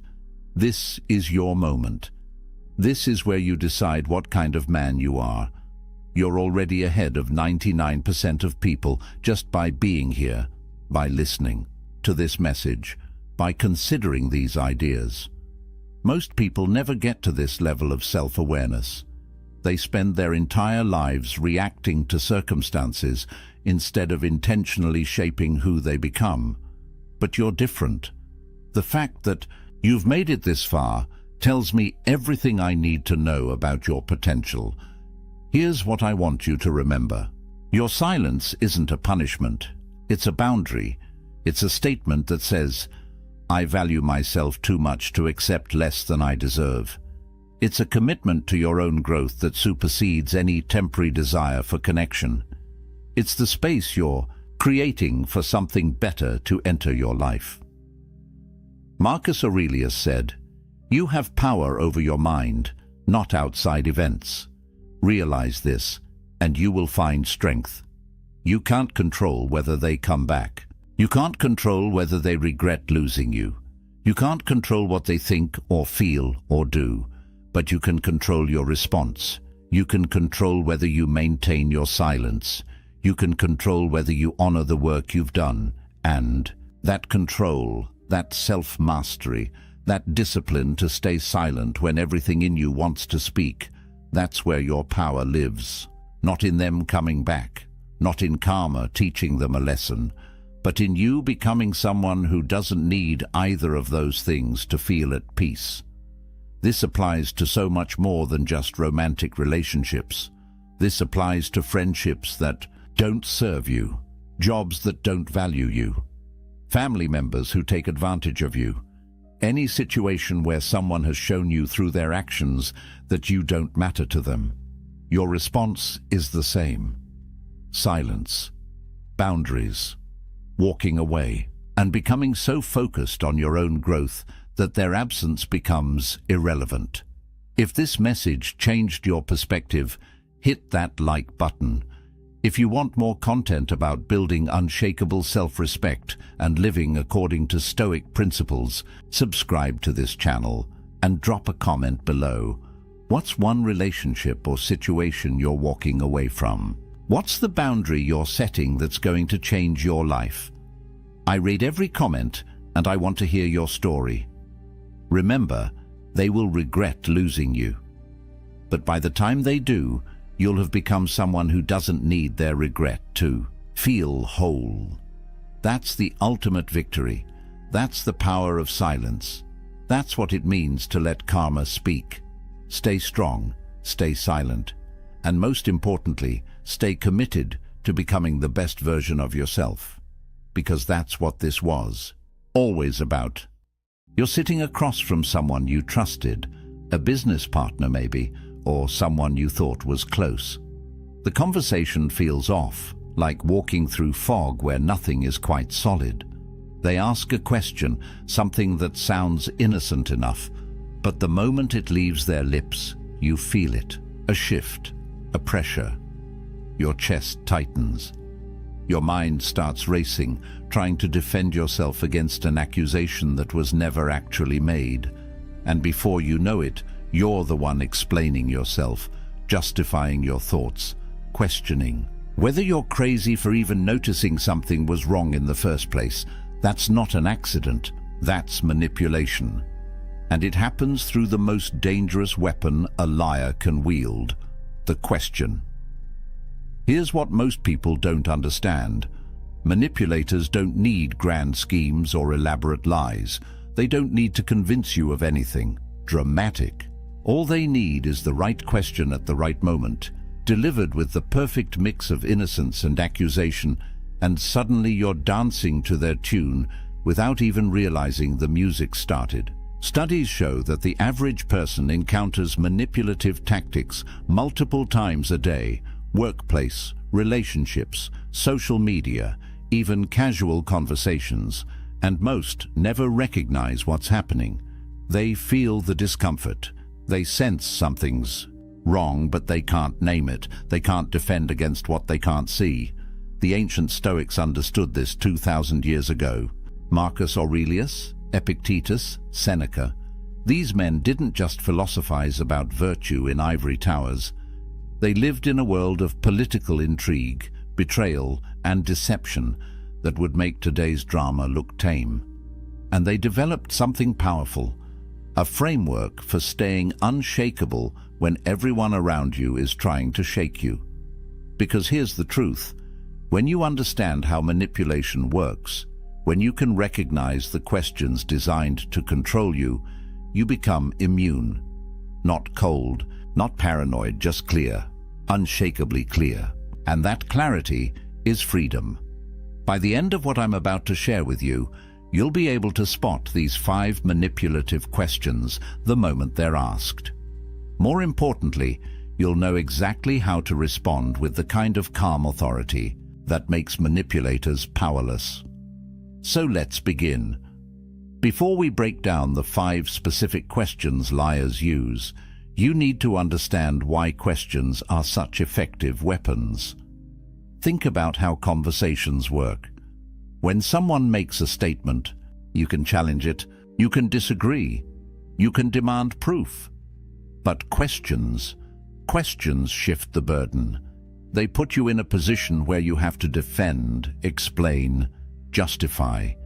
They create an immediate power dynamic where the questioner controls the frame and you're left scrambling to respond. This is psychological warfare disguised as innocent curiosity. A liar knows that if they say you're too sensitive, you might push back. But if they ask, "Why are you so sensitive?" suddenly you're in defense mode, trying to prove you're not sensitive, which ironically makes you look more sensitive. The question itself becomes the trap. And here's the really insidious part. These questions are designed to make you doubt yourself. They exploit what psychologists call cognitive dissonance, that uncomfortable feeling when your reality doesn't match what someone else is telling you it should be. So you start questioning your own perceptions, your own memories, your own sanity. And the moment you doubt yourself, you've given them control. Marcus Aurelius wrote something profound in his Meditations. He said, "Everything we hear is an opinion, not a fact. Everything we see is a perspective, not the truth." The Stoics understood that external events and external people have no power over your inner fortress unless you grant them that power. And manipulation only works when you forget this fundamental truth. The manipulator's question isn't reality. It's their attempt to shape your reality. But you get to choose whether to accept that frame or stand in your own. So the Stoic principle here is simple but revolutionary. What's within your control? Your perception, your judgment, your response. What's outside your control? Their behavior, their questions, their attempts to manipulate. When Epictetus taught his students, he drilled this into them relentlessly. Focus only on what's yours. Let go of the rest. Because the moment you try to control external things, you become a slave to them. But when you master yourself, when you control your reactions and maintain your own frame of reality, you become unshakable. Now, let's get into the 5 questions and how to defend against each one with Stoic precision. The first manipulative question liars use is devastatingly simple. Why are you so sensitive? Think about the last time someone said this to you, or something close to it. Maybe it was, "You're overreacting," or "Why do you always take things personally?" On the surface, it sounds like concern. It sounds like they're trying to help you see that you're getting worked up over nothing. But here's what's really happening. They're reframing your very valid observation or concern as a character flaw. You noticed something was off. Maybe they contradicted themselves. Maybe their story didn't add up. Maybe you felt that instinctive gut reaction that something wasn't right. And instead of addressing your concern, they flipped it. Now the problem isn't their behavior.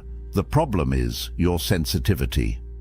This is classic gaslighting, and it's one of the most effective manipulation tactics because it attacks your confidence in your own perception. Let me give you a real scenario. Imagine a business partnership where the numbers aren't adding up. You notice discrepancies in the accounts, small ones at first, then bigger.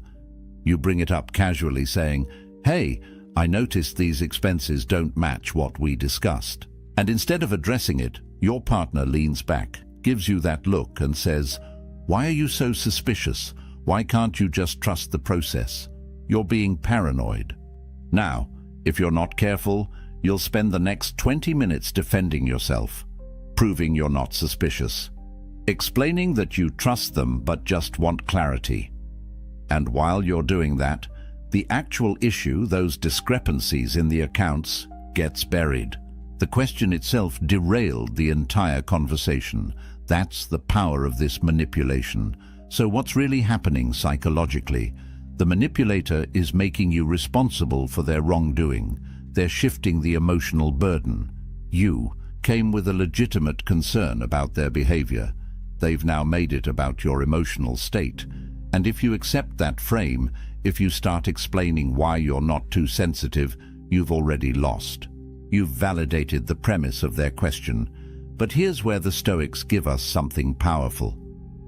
Epictetus taught that we should be indifferent to external judgments, not cold but grounded. He said, if someone succeeds in provoking you, realize that your mind is complicit in the provocation. In other words, their question only has power if you give it power, if you accept their frame. So what's the Stoic response? Calm, direct, and anchored in your own perception. When someone asks, "Why are you so sensitive?" you don't defend, you don't explain, you simply respond with clarity. "I notice what I notice. Should I not trust my own observations?" See what that does? It doesn't accept their frame, it doesn't engage with whether you're sensitive or not. It redirects back to the actual issue, your observation, and it puts a question back to them. Are they suggesting you should ignore what you see? This works because it maintains your frame. You're not defensive, you're not emotional, you're simply stating a fact.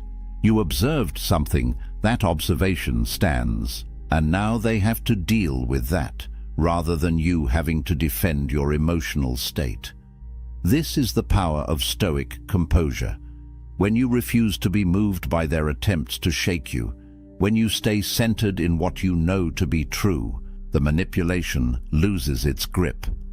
The second manipulative question is one you've definitely heard. Don't you trust me? This one's particularly insidious because it weaponizes relationship and emotional connection. Trust is sacred, right? It's the foundation of any meaningful relationship.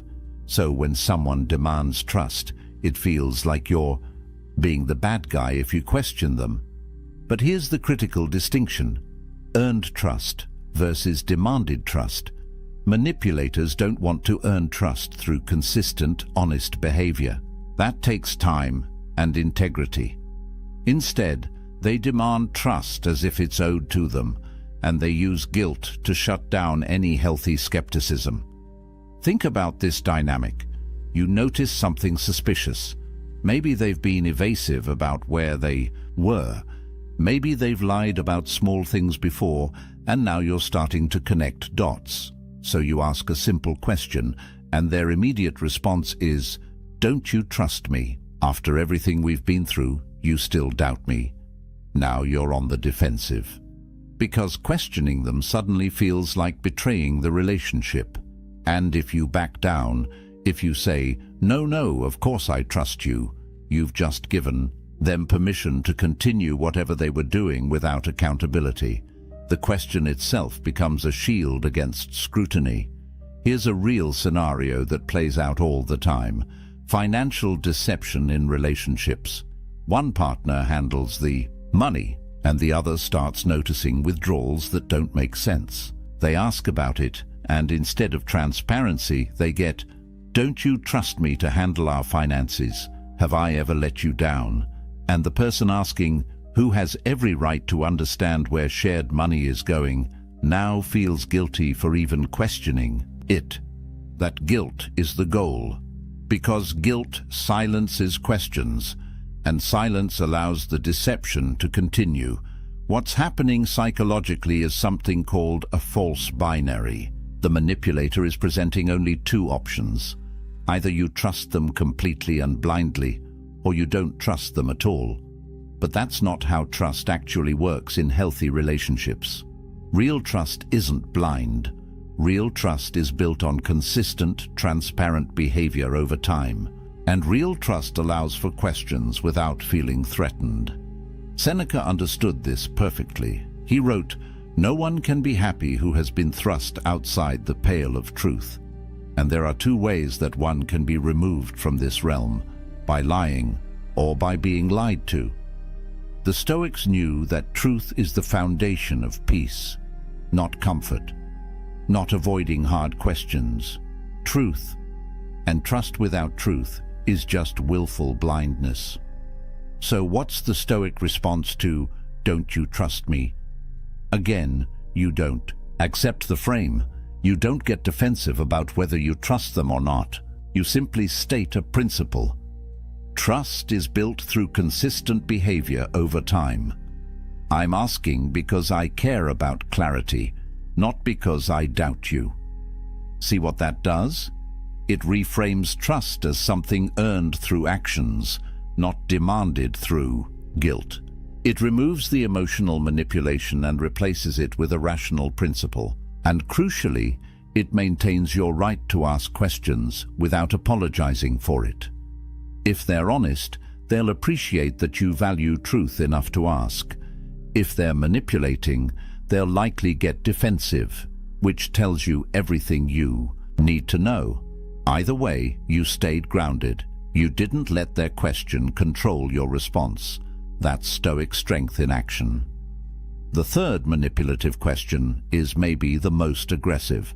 Are you calling me a liar? This one goes straight for the throat. It's a defensive reversal that puts you on trial for daring to question them, and it's incredibly effective because most people are conflict averse. They don't want to be seen as accusatory or confrontational. So when someone flips the script and makes you the aggressor, your natural instinct is to backpedal. Let's break down what's happening here.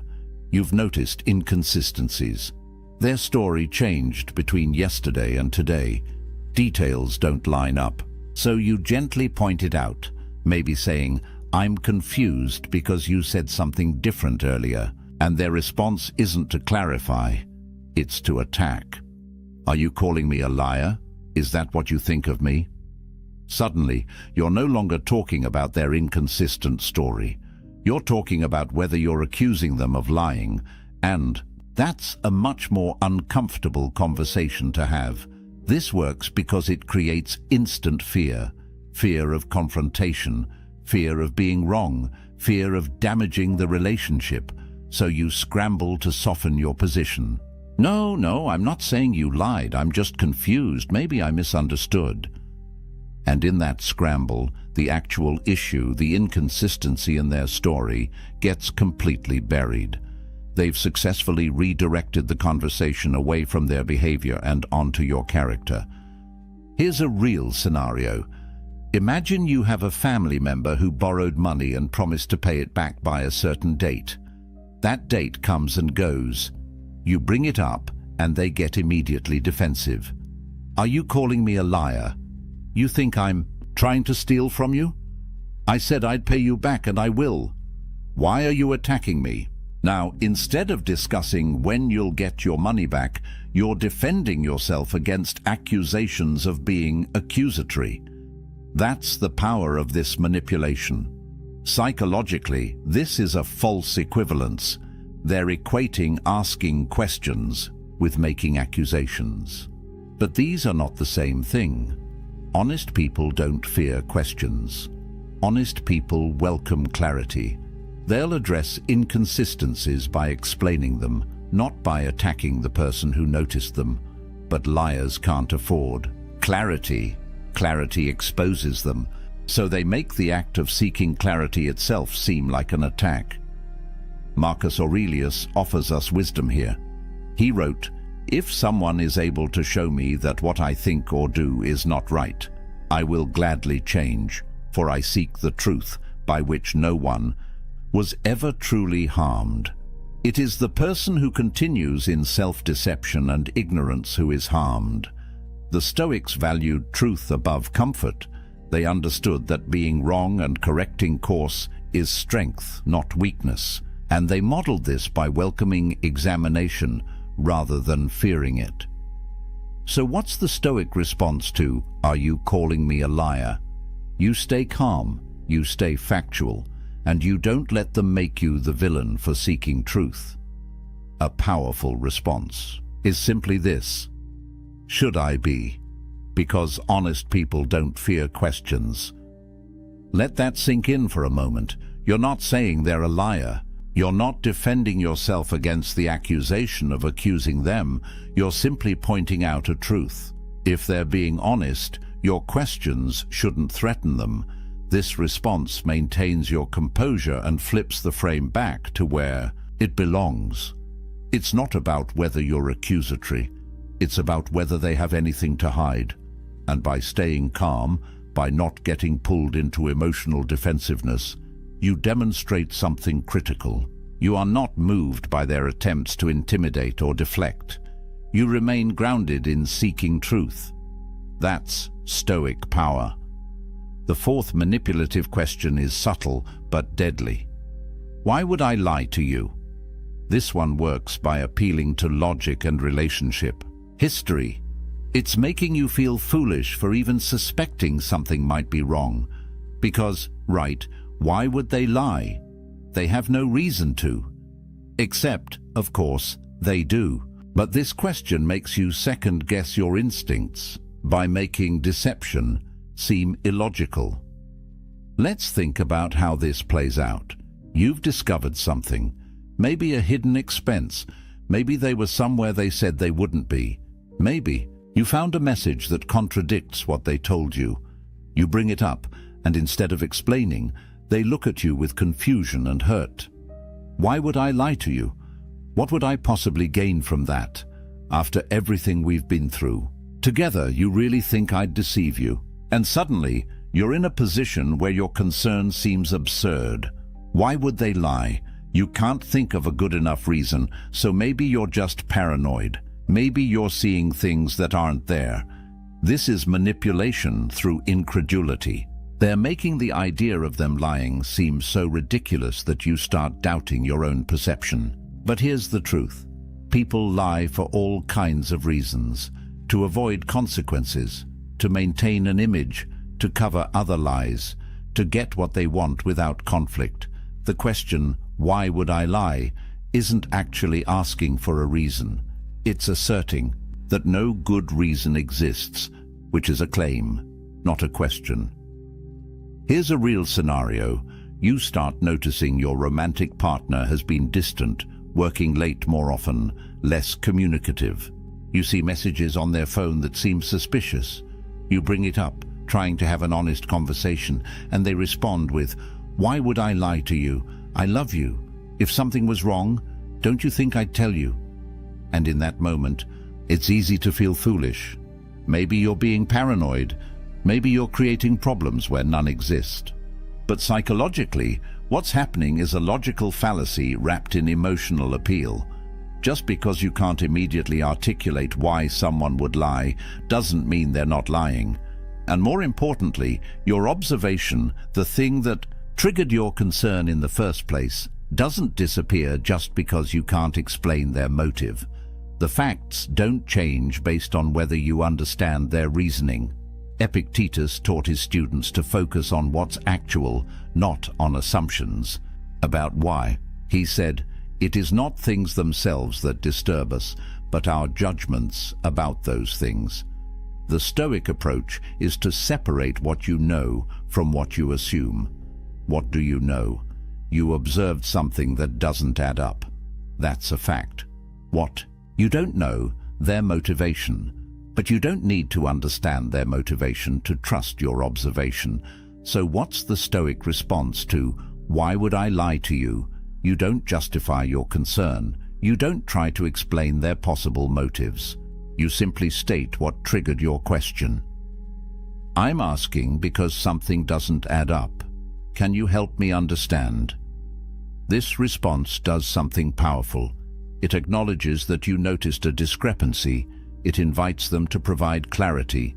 And it doesn't accept the premise that your concern is baseless just because their motive isn't obvious. You're staying in the realm of facts, not getting lost in speculation about why. If they're being honest, they'll explain the discrepancy. If they're manipulating, they'll likely continue trying to make you feel foolish for asking. And that reaction, in itself, tells you what you need to know. The Stoic remains unmoved by attempts to confuse or shame. You stay anchored in what you observed. That's your power. The fifth and final manipulative question is perhaps the most frustrating. Can't we just move on? This is the escape hatch, the premature closure. The attempt to avoid accountability by making resolution seem like the mature thing to do. But here's the problem. You can't truly move on from something you haven't actually addressed. And that's exactly what the manipulator is counting on. This question usually comes after they've been caught in something they can't easily explain. You've confronted them. You've presented evidence. They've tried deflection, denial, maybe even some of the other questions we've already covered. And when none of that works, when you don't back down, they pivot to, "Can't we just move on?" Why? Do we have to keep dwelling on this? I thought we were past this.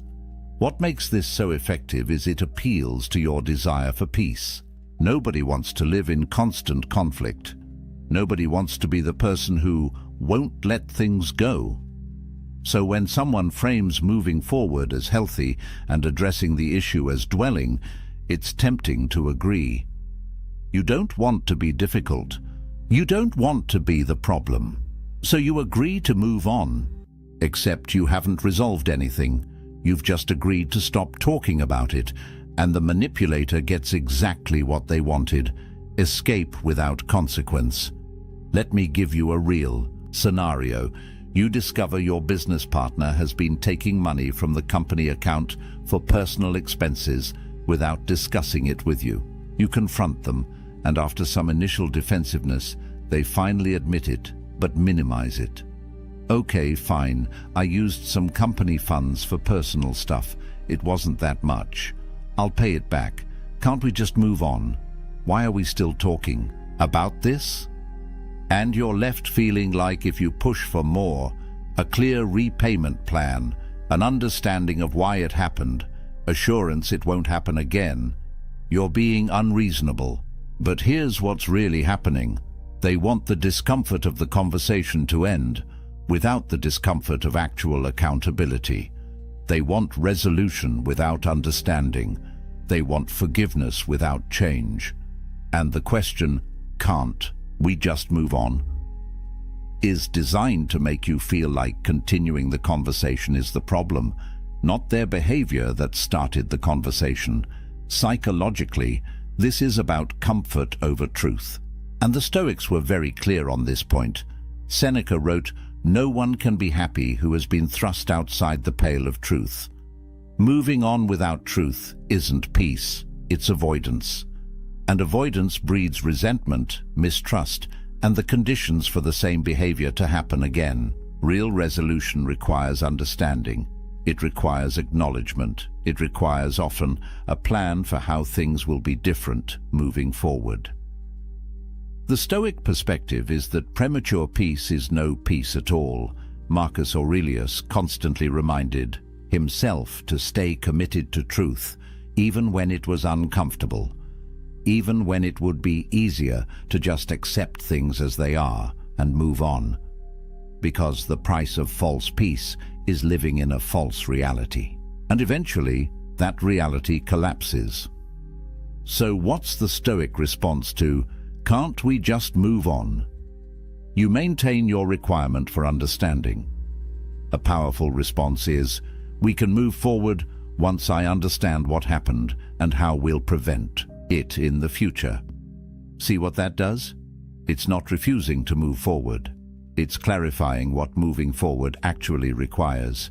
It's insisting on truth as the foundation for peace.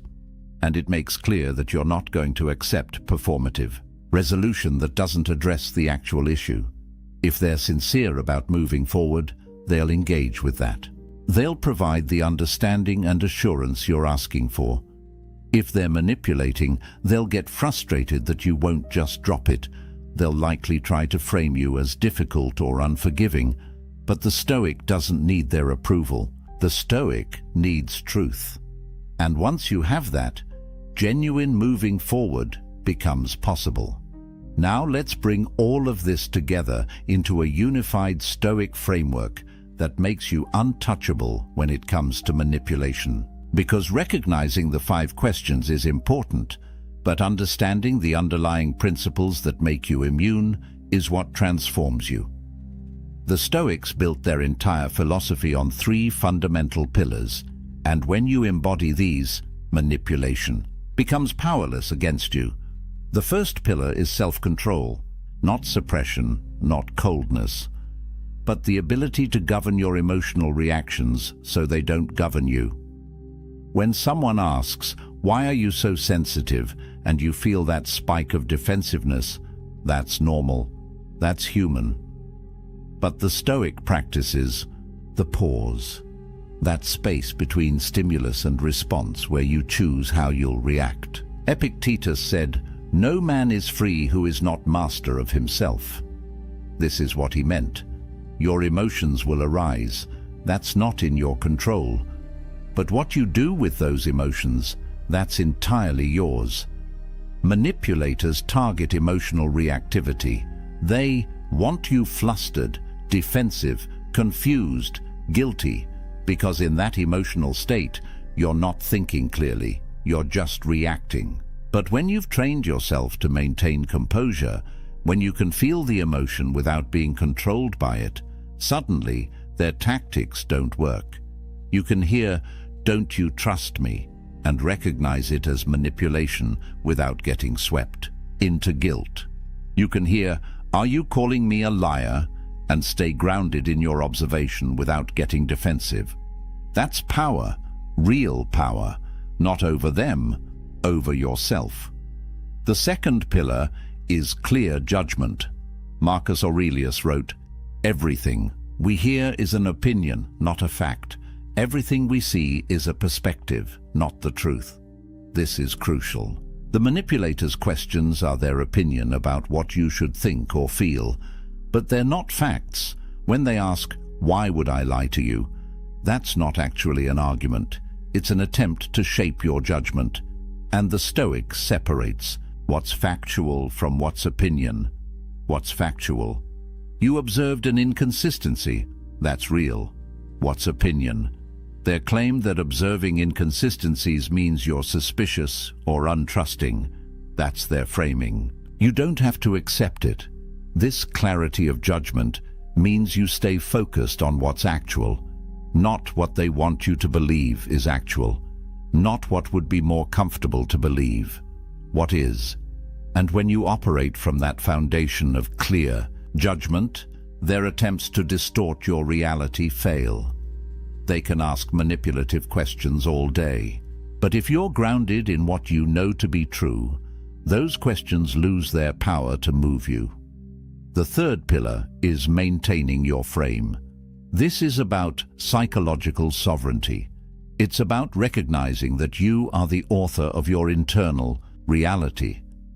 Others can offer their perspectives, their questions, their frames for how you should interpret things, but you choose whether to adopt those frames or maintain your own. When someone asks, "Can't we just move on?" they're trying to impose their frame, moving on without understanding. But you can reject that frame and maintain your own. Understanding first, then moving forward. This isn't stubbornness, it's integrity. It's refusing to let other people's manipulation of language and emotion pull you off center. Seneca understood this when he wrote, "A gem cannot be polished without friction, nor a man perfected without trials."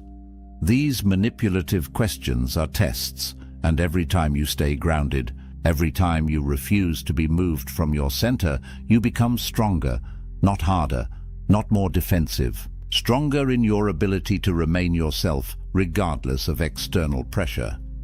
Here's what this looks like in practice. You're not trying to win arguments. You're not trying to prove you're right. You're simply unmoved. When they ask their manipulative questions, you respond with calm clarity. You don't accept their frame. You don't get defensive. You simply stay anchored in what you know and maintain your requirements for truth and understanding.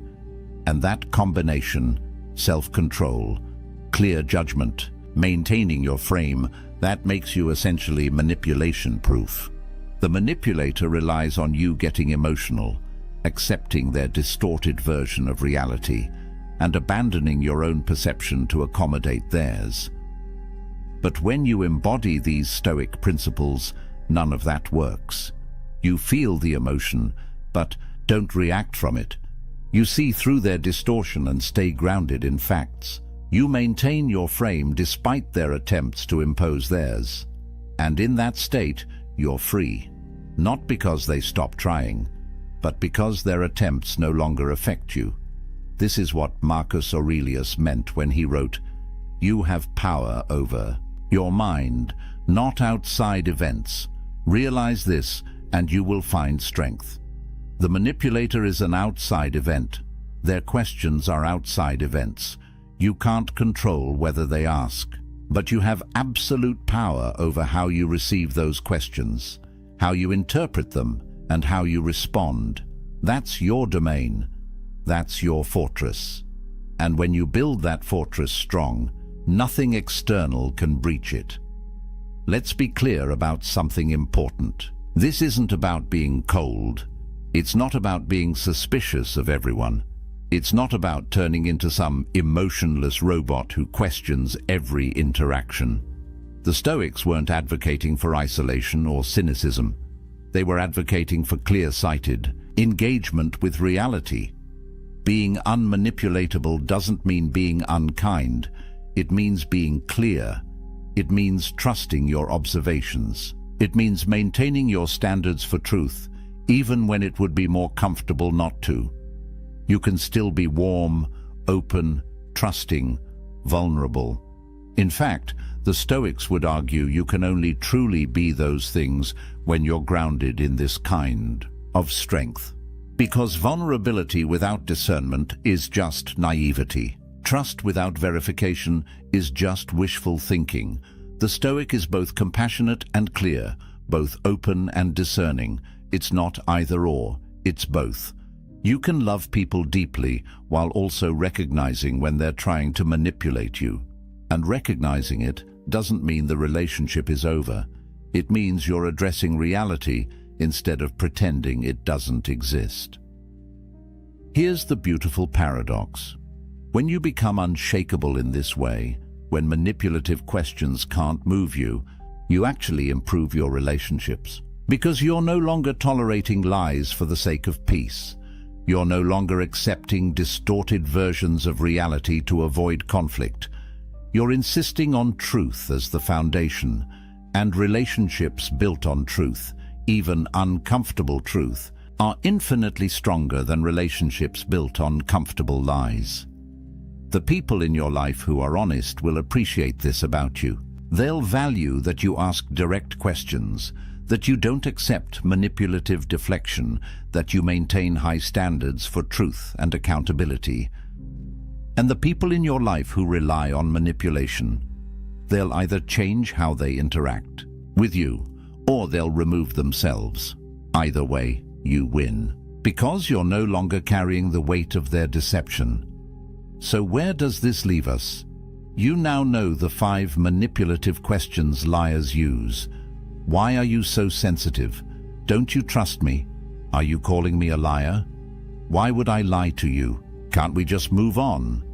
You understand what each question is designed to do, how it shifts power, how it creates doubt, how it deflects accountability, and more importantly, you have the Stoic framework for responding with unshakable clarity. You maintain self-control so you're not reactive. You exercise clear judgment so you're not confused.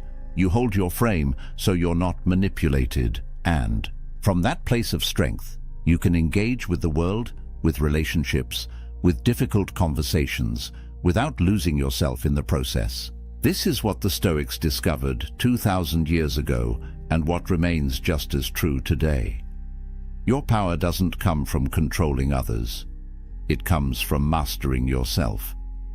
Marcus Aurelius ruled an empire. Epictetus was born a slave and became one of history's greatest teachers. Seneca advised emperors and wrote profound philosophy. These men lived through political intrigue, betrayal, war, loss, everything you can imagine. And what they all concluded was this: external circumstances cannot rob you of your internal fortress unless you let them. Lies cannot control you unless you accept them as truth. Manipulation cannot move you unless you abandon your center. So be unmoved, not unfeeling, not cold, just clear. Clear about what you observe, clear about what you know, clear about your standards and your boundaries. Let manipulative questions bounce off that clarity like waves against a rock. Because that's what you are when you embody these principles. Immovable, not because you're stubborn, but because you're grounded in truth. And truth, unlike lies, never needs to manipulate. It simply is. If this resonated with you, if you recognized yourself in any of these scenarios, or you've dealt with these manipulative questions before, hit that like button. It tells me this content is serving you, and it helps more people find it. Subscribe to this channel for more Stoic wisdom that cuts through the noise and gives you practical tools for living with strength and clarity. These aren't just philosophical ideas. They're weapons you can use every single day to protect your peace, your truth, and your power. And drop a comment below. Which of these 5 questions have you encountered most? Which one hit closest to home? I read every comment, and I want to hear your experiences, because that's how we learn together. We share what we've been through. We recognize the patterns, and we support each other in standing firm. Remember this: a man who controls his mind cannot be controlled by lies. A man who knows his truth cannot be shaken by manipulation. And a man who embodies Stoic principles doesn't need to prove anything to anyone. He simply stands in his reality, clear-eyed and unshakable. Be that man. The world needs more people who can't be manipulated, more people who insist on truth, more people who remain themselves no matter what pressure they face. That's the path. That's the power. That's the promise of Stoicism. Now go walk it. The room is quiet. 2 glasses of wine sit untouched. A woman leans forward, eyes sharp, voice steady. Do you even care about me? The question cuts deeper than it sounds. It isn't about love. It isn't about romance. It is about power. Most men stumble here. They rush to explain. They laugh nervously. They pile up words like a wall. But the wall crumbles instantly. Respect slips away. This is how the test begins. A test older than text messages, older than candle-lit dinners, older than modern love itself. In every culture, in every time, women have tested men, not out of malice, not to be cruel, but to see if he bends, to see if he breaks, to see if the man she sits with is the same man he claims to be. And these tests are subtle. They hide behind simple questions, questions that seem innocent, but they are anything but innocent. Each one is a strike at the foundation of a man's composure. Here's the truth. When she asks these questions, she isn't waiting for the perfect answer. She's watching for the reaction. Does he stay calm? Does he hold his frame? Or does he panic? The Stoics faced greater trials than this. Emperors, generals, and slaves alike endured storms of fate. They lost kingdoms. They faced death. And still, they stood unshaken. Their philosophy was simple. Control yourself. Do not be ruled by the chaos outside you. Be anchored. Be still. Be immovable. What if you could bring that same calm to these modern tests? What if every question, every trap, became an opportunity to show strength instead of weakness? In this film, we reveal the 5 questions women use to test men. 5 traps hidden in plain sight. 5 moments where most men collapse, but where the Stoic finds his chance to rise. Stay with me. Because question 3, that one is the silent killer, the one that strips a man of dignity before he even knows it happened. And if you fail it, you may never get it back. Why do women test men? It is a question that makes some men angry. Others shrug it off. But if you ignore the reason, you will never pass the test. The truth is simple. It is not cruelty. It is not manipulation. It is instinct. Think of it like the walls of a fortress. A guard doesn't press the stone to destroy it. She presses to make sure it holds. She tests to see if the foundation is real. And if the wall crumbles at her touch, the fortress was never strong to begin with. That is what these questions are. A press against the wall. A test of strength, of composure, of truth. Now picture this. A young Roman senator stands in the forum. His wife questions him loudly, accusing him of weakness. The crowd holds its breath. If he defends himself with anger, he looks guilty. If he stammers, he looks broken. But he does neither. He stands tall. He answers with calm dignity, and the whispers in the crowd turn into respect. She tested him. He passed, and in passing, he became stronger. The Stoics wrote about this.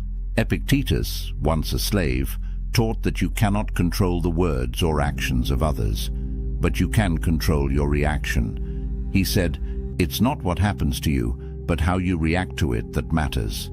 These tests are exactly that, a chance to show mastery, not over her, but over yourself. Modern psychology gives the same answer in different words. Women test to measure certainty. They test to see if your actions match your image. They test because deep down, they want to trust the strength of your frame. Not the mask, not the words, but the man himself. And here's the trap. Most men believe they can talk their way through. They explain, they argue, they overcompensate. But the more they talk, the weaker they look. The Stoic doesn't fall for this. The Stoic knows silence can be louder than words. A calm pause can be more powerful than a frantic defense. So what do these tests reveal? They reveal whether you are anchored or adrift. They reveal whether you bend at the first sign of pressure. And they reveal whether you are the man you claim to be. Ask yourself, when pressure comes, what do you show? Do you reveal strength or weakness? Do you reveal calm or chaos? Every test is a mirror, and what it reflects is you.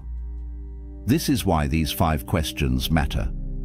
They are small moments, but they open the door to something bigger: respect, attraction, power, or the loss of all 3. The first question begins gently. It sounds like love, but it hides a storm, and most men never see it coming. The first question seems simple. It sounds like love. It sounds like a cry for affection, but beneath it hides the real test. Picture this. A man sits at dinner. The candles burn low. The air is heavy with silence, and then she asks, "Do you even care about me?" The man feels panic rise in his chest. He rushes to speak. "I care about you so much. Of course I do. Haven't I shown you? Don't you see everything I do?" The words spill out like water from a cracked jar. The more he says, the less she believes. Because the test was never about words. Here's the truth. This question is not a request for a speech. It is a measure of presence. She wants to see if you can stand steady in the face of doubt, if you can remain calm when emotion is thrown at you, if you can show her without shaking that your care is real. The Stoics faced this kind of test daily. Marcus Aurelius, emperor of Rome, wrote in his private meditations about love and duty. He reminded himself that affection is not proven by noise or by grand gestures. It is proven by action, by consistency, by living with virtue. He cared for Rome not by shouting about his love, but by leading with discipline, patience, and sacrifice. That is the answer hidden in this question. Not louder words, not frantic explanations, but composure, strength, steady truth. Imagine 2 men faced with the same test. One panics. His face tightens, his voice rises. He pleads to be believed. The other stays calm. He looks into her eyes, and he speaks simply, "Yes, I care. My actions prove it every day." The difference is night and day.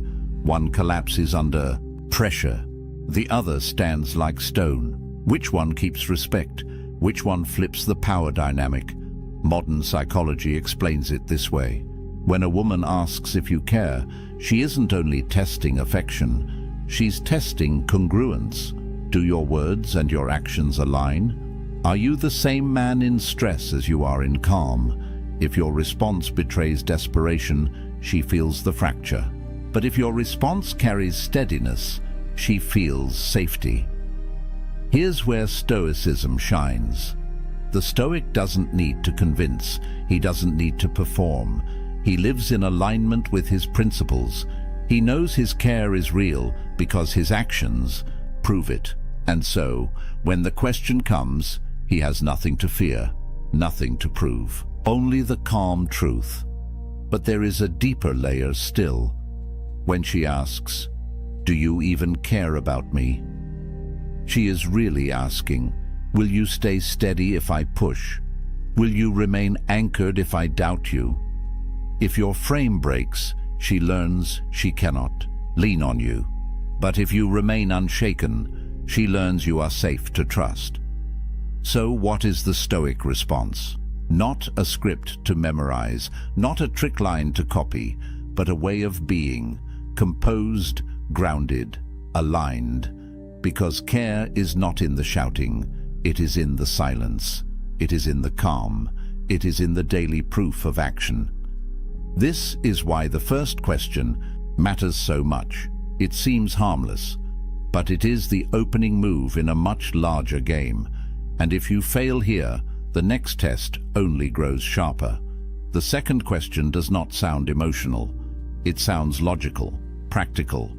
But in truth, it is even heavier because it forces you to face the future. The second question arrives like a whisper, but it lands like a hammer. Where is this going? At first, it sounds simple, a question about direction, about future plans. But underneath, it is a test of certainty. Picture this. A couple sits in a quiet cafe. She stirs her coffee. Her eyes never leave his. And then she asks. Her tone is casual, almost soft. But he feels his chest tighten. He knows this is not casual. The man who fears this question reacts in two ways. Some rush forward. They make promises. They map out a future they aren't ready for. Others retreat. They avoid. They fumble their words and leave her more uncertain than before. Both fail. Both reveal weakness. Because both let fear dictate the answer. Here's the truth. This test isn't about the future. It's about your frame in the present. She doesn't need every detail. She needs to know if you stand steady under pressure. The Stoics understood this tension well. Marcus Aurelius ruled an empire under constant threat.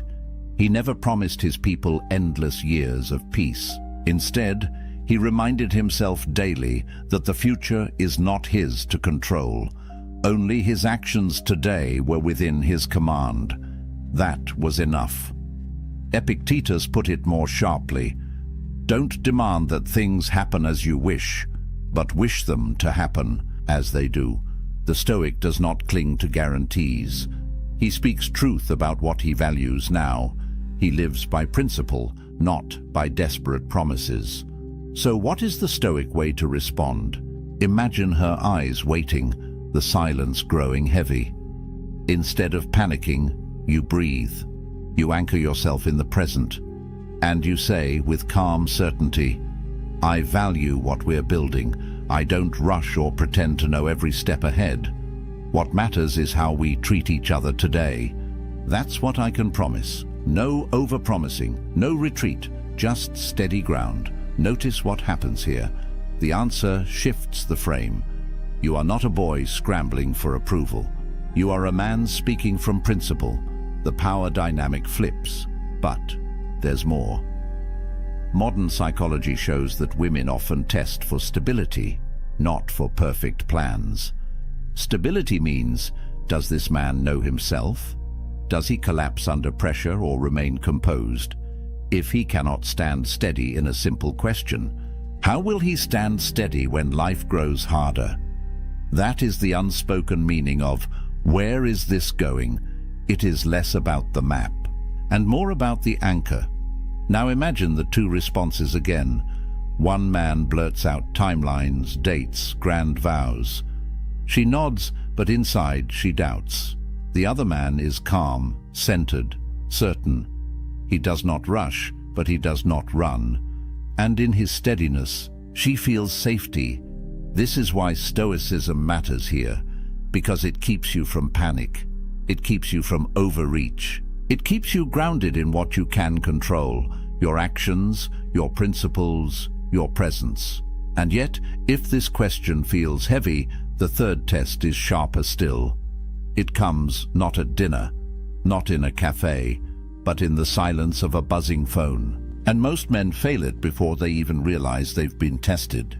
The third question doesn't arrive in person. It arrives through silence, through the glowing screen of a phone, through the long pause between message and reply.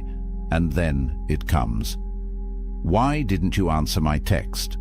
It sounds harmless, it sounds small, but don't be fooled. This is one of the sharpest tests of all. Picture it. The phone buzzes on the table. You see the message. You are in a meeting, or at the gym, or simply taking a moment for yourself. You don't respond instantly. Hours pass. When you finally open your phone again, there it is. The follow-up message, the test. Why didn't you answer my text? Most men stumble here. Some rush to apologize. I'm sorry. I was busy. I didn't mean to ignore you. Their words overflow with guilt. Others swing the other way. They become defensive. Why do you always need an answer right away? Can't you relax? Both responses fail. One shows weakness. The other shows anger. The Stoic sees something different. He sees that this question is not about the phone. It is about control. It is about composure. It is about whether you can remain steady when accused of neglect. The ancients faced their own version of this. Imagine a soldier in the Roman army. He marches for days without sending word home. When he returns, his lover asks why he did not write. His answer is not panic. It is calm. My duty demanded my focus. I was where I needed to be. The message is clear. His actions spoke louder than the absence of words. Modern psychology confirms this. The instant response culture we live in creates anxiety. People expect immediate replies as if constant attention equals care. But the truth is the opposite. A man who jumps at every ping of his phone shows that his focus is owned by others. A man who responds in his own time shows self-possession. So, what does the Stoic response look like? It is short. It is calm. It carries no shame. Something like, I was busy. I don't live glued to my phone. Notice the difference. No apology. No defensiveness. Just clarity. A calm truth spoken without fear. This is the heart of Stoicism in relationships. The Stoic does not collapse into guilt when tested. He does not explode in anger either. He remains anchored. His time is his own. His focus is his own. And here lies the deeper meaning. When she asks why you didn't answer, she isn't counting minutes. She is counting steadiness. She is testing whether you belong to yourself. If you do, she feels your strength. If you don't, she feels your weakness. So ask yourself, when silence falls, who owns your attention? The phone, the pressure, the fear of disappointing? Or do you own it? Because the man who owns his attention is rare, and rare men are respected. This question may feel sharp, but the next one cuts even deeper, because it hides inside a playful tone, a question that looks harmless, but can shatter a man if he answers wrong. This question hides behind a smile. It slips out casually like a passing thought. But don't be fooled. It is not casual. It is a test, wrapped in silk. Do you think she's pretty? At first it feels harmless. She might be asking about a stranger at a cafe, an actress on a screen, a mutual friend. Her tone is light, but her eyes study every flicker of your reaction. Picture the moment. A man shifts uncomfortably. He looks away. He shakes his head too quickly. No, of course not. She's nothing compared to you. But the words sound hollow. The denial feels forced, and something shifts. Trust erodes. Another man takes the opposite route. He answers carelessly, "Yes, she's gorgeous, way more attractive than most." The room grows cold, her smile fades, and in that instant, the damage is done. Both men failed, one out of fear, the other out of thoughtlessness. Here's the truth. This question isn't about beauty, it's about honesty. It's about loyalty. It's about whether you can hold balance in a trap. The Stoics understood the power of balance. They lived in a world of extremes, luxury and poverty, glory and ruin. Marcus Aurelius warned himself not to be swept away by pleasure, nor crushed by fear. Moderation, clarity, steadiness, that was the way. So how does the Stoic respond here? Not with frantic denial, not with careless honesty, but with calm truth that affirms without betraying. Yes, acknowledge reality. If a woman is beautiful, admit it plainly, but then anchor yourself in loyalty, in the present bond. Something like, "She's attractive, but I'm with you for a reason." Short, steady, true. Notice what happens with this answer. You don't lie, you don't collapse, you don't betray, you stay balanced, and balance commands respect. There's a deeper layer too. When she asks, "Do you think she's pretty?" she is not seeking your taste in women. She is seeking proof of integrity. Will you lie to soothe her ego? Will you wander in your gaze? Or will you stay grounded in honesty and loyalty at the same time? The Stoic man knows that truth and virtue cannot be separated. Epictetus said, "If it is not right, do not do it. If it is not true, do not say it." To deny beauty where it exists is to speak falsehood. To dismiss your own bond is to lack virtue. But to hold both in balance is to reveal strength. This test matters because it doesn't look like a test. It looks playful, but hidden beneath the joke is a blade aimed at your honesty. And if you falter, the cut is deep. Most men fail here without even realizing it. They either fear the truth or they mishandle it. But the Stoic response is rare, calm, simple, anchored. And yet, if this question is sharp, the final test is brutal, because it doesn't challenge your care or your plans or your honesty. It challenges your very identity. This is the hardest test of all. It doesn't arrive as a playful question. It doesn't sound soft. It comes like a spear, sharp, direct, designed to wound. Are you even a real man? Imagine the scene. The argument is heated. Her voice is raised. Her patience is gone. And then, in a burst of anger, the words land. They are not gentle. They are not disguised. They are meant to provoke. Most men fail instantly. Some explode in rage. "How dare you say that? Of course I'm a man." Their anger betrays insecurity. Others shrink. They stammer. They lower their eyes. And in silence, they confirm the accusation. But this is not what the Stoic does. The Stoic understands that insults reveal more about the speaker than the target. Words are noise. They cannot touch the essence of who you are. Only your reaction can do that. Marcus Aurelius wrote, "If someone despises me, that's their problem. My only concern is not doing or saying anything deserving of contempt." That is the heart of this test. Not defending your manhood, not proving it with aggression, but standing so calmly that the words lose all power. Picture two men again. The first slams his fist on the table. His rage fills the room. She sees weakness, not strength.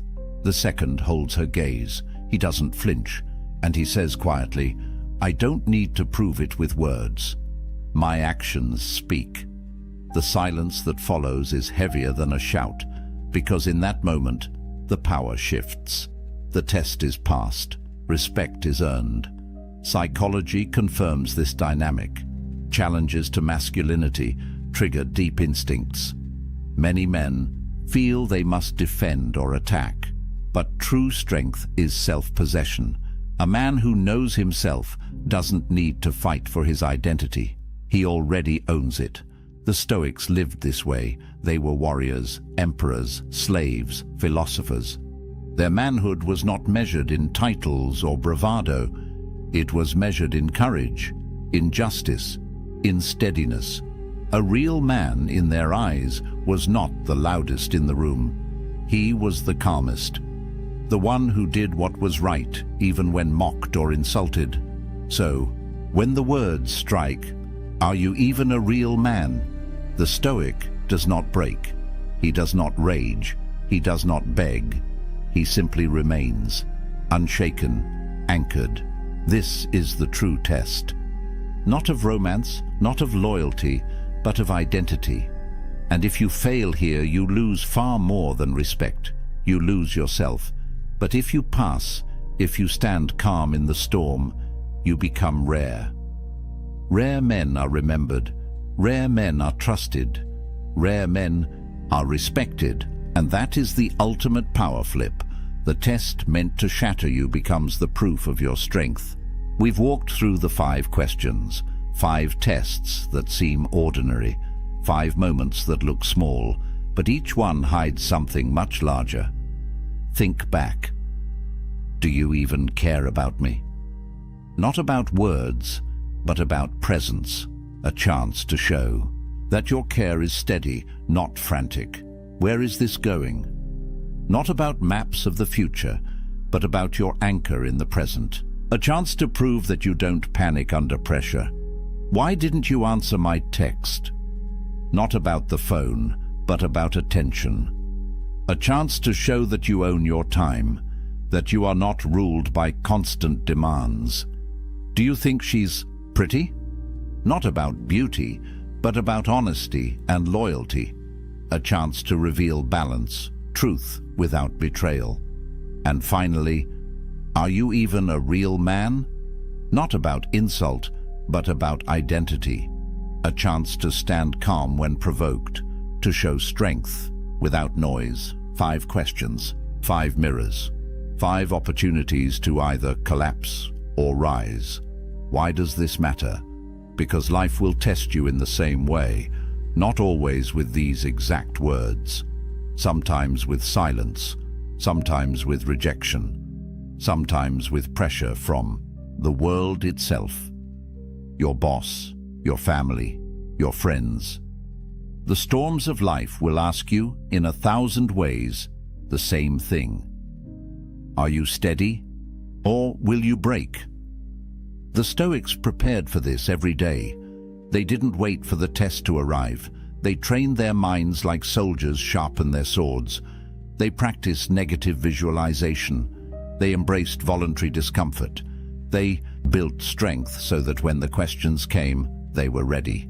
This is what you must do, because if you fail these tests, the cost is heavy, respect is lost, trust evaporates, attraction fades. But when you pass, when you stay calm, you gain something far greater. You gain respect, you gain peace, you gain power that cannot be taken from you. This isn't about manipulating women. It isn't about clever lines. It is about living with principle. It is about embodying what the Stoics called arete, excellence of character. Because the man who lives by virtue cannot be shaken by a question. He cannot be trapped by words. He remains who he is, always. And here is the final truth. These 5 questions are spoken, but there are others, unspoken, silent tests. The ones you don't see. The moments when she watches your actions, not your answers. When life itself throws challenges that no one names aloud. And those silent tests, they are even more dangerous, because you don't know when they will strike. You don't hear them coming, and you only realize you've been tested when it's already over. That is what we'll explore next. The invisible trials, the hidden moments, the tests that define you without a single word. If you want to be ready, subscribe now. Turn on notifications so you don't miss it. And share your story in the comments. Which of these 5 questions have you faced? How did you respond? Your story may help another man prepare for his own test. Remember, life will keep asking the question. The only thing that matters is how you answer. There was a man who lost the woman he loved because of one sentence, just one. They'd been dating for 2 months. Everything was perfect. The chemistry was undeniable. She laughed at his jokes. Her eyes lit up when she saw him, and he felt like he'd finally found something real. Then, one night over dinner, he said something. 5 words. And everything changed in that moment. Her smile faded. Her energy shifted. Within 2 weeks, she was gone. He spent months replaying that night, trying to understand what happened. The truth. He violated a fundamental law of attraction that the ancient Stoics understood thousands of years ago. Now, I'm going to share something with you that might sting a little. This isn't about being fake. This isn't about playing games or manipulating women.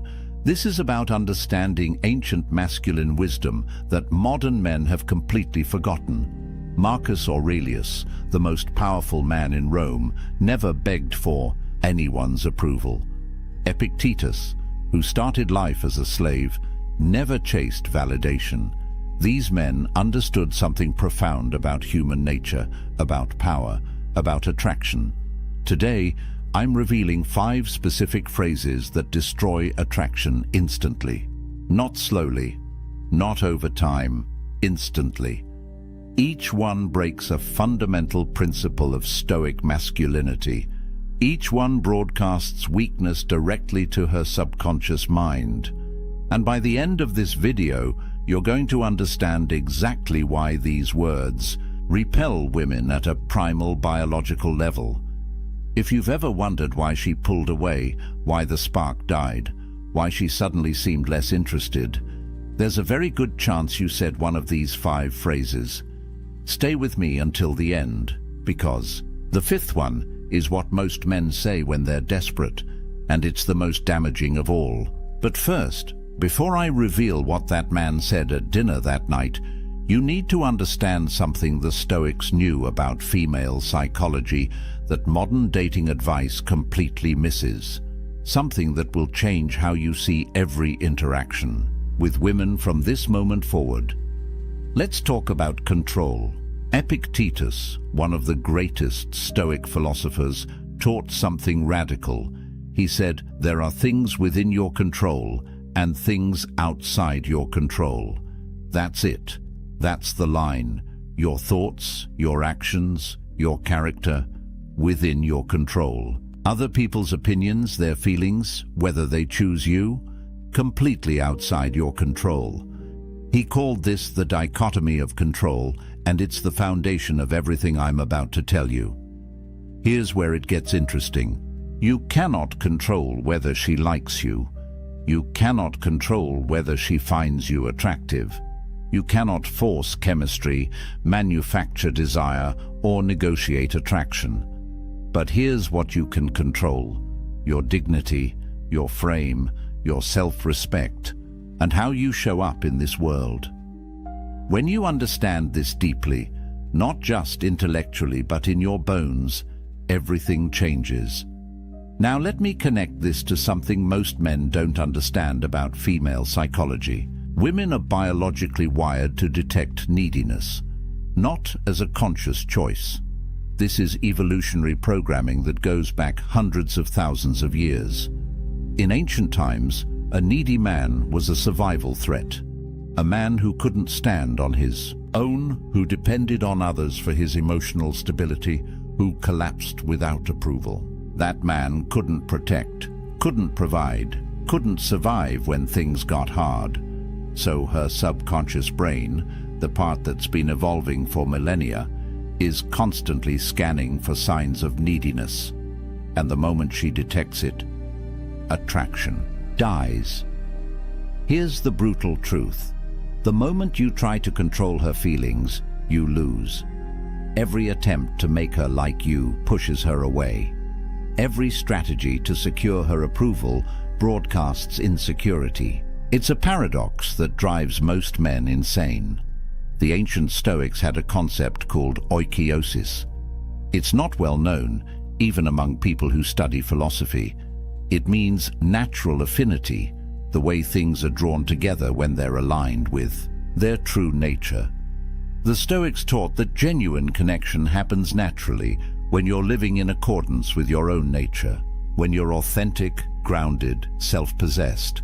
But the second you try to force that connection, the second you manipulate or chase or need it, you destroy it. Modern application: stop chasing, start embodying. Think about a magnet. A magnet doesn't chase metal. It doesn't beg. It doesn't convince. It simply is magnetic, and metal comes to it naturally. That's the energy of a man who understands Stoic principles: self-possessed, grounded, complete within himself. And here's the paradox that changes everything. The less you need her validation, the more powerfully she's drawn to you. Not because you're playing a game, because you're genuinely whole. So when a man says the first phrase I'm about to reveal, he's violating this ancient principle in the worst possible way. He's announcing to her subconscious mind that he doesn't understand the dichotomy of control, that he's placed his happiness outside himself, that he needs her approval to feel valuable. The first phrase seems harmless. Most men say it thinking they're being honest, being vulnerable, being real. But to her subconscious mind, it's a red flag that screams one thing: this man is not enough on his own. Let me tell you what it is. The first phrase that kills attraction: confessing your feelings too early. I really like you. I'm falling for you. I think about you all the time. Said too soon, these words are poison. Let me tell you about James. He met a woman at a coffee shop. They exchanged numbers, went on a first date, then a second. The chemistry was electric. She was texting him every day, laughing at his jokes, touching his arm when they talked. He felt something he hadn't felt in years. On their third date, sitting across from her at a restaurant, he couldn't hold it in anymore. He looked into her eyes and said, I just need you to know, I really like you. Like, I think you're amazing. I haven't felt this way in so long. He thought he was being honest, vulnerable, real. The moment those words left his mouth, he watched her face change. Her smile became polite, distant. She said something like, "Oh, that's sweet," but her energy had completely shifted. She didn't pull away immediately. She finished the date, but her texts became shorter. Plans became harder to make. Within 2 weeks, she was gone. He was confused, hurt, angry even. I was just being honest. What's wrong with telling someone how you feel? Everything. Everything is wrong with it when you do it too soon. Here's why. When you confess feelings prematurely, you're violating Epictetus's core teaching. You're placing your happiness, your emotional state, your sense of well-being in something external, in her response, in her validation. You're essentially saying, my emotional stability now depends on what you think of me. That's not love. That's dependency. And dependency repels. It shows outcome dependency. Your emotional state is controlled by whether she reciprocates. A Stoic man's emotional state comes from within, from his character, from living according to his values. When you say, I really like you, after 3 dates, you're announcing, I've already decided you're the prize, before I even know who you are. Think about what that communicates.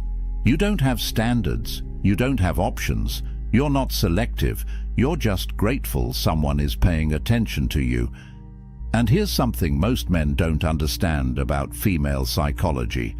Women are attracted to mystery, to uncertainty, to the thrill of not quite knowing where they stand. That tension, that space between "does he like me" and "I think he might," that's where attraction builds. The moment you remove all doubt, the moment you hand her absolute certainty about your feelings, the game is over. There's nothing left to discover. No tension, no excitement, just the pressure of your expectations weighing on her. From a biological standpoint, women are attracted to men who are selective. High-value men don't fall for every woman who gives them attention. They're discerning. They have options. They take time to evaluate compatibility. When you confess deep feelings after barely knowing someone, her subconscious translates that as "this man doesn't have options. He's decided I'm his best chance. And if I'm his best chance, what does that say about his value?" Marcus Aurelius wrote, "The best revenge is not to be like your enemy." In the context of attraction, the enemy is desperation, neediness, the desperate chase for validation. Don't seek it. Don't announce your feelings, hoping she'll reciprocate and make you feel secure. That's weakness disguised as honesty. Let your actions show interest. Show up consistently. Invest time. Be present when you're together. Plan thoughtful dates. Listen. But don't hand over your power by verbally declaring your emotional investment before she's earned it, before enough time has passed, before genuine depth has developed between you. The Stoics had a practice called amor fati, love of fate. Love the process itself, not just the outcome. Enjoy getting to know her. Appreciate the uncertainty. Embrace the journey of discovering whether she's actually compatible with you, not just whether she'll validate your feelings. When you're outcome-focused, you're needy. When you're process-focused, you're grounded. One repels, one attracts.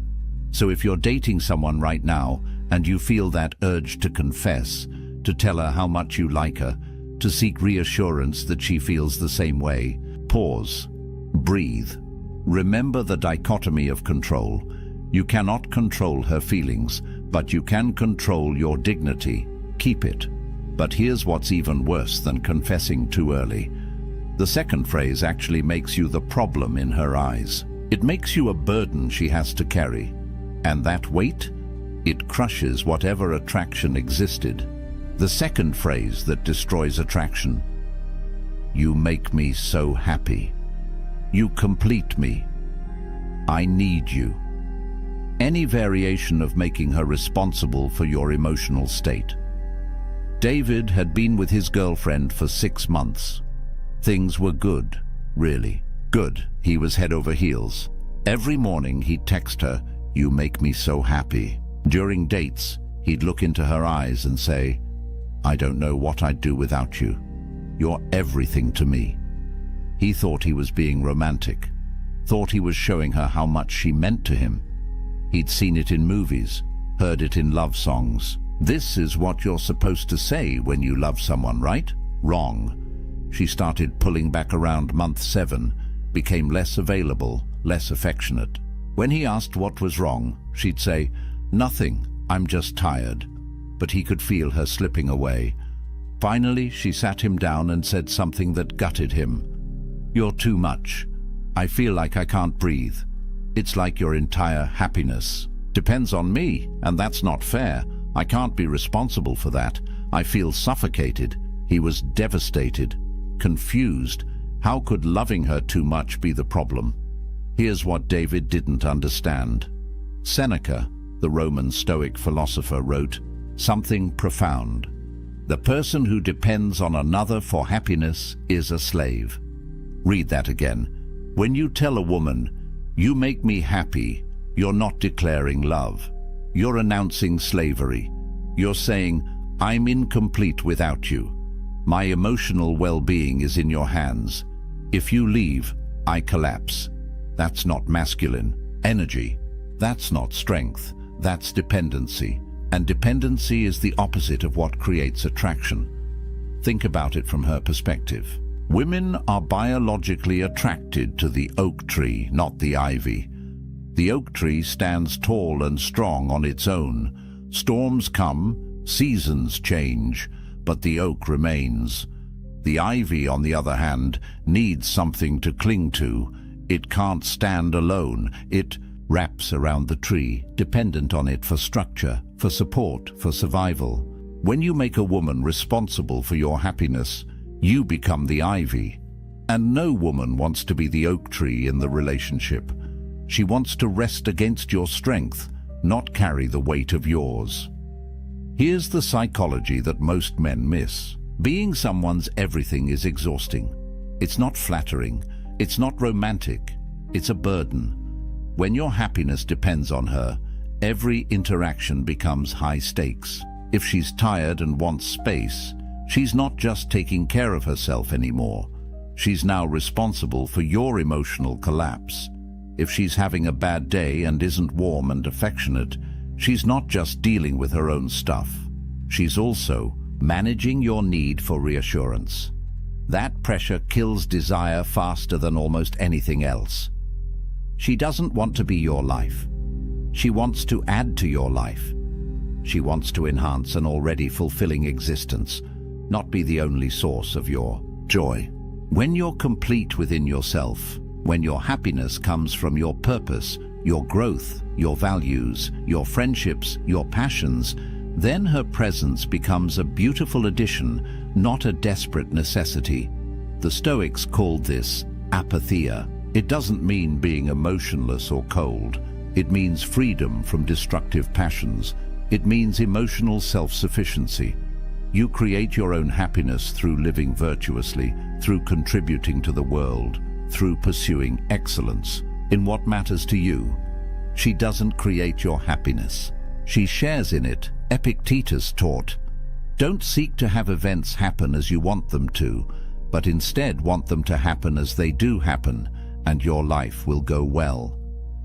Apply that to relationships. Don't need her to be a certain way for you to be happy. Don't need her to stay for you to be whole. Your happiness is your responsibility, always. When you're emotionally self-sufficient, something interesting happens. She feels free. Free to be herself. Free to have bad days without managing your emotions. Free to be imperfect without you falling apart. And in that freedom, attraction thrives. She's drawn to your strength, to your groundedness, to the fact that you'd be fine without her, but you choose her anyway. That's love from a position of power, not neediness. Now, the third phrase is sneaky. Most men don't even realize they're saying it. They think they're being considerate, being a gentleman. But she hears something completely different. She hears manipulation disguised as niceness, and it repels her at a deep level. The third phrase, whatever you want. I don't care, you decide. It's up to you. Constant agreeableness. Having no opinions of your own. Meet Ryan. Nice guy. Really nice. Maybe too nice. He'd been seeing Sarah for about 2 months, and everything seemed fine on the surface. But there was a pattern. Every single time they made plans, the conversation went the same way. Where should we go for dinner? I don't know. Wherever you want. What movie should we see? You pick. I'm good with anything. Should we go to the beach or stay in the city this weekend? Whatever makes you happy. Ryan thought he was being considerate, accommodating, the perfect boyfriend who never causes conflict. 3 months in, she ended it. Her exact words. I don't even know who you are. You're like a ghost. You have no preferences, no opinions, no spine. I feel like I'm dating a mirror. Ryan was shocked, hurt. He'd done everything to make her happy. How could that be the problem? Here's what he missed. Marcus Aurelius wrote, Waste no more time arguing what a good man should be. Be one. A man without opinions is a man without character. A man who constantly defers isn't showing respect. He's committing self-erasure. He's disappearing right in front of her. Think about attraction. Real, visceral, sexual attraction. It requires polarity.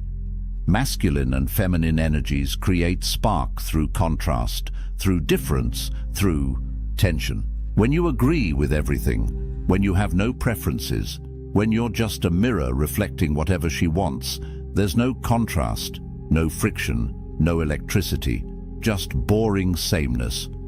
Women test for backbone, not consciously, but instinctively. When she asks, "Where should we eat?" that's not really about food. It's a test. Can you lead? Do you have conviction? Are you capable of making a decision and standing by it? Every time you say, "I don't care, you choose," you fail that test. Every single time. Here's the covert contract that nice guys operate under. They think, if I agree with everything she wants, if I never challenge her, if I'm always accommodating, she'll like me more. She'll see how easy I am to be with. But the opposite happens. She loses respect with every whatever you want, because deep down, she knows what you're doing. You're not being agreeable because you genuinely don't have preferences. You're being agreeable because you're afraid. Afraid of conflict, afraid she'll disagree, afraid she'll leave if you're not perfect. That fear, she can smell it. The Stoics practiced something called premeditatio malorum, negative visualization. They'd imagine the worst outcomes to prepare themselves mentally. Apply that here. Imagine what happens if you please everyone. The answer, you please no one, especially not yourself. When you have no opinions, no preferences, no boundaries, you become invisible, forgettable, replaceable. Epictetus taught, if you wish to be good, first believe that you are bad. In this context, it means acknowledge the people-pleasing tendency. Recognize that your constant agreeableness isn't kindness, it's avoidance. It's fear-based behavior disguised as consideration. Here's what women actually want. They want to feel your presence, your direction, your masculine certainty, not arrogance, not domination, just the simple confidence to say, I'd prefer Italian tonight, or I'm not really into action movies, let's do the thriller instead, or I want to go to the mountains this weekend. Simple preferences, stated calmly. That's it. That's all it takes to show you're a real person with real opinions. And here's the secret. She doesn't even need to agree with your preferences. She just needs to know they exist. Disagreement is fine, healthy even. What kills attraction is the void where your personality should be. Be willing to have opinions. State them without apology. And be equally willing to hear hers and find compromise when it matters. That's partnership. That's polarity. That's attractive. The fourth phrase is what men say when they're losing her. And instead of slowing the decline, it accelerates it. If you've said this next one, you know exactly how she responded, and it wasn't good. The fourth phrase that kills attraction, seeking constant reassurance. Are we okay? Do you still like me? Are you mad at me? Did I do something wrong? Michael couldn't handle silence, couldn't handle space, couldn't handle uncertainty. He'd been dating Lisa for about 4 months when the pattern started. Anytime she seemed quiet, anytime she didn't respond to a text within an hour, anytime her tone seemed even slightly different, he'd panic. Hey, are we good? You seem distant. Is everything okay? I feel like something's off. Did I do something? At first, Lisa would reassure him. No, babe, we're fine. I'm just tired. Everything's good, I promise. You didn't do anything wrong. I'm just busy at work. But the questions kept coming. Every week. Sometimes multiple times a week. Eventually, her reassurances became shorter. less convincing. Until finally she stopped responding to his "Are we okay?" text altogether. 2 days later, she sent him a long message. "I can't be your therapist. This constant need for reassurance is exhausting. I feel like I'm managing your anxiety instead of being in a relationship. I'm done." Michael was crushed. He thought he was just communicating, being open about his feelings, addressing issues. Before they became problems, what he didn't realize, he was creating the very problem he feared. The Stoics taught amor fati, love of fate. It means accepting what is exactly as it is, without resistance. Every time you ask, "Are we okay?" you're rejecting what is. You're fighting reality because you're afraid. You don't trust the present moment. You don't trust her. You don't trust yourself. You're essentially saying, "I don't believe this is stable. I don't believe I'm enough. Please convince me otherwise." And here's the brutal psychology. Every time you seek reassurance, you plant a seed of doubt in her mind. She might have been completely fine before you asked, but now she's thinking, "Why is he asking? What does he see that I don't? Is there a problem I haven't noticed?" Your insecurity becomes contagious. You're literally creating instability through your fear of instability. Women interpret constant reassurance seeking as, "He doesn't believe. He's enough." And if you don't believe it, why should she? Confidence isn't arrogance. It's not pretending everything's perfect. Confidence is trusting in your ability to handle whatever outcome unfolds. A confident man doesn't need constant validation because he knows something fundamental. If she leaves, he'll survive.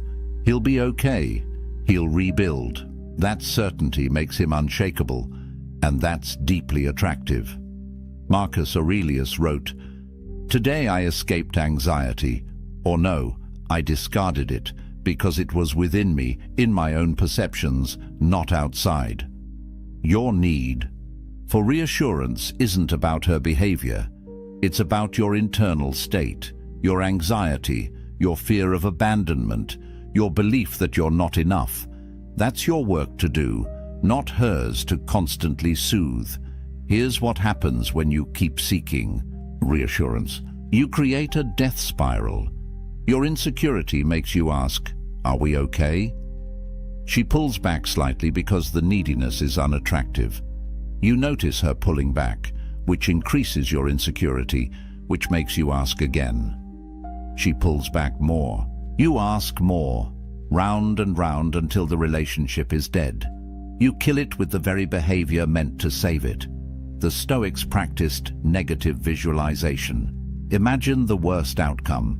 She leaves. You're alone. Now really sit with that. Would you actually die? No. Would you be devastated? Probably. For a while. But would you survive? Yes. Would you eventually heal? Yes. Would you find someone else? Very likely. When you deeply internalize that you'd be okay, even in the worst-case scenario, you stop operating from fear. You stop needing constant reassurance. And that shift in energy changes everything. Stop asking if you're okay. Just be okay. With uncertainty, with silence, with not knowing exactly where you stand every single moment. That's confidence. That's strength. That's attractive. But nothing, and I mean nothing, kills attraction faster than the fifth phrase. This is the phrase of total desperation, the nuclear option that obliterates any remaining respect she had for you. If you're watching this because you're going through a breakup or she's pulling away, you've probably said this, or you're thinking about it. Don't. The fifth phrase. The one that destroys not just attraction, but your self-respect. Any form of begging. Please don't leave. Give me another chance. I'll change, I promise. I can't live without you. Just tell me what to do and I'll do it. This is the story of Tom. He'd been with Rachel for 8 months. Things had been rocky for a while. She'd been pulling away, becoming distant, less affectionate. He could feel her slipping through his fingers. One night, she sat him down and said the words he'd been dreading. "I don't think this is working anymore. I think we should break up." Tom's world collapsed in that moment. Panic flooded his system. He couldn't let this happen. He couldn't lose her. So he begged. He grabbed her hands and pleaded, "Please, don't do this. I love you. I'll change. Whatever you need me to do, I'll do it. Just give me one more chance. Please." Tears streaming down his face, voice breaking, completely falling apart. She looked uncomfortable, sad even. But her mind was made up. She left that night. Tom spent the next 3 days blowing up her phone. Long text messages about how much he loved her. Voicemails apologizing for everything. He showed up at her apartment with flowers, wrote her a letter promising he'd be different. He thought if he just showed her how much he cared, she'd come back. Instead, she blocked him on everything. Phone, social media, email, everything. And here's the truly painful part. He didn't just lose her, he lost himself. Every time he replayed those moments in his mind, begging, pleading, falling apart, he felt a deep sense of shame. He'd betrayed himself in the worst possible way. Epictetus taught, "No person is free who is not master of himself." When you beg, you become a slave to the outcome, a slave to her decision, a slave to your fear of being alone. You hand over every ounce of power you have, your dignity, your self-respect, your very identity, and you give it all to someone who's already decided they don't want it. Here's the brutal truth about begging. It confirms every single doubt she had about you. She left because she saw weakness. Maybe you were too needy. Maybe you lacked purpose. Maybe you'd become too comfortable, too dependent. Whatever the reason, something about you made her lose attraction. And when you beg, you prove she was right. You validate every concern she had. You show her in the most dramatic way possible that you are exactly the person she thought you were. Weak, desperate, unable to handle adversity with grace. Attraction requires respect. You cannot respect someone who doesn't respect themselves. The moment you fall to pieces, the moment you plead for her to stay, the moment you promise to change everything about yourself just to keep her, she cannot respect you. And without respect, there is no attraction. There never will be again. Here's what men don't understand about second chances. If you have to beg for her to stay, she's already gone. Mentally, emotionally, she's checked out. Her body might still be there, but her heart left weeks ago. Begging doesn't change her mind. It doesn't make her suddenly see your value. It cements her decision. It makes her even more certain she needs to leave. Marcus Aurelius wrote about loss. Loss is nothing else but change, and change is nature's delight. Everything in life is temporary. Relationships end. People leave. That's not a tragedy, that's nature. When you beg someone to stay, you're fighting against the natural flow of life. You're clinging to something that's already gone, and that clinging destroys you. Here's the most counterintuitive truth about breakups. The only possibility, and I mean the only possibility, that she might ever come back is if you walk away with dignity. Not as a strategy, not as reverse psychology, but as genuine self-respect. When you accept her decision with grace, when you say something like, "I'm sad, but I understand. I wish you the best," and then you actually leave her alone, something shifts. You become a man who respects boundaries, who handles rejection with maturity, who has enough self-worth to let go of someone who doesn't want to be there. That's attractive. That's powerful. That's the man she might, maybe, possibly reconsider weeks or months down the line. But begging? Begging kills any microscopic chance of reconciliation forever. The Stoics had a practice called Pre-Socratic, mindfulness, attention to your values in every moment, especially difficult ones. When you're facing loss, when she's walking away, when everything in you wants to collapse and beg, that's when your character is tested. Stay present to your values. Your dignity matters more than any relationship. Your self-respect is not negotiable, not for her, not for anyone. If you've already begged, if you've already fallen apart, stop right now. Stop texting, stop calling, stop showing up. Reclaim whatever dignity you have left through silence. Begin the hard work of rebuilding yourself, not for her, for you. Seneca wrote, "A gem cannot be polished without friction, nor a man perfected without trials." This pain you're feeling, it's the friction. It's polishing you into someone stronger, someone who will never beg again, someone who understands that his value doesn't come from her staying, it comes from within. So what happens when you stop saying these 5 phrases? What does life look like on the other side? Let's bring this together. 5 phrases that kill attraction. Confessing feelings too early, making her responsible for your happiness, having no opinions or preferences, constantly seeking reassurance, and begging when she pulls away.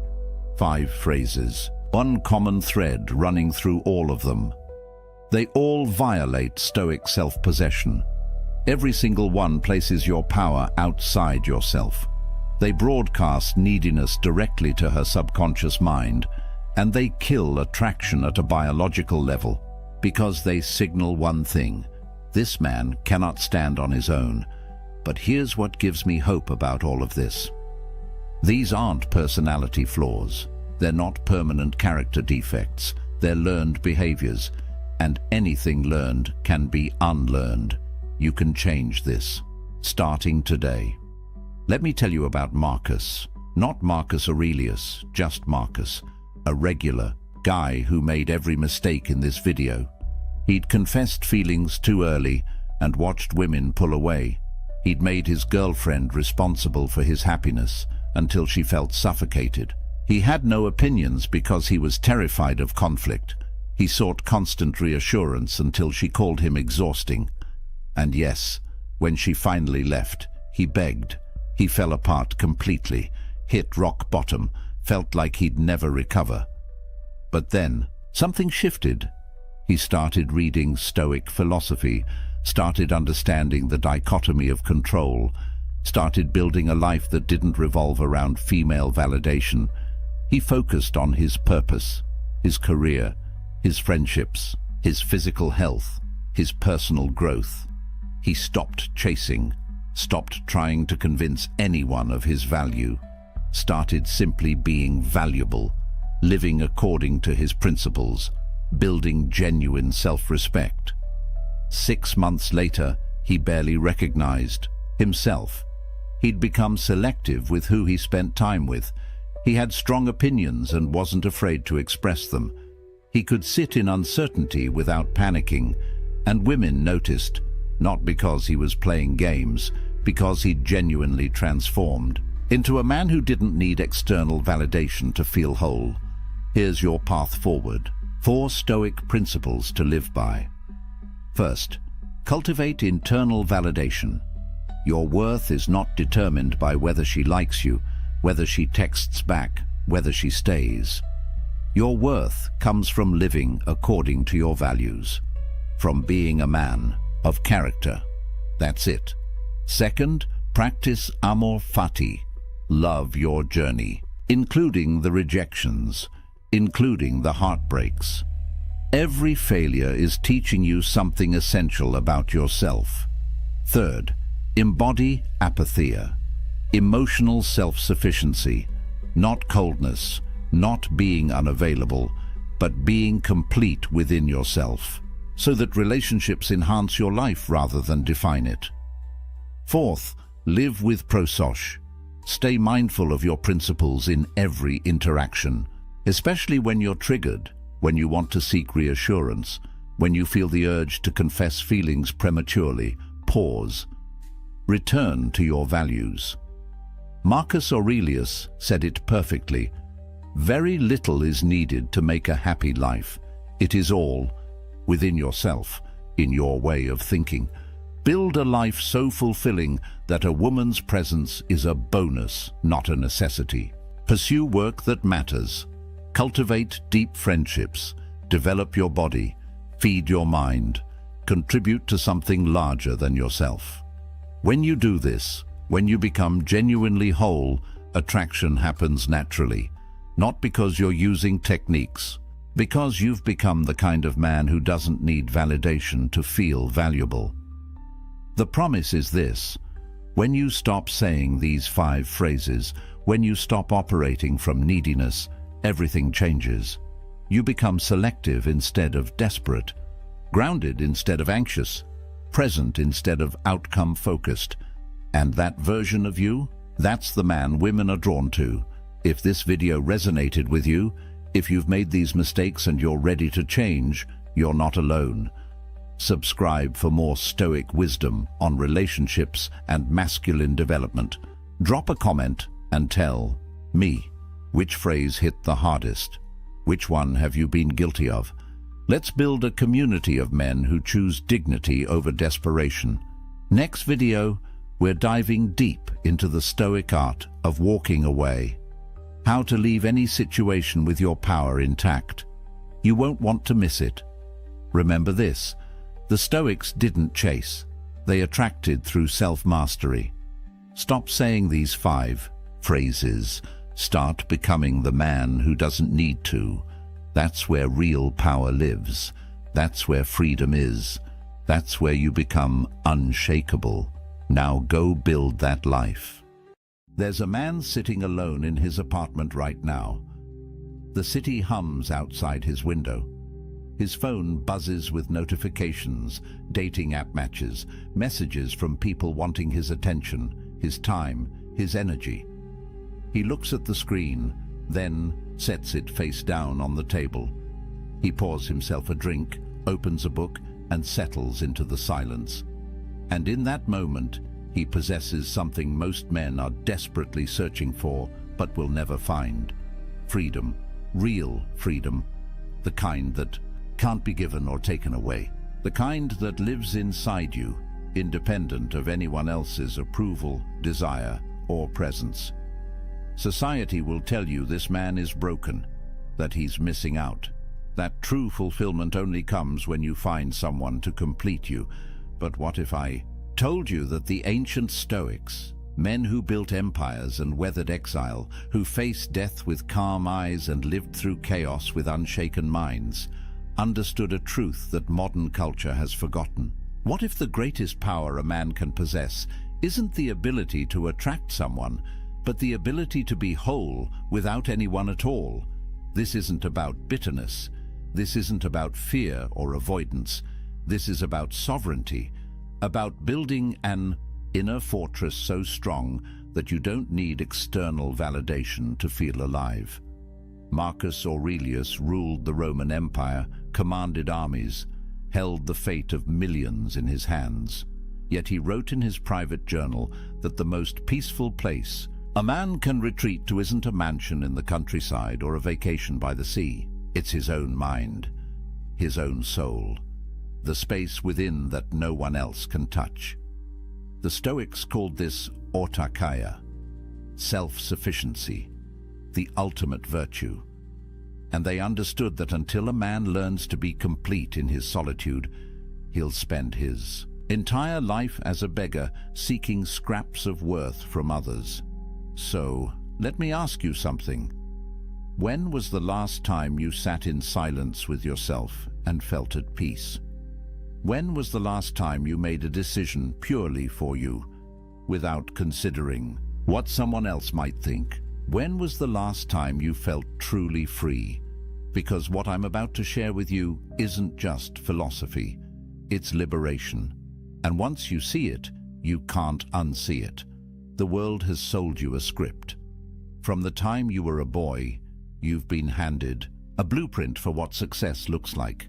Get the girl, build the relationship, settle down, find your other half. The narrative is everywhere, in movies, in songs, in the casual conversations where people ask with pitying eyes, "Why are you still single?"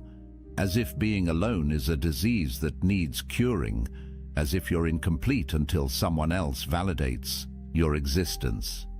And here's the trap. Most men spend their entire lives chasing this script without ever questioning whether it's true. They measure their worth by their relationship status.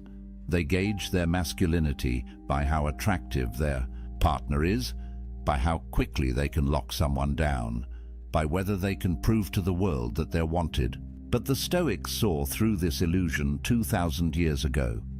Epictetus, who spent years as a slave before becoming one of history's greatest philosophers, taught that true freedom has nothing to do with external circumstances. A man can be chained in a prison cell and be free. A man can live in a palace and be enslaved. The difference isn't what surrounds you, it's what lives within you. He wrote that when you attach your happiness to anything outside your control, you become a slave to that thing. The weather, your reputation, other people's opinions, and yes, whether or not you're in a relationship. Think about that for a moment. Every time you check your dating app, hoping for a match, you're giving away your power. Every time you change who you are to be more appealing to someone else, you're surrendering your sovereignty. Every time you measure your day by whether she texted back, you're living as a prisoner. And the cruelest part is that society applauds this slavery. It calls it love. It calls it devotion. It calls it being a good partner. But here's what nobody tells you. 63% of men between 18 and 29 are single right now. That's not a statistic from ancient Rome. That's from 2025. And it's rising. Meanwhile, only 34% of women in that same age group are single. What does that tell you? It tells you that the dating landscape has fundamentally shifted. It tells you that the old rules don't work anymore. And it tells you something even more important.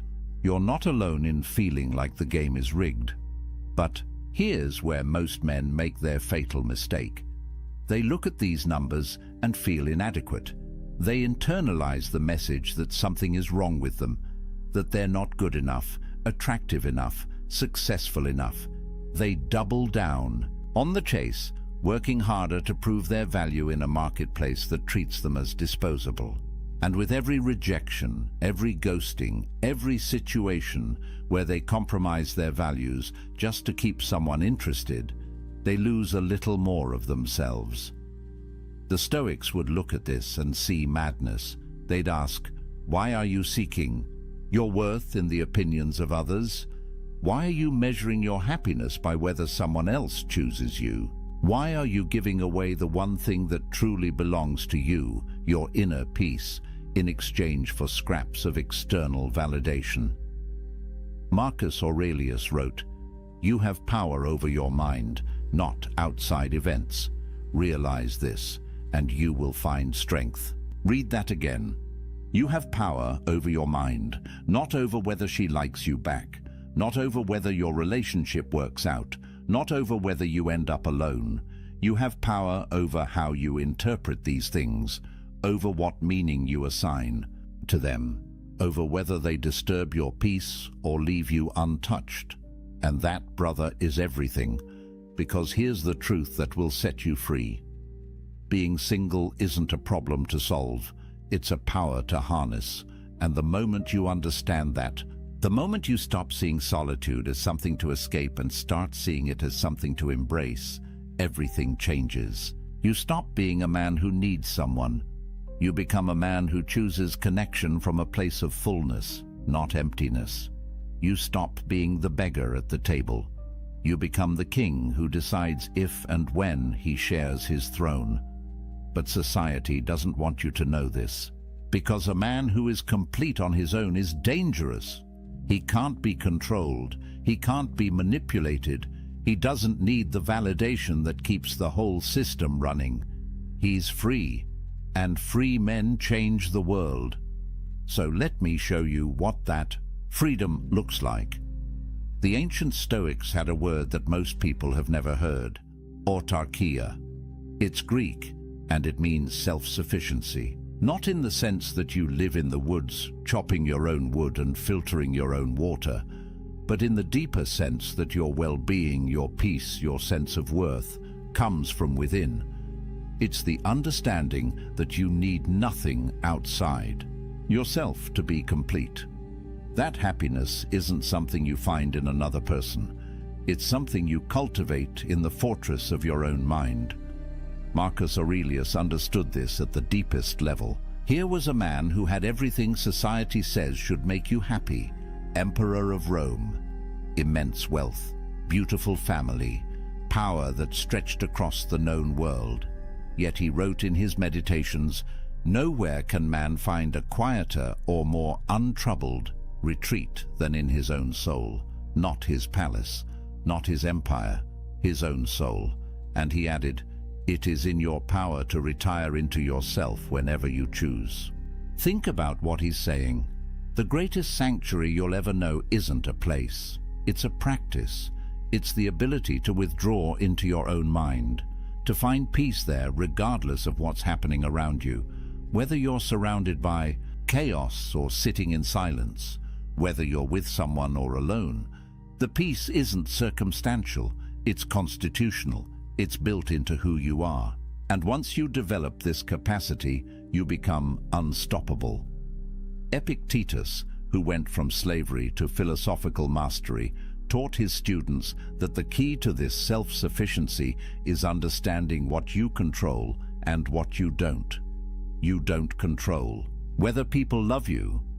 You don't control whether relationships last. You don't control the economic factors that make dating harder, the cultural shifts that change the rules, or the fact that modern technology has turned human connection into a swipe-based marketplace. None of that is in your control, but you do control your character, your response, your inner state, your decision about what kind of man you're going to be regardless of circumstance. And this is where it gets powerful. When Musonius Rufus, another Stoic philosopher, was exiled from Rome, sent away from his home, his friends, everything familiar, he didn't collapse into despair. He didn't spend his days mourning what he'd lost. Instead, he used his solitude to deepen his practice. He worked on his virtue. He refined his character. He became more himself, not less. And when people came from far away to learn from him, even in exile, they found a man who radiated peace, a man who proved that external circumstances have no power over an internally complete person. There's a story about Zeus, the king of the gods in Greek mythology, that the Stoics loved. During the cosmic conflagrations, when the universe would reset and everything would be destroyed, Zeus would sit alone. No other gods, no creation, just emptiness. And yet, he remained content, at peace, because his completeness didn't depend on what existed outside him. The Stoics used this image to teach that true self-sufficiency means you could lose everything, everyone, and still have yourself. And if you've built that self well, if you've made it a fortress of virtue and reason, then you have everything you need. Now, I know what you might be thinking. This sounds lonely. This sounds like isolation. But here's where the Stoics make a crucial distinction. There's a difference between loneliness and solitude. Loneliness is the pain of being disconnected. It's what happens when you're surrounded by people but feel empty inside. It's what happens when you're in a relationship but realize you don't actually know yourself anymore. Loneliness comes from lacking connection with others or with yourself. But solitude? Solitude is chosen. It's the intentional practice of spending time with yourself, not because you can't find anyone else, but because you recognize the value of your own company. Modern research backs this up. Studies show that when people choose to be alone, When they see solitude as an opportunity rather than a punishment, their stress levels drop. Their sense of autonomy increases. They report feeling more like themselves. But when solitude is forced, when it comes from rejection or circumstance beyond their control, that's when the negative effects show up. The difference is agency, power, choice. A man who embraces solitude isn't running from connection. He's building the foundation that makes genuine connection possible. Because you can't share yourself with someone else if you don't know who you are. You can't build intimacy if you're empty inside. The strongest relationships don't happen between two incomplete people desperately trying to fill each other's voids. They happen between two whole people who choose to walk side by side, not because they need to, but because they want to. And this brings us to something crucial. Self-sufficiency doesn't mean you become cold or isolated. Seneca, one of the wealthiest and most influential men in Rome, wrote extensively about friendship. He said that a wise man doesn't need friends, but he still desires them, not because they complete him, not because he can't survive without them, but because friendship, real friendship built on virtue and mutual respect, enhances life. It's a preferred indifferent, as the Stoics would say. Nice to have, but not necessary for your peace. Think about how revolutionary that is. Most men approach relationships from need. They need validation, they need sex, they need emotional support, they need someone to make them feel valuable. But when you approach from self-sufficiency, everything shifts. You don't need anyone, you choose them. And that choice, made from abundance rather than scarcity, creates relationships that are powerful, genuine, and free. Because neither person is using the other to fill a hole. Both are whole already. They're just enjoying the experience of being whole together. But getting to this point requires practice. It requires you to spend time alone and actually work on yourself. Not just scroll social media or numb out with entertainment. Real inner work. And that's uncomfortable, because when you sit in silence with yourself, when you remove all the distractions and external validations, you're forced to confront who you actually are. The thoughts you've been avoiding, the patterns you've been running from, the ways you've been living someone else's script instead of your own. Marcus Aurelius faced this daily. In his journal, he wrote reminders to himself. Wake up in the morning and remember who you are. Remember your principles. Don't let the chaos of the day pull you away from yourself. He understood that the greatest battle isn't against external enemies. It's against the internal tendency to lose yourself in the noise, to give away your power piece by piece until you wake up one day and realize you don't recognize the person you've become. But when you build self-sufficiency, when you develop autarkia, something remarkable happens. You stop being reactive. You stop living at the mercy of circumstance. Whether someone texts you back or doesn't, whether people approve of your choices or judge them, whether you spend Friday night with someone or alone with a good book, none of it disturbs your peace. You're grounded, centered, free. And that freedom, brother, is more valuable than any relationship could ever be. Because here's the paradox. The man who needs no one is the man everyone wants to be around. Strength attracts. Completeness attracts. When you're not grasping, not needy, not performing for validation, people feel it. They sense that you're different, that you operate from a different place. And the connections you do form, when you're ready, if you choose them, will be deeper and more real than anything you could build from a place of need. So what does this actually give you? What changes when you embrace solitude instead of running from it? The Stoics believed that external goods come in two categories: things that are genuinely good, like virtue and wisdom and character, and things that are preferred indifference, wealth, health, relationships. Nice to have, but not essential to your well-being, not determinative of your worth. The moment you internalize this distinction, a weight lifts, because you stop attaching your happiness to things you can't control. Let's get practical. When you're single and you embrace it, you have financial sovereignty. No expensive dates where you're performing, trying to impress someone. No shared expenses where you have to negotiate every purchase. No compromise on how you spend your money. Every dollar you earn is yours to allocate as you see fit. You can invest in yourself, build your skills, travel, save, create, and you don't have to justify these choices to anyone. Modern research shows that single men, particularly those who embrace their status rather than fighting it, report lower financial stress. They have more control over their economic futures. They're not tied to another person's spending habits, debt, or financial crises. And in a world where economic pressure is one of the leading causes of relationship breakdown, that's not a small thing. You eliminate an entire category of stress simply by being financially sovereign. Then there's time sovereignty.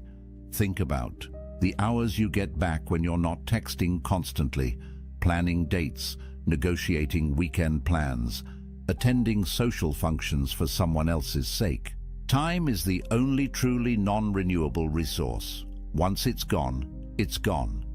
And most men give away enormous chunks of their time without even realizing it, not because they want to, but because they feel obligated, because they're afraid of what will happen if they don't, because they're trying to keep someone happy, keep the relationship going, prove they're committed.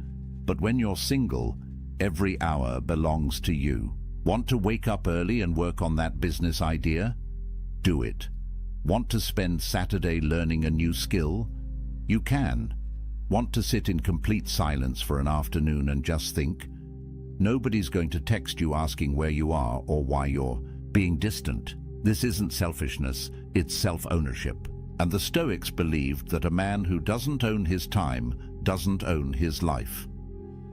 Marcus Aurelius, again, the busiest man in the empire, wrote about guarding his time like a fortress. He knew that every hour given to someone else's priorities was an hour stolen from his own development, his own contemplation, his own practice of virtue. He wasn't antisocial, he fulfilled his duties, but he was ruthless about protecting the time he needed to be alone with his own mind, because he understood that without that time, he'd lose himself in the chaos of external demands. Then there's mental sovereignty. This might be the most important one. When you're in a relationship, especially one built on neediness rather than choice, you carry enormous emotional labor. You're managing someone else's feelings, anticipating their needs, walking on eggshells to avoid conflict, constantly adjusting yourself to maintain harmony. And over time, this erodes you. You start to forget what you actually think, what you actually want, because you've spent so much energy managing the relational dynamics. But when you're alone, your mind is your own. You can think clearly, process your own emotions, develop your own worldview. Make decisions based on your values, not on what will keep the peace. There's a reason why great thinkers throughout history, from philosophers to scientists to artists, often did their best work in solitude, because the mind needs space to wander, to connect ideas, to see things from new angles, and you can't do that when you're constantly reactive, constantly managing relationship dynamics, constantly split between your own needs and someone else's. Research in neuroscience shows that solitude activates what's called the default mode network in your brain. This is the network responsible for self-reflection, for integrating experiences, for creative thinking. It's the mode your brain enters when you're not responding to external stimuli, and it only activates when you're truly alone, not just physically but mentally. When you're not checking your phone every 5 minutes to see if she responded, when you're not running through conversations in your head, analyzing what you said wrong, when you're just present with yourself. And this is where creativity and insight emerge. Every major breakthrough you've had, every moment of clarity, probably came when you were alone. In the shower, on a walk, lying in bed before sleep.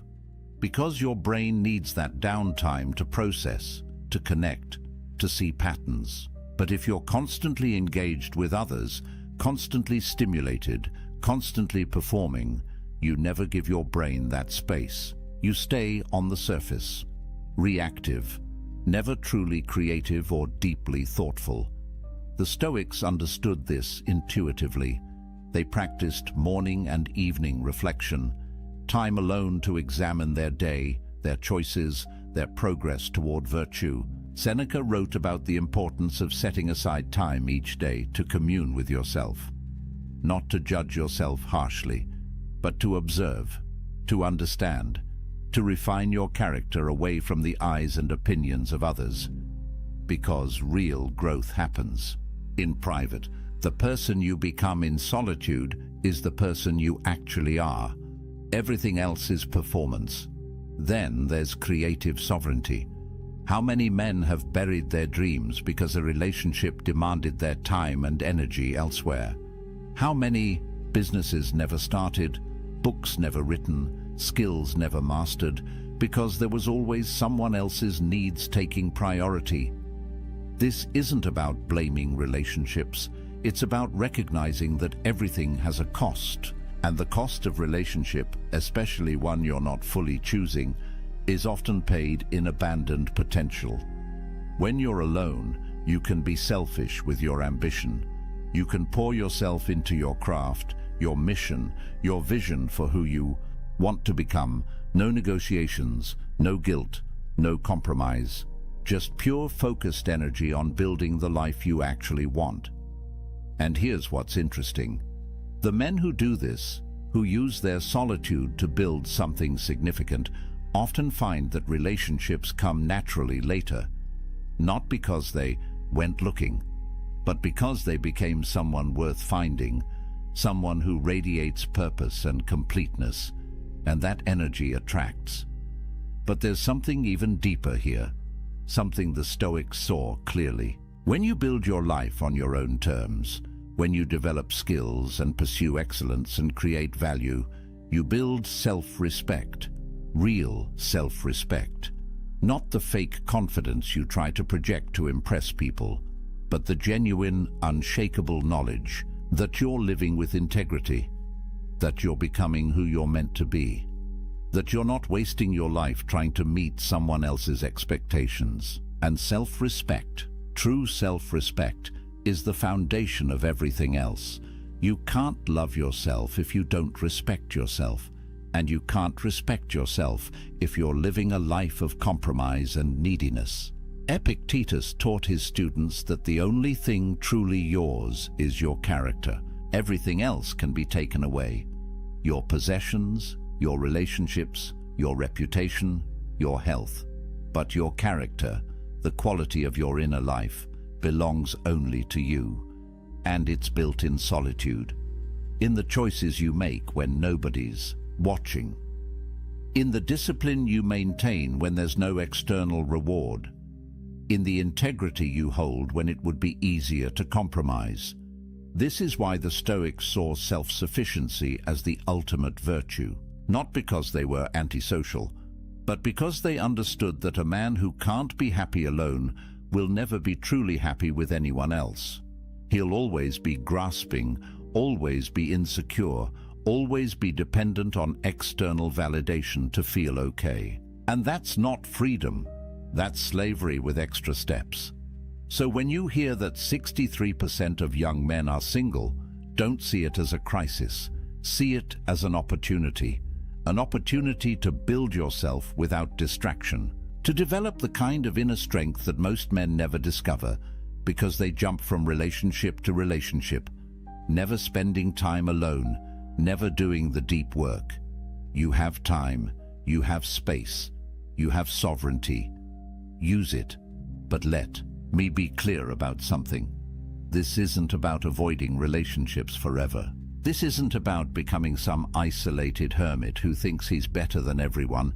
The Stoics didn't advocate for that. Seneca had a wife and family. Marcus Aurelius had a wife and children. They participated fully in social life, but they did it from a place of inner completeness. They engaged with others not because they needed to, but because they chose to. And there's all the difference in the world between those two positions. The goal isn't to stay single forever. The goal is to become the kind of man who doesn't need to be in a relationship to feel complete. And once you're that man, if you choose to be with someone, it will be from a place of strength, not weakness, from abundance, not scarcity, from sovereignty, not desperation. And those kinds of relationships, rare as they are the only ones worth having. But here's what most men miss. They think being single means they're incomplete. They've internalized the message that they're only half a person until they find their other half. And this belief, more than anything else, keeps them trapped. Because when you believe you're incomplete, you'll do anything to feel whole. You'll compromise your values. You'll tolerate disrespect. You'll lose yourself piece by piece trying to hold on to someone, anyone, who makes you feel less empty. But the Stoics would tell you this is backward. You're not empty. You never were. You've just been taught to see yourself that way. Society profits from your insecurity. The entire dating industry, the relationship advice industry, the self-help industry depends on you believing you're broken and need fixing, that you're incomplete and need completing. But what if none of that is true? What if you're already whole, you've just forgotten how to feel it?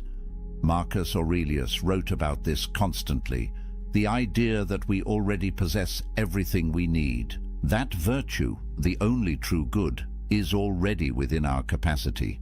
We don't need to acquire it from outside. We need to cultivate it from within. And the best place to do that cultivation is in solitude, away from the noise, away from the opinions, away from the endless pressure to be something other than what you are. In solitude, you can be honest. You can strip away the masks you wear for others and look at who you actually are. And that honesty, uncomfortable as it might be at first, is the beginning of real transformation. There's a concept in psychology called self-determination theory. It says that humans have three basic needs: autonomy, the sense that you control your own life; competence, the feeling that you're capable and growing; and relatedness, connection with others. Most people think relatedness is the most important, but research shows that autonomy is actually the foundation. Without it, without the sense that you're living your own life on your own terms, the other needs can't be truly satisfied. You might have relationships, but you'll feel trapped in them. You might be skilled, but you'll never feel like it's enough because you're measuring yourself by external standards. But when you build autonomy, when you develop true self-sufficiency, everything else flows naturally. You pursue competence for its own sake, not to impress anyone. And when you do connect with others, it's genuine, because you're not performing, you're not pretending, you're just being yourself, and you're okay if people accept that or don't. That's the power position, that's freedom. And here's something crucial. The Stoics believed that you had to be careful about who you spent time with. They weren't elitist about it, but they understood that you become like the people you surround yourself with. Spend time with complainers, you become a complainer. Spend time with people who lack integrity, your own integrity erodes. Spend time with people who see relationships as transactions, who manipulate and play games, and you start to see the world that way too. But when you're selective, when you use your solitude to clarify your values and then only engage with people who align with those values, your life transforms. You're no longer tolerating relationships out of loneliness. You're cultivating connections based on mutual respect and shared virtue. And those connections, even if they're fewer, are infinitely more valuable than 100 shallow relationships. Built on convenience or need, Seneca wrote extensively about this. He said that you should associate with people who will improve you and avoid people who will corrupt you. And he added that you should also be someone worth associating with, someone who adds value, someone who embodies the virtues you want to see in the world. That's the work of solitude. Becoming that person, not for anyone else, for yourself, because you want to look in the mirror and respect who you see. And this brings us to perhaps the most important point, the validation trap. Traditional masculinity, at least the toxic version of it, measures a man's worth by his romantic and sexual success. Can he get girls? Is he a player? Is his girlfriend hot? These are the metrics by which many men, consciously or unconsciously, judge themselves and each other. And it's poison, because it makes your self-worth dependent on factors largely outside your control. Physical attractiveness, which is mostly genetic, social status, which is often circumstantial, the approval of others, which is fickle and unpredictable. But the Stoics would say this is insane.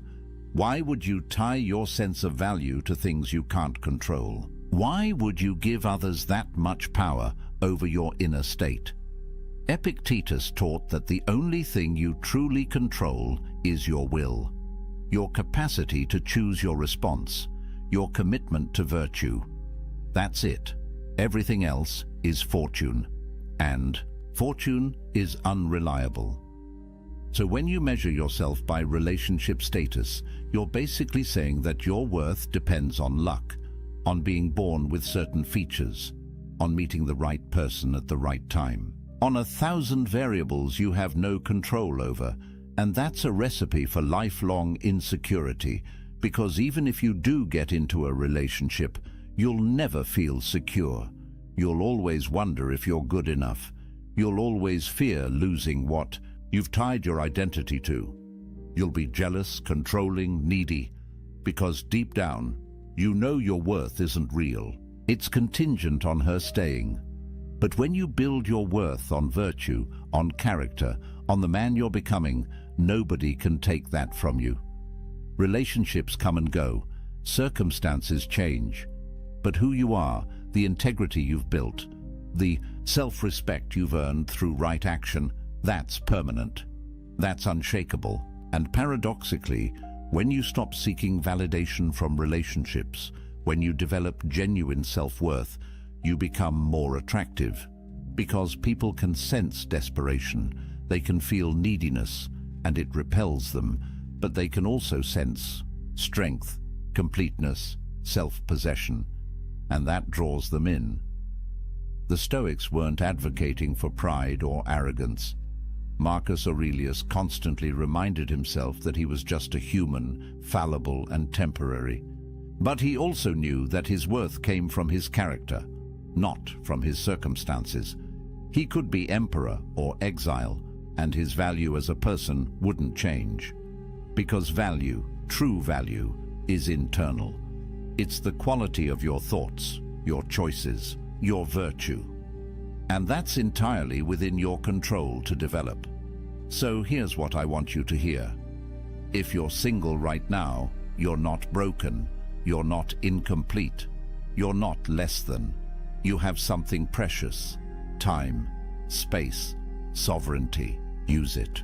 Build yourself. Develop your skills. Clarify your values. Strengthen your character. Read the books that expand your mind. Pursue the projects that ignite your passion. Train your body. Master your emotions. Become so complete in yourself that you don't need anyone else's validation to feel whole. And when you do that, one of two things will happen. Either you'll discover that you actually prefer solitude, that you've built a life so rich and meaningful on your own that adding a relationship would be a downgrade, and that's fine. That's a valid choice. The Stoics would respect it. Or you'll eventually meet someone and choose to build something with them, but it will be from a place of strength, from wholeness, from sovereignty, and that relationship, if it happens, will be powerful because it's not built on need. It's built on choice, on two complete people deciding to walk together, not because they have to, but because they want to. But either way, you win, because you'll have done the work. You'll have built the inner fortress. You'll have developed self-sufficiency, and nobody can take that from you.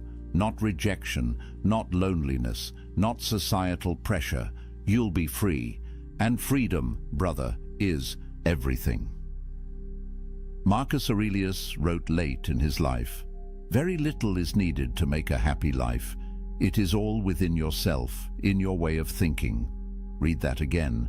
Very little is needed. It's all within yourself, not in finding the right person, not in changing your circumstances, not in achieving some external milestone. Within yourself, in your way of thinking, in your capacity to find peace regardless of what's happening around you. That's the promise of Stoicism. That's the gift of solitude. Complete independence from external validation. Total sovereignty over your inner state. The ability to be happy, genuinely happy, in any circumstance, alone or with someone, wealthy or poor, praised or criticized. None of it touches you, because you're grounded in something deeper than circumstance. You're grounded in virtue, in character, in the kind of strength that can only be built in the forge of solitude. So use this time. Don't waste it wishing you were somewhere else, with someone else. Don't spend your days scrolling dating apps or feeling sorry for yourself. The Stoics would tell you that's a form of suicide. Killing time, killing potential, killing the opportunity to become something greater. Instead, wake up every morning and ask yourself, what kind of man do I want to be? And then become that man, not for anyone else, for yourself, because you respect yourself enough to live with integrity. Build your morning routine, train your body, develop your skills, read philosophy, journal your thoughts, sit in silence and just breathe. Let yourself feel what you feel without judgment. Work on your projects, create value, help others when you can.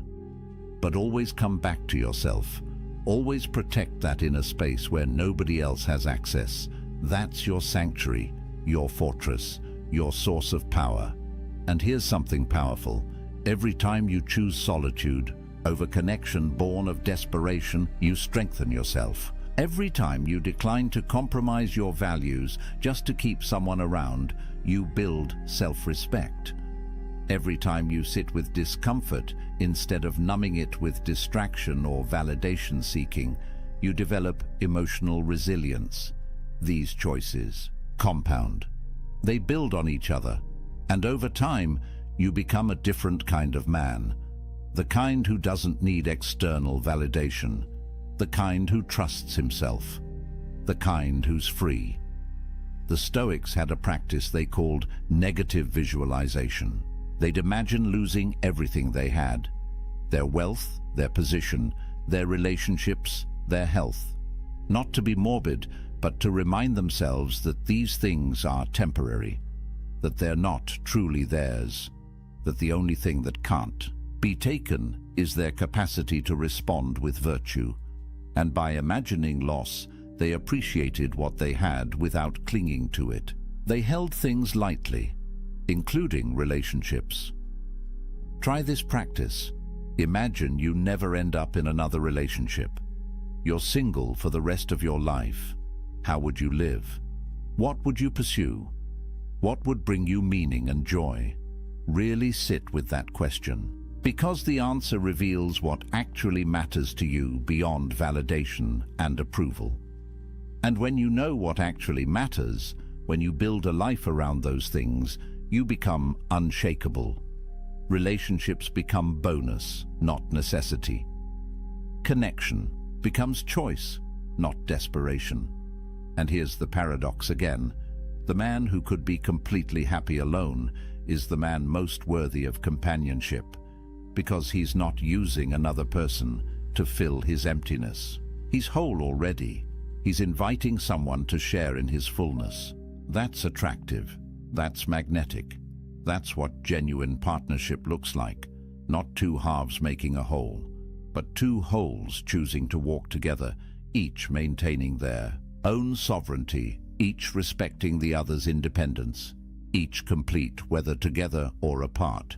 Seneca wrote, "The wise man is self-content." He is so in the sense that he is able to do without friends, not that he desires to do without them. That's the balance. You develop the ability to be happy alone. You build self-sufficiency, but you remain open to genuine connection when it appears. You don't avoid relationships, you just don't need them. And that makes all the difference. So where does this leave you? Right here, right now, with a choice. You can keep buying into the narrative that you're incomplete without someone, that your value depends on relationship status. That being single is something to escape as quickly as possible, and if you choose that path, you'll spend your life chasing, compromising, losing yourself piece by piece in the pursuit of external validation. Or you can embrace what the Stoics knew 2,000 years ago, that true power comes from within, that self-sufficiency is the highest virtue, that a man complete in solitude is free in every circumstance. And if you choose that path, if you do the work, you'll build something that nobody can take from you, an inner fortress, a sovereignty that transcends circumstance, a peace that doesn't depend on anyone else's approval or presence. Marcus Aurelius ruled an empire. He had wealth, power, family, everything society says should make you happy. Yet he spent his evenings writing in his journal, reminding himself of what actually mattered: virtue, character, inner peace. He knew that everything else was temporary, that the only lasting value was the kind of person he was becoming, and he did that work in solitude, away from the crowds, away from the demands, in the quiet space of his own mind. You don't need an empire to do this. You don't need perfect circumstances. You just need to make the choice, to use your solitude as a gift, not a curse, to see being single not as a deficit, but as an opportunity, to build yourself so completely that you don't need validation from anyone. And when you do that, you become dangerous, not to others, but to the systems that profit from your insecurity. You become a man who can't be controlled, can't be manipulated, can't be sold something he doesn't need. You become free. And freedom is what the Stoics were teaching all along. Not freedom from circumstances, those will always change, but freedom within circumstances.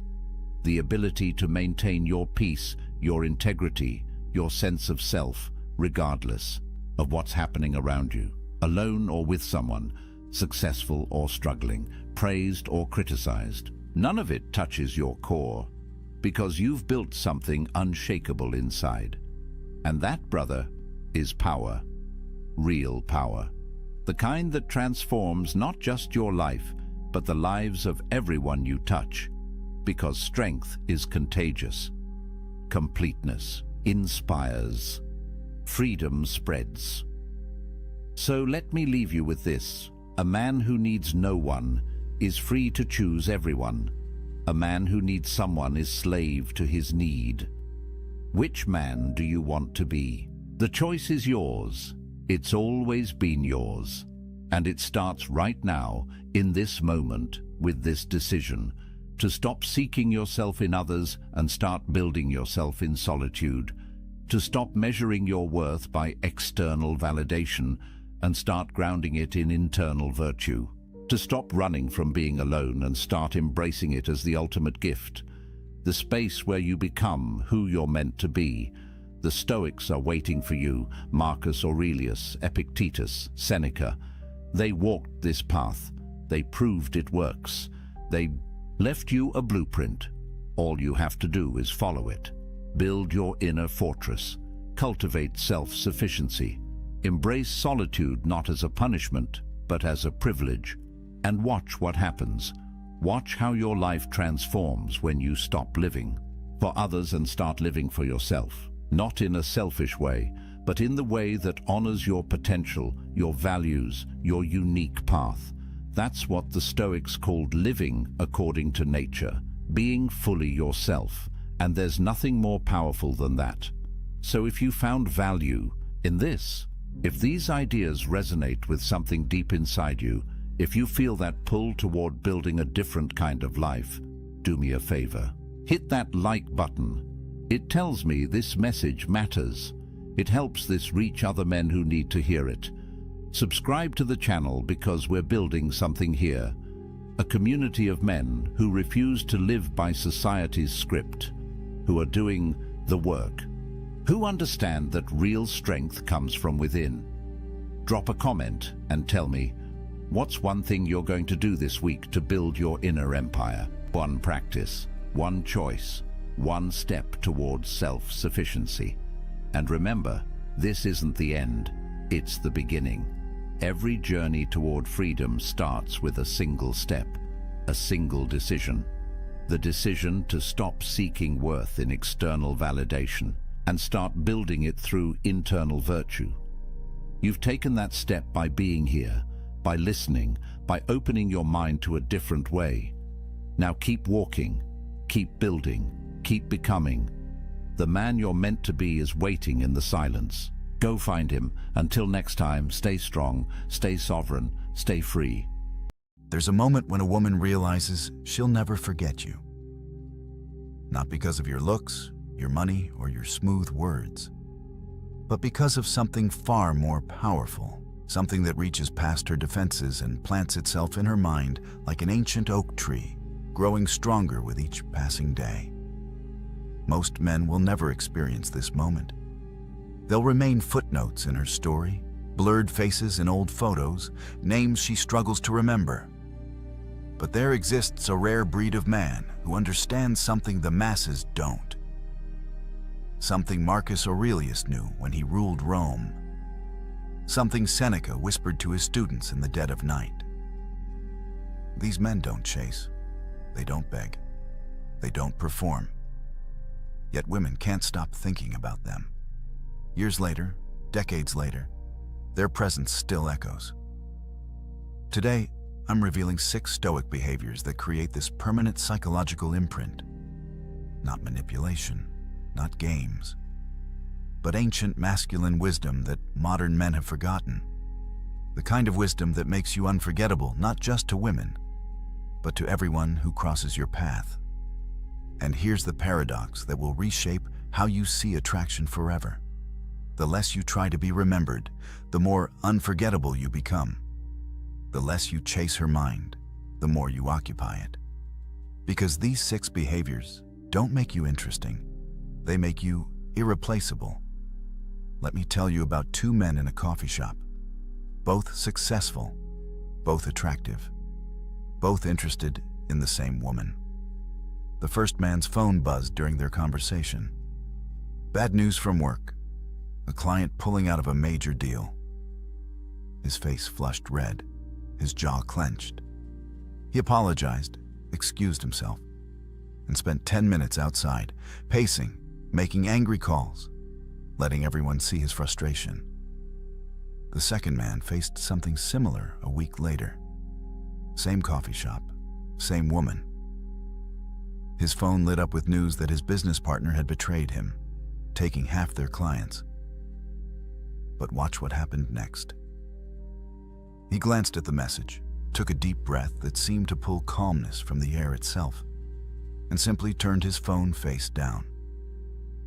When she asked if everything was okay, he said with genuine calm, "It's something I'll handle. Right now, I'm here with you." 3 years later, she's married to the second man, not because he was richer or more successful, but because in that moment, she saw something rare. A man who could hold the storm inside without letting it spill onto everyone around him. Marcus Aurelius once wrote, while plague ravaged Rome and Germanic tribes attacked his borders, "You have power over your mind, not outside events. Realize this, and you will find strength." This isn't about suppressing emotion like some robot. Seneca himself wrote that we should feel deeply, but choose our response wisely. The difference between a boy and a man isn't the absence of emotional storms. It's the ability to be the calm eye within them. When you master this, something profound happens in her psychology. She stops seeing you as another reactive male driven by every impulse and trigger. She sees you as the rock, the anchor, the safe harbor her nervous system has been searching for since birth. Here's what neuroscience tells us. Emotional contagion is real. When you panic, her mirror neurons make her panic. When you rage, her body floods with stress hormones. But when you remain centered while chaos swirls, her entire being recognizes something primal. Safety. Not the fake bravado of a man pretending nothing affects him, but the genuine groundedness of someone who feels the earthquake, but doesn't become it. I know an executive whose business partner didn't just betray him, but seduced his wife. Most men would have exploded, sought revenge, made scenes. But he did something that shocked everyone. He sat alone for 3 days, processing the pain without unleashing it on others. When he finally spoke, his words carried weight, not heat. He handled the divorce and the business dissolution with such dignified composure that his ex-wife later said, "His response to my betrayal made me realize what I'd lost." She thinks about him still, not with guilt, but with a respect that borders on awe, because she witnessed something most never see.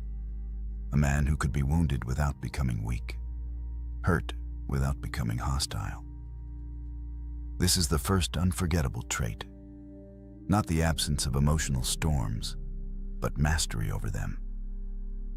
Now let me tell you about an experiment that will change how you see every interaction. A restaurant, candles flickering, 2 people on a date. The woman is telling a story about her childhood, something vulnerable about her father's absence. The first man she dated would nod while scrolling his phone under the table, offering hollow responses. That's crazy. Wow, really? His body was there, but his presence was scattered across emails, texts, sports scores. The second man did something different. He turned his phone completely off. Not silent. Off. When she spoke, he leaned in slightly, his eyes never wandering to other tables, the TV at the bar, or the waitress walking by. He asked questions that showed he wasn't just hearing, but absorbing. How did that shape how you see trust? Do you still feel that way? Time seemed to slow. The restaurant noise faded. For those 2 hours, she felt like the only person in his universe. Epictetus taught that attention is the highest form of generosity we can offer another human. Think about that. In an age where everyone's mind is fragmented across 15 different screens, pure presence has become the rarest gift. When she's with you and feels your complete attention, not the leftover scraps after you've fed your distractions, her psychology shifts. The female brain, wired for emotional and social connection, recognizes something extraordinary. You're not trying to be somewhere else. You're not performing presence while mentally rehearsing your next meeting. You're actually there, fully, completely. This creates what psychologists call limbic resonance.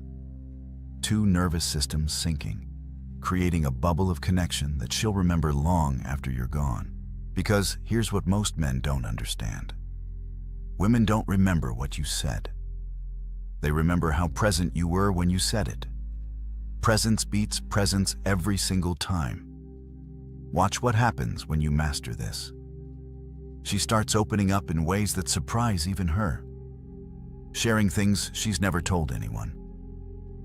Not because you're prying or pushing, but because your presence creates a safe container for her truth.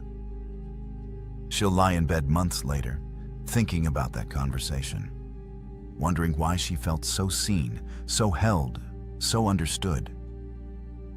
It wasn't magic. It was presence. The kind of undivided attention that's become extinct in modern dating. The gravitational pull that makes her feel like she's the sun in your solar system, if only for that moment. And that moment becomes eternal in her memory. There's a test women use that most men don't even know they're taking. She'll push against your boundaries, question your decisions, challenge your standards, not because she wants you to break, but because she needs to know if you will.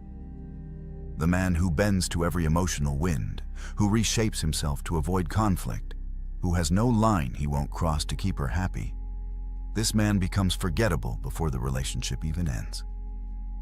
But let me tell you about Marcus, not the emperor, but a tech founder I know. He was dating a woman who wanted him to fire his female assistant. No real reason, just insecurity. Most men would have caved, choosing peace over principle. Marcus did something different. He looked her in the eye with complete calm and said, "I don't abandon people who've been loyal to me based on someone else's insecurity. That's not who I am." She left him, but here's the twist. 2 years later, she called him crying, saying leaving him was the biggest mistake of her life. Why?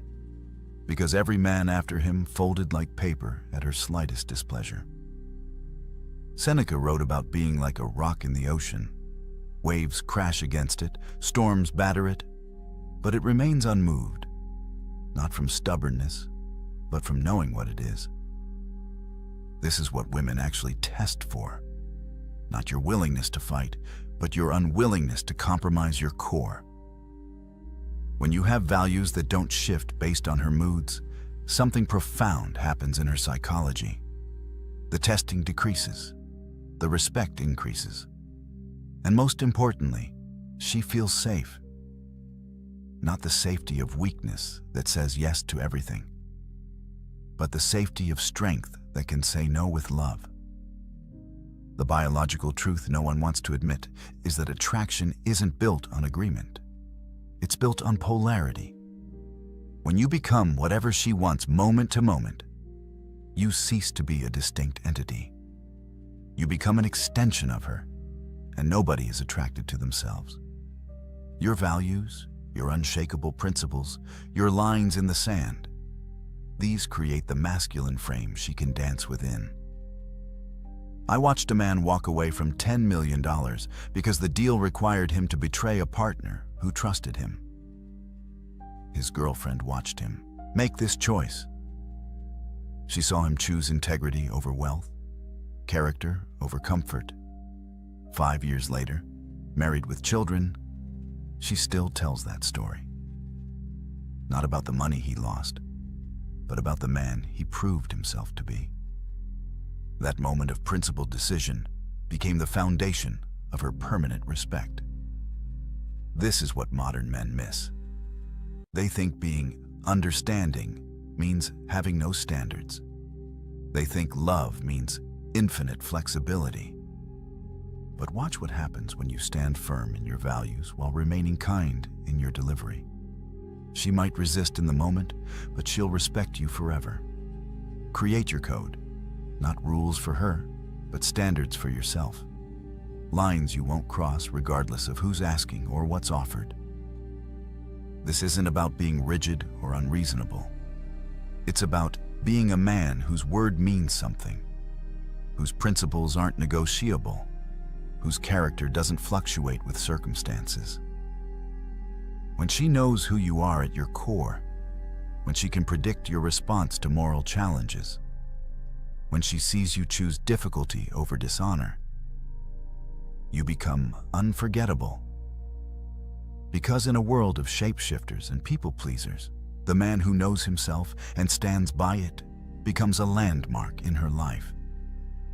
A reference point she'll measure every other man against. Here's the moment that changes everything. She's telling you about her father's death, or her struggle with anxiety, or the promotion she didn't get. tears well in her eyes. Most men do one of two things.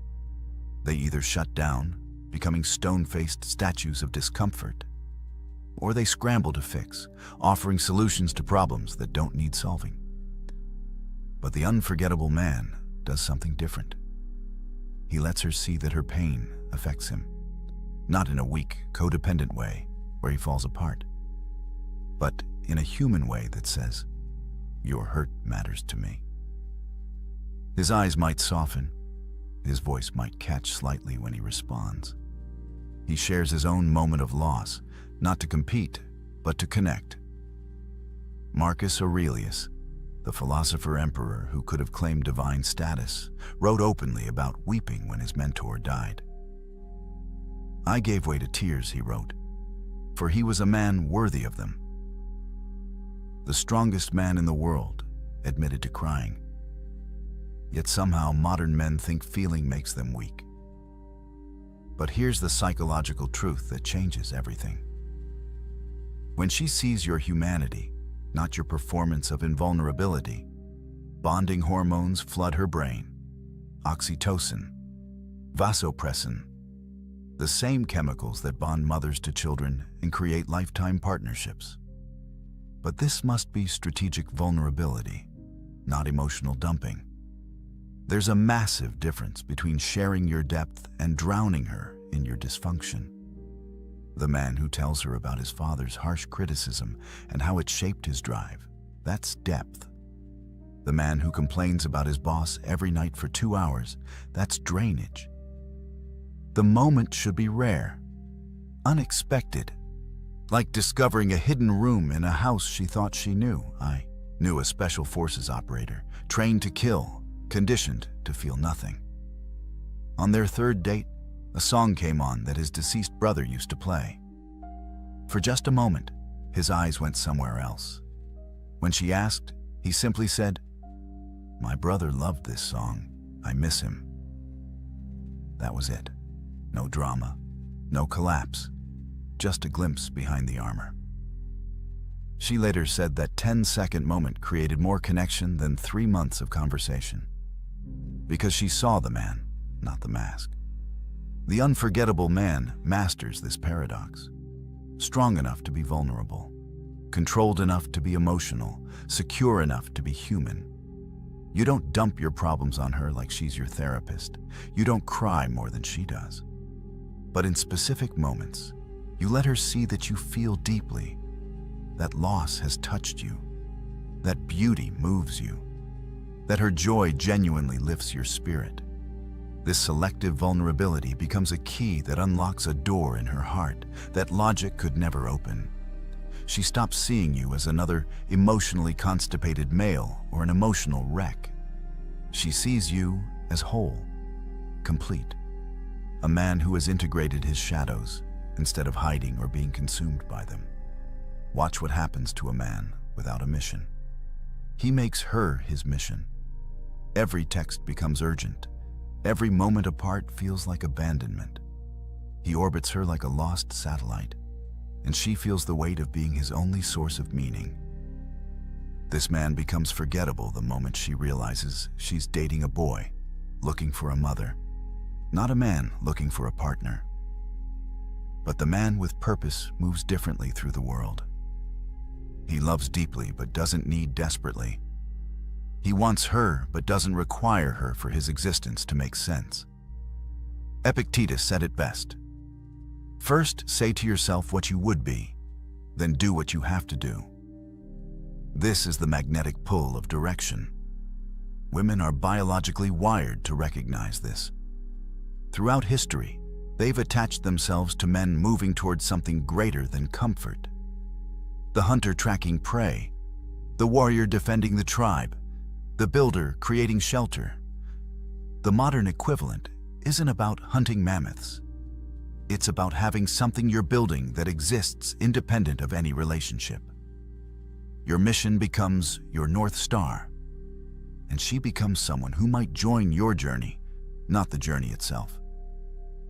I watched an entrepreneur choose to delay expanding his business to care for his ailing mother. His girlfriend watched him sacrifice immediate profit for principle. But here's the key. He didn't abandon his mission. He adjusted its timeline for values-based reasons. She saw a man who could balance ambition with humanity, drive with duty. 3 years later, she still talks about that decision. Not because he chose family, but because he had something worth choosing between. Your mission doesn't have to be grand. You don't need to be Elon Musk trying to colonize Mars. But you need something you're moving toward that would exist, whether she's there or not.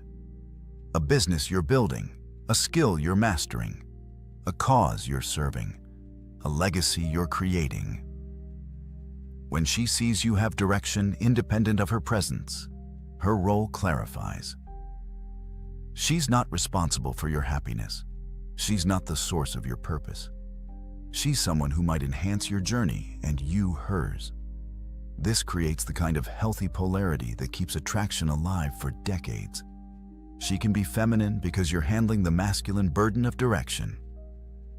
She can flow because you're providing structure. She can trust your leadership because you're actually going somewhere worth following. Build your personal philosophy. Not what sounds good, but what you actually believe, what you stand for, what you're creating, what legacy you want to leave. When she asks about your dreams, and you speak with the fire of genuine purpose, not rehearsed ambitions but real direction, she feels something ancient stir. The recognition of a man worth following, worth supporting, worth remembering long after paths diverge. The waiter brings the wrong order. She watches, not the waiter, but you. Your response in this 10-second window reveals more about your character than 10 hours of conversation. The forgettable man either explodes with entitled anger or dismisses the waiter like furniture. The unforgettable man does something unexpected. He treats the mistake with grace, maybe even humor, speaking to the waiter like an equal, not a servant. This isn't weakness. This is strength so secure it doesn't need to dominate those it could. Seneca wrote, "Every new thing excites the mind, but a mind in its right state should be ready for anything." The man who's kind to those who can do nothing for him shows a nobility that money can't buy. Modern men get this backwards. They think kindness is weakness, that being good is being soft. But watch what happens when you combine strength with kindness. When you can defend her from danger and help an elderly woman with groceries in the same afternoon. When you can negotiate million-dollar deals and remember your doorman's daughter's name. When you can be fierce when needed and gentle when possible. This is the final piece of the unforgettable puzzle. Not kindness from weakness that's really just people-pleasing, but kindness from strength that chooses to lift rather than crush. She sees you hold the door for strangers. Tip generously even when service wasn't perfect. Speak respectfully about your ex even though she hurt you. These moments accumulate in her mind, building a picture of your true character. The most powerful moment I ever witnessed was a CEO who discovered his employee had been stealing from the company. Instead of prosecution, he sat with the man, learned about his son's medical bills, and worked out a repayment plan while helping him find better insurance. His wife watched this unfold. She saw power used to heal rather than harm. Years later, after his death, she said, that moment defined the man she married. Not his success, not his wealth, but his choice to be kind when he had every right to be cruel. This is what echoes through time. The moral character that shows up when no one's watching. The kindness that expects no reward. The goodness that comes from strength, not weakness seeking approval. Brother, these 6 traits aren't just about being unforgettable to women. They're about becoming the kind of man who leaves a permanent mark on everyone he meets. The man who masters his emotional storms becomes the calm in everyone's chaos. The man who gives his full presence makes every person feel like they matter. The man with unshakable values becomes a landmark in a world of shifting sands. The man who balances strength with vulnerability shows others what wholeness looks like. The man with a mission inspires others to find their own.